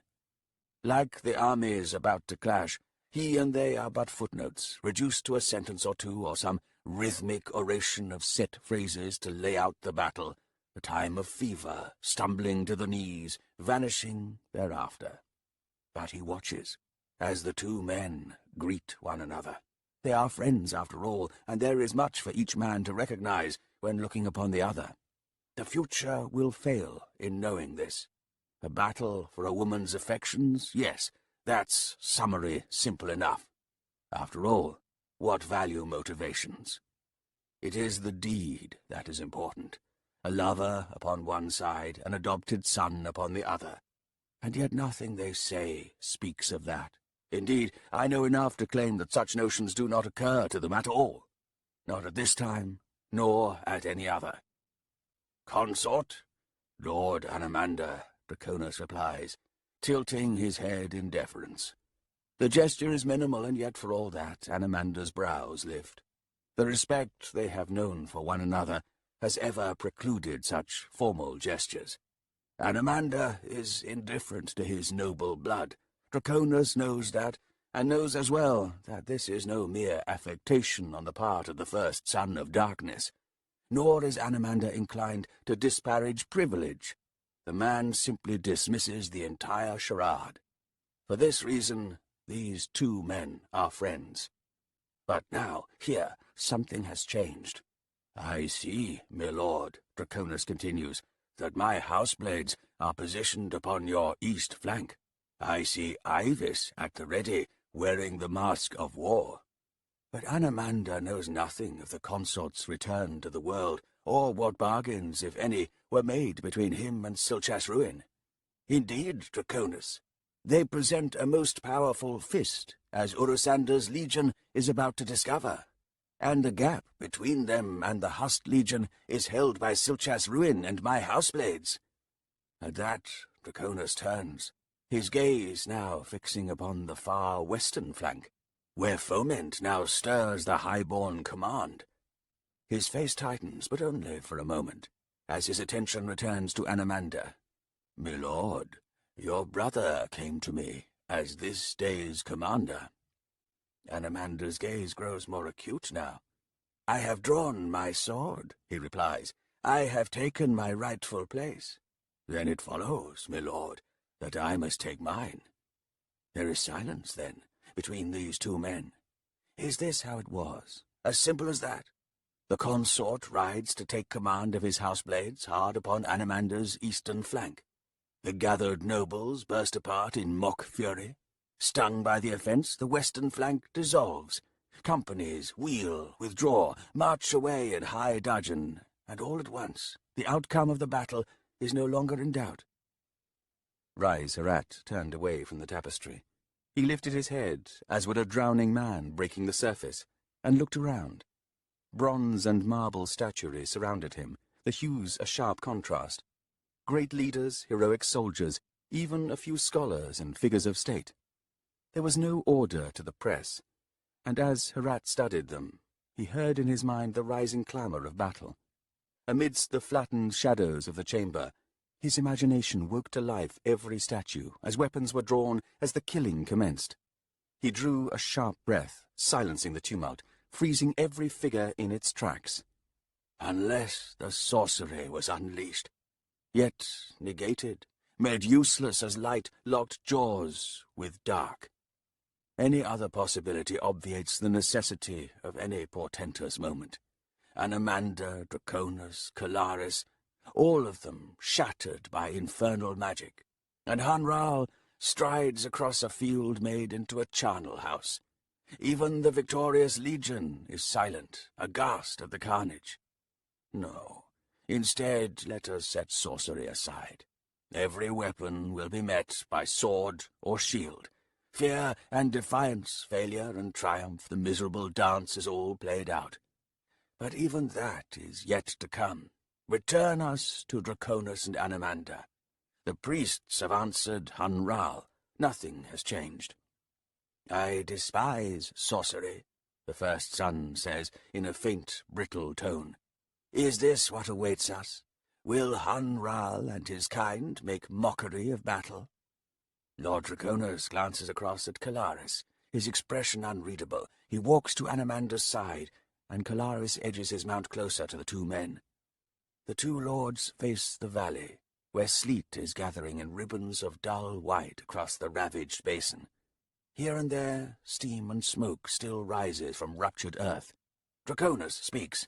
Will you deny me, friend? Have we not fought side by side before? Anomander seems to tremble a moment before turning to the consort. You seek my leave, Draconis. To what end? If you command me to withdraw, I shall. But understand me, Anomander, I will have Ivis and my houseblades. You would break his heart, then? Draconis turned slightly to squint at Ivis in the distance, where he remains at the head of his mounted company, and the captain's gaze is fixed upon his lord, as if but awaiting the summons. I see it. The fever has taken him. I should not be surprised at that. Anomander nods. Orosander's legion prepares to advance. He studies the enemy ranks, and then asks a most fateful question. How fares Mother Dark? Draconis seems to flinch at Anomander's simple question. She refuses my presence. I fear she knows my mind, and what lies between us is now wounded. Fatally so? I cannot say. Would you have it so? Anomander shakes his head. No, never that, Draconis. A few moments pass, while both armies hesitate, while the sky loses its will, and the sleet falls away to nothing, and a strange exhausted silence takes hold of the dusk. Then Draconis says, I can make it right.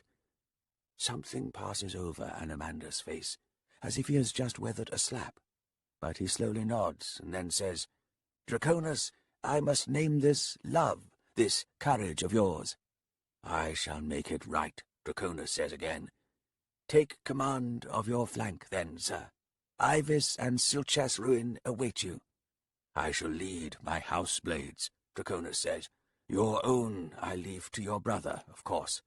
As you wish. Anomander. Yes? We shall not yield. No, Draconis, I expect not. She will see that, won't she? Anomander makes no reply. Draconis passes a hand over his face and then adds, There is the matter of your brother, Silchas Ruin. Draconis?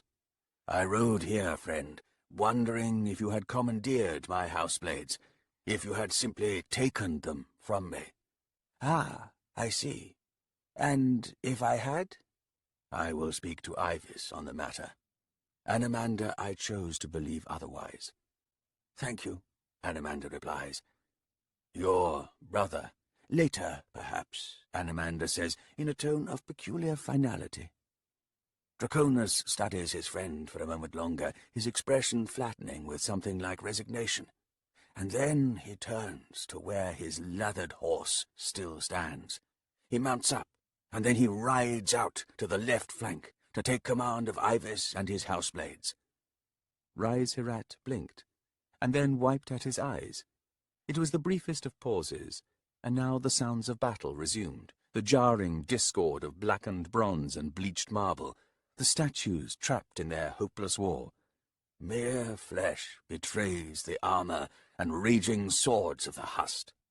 Prisoners, criminals, dying in the name of a civilization that has cast them out, too ill-fitted to thrive, and now they die by the score. Ivis falls, fighting for his lord. Silchas Ruin rages, weeping as his sword flails at all who would draw near. Lord Anomander stands soaked in blood. He has carved a space around him, and sees at last the inevitable end to this carnage. He strides from the field, climbs the mud-streaked slope.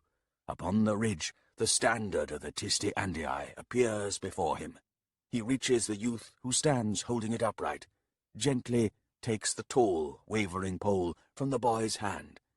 And Draconis, nowhere to be seen. His body will never be found. It is no easy thing to kill an Azathanai. Herat brought his hands to his eyes, plunging the terrible scene into blessed darkness. And we have done this. Emral and I. Abyss take us. The standard tilted, and then swept down. Done. All done. With a cry, he staggered through the chamber, colliding with statuary, his eyes still covered by his damning hands. He fell more than once, scrambling frantically back to his feet. Disoriented, bruised and bleeding, he set off again, only to find himself lost among the towering figures. They crowded him, with hands smeared in his own blood. They reached for him. Shrieking, he lunged and staggered about. The chamber echoed his cries, until 1,000 voices wailed in pain and grief, all in the name of one man. She will see you now. High Priestess Emral Lanier flicked her gaze upward to see the Azathanai, Grisinfal, standing in the doorway. She lifted the mouthpiece to her lips and drew in another mouthful of smoke. She filled her lungs, feeling the familiar bite, the shock dulled to faint pleasure. Frowning at the huge, bearded man, she shook her head. "I'm sorry, sir. Who will see me now?" Almost shyly, Grisinfal edged into the room. "Mother Dark, your goddess." After a moment, he shrugged and said, "The wounded heart contracts, like the closing of a fist. She will see you now, and you in turn will see her. Out from the darkness, a manifestation of flesh, blood, and perhaps tears." Lanier sent out a stream of smoke, and then snorted. "A little late for that. Such things do not pass swiftly, High Priestess, even for a goddess." After a moment, Lanier set the mouthpiece down, and then rose from her chair.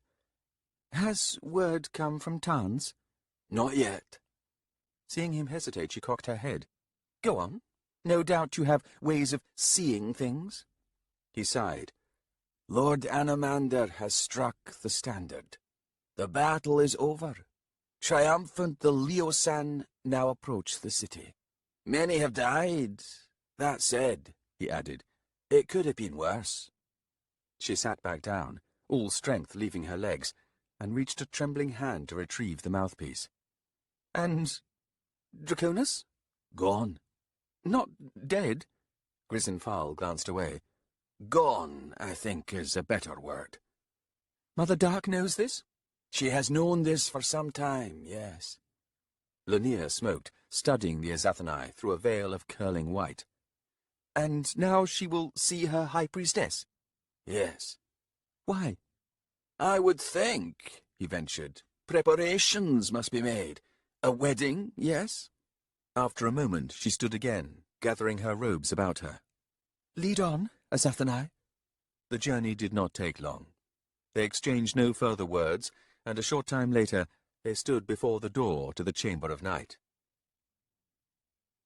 Surgeon Proc leaned against the sill of the window, and used the palm of his right hand to melt the ice upon the thin bubbled glass.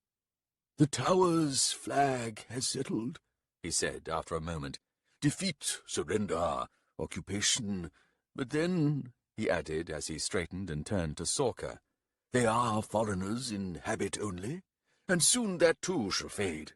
I see an admixture ahead, and cannot but wonder at what spawn such union will yield." He lifted up his flask and drank another mouthful of spirit. Sorka looked around, moved to a plush chair, and sat heavily. "Beware the torch, lest your breath catch fire." "If my words are fire, it's a modest flame." She took out an iron pick and began cleaning her pipe. Proc glanced at the door, through which Lady Sandaleth and her daughter had departed but moments ago, on their way to that fateful meeting with her son. He had heard that 2 hostages dwelt in the citadel, one a girl, made mostly feral by neglect. Orphantal was the other, Sandalath's bastard child. "I am fair drunk," he admitted with a nod. "Yet what numb relief is offered proves a mockery to feeling. My heart still breaks, but no sharp crack issues forth. Rather, I faintly hear a dull sob. Such is the dubious gift of drink." "You know the signal of the flags for certain, Brock?" He nodded. "For my crimes, somewhere to the east the standard has been tilted. The defenders of Mother Dark have been broken." He shrugged. "Victory and defeat, both states are frozen in time.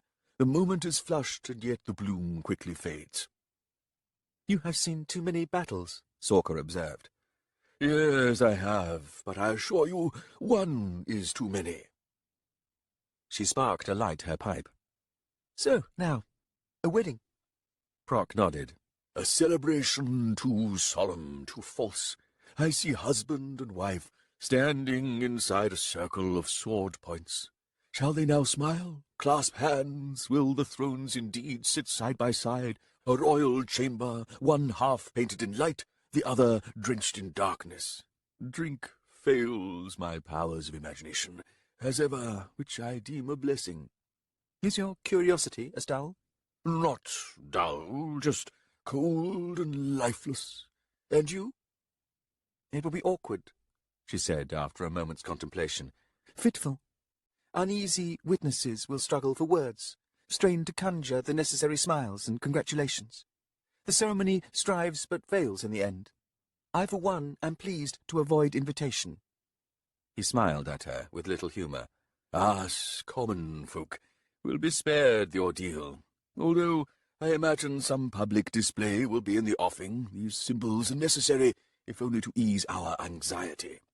"Lady Sandalath's mind is broken," said Sorka, squinting at the bowl of her pipe. "There is a steep toll to trauma," Proc replied. "Her mind must distance itself, find a place of retreat. Possibly," he mused, "a childhood memory, some refuge." "She speaks like no child, surgeon." "No, I suppose not. Something has twisted in her soul." "Do you fear for the child?" He shot her a glance. "Which one?" Sorka looked away, said nothing as she smoked. Then abruptly she spoke again, though her tone was laconic. "How fares the ledger, I wonder?" "Excuse me? What ledger?" She made a face. "Who died, I mean? Lord Anamander? Captain Ivis? What of Lord Draconis himself?" When he made no answer, she continued. "I like the gate sergeant, Yalad.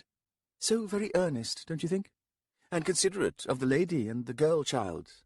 I hope he still lives." "It falls to that, doesn't it? Details of administration now, with you clerks and list-makers venturing out from the shadowy alcoves. Who gets what, who pays, who gets paid. Missives sent out to families in the countryside, regretful in tone, yet urging an everlasting pride in the ones who sacrifice their lives defending whatever." She studied him through the smoke. "You dislike my kind, don't you?" He shrugged. "The need for organization demands attention. Once the dust settles, or in this case, once the blood sinks into the mud. Do I dislike the clerks, so crucial to civilization's vitality?" He let out a breath. "Probably. Scratching styluses instead of familiar faces. Columns and lists instead of dreams and desires.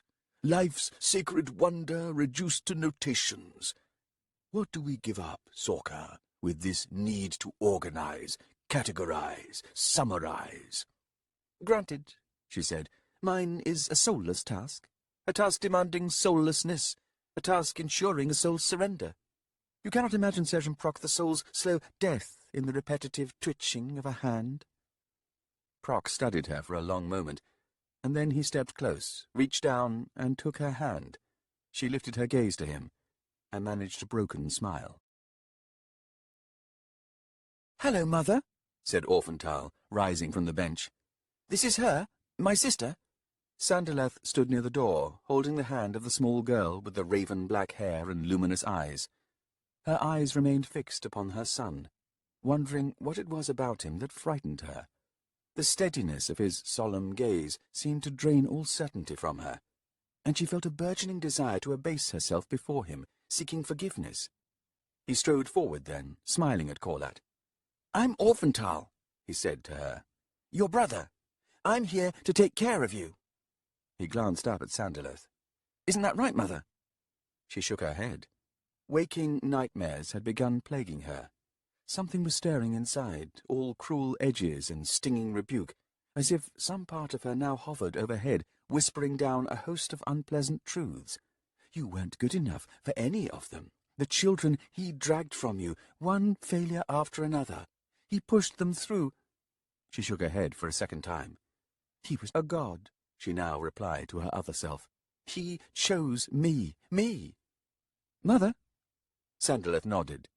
No, she will protect you, not the other way round. Even if it takes her life, Orphantal, she will protect my perfect, beautiful child. She paused. I may not always be there, you see. I may have to go away again. She pulled her hand free of Corlat's grip, and it proved easier to do than expected. Take her now, she said to Orphantal. I am going to my room. Your room? I have lived in the citadel before, you know.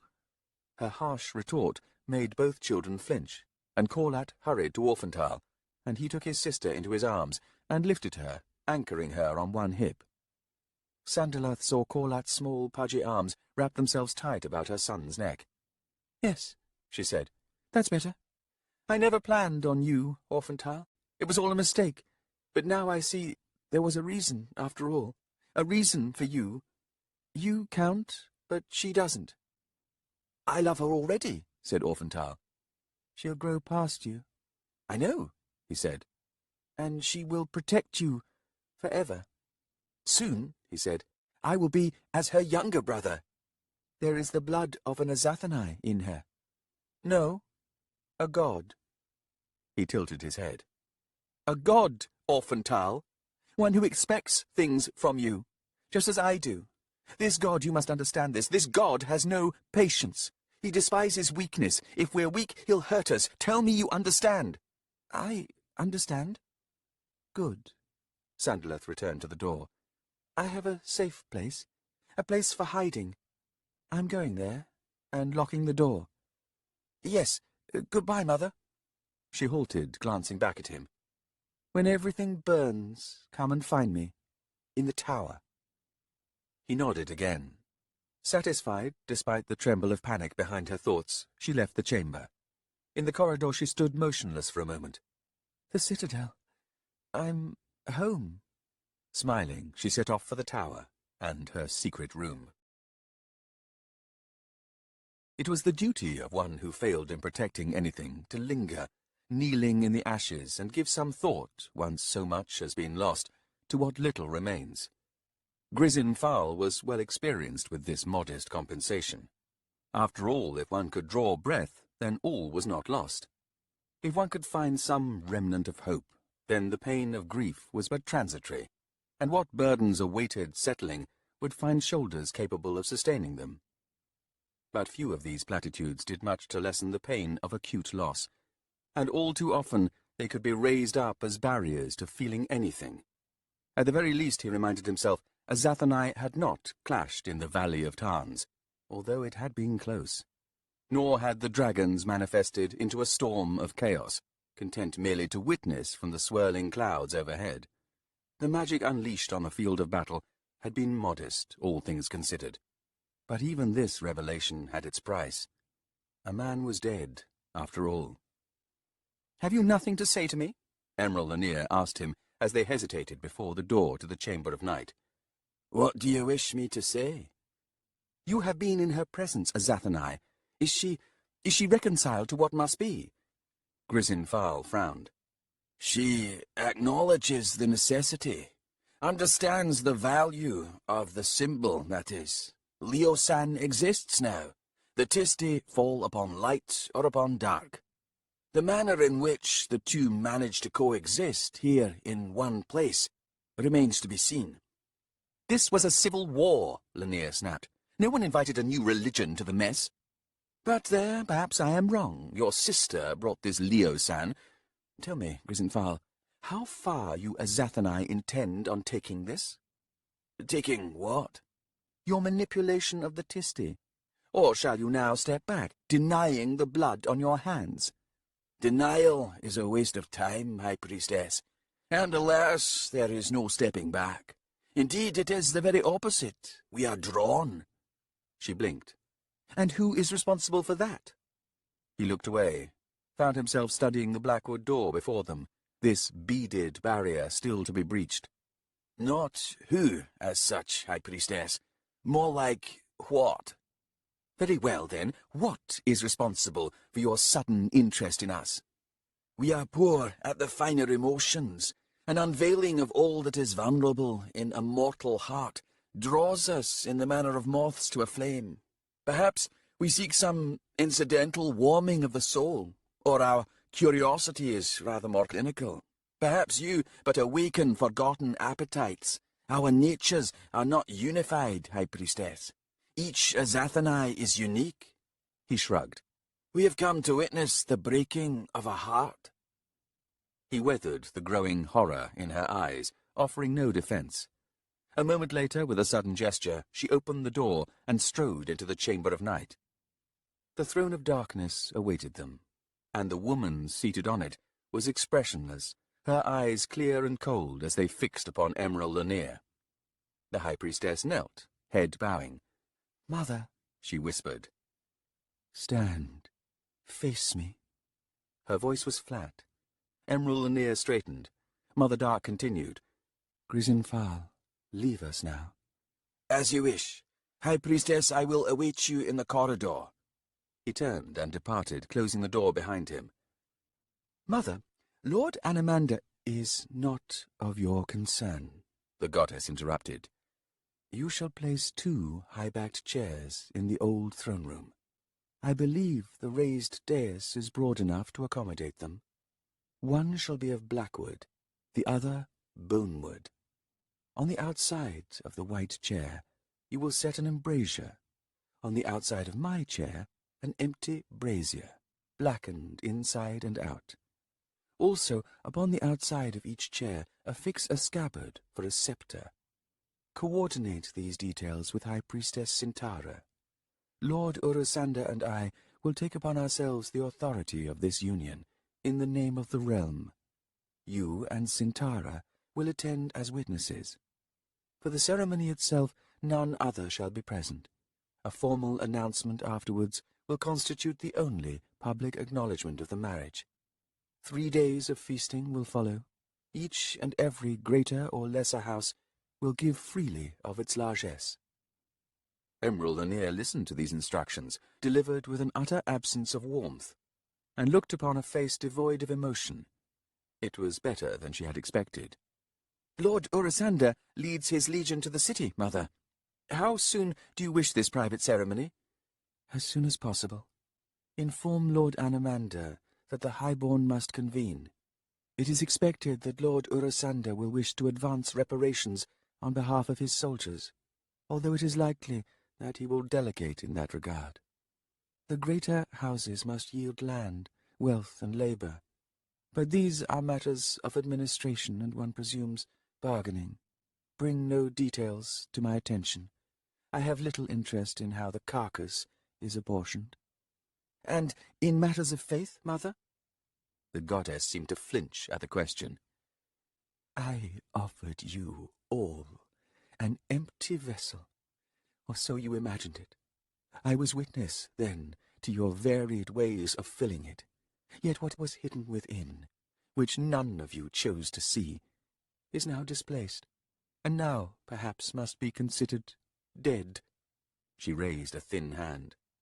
"Are you eager for a list of prohibitions, for prescribed positions and holy ordinances? Am I to tell you the way to live your life? Am I to lock doors, draw close shutters? Am I to guide you like children, with all the maternal needs of a mother, upon whose tit you will all feed until your dying day. What words do you wish from me, Emerald Anir? A list of all the deeds that will earn the slap of my hand or my eternal condemnation?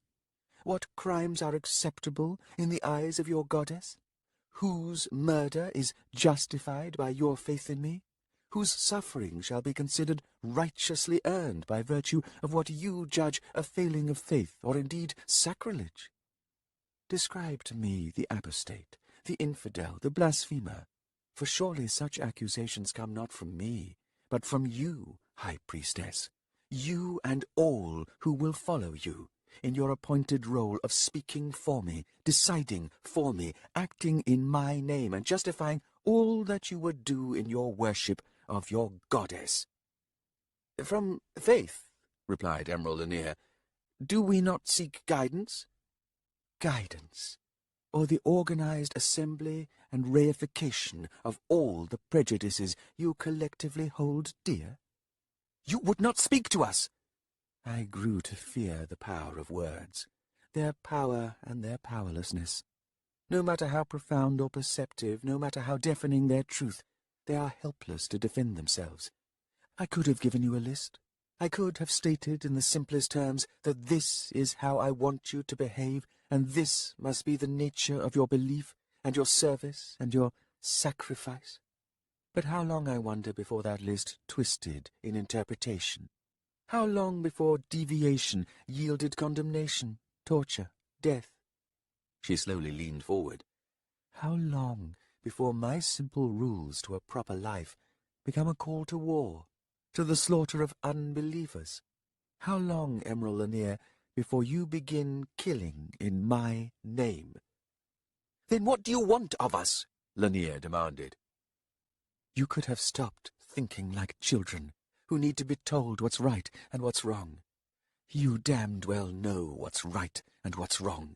It's pretty simple, really. It's all about harm. It's about hurting, and not just physical either. You want a statement for your faith in me? You wish me to offer you the words you claim to need, the rules by which you are to live your lives? Very well. But I should warn you, every deity worthy of worship will offer you the same prescription. Here it is, then. Don't hurt other people. In fact, don't hurt anything capable of suffering. Don't hurt the world you live in, either, or its myriad creatures. If gods and goddesses are to have any purpose at all, let us be the ones you must face for the crimes of your life. Let us be the answer to every unfeeling, callous, cruel act you committed, every hateful word you uttered, and every spiteful wound you delivered. At last! Cried Emerald Anir. You didn't need me for that rule. No, Mother, we didn't. We don't. But now, at least, we have you to tell us that doing the right thing is actually worth something. Abyss knows this mortal world rarely rewards such generosity of spirit. Doesn't it? Well, if you believe that wealth and power are rewards, then yes, you would be right. Alas, they're not. But those who have neither will suffer, often at the hands of those who do. Alas, the wealthiest among us are also the most childish of us, in their acquisitiveness, their selfishness, their stubborn denial of the obvious truth that it is better to share than to hoard. For hoarding breeds resentment, and resentment will, in the end, get you killed. The face of the one sitting atop a hoard is a child's face, obstinate and stubborn. Is it any wonder such people would twist and distort any and every faith that preaches love? Love? Mother Dark was silent for a long moment, and then she leaned back. Oh, Emerald Anir, even when I but showed it, when I refused to give it a word, see how quickly it was poisoned by all who looked upon it. None of you could abide it, could you? It is yet to occur to any of you, I think, that in naming you all children, I was not being complimentary. Then I deem you presumptuous. As you will, as you will. So, Mother, is that all? Our realm is now divided in its faith. You can expect Sintara to have taken her religion into that place of prescription and prohibition. She will have made her list, her rules. Father Light shall prove more than just a title, Mother Dark replied, as Sintara shall soon discover.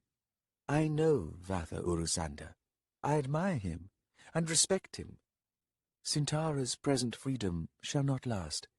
If I can give Urusanda very little, I will at least awaken him to his newfound power. Beyond that, let there be justice. The promise chilled the heart of Emerald Lanier.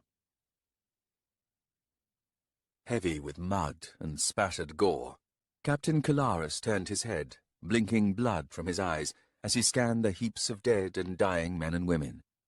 He could see where Ivis had gone down, ringed in the corpses of those who'd fought at his side, and those Legion soldiers who had surrounded them. Perhaps Draconis was among them, yet one more cold body leaking into the mud, but he doubted it. There had been strange blooms of impenetrable darkness, stains in the air. There had been a hoarse cry, filled with grief and rage, dwindling as if the one voicing that cry had retreated, fleeing, or had been somehow devoured by the darkness itself. His dulled gaze now caught the scene he had been searching for. Lord Anamander, alone, stood watching the slow approach of Lord Urusanda, flanked by a dozen guards. The standard had been toppled, with nothing left but bitter formalities. Alone at the last. Not even Caladan Brood remaining. Or did you send him away, my lord? Yes, I think you would have. Kalaris sheathed his sword, its notched edge catching as he slid it into the scabbard, a thick welling of congealed blood rising up to gather below the hilt. Among Anamander's houseblades, but a handful remained. Of the houseblades of House Drakons, he saw none standing. Ah, Ivis, I did not see you fall, forced to turn away at the last moment. The wonder of your charge finds glory in its failure. We can look to little else, we of the Andii, when seeking solace from this day. Draconis and Ivis had led their forces deep into the enemy facing them. Their company had killed easily twice its number, and even the frantic flanking attacks from Urusanda's mounted cavalry had done little to slow its advance. In the end, alas, they were too few, even when joined by Anamander's own houseblades. Ivis, did your lord abandon you at the end? I fear he did. Kalaris wiped the grime from his stinging eyes, no longer interested in seeing the official surrender, no longer wanting to witness his lord's humiliation. The first son deserves better than this. I shall look into the eyes of the highborn and await their flinch. But this is scant satisfaction. What seemed a lifetime ago, he and the consort had ridden hard upon the road, with the terrible storm breaking over the valley of Tarns. At the first pounding of thunder, Draconis had cursed, low and heartfelt. Neither lightning nor thunder. Magic, unleashed. Kalaris had expected to come upon a scene of unnatural slaughter. Instead, they had arrived in time to see the last desperate defense of two priests, light and dark, entwined like serpents, jaws locked upon the other above the valley's floor. The final detonation that tore them apart sent both priests and even Hun Ral to the ground. But it was Hun Ral who first regained himself. Kalaris was not entirely certain who the surviving priest was. The man was covered in mud and streaming blood. His clothes were scorched and shredded. The path he made in his belly crawl to his companion left a smear like the track of a slug. And the other priest? Cedarpool. None other. And now that cheerful young man is dead. He must be. No one could have survived that assault. Where he and Draconis had drawn up their horses, Lord Anamander stood ringed in a rough circle of aides, messengers, and standard-bearers. Yet these Andii maintained a distance, as if Anamander stood alone upon an island. Draconis and Kalaris halted. The ground was muddy, their mounts uncertain of their footing. Overhead the sky still convulsed in a miasma of sickly clouds, through which shadows flitted. Eyes fixed upon the valley below, Anamander shook his head. I must go down to that priest. Leave him for the moment, friend, Draconis said, dismounting. Your guards are correct. If Hun Ral sees you draw within range, he will strike at you with what he has left. On another day I could have swatted him down. Instead I am weakened here. incomplete, if you will. Turning, Anomander studied the consort, and then tilted his head. Incomplete? No matter. Here you are. You have taken command. What would you have me do, friend? Do you censure me in her name, consort? No. It is said you have named your sword Vengeance. How sure is your rectitude, Anomander? I would think thus named the blade will demand from you a purity of purpose. Of course, he added with a faint shrug, you will need to surrender everything else. Will I? Draconis, have our vows gained veracity in this new sorcerous age? I should think so, yes. Vengeance, Anomander said in a musing tone, his eyes narrowing upon the enemy forces opposite. I have pondered, resumed Draconis, the notion of a righteous blade, not as would Lord Henerold and his hussed iron. I would value no opinion from my chosen weapon, merely a certain efficacy. Justice, should such a notion exist, must lie in the hand wielding the blade. And how would you name your new sword? Anomander asked. There is something inherently chaotic in any weapon. Do you see this? If it lacks moral spine, then yes, I see this well enough. Kalaris listened to these two men, their nonsensical, seemingly irrelevant discussion so at odds with the moment, with the ever-growing pressure of two armies about to clash. He wondered for the first time if both men were utterly mad. Then, Draconis asked, will you this day draw your sword in its name? More to the point, can you? I spoke of what must be surrendered, lest your weapon fail you. Friend, said Anomander, your presence here is divisive. I know. We will lose the highborn. We will, in turn, lose this battle. Will you send me away, then, Anomander? I mean to fight for you, Draconis. Yes, I see that. But if you will leave here, take your houseblades. How can I? Draconis demanded. And how can you, who would stand in my place here, invite such a thing of me? Anomander replied, I state what is possible, with no blame in attendance.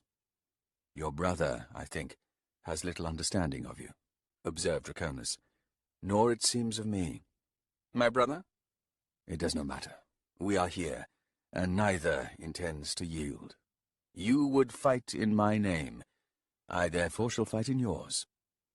They stood in silence then, until after a time Draconis stirred. I will join Ivis now. Fare you well, Draconis. Climbing astride his horse, Draconis hesitated, and then said, And you, Anomander. He rode off to join his houseblades. The first son fixed his attention once more upon Urisander's legion. Soldiers had descended to help a staggering Hun Ral make his way up the slope. Kalaris.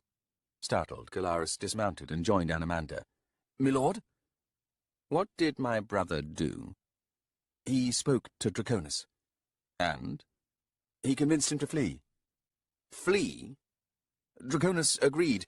He understood the necessity, my lord, but he would take his houseblades into exile with him, only to discover that they rode with me. Yes, my lord. So, he would flee. In the name of love, my lord, yes. To force upon him that choice, Kalaris, was unconscionable. Sir, we were desperate. Anomander turned sharply to Kalaris. You were party to this? You added your weight to my brother's entreaty? My lord, I was witness. That and nothing more. Your brother has little interest in my counsel. Yet. Yeah, I see. Silchas led me here, after all.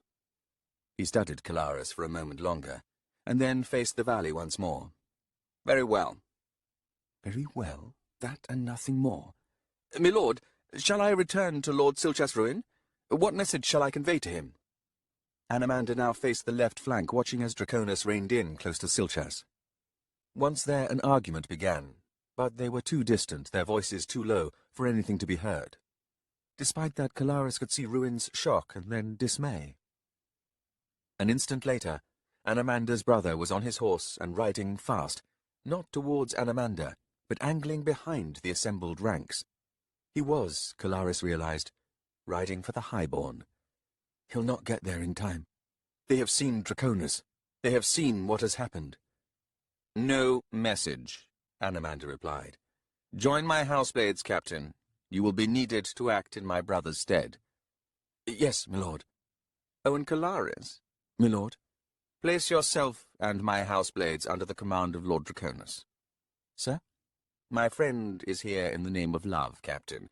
In the absence of anything else, is that not a worthy cause? No. Let us take his side. Kalaris glanced to the far right flank. Milord, the highborn will not be so sentimental, am I? Is love so paltry a thing to be plucked and dropped to the ground at the first breath of contempt? Man or woman disparaging love is a crime of the soul, for which the future will turn away its face. I doubt they fear such a fate, milord. They will learn to, Captain. This I swear. Sensing a new presence, Kalaris twisted round and saw a few paces behind them the Azathanai, Caladan brood. The huge figure was motionless, his expression revealing nothing. Following his gaze, Anamander grunted and said, I have begun to wonder where you were, Caladan. The Azathanai made to speak, but then lifted his face to the sky. A moment later he scowled. Lord Anamander, he said, as if exasperated, there will be no more magic from the enemy on this day. Indeed, Anamander snapped. Then should I walk down now to that brave priest below? Send soldiers down to collect him. Their lives are of less worth? No, but you will be needed here, for the battle is about to begin. Do you vouch for their safety? In collecting the poor priest, yes. In the battle to come, alas, no such thing is possible. No, Anamander replied. I imagine not, unless, of course, you choose to awaken what is within you, as you did at Draken's Keep. Milord, shall I slaughter your enemy, then? Can you? Caladan brood nodded. And kill thousands? You would take that burden? Baring his teeth, Caladan brood said, It would not be mine, would it? Kalaris sat frozen in place, unable to pull away from the conversation. On the far right flank, the mass of houseblade companies had begun tearing apart, and among the highborn nobles there was chaos, into which Silchas Ruin now rode. In answer to Caladan brood's question, Anamander said, No, I suppose not. The Azathanai glanced again at the heavy clouds overhead. But I would advise you to decide on the instant, first son. A single word from me can win this battle, and with it the entire war? It can, Caladan replied. Returning Draconis to his love's side, ending this incursion of Leosan into our realm, saving even the precious possessions of the highborn. Just so. A half-dozen soldiers set out, hurrying down to where the priests were now lying side by side, one dead and the other perhaps only moments from joining him. Am I a coward? Anamander asked, to abjure from giving you leave to slaughter my enemy? If I refuse you, Azathanai, you will lose this battle, my lord, and many of your Tisti Andii will die. In place of that, sir, I offer you naught but Leosan dead. But as I said, time is short. Wait too long, and I will be matched. By Hunral? No. He is still too clumsy with the power of elemental light. Another comes, and she is not far. Anamander seemed nonplussed. Suddenly stiffening, Kalaris said, Forgive me, sirs. Azathanai, do you speak of one of your own? Caladan brood sighed and then nodded. She whom you have named Teris, content only with balance, I'm afraid. A sentiment plaguing many of my kin. But not you, said Anamander. The Azathanai shrugged. You wanted peace, first son. My answer to all that I fear, my response to all that threatens me. Caladan brood, you would see me become a tyrant in the name of purity, in the name of a peace that is maintained at any cost. Yes, my lord. Azathanai, I must refuse you. I understand. Do you? I name that presumption, sir. This war belongs to the Tisti. Absolve none of us, nor indeed is such absolution yours to give. He cast Kalaris a glare. Ride on, Captain, this instant. Milord. Kalaris gathered up his reins. Moments later he was riding for the left flank. and his mind was a storm of chaos. You decry sentiment, Anomander? You damned fool! By what other name have you just surrendered certain victory? Ahead he saw Lord Draconis, and at his side Ivis. Both men were now positioned in front of their houseblades, and it was clear that they would lead the charge. Not a coward's thought. Not there, with those two fools. Abyss below, sentiment? Win her back, will you, Draconis? With this dusk and its suffocating madness? I fear not, sir. Oh, Mother save us, I fear not. And now, an eternity later, the battle was done. And still the night held back, a drawn breath suspended in the firmament. Kalaris remained standing in the midst of the battlefield. Figures moved here and there, lending what aid they could to those fallen who still lived. Here, at last, it mattered not the uniform worn, as every piteous cry proclaimed no colours, and even the skin, cloven white or black, was made one in the mud. Someone approached from his left, and Kalaris slowly turned to see Silchas Ruin. He felt his own spine stiffening as he straightened, concealing the fury he felt behind his soldier's mask, his survivor's insensate mien. "My lord?" "He struck the standard," Kalaris nodded, "and now makes formal surrender." Silchas Ruin was wounded, blood thick upon his left shoulder. "It was the highborn, Kalaris, our betrayers, Mother Dark's own children of the blood. Did you see the hust, Captain? Did you see how they held? I'd not thought it possible. Convicts, murderers. Truly that iron is its own sorcery." He stood, now watching his brother in the distance. "He struck the standard," he said again. "My lord, you are wounded. This, in Feyen Menand. She attacked while I was engaged with two others. Sought to come upon me from behind, but I caught the motion." "Her fate?" Silchas shrugged. "She was a Menand." He was silent for a moment, and then he asked, "Captain, the Hust Legion, was their retreat by Redon's command?" "I do not know, my lord. Only that nearly 1,000 of them lie dead, having not retreated a single step." He hesitated, and then said, "If indeed it was Commander Torres Redon who ordered the flag, she did the right thing." Silchas Ruin's stained face twitched in a cold half-grin as he studied Kalaris. "Ah, Captain, the world's torment knows ease, with your opinion voiced." "I would think not, sir, indeed," he added, his voice hardening. "On this day, we are the makers of this world's torment. The only ease granted now is named death." "And surrender?" Silchas Ruin said, his moment of contempt past. His eyes narrowed on the distant scene. Now Hun Ral comes to the fore. Spent, and yet even at this distance I see the smear of his smile." "Yes," said Kalaris, though not bothering to follow Ruin's hard gaze. "It seems there is to be a marriage." Silchas Ruin nodded, and then spat red into the mud at his feet. "Sound the bells, wise Kharkanas.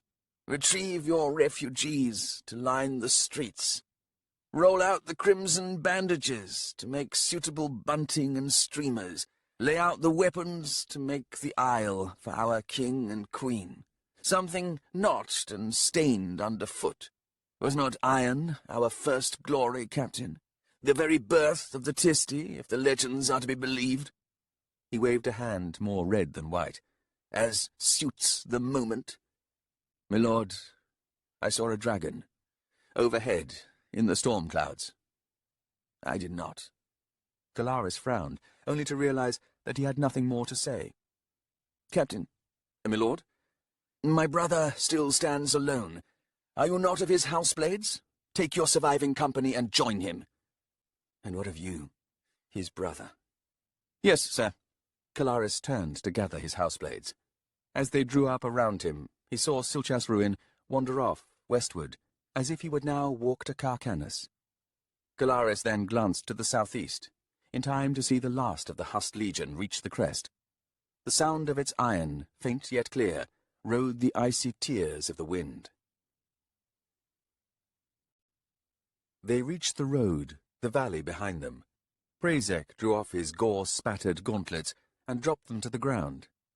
"Well," he said, around a cut lip already scabbed black, "that was a sorry day." Dathanar slowly hunched over, still struggling to regain his breath from a mace blow that had driven him from his feet. "Sorry, is it? No, friend. Set sorrow aside. Disband this beleaguered company of regrets. I see no blessing in their sordid attendance. They line the road like refugees," Prazek said, spitting, "and would seek the shelter of rationalization as befits their desperate need. But these are modest roofs, and the crowds jostle beneath each one, as would a family of fools breeding out of their house. Too many bodies and not enough rooms. Shall we build additions? Extend this paltry roof? Bah, let's just breed some more." "And to this, you say?" Dathanar shrugged. "Why, I say, fuck you in your fuckery. But we are right, friend. Regrets breed regrets, a spawn unceasing in humping zeal. And at last we are less than animals. For all our claim to nature's graces, we are absent dignity." Prazek considered his friend's words for a moment. Then he glanced around at the figures shuffling past. "See this current?" he said in a low mutter. "And here I am, snagged, tugged and frayed." Abruptly he sat down on the cold, wet ground. After a moment, Dathanar did the same. "I have often wondered," mused Prazek, "at the mind of certain of our fellows, those for whom the hunt incites a flush of zeal, the eyes bright as a child's. I have seen the arrow strike true, some noble creature in a glade, head lifted in alarm, only to crumple to the iron bite. By your confession, friend, I see now what is slain. Dignity is the natural stance of beasts, their innate essence, which, perhaps, the hunters in their moral paucity envy, and so grow vicious, to slay out of spite. Ah, Dathanar, the years are stripped away." Dathanar sighed. "Behold the child revealed, flushed and bright, posing beside the kill. If we war against nature, why, we war against dignity itself. Our sordid dominion makes ascension a lie. The truth is, we descend, with all the dignity of a disease." Prazek wiped at his face, wincing at his torn lip. "Salvage me some hope, I beg you." Dathanar reached across to settle a hand on his friend's shoulder. "Well," he said, "there is this." Wareth remained at Rebel's side, holding the man's weight as best he could, as they clambered up the last few paces to reach the crest. The moment they arrived, Rebel reached up and gripped Wareth's arm just above the elbow, and tugged hard. "In the name of our mother, Wareth, set me down." Together they settled to the ground. Wareth being as gentle as he could with his friend, Rebel settled onto his back, eyes filled with pain as he stared skyward. "I make it 37, he said. Wareth looked down, saw the blood still streaming from the sword wound in Rebel's chest. But the man wasn't coughing blood.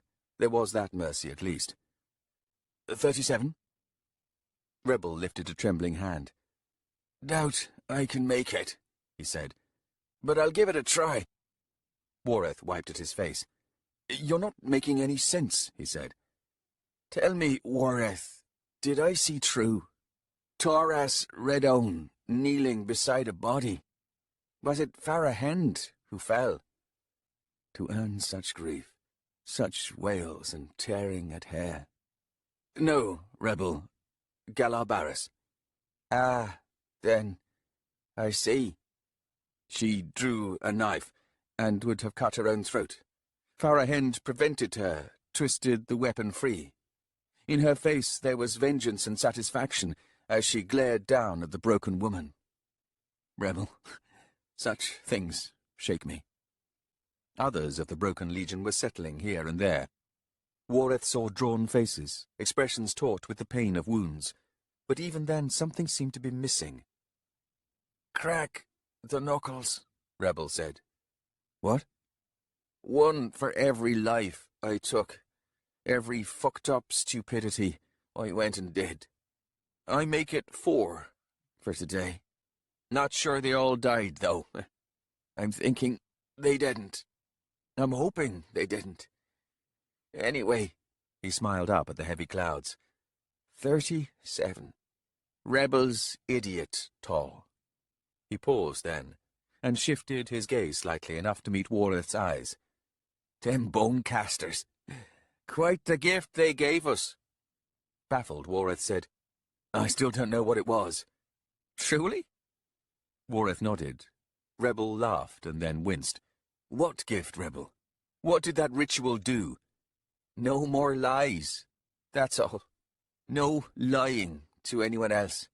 But mostly, no lying to yourself. Frowning, Wareth shook his head. I've never lied to myself.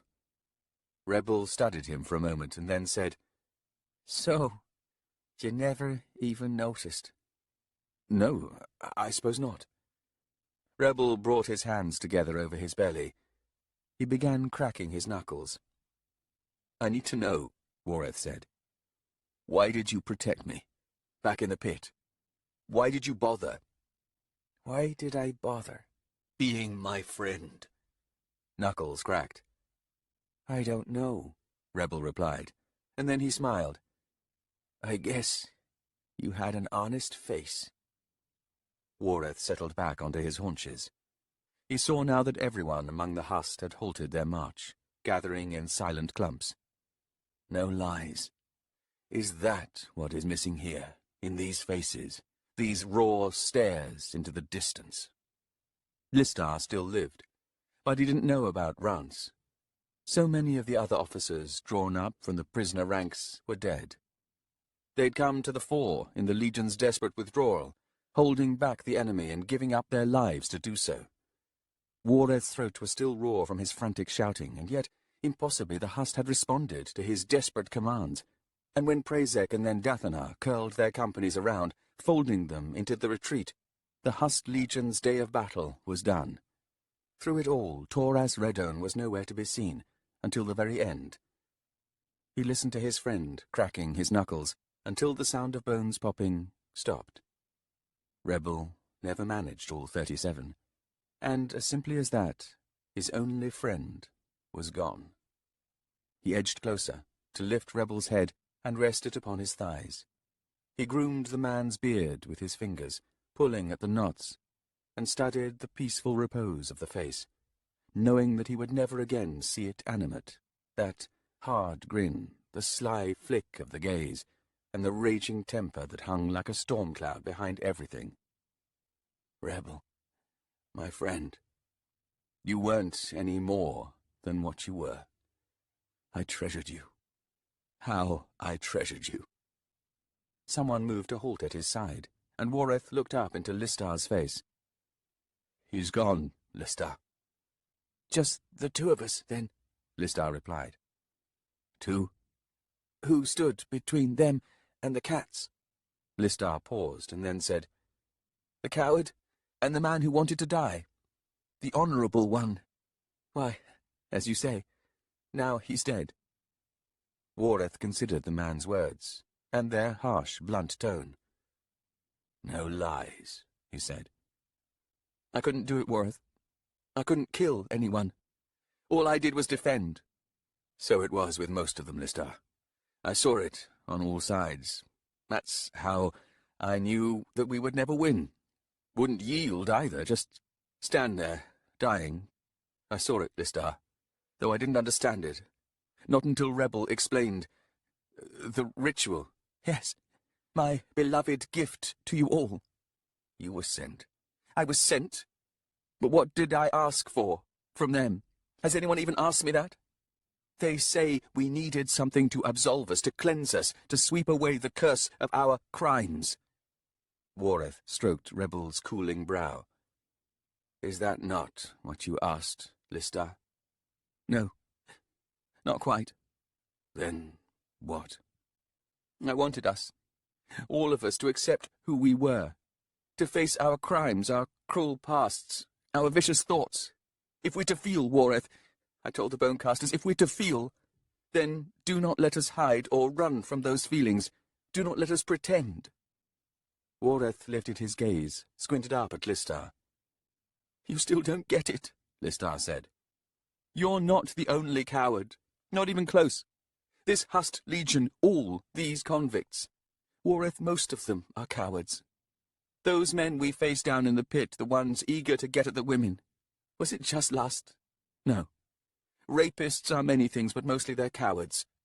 The kind that has to feed on victims. It's a different kind of cowardice from yours, Wareth, but it's still cowardice. Why did they all hate you? Because you were the sole coward not in hiding. The man paused then, looking away. Look at them, Wareth. Blessed by my gift. Seeing them, I think that Rebel's the lucky one. With that, Listar stumbled away. Wareth stared after him. No lies. Well, that's no proof against being stupid. Shit, I forgot to ask him about Rance.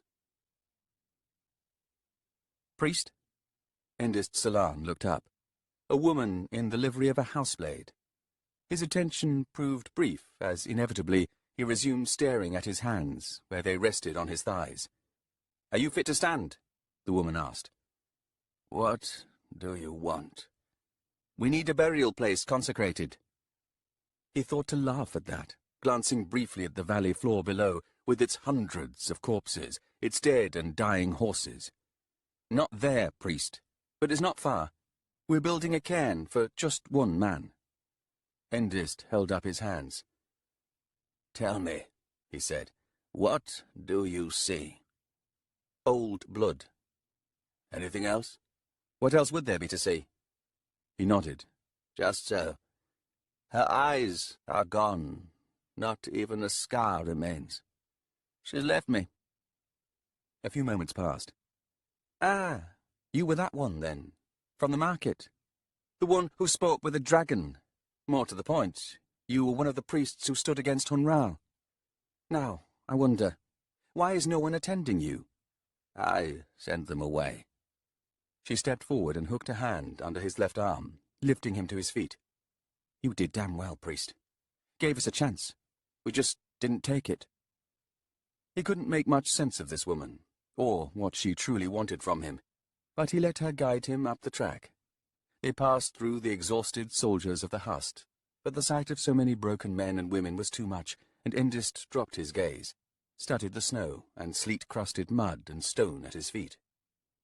After ascending a short slope, they left the track, and the woman drew him over to where a huge man was busy piling the last of the stones to a cairn.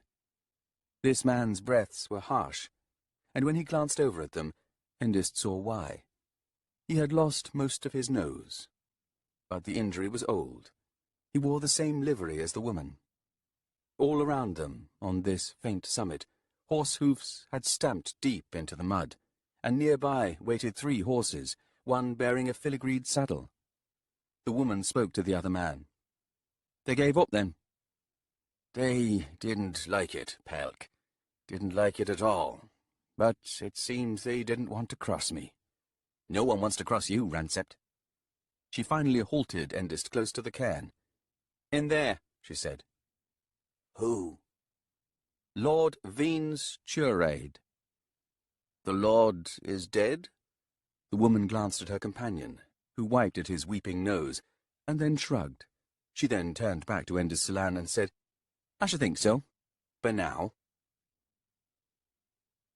Farror Hend found Prazek and Dathanar sitting on the muddy road. Both men still wore their chain hauberks, but their helms and gauntlets were on the ground beside them, and from the scabbarded swords sounded a low, incessant mutter. Her own blade was silent. Drawing off her helm, she felt the blessed cold wind on her brow, and the low moan of the iron that had filled her head was suddenly gone. I made them take her away, she said, under guard. Galar Barris died from a broken neck when his wounded horse threw him. She wanted to fight, you know. She wanted to throw herself into the fray so that someone could kill her. I would have welcomed that, and indeed I would have joined her. Instead, she was too drunk to stand. Dathanar nodded. We are vulnerable, one and all, Farrelhend, to the madness of our desires. So much of the longing in our lives is revealed as a longing for death. These guises are myriad, but none are available to us now, nor for our lives to come. Absent the sweet and lustful lies, added Prezek, the future appears bleak. Too eager with a wagging finger, the iteration of old warnings renewed one more time. All our secrets lead us to grief. Dathanar grunted, and then slowly climbed to his feet. I am soaked through. His eyes shifted, and he half-turned to the west. They must be drawing near the city by now. Farrelhend felt like weeping, for what she knew not. There was no lack of reasons.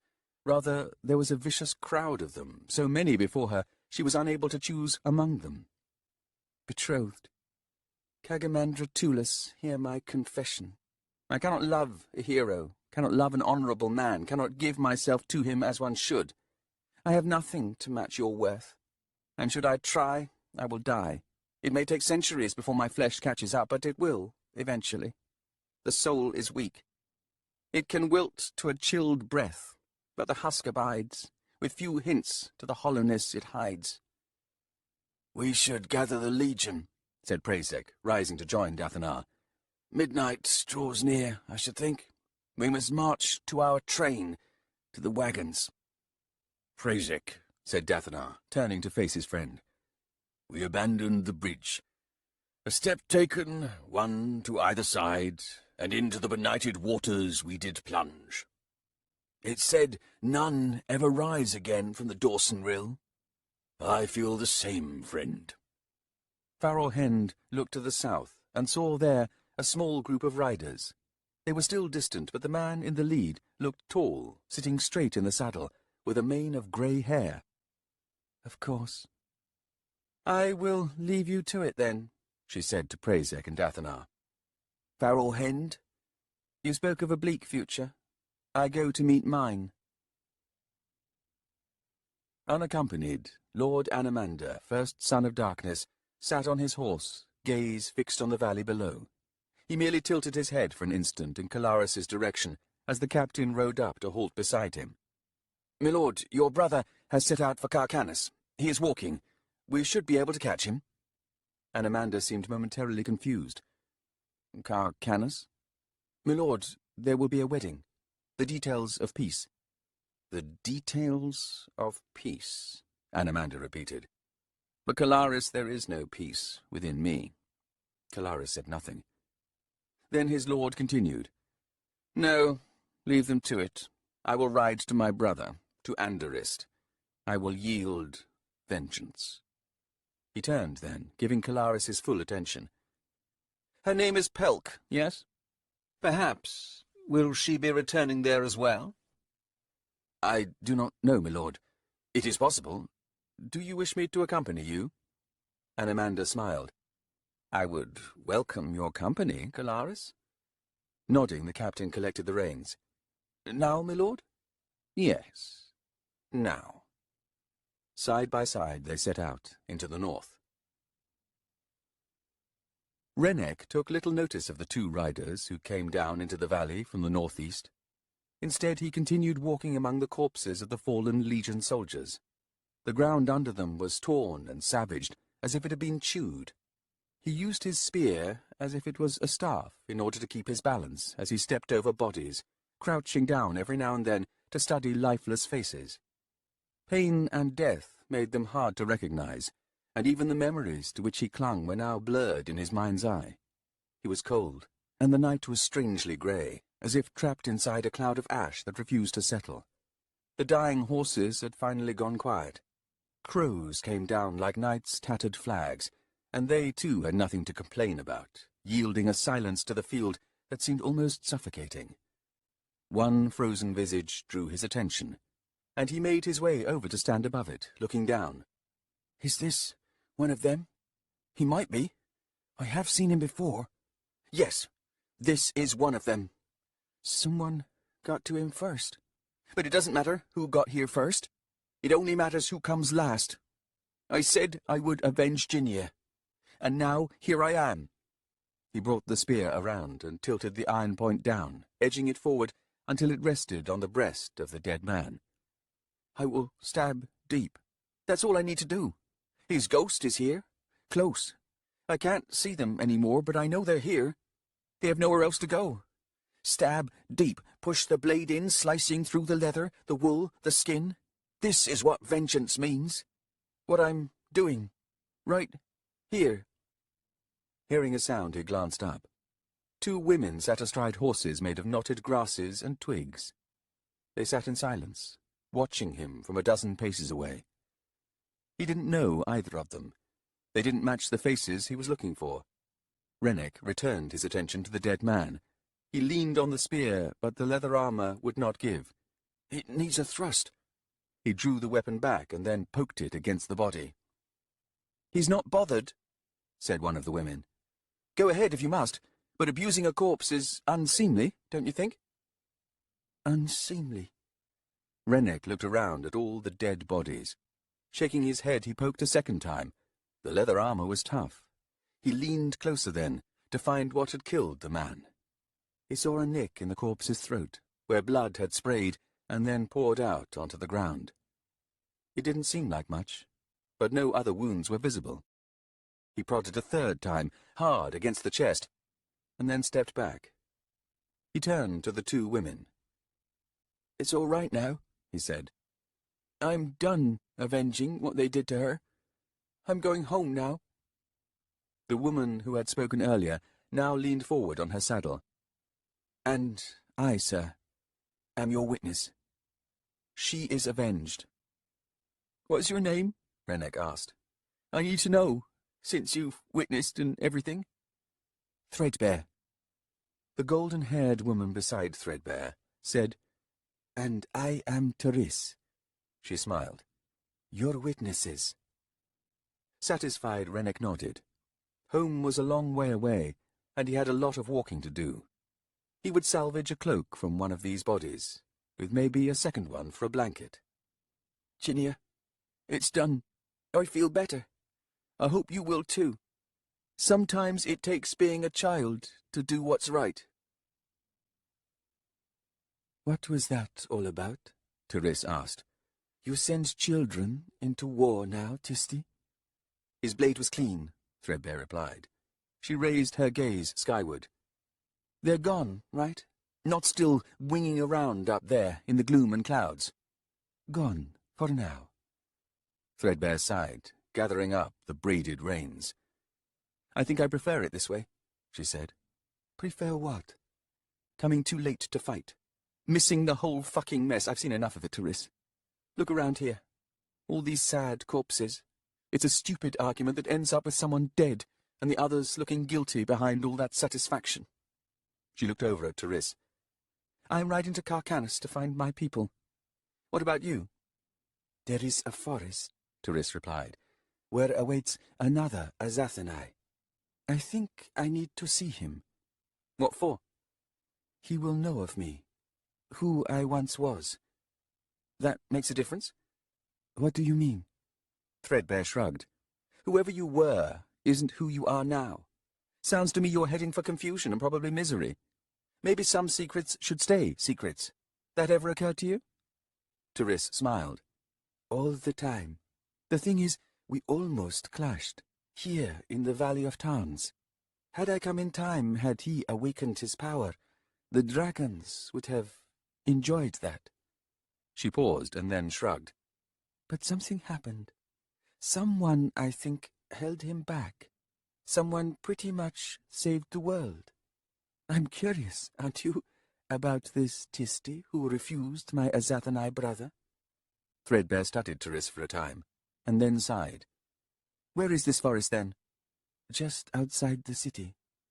So, it seems we ride together for a little while longer. Yes. Is that not delightful? Threadbare saw the boy nearing the northern ridge of the valley. That vengeance of his, she said. He did it right, I think. The dead weep for him. They do? In pity? No, Therese replied. In envy. Threadbare kicked her mount forward. Fucking ghosts, she muttered. I'm of a mind to join them. Renar followed Lord Vatha Urusanda into the old throne room. Within the spacious chamber, lightness and darkness waged a belaboured contest, too sombre to be a battle, too desultory to be a war. This was a sullen acceptance, as of two powers recognizing the other's necessity. Definition, Urusanda might say, by opposition. Candles and a brazier illuminated one of the two thrones that had been set up side by side on the dais. Its wood was white, polished, pearlescent, and over the arms gold-threaded silks had been draped. The other throne seemed to emanate negation, making it difficult to discern as if some lifeless mote stained the eye. Mother Dark had been seated on that throne, though upon Urusanda's entrance into the chamber she now stood. At the foot of the dais, and flanking the approach, waited the two high priestesses, both turning to face Father Light. Sintara was resplendent in her sunburst vestments, her brocade glittering and her braided hair looking like ropes of gold wire. Heavy white makeup disguised the fresh cuts on her face. High Priestess Emerald Lanier, whom Renar had never seen before, wore a black robe, untouched by ornamentation. Her onyx face looked distraught, with deep lines bracketing her mouth. She was older than Sintara, her features almost too plain in the absence of paint and colour. A woman, concluded Renar with a mental smile, inviting darkness. This moment, Renar understood, belonged to the surface. Nothing here announced depth or solidity. The ceremony would be in the manner of all ceremonies, momentary and ephemeral. A sudden focus, filled with intent, which would ring hollow for ever afterwards. She thought it fitting. As Urusanda paused a few paces in front of her, Renar moved off to the right, towards the flanking row of braziers, suspended from three-legged iron stands. The warmth was welcome, but would soon become oppressive. She found herself drawing closer to where Hunral stood. The man's faint smirk was just as welcoming as the heat from the glowing embers, a thing of familiarity, a wry reminder of the occasion's falsity. Mockery attended the moment, and in this respect Hunral belonged to this scene. He had recovered from the sorcerous battle, if one chose to ignore the ruptured pads of the palms of his hands, the gaping, bloodless fissures streaking his fingers.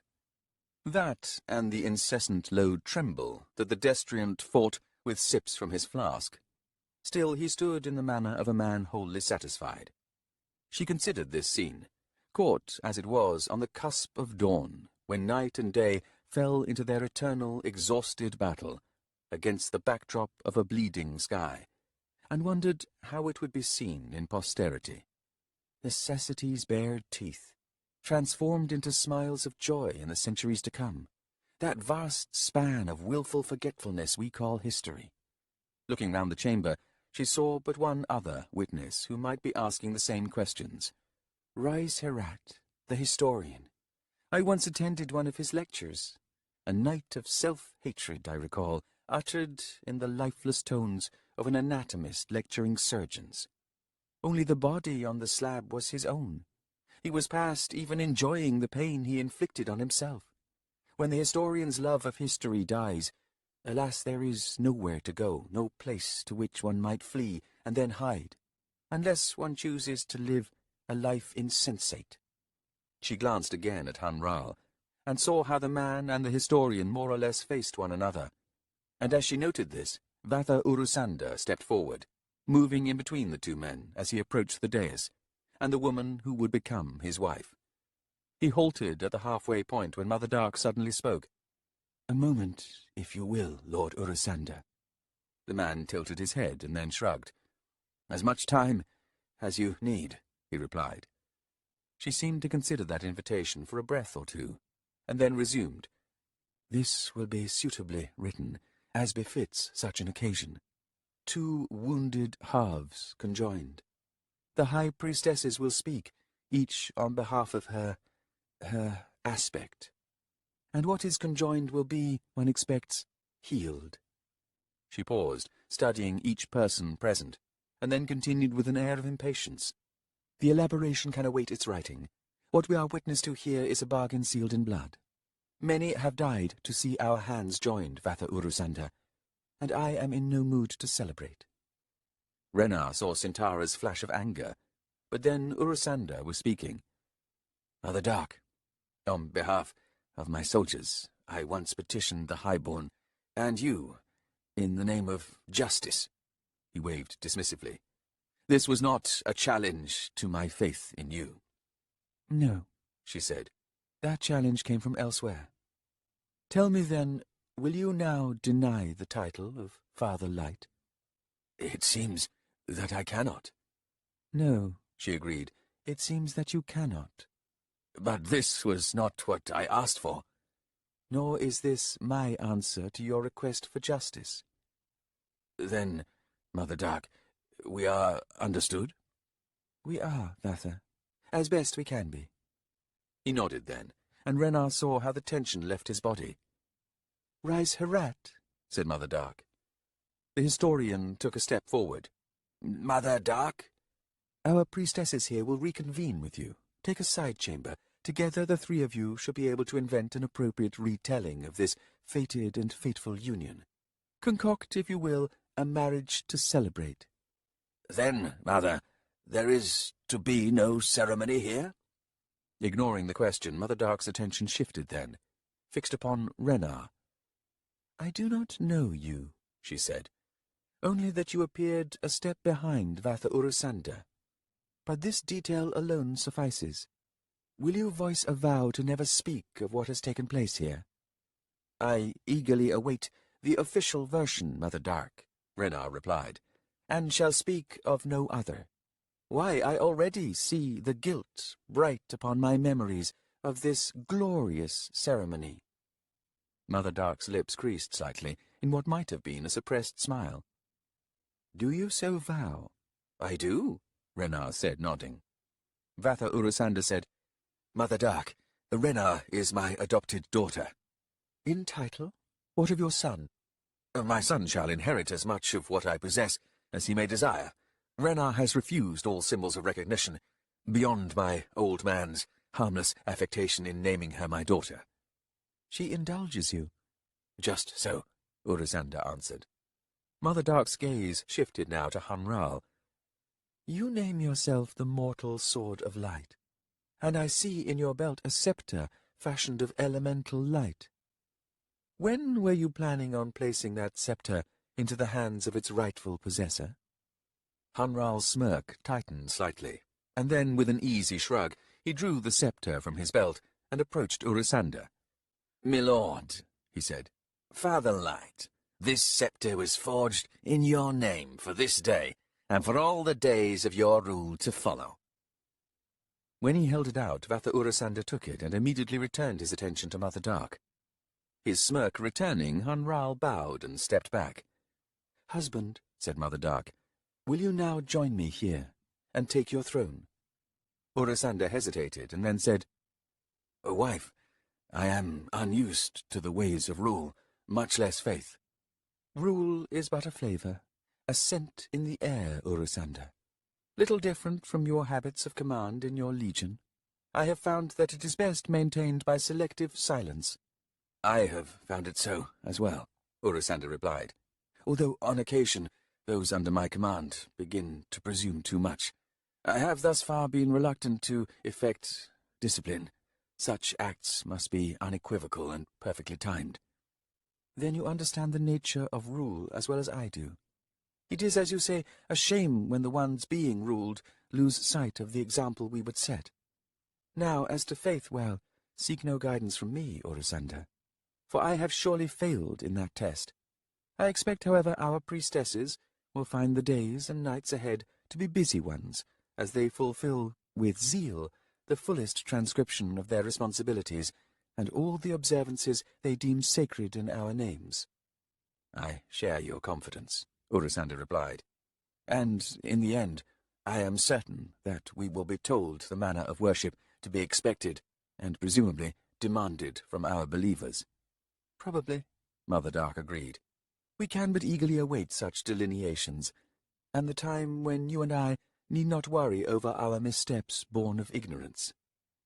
After a moment, Urusanda resumed his approach to the dais. Mounting it, he paused in front of his throne, and then, seeing the slotted scabbard awaiting the scepter, settled the object into its place. Turning, he faced Mother Dark.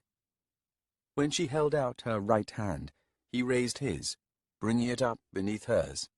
Their hands clasped briefly before parting once more. Facing the chamber, Mother Dark and Father Light stood for a moment as if posing for posterity, before both sat down on their thrones. "That's it," muttered Hunral beside Renar. "Done." She turned to him. "Recall his assertion," she observed. "Is what?" "He names Oserk, his heir, Hunral. We have witnessed, and so it is, as you say, done." Something dark flitted across his expression, then was gone, his smile returning. "Ah, the boy. Yes, indeed. Well, he was the pup in my shadow, and should he ever return—" Shrugging, Hunral turned away.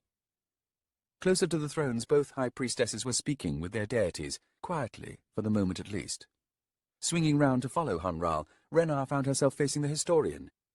"I would know more about you," he said to her, "for the official version." "Invent what you need," Renar replied.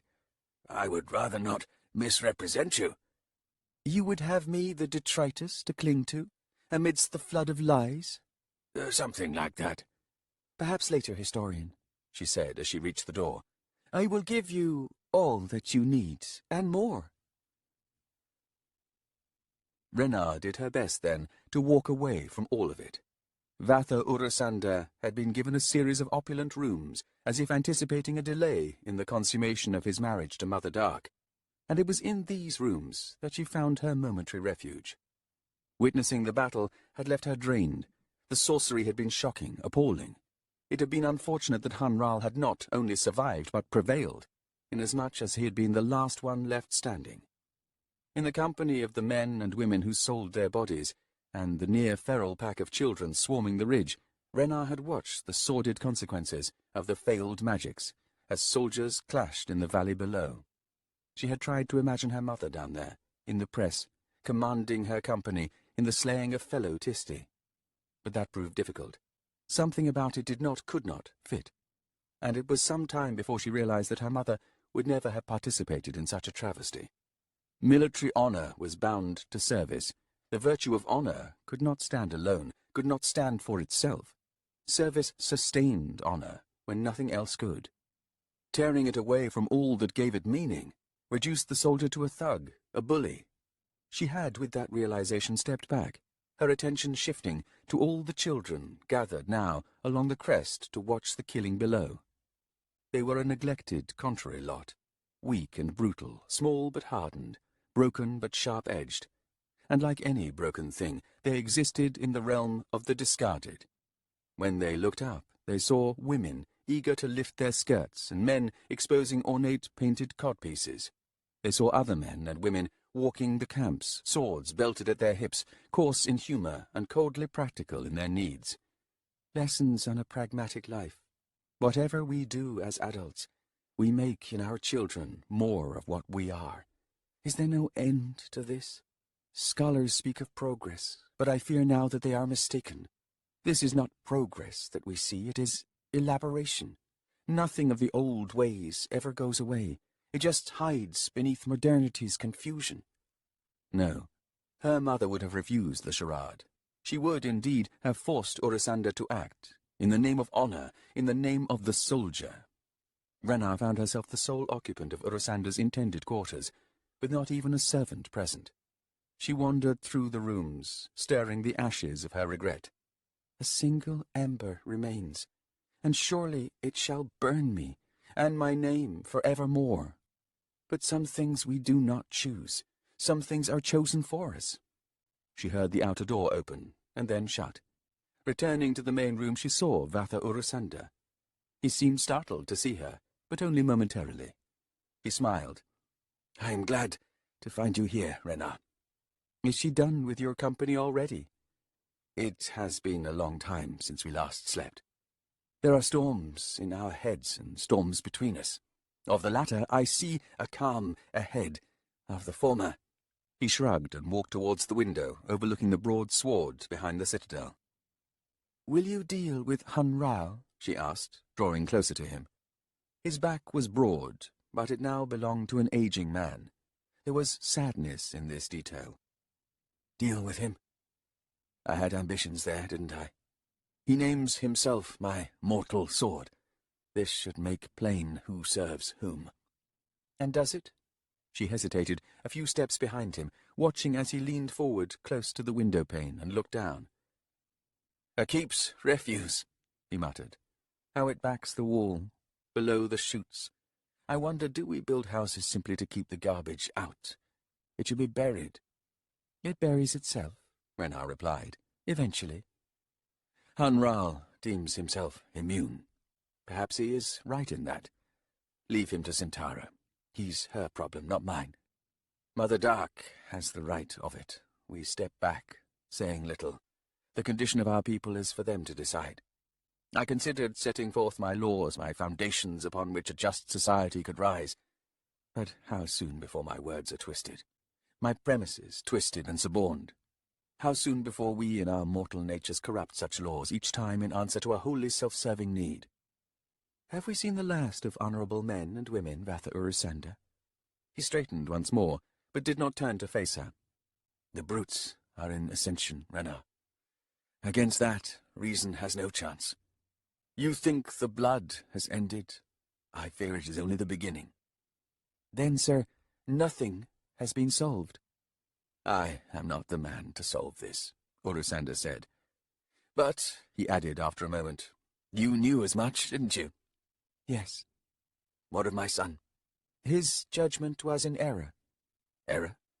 A young man bereft of responsibility will yearn for it, she replied. A young man will see the virtues of duty and honour as shining things, harsh and not subject to compromise. From such a position he may well make mistakes, but they remain well meant. Still he would not face her. Something in you is broken. Something in me is broken. My son killed the man you loved. He misapprehended the situation. Yes. Yet it seems you have forgiven him. I wish, she said, you had killed Hunral. I wish you would stand behind your sense of justice. He grunted. No exceptions, no compromises. Had I done what was right each and every time? Instead, you did nothing. And now here you stand, Vatha Urusanda, Father Light. Yes, my blinding gift. He was silent for a time, and then he said, Have you seen it yet? What? My portrait in the corridor on the approach to these chambers. Kadaspala did well, I think. I'm afraid I did not notice it, Renar said. I give little regard to art, especially the compromised kind. Ah, then, all portraits a compromise. In his sour moments, I think Kadaspala would agree with you. He leaned both hands on the windowsill. Well, he said, it seems that I am not to be forgiven. Only your son. She saw him nod, and then he sighed and said, Tell them, will you, of the likeness, so deftly, so honestly captured by that blind man's hand. He was not blind when he painted you, I think. Wasn't he? No, demonstrably not, as far as that goes. Vatha Urusanda, said Renar, there will be justice. She saw him nod again. In the instant before her knife sank deep beneath his left shoulder blade, stilling the beat of his heart. Unblinking, she stepped back, leaving the dagger in his back. He tilted forward, forehead striking the leaded window, before his legs gave out and he fell to the floor at her feet. Looking down, she saw the smile on his face, peaceful, content, lifeless. Nothing ends. There is matter and there is energy, and some believe these two the only things in existence. But a third exists. It infuses both matter and energy, and yet also stands alone. Let us call it potential. Only in the realm of potential can we act, to effect changes upon all existence. Indeed, it is the realm in which we live, we living things, in our stubborn battle with success and failure. Yet the truth remains. Of the two, success and failure, only one ends the game. Now, poet, I see the shock writ deep upon your lined face, and yet it must be clear to you, even in this moment of despair, that love was at the heart of this tale.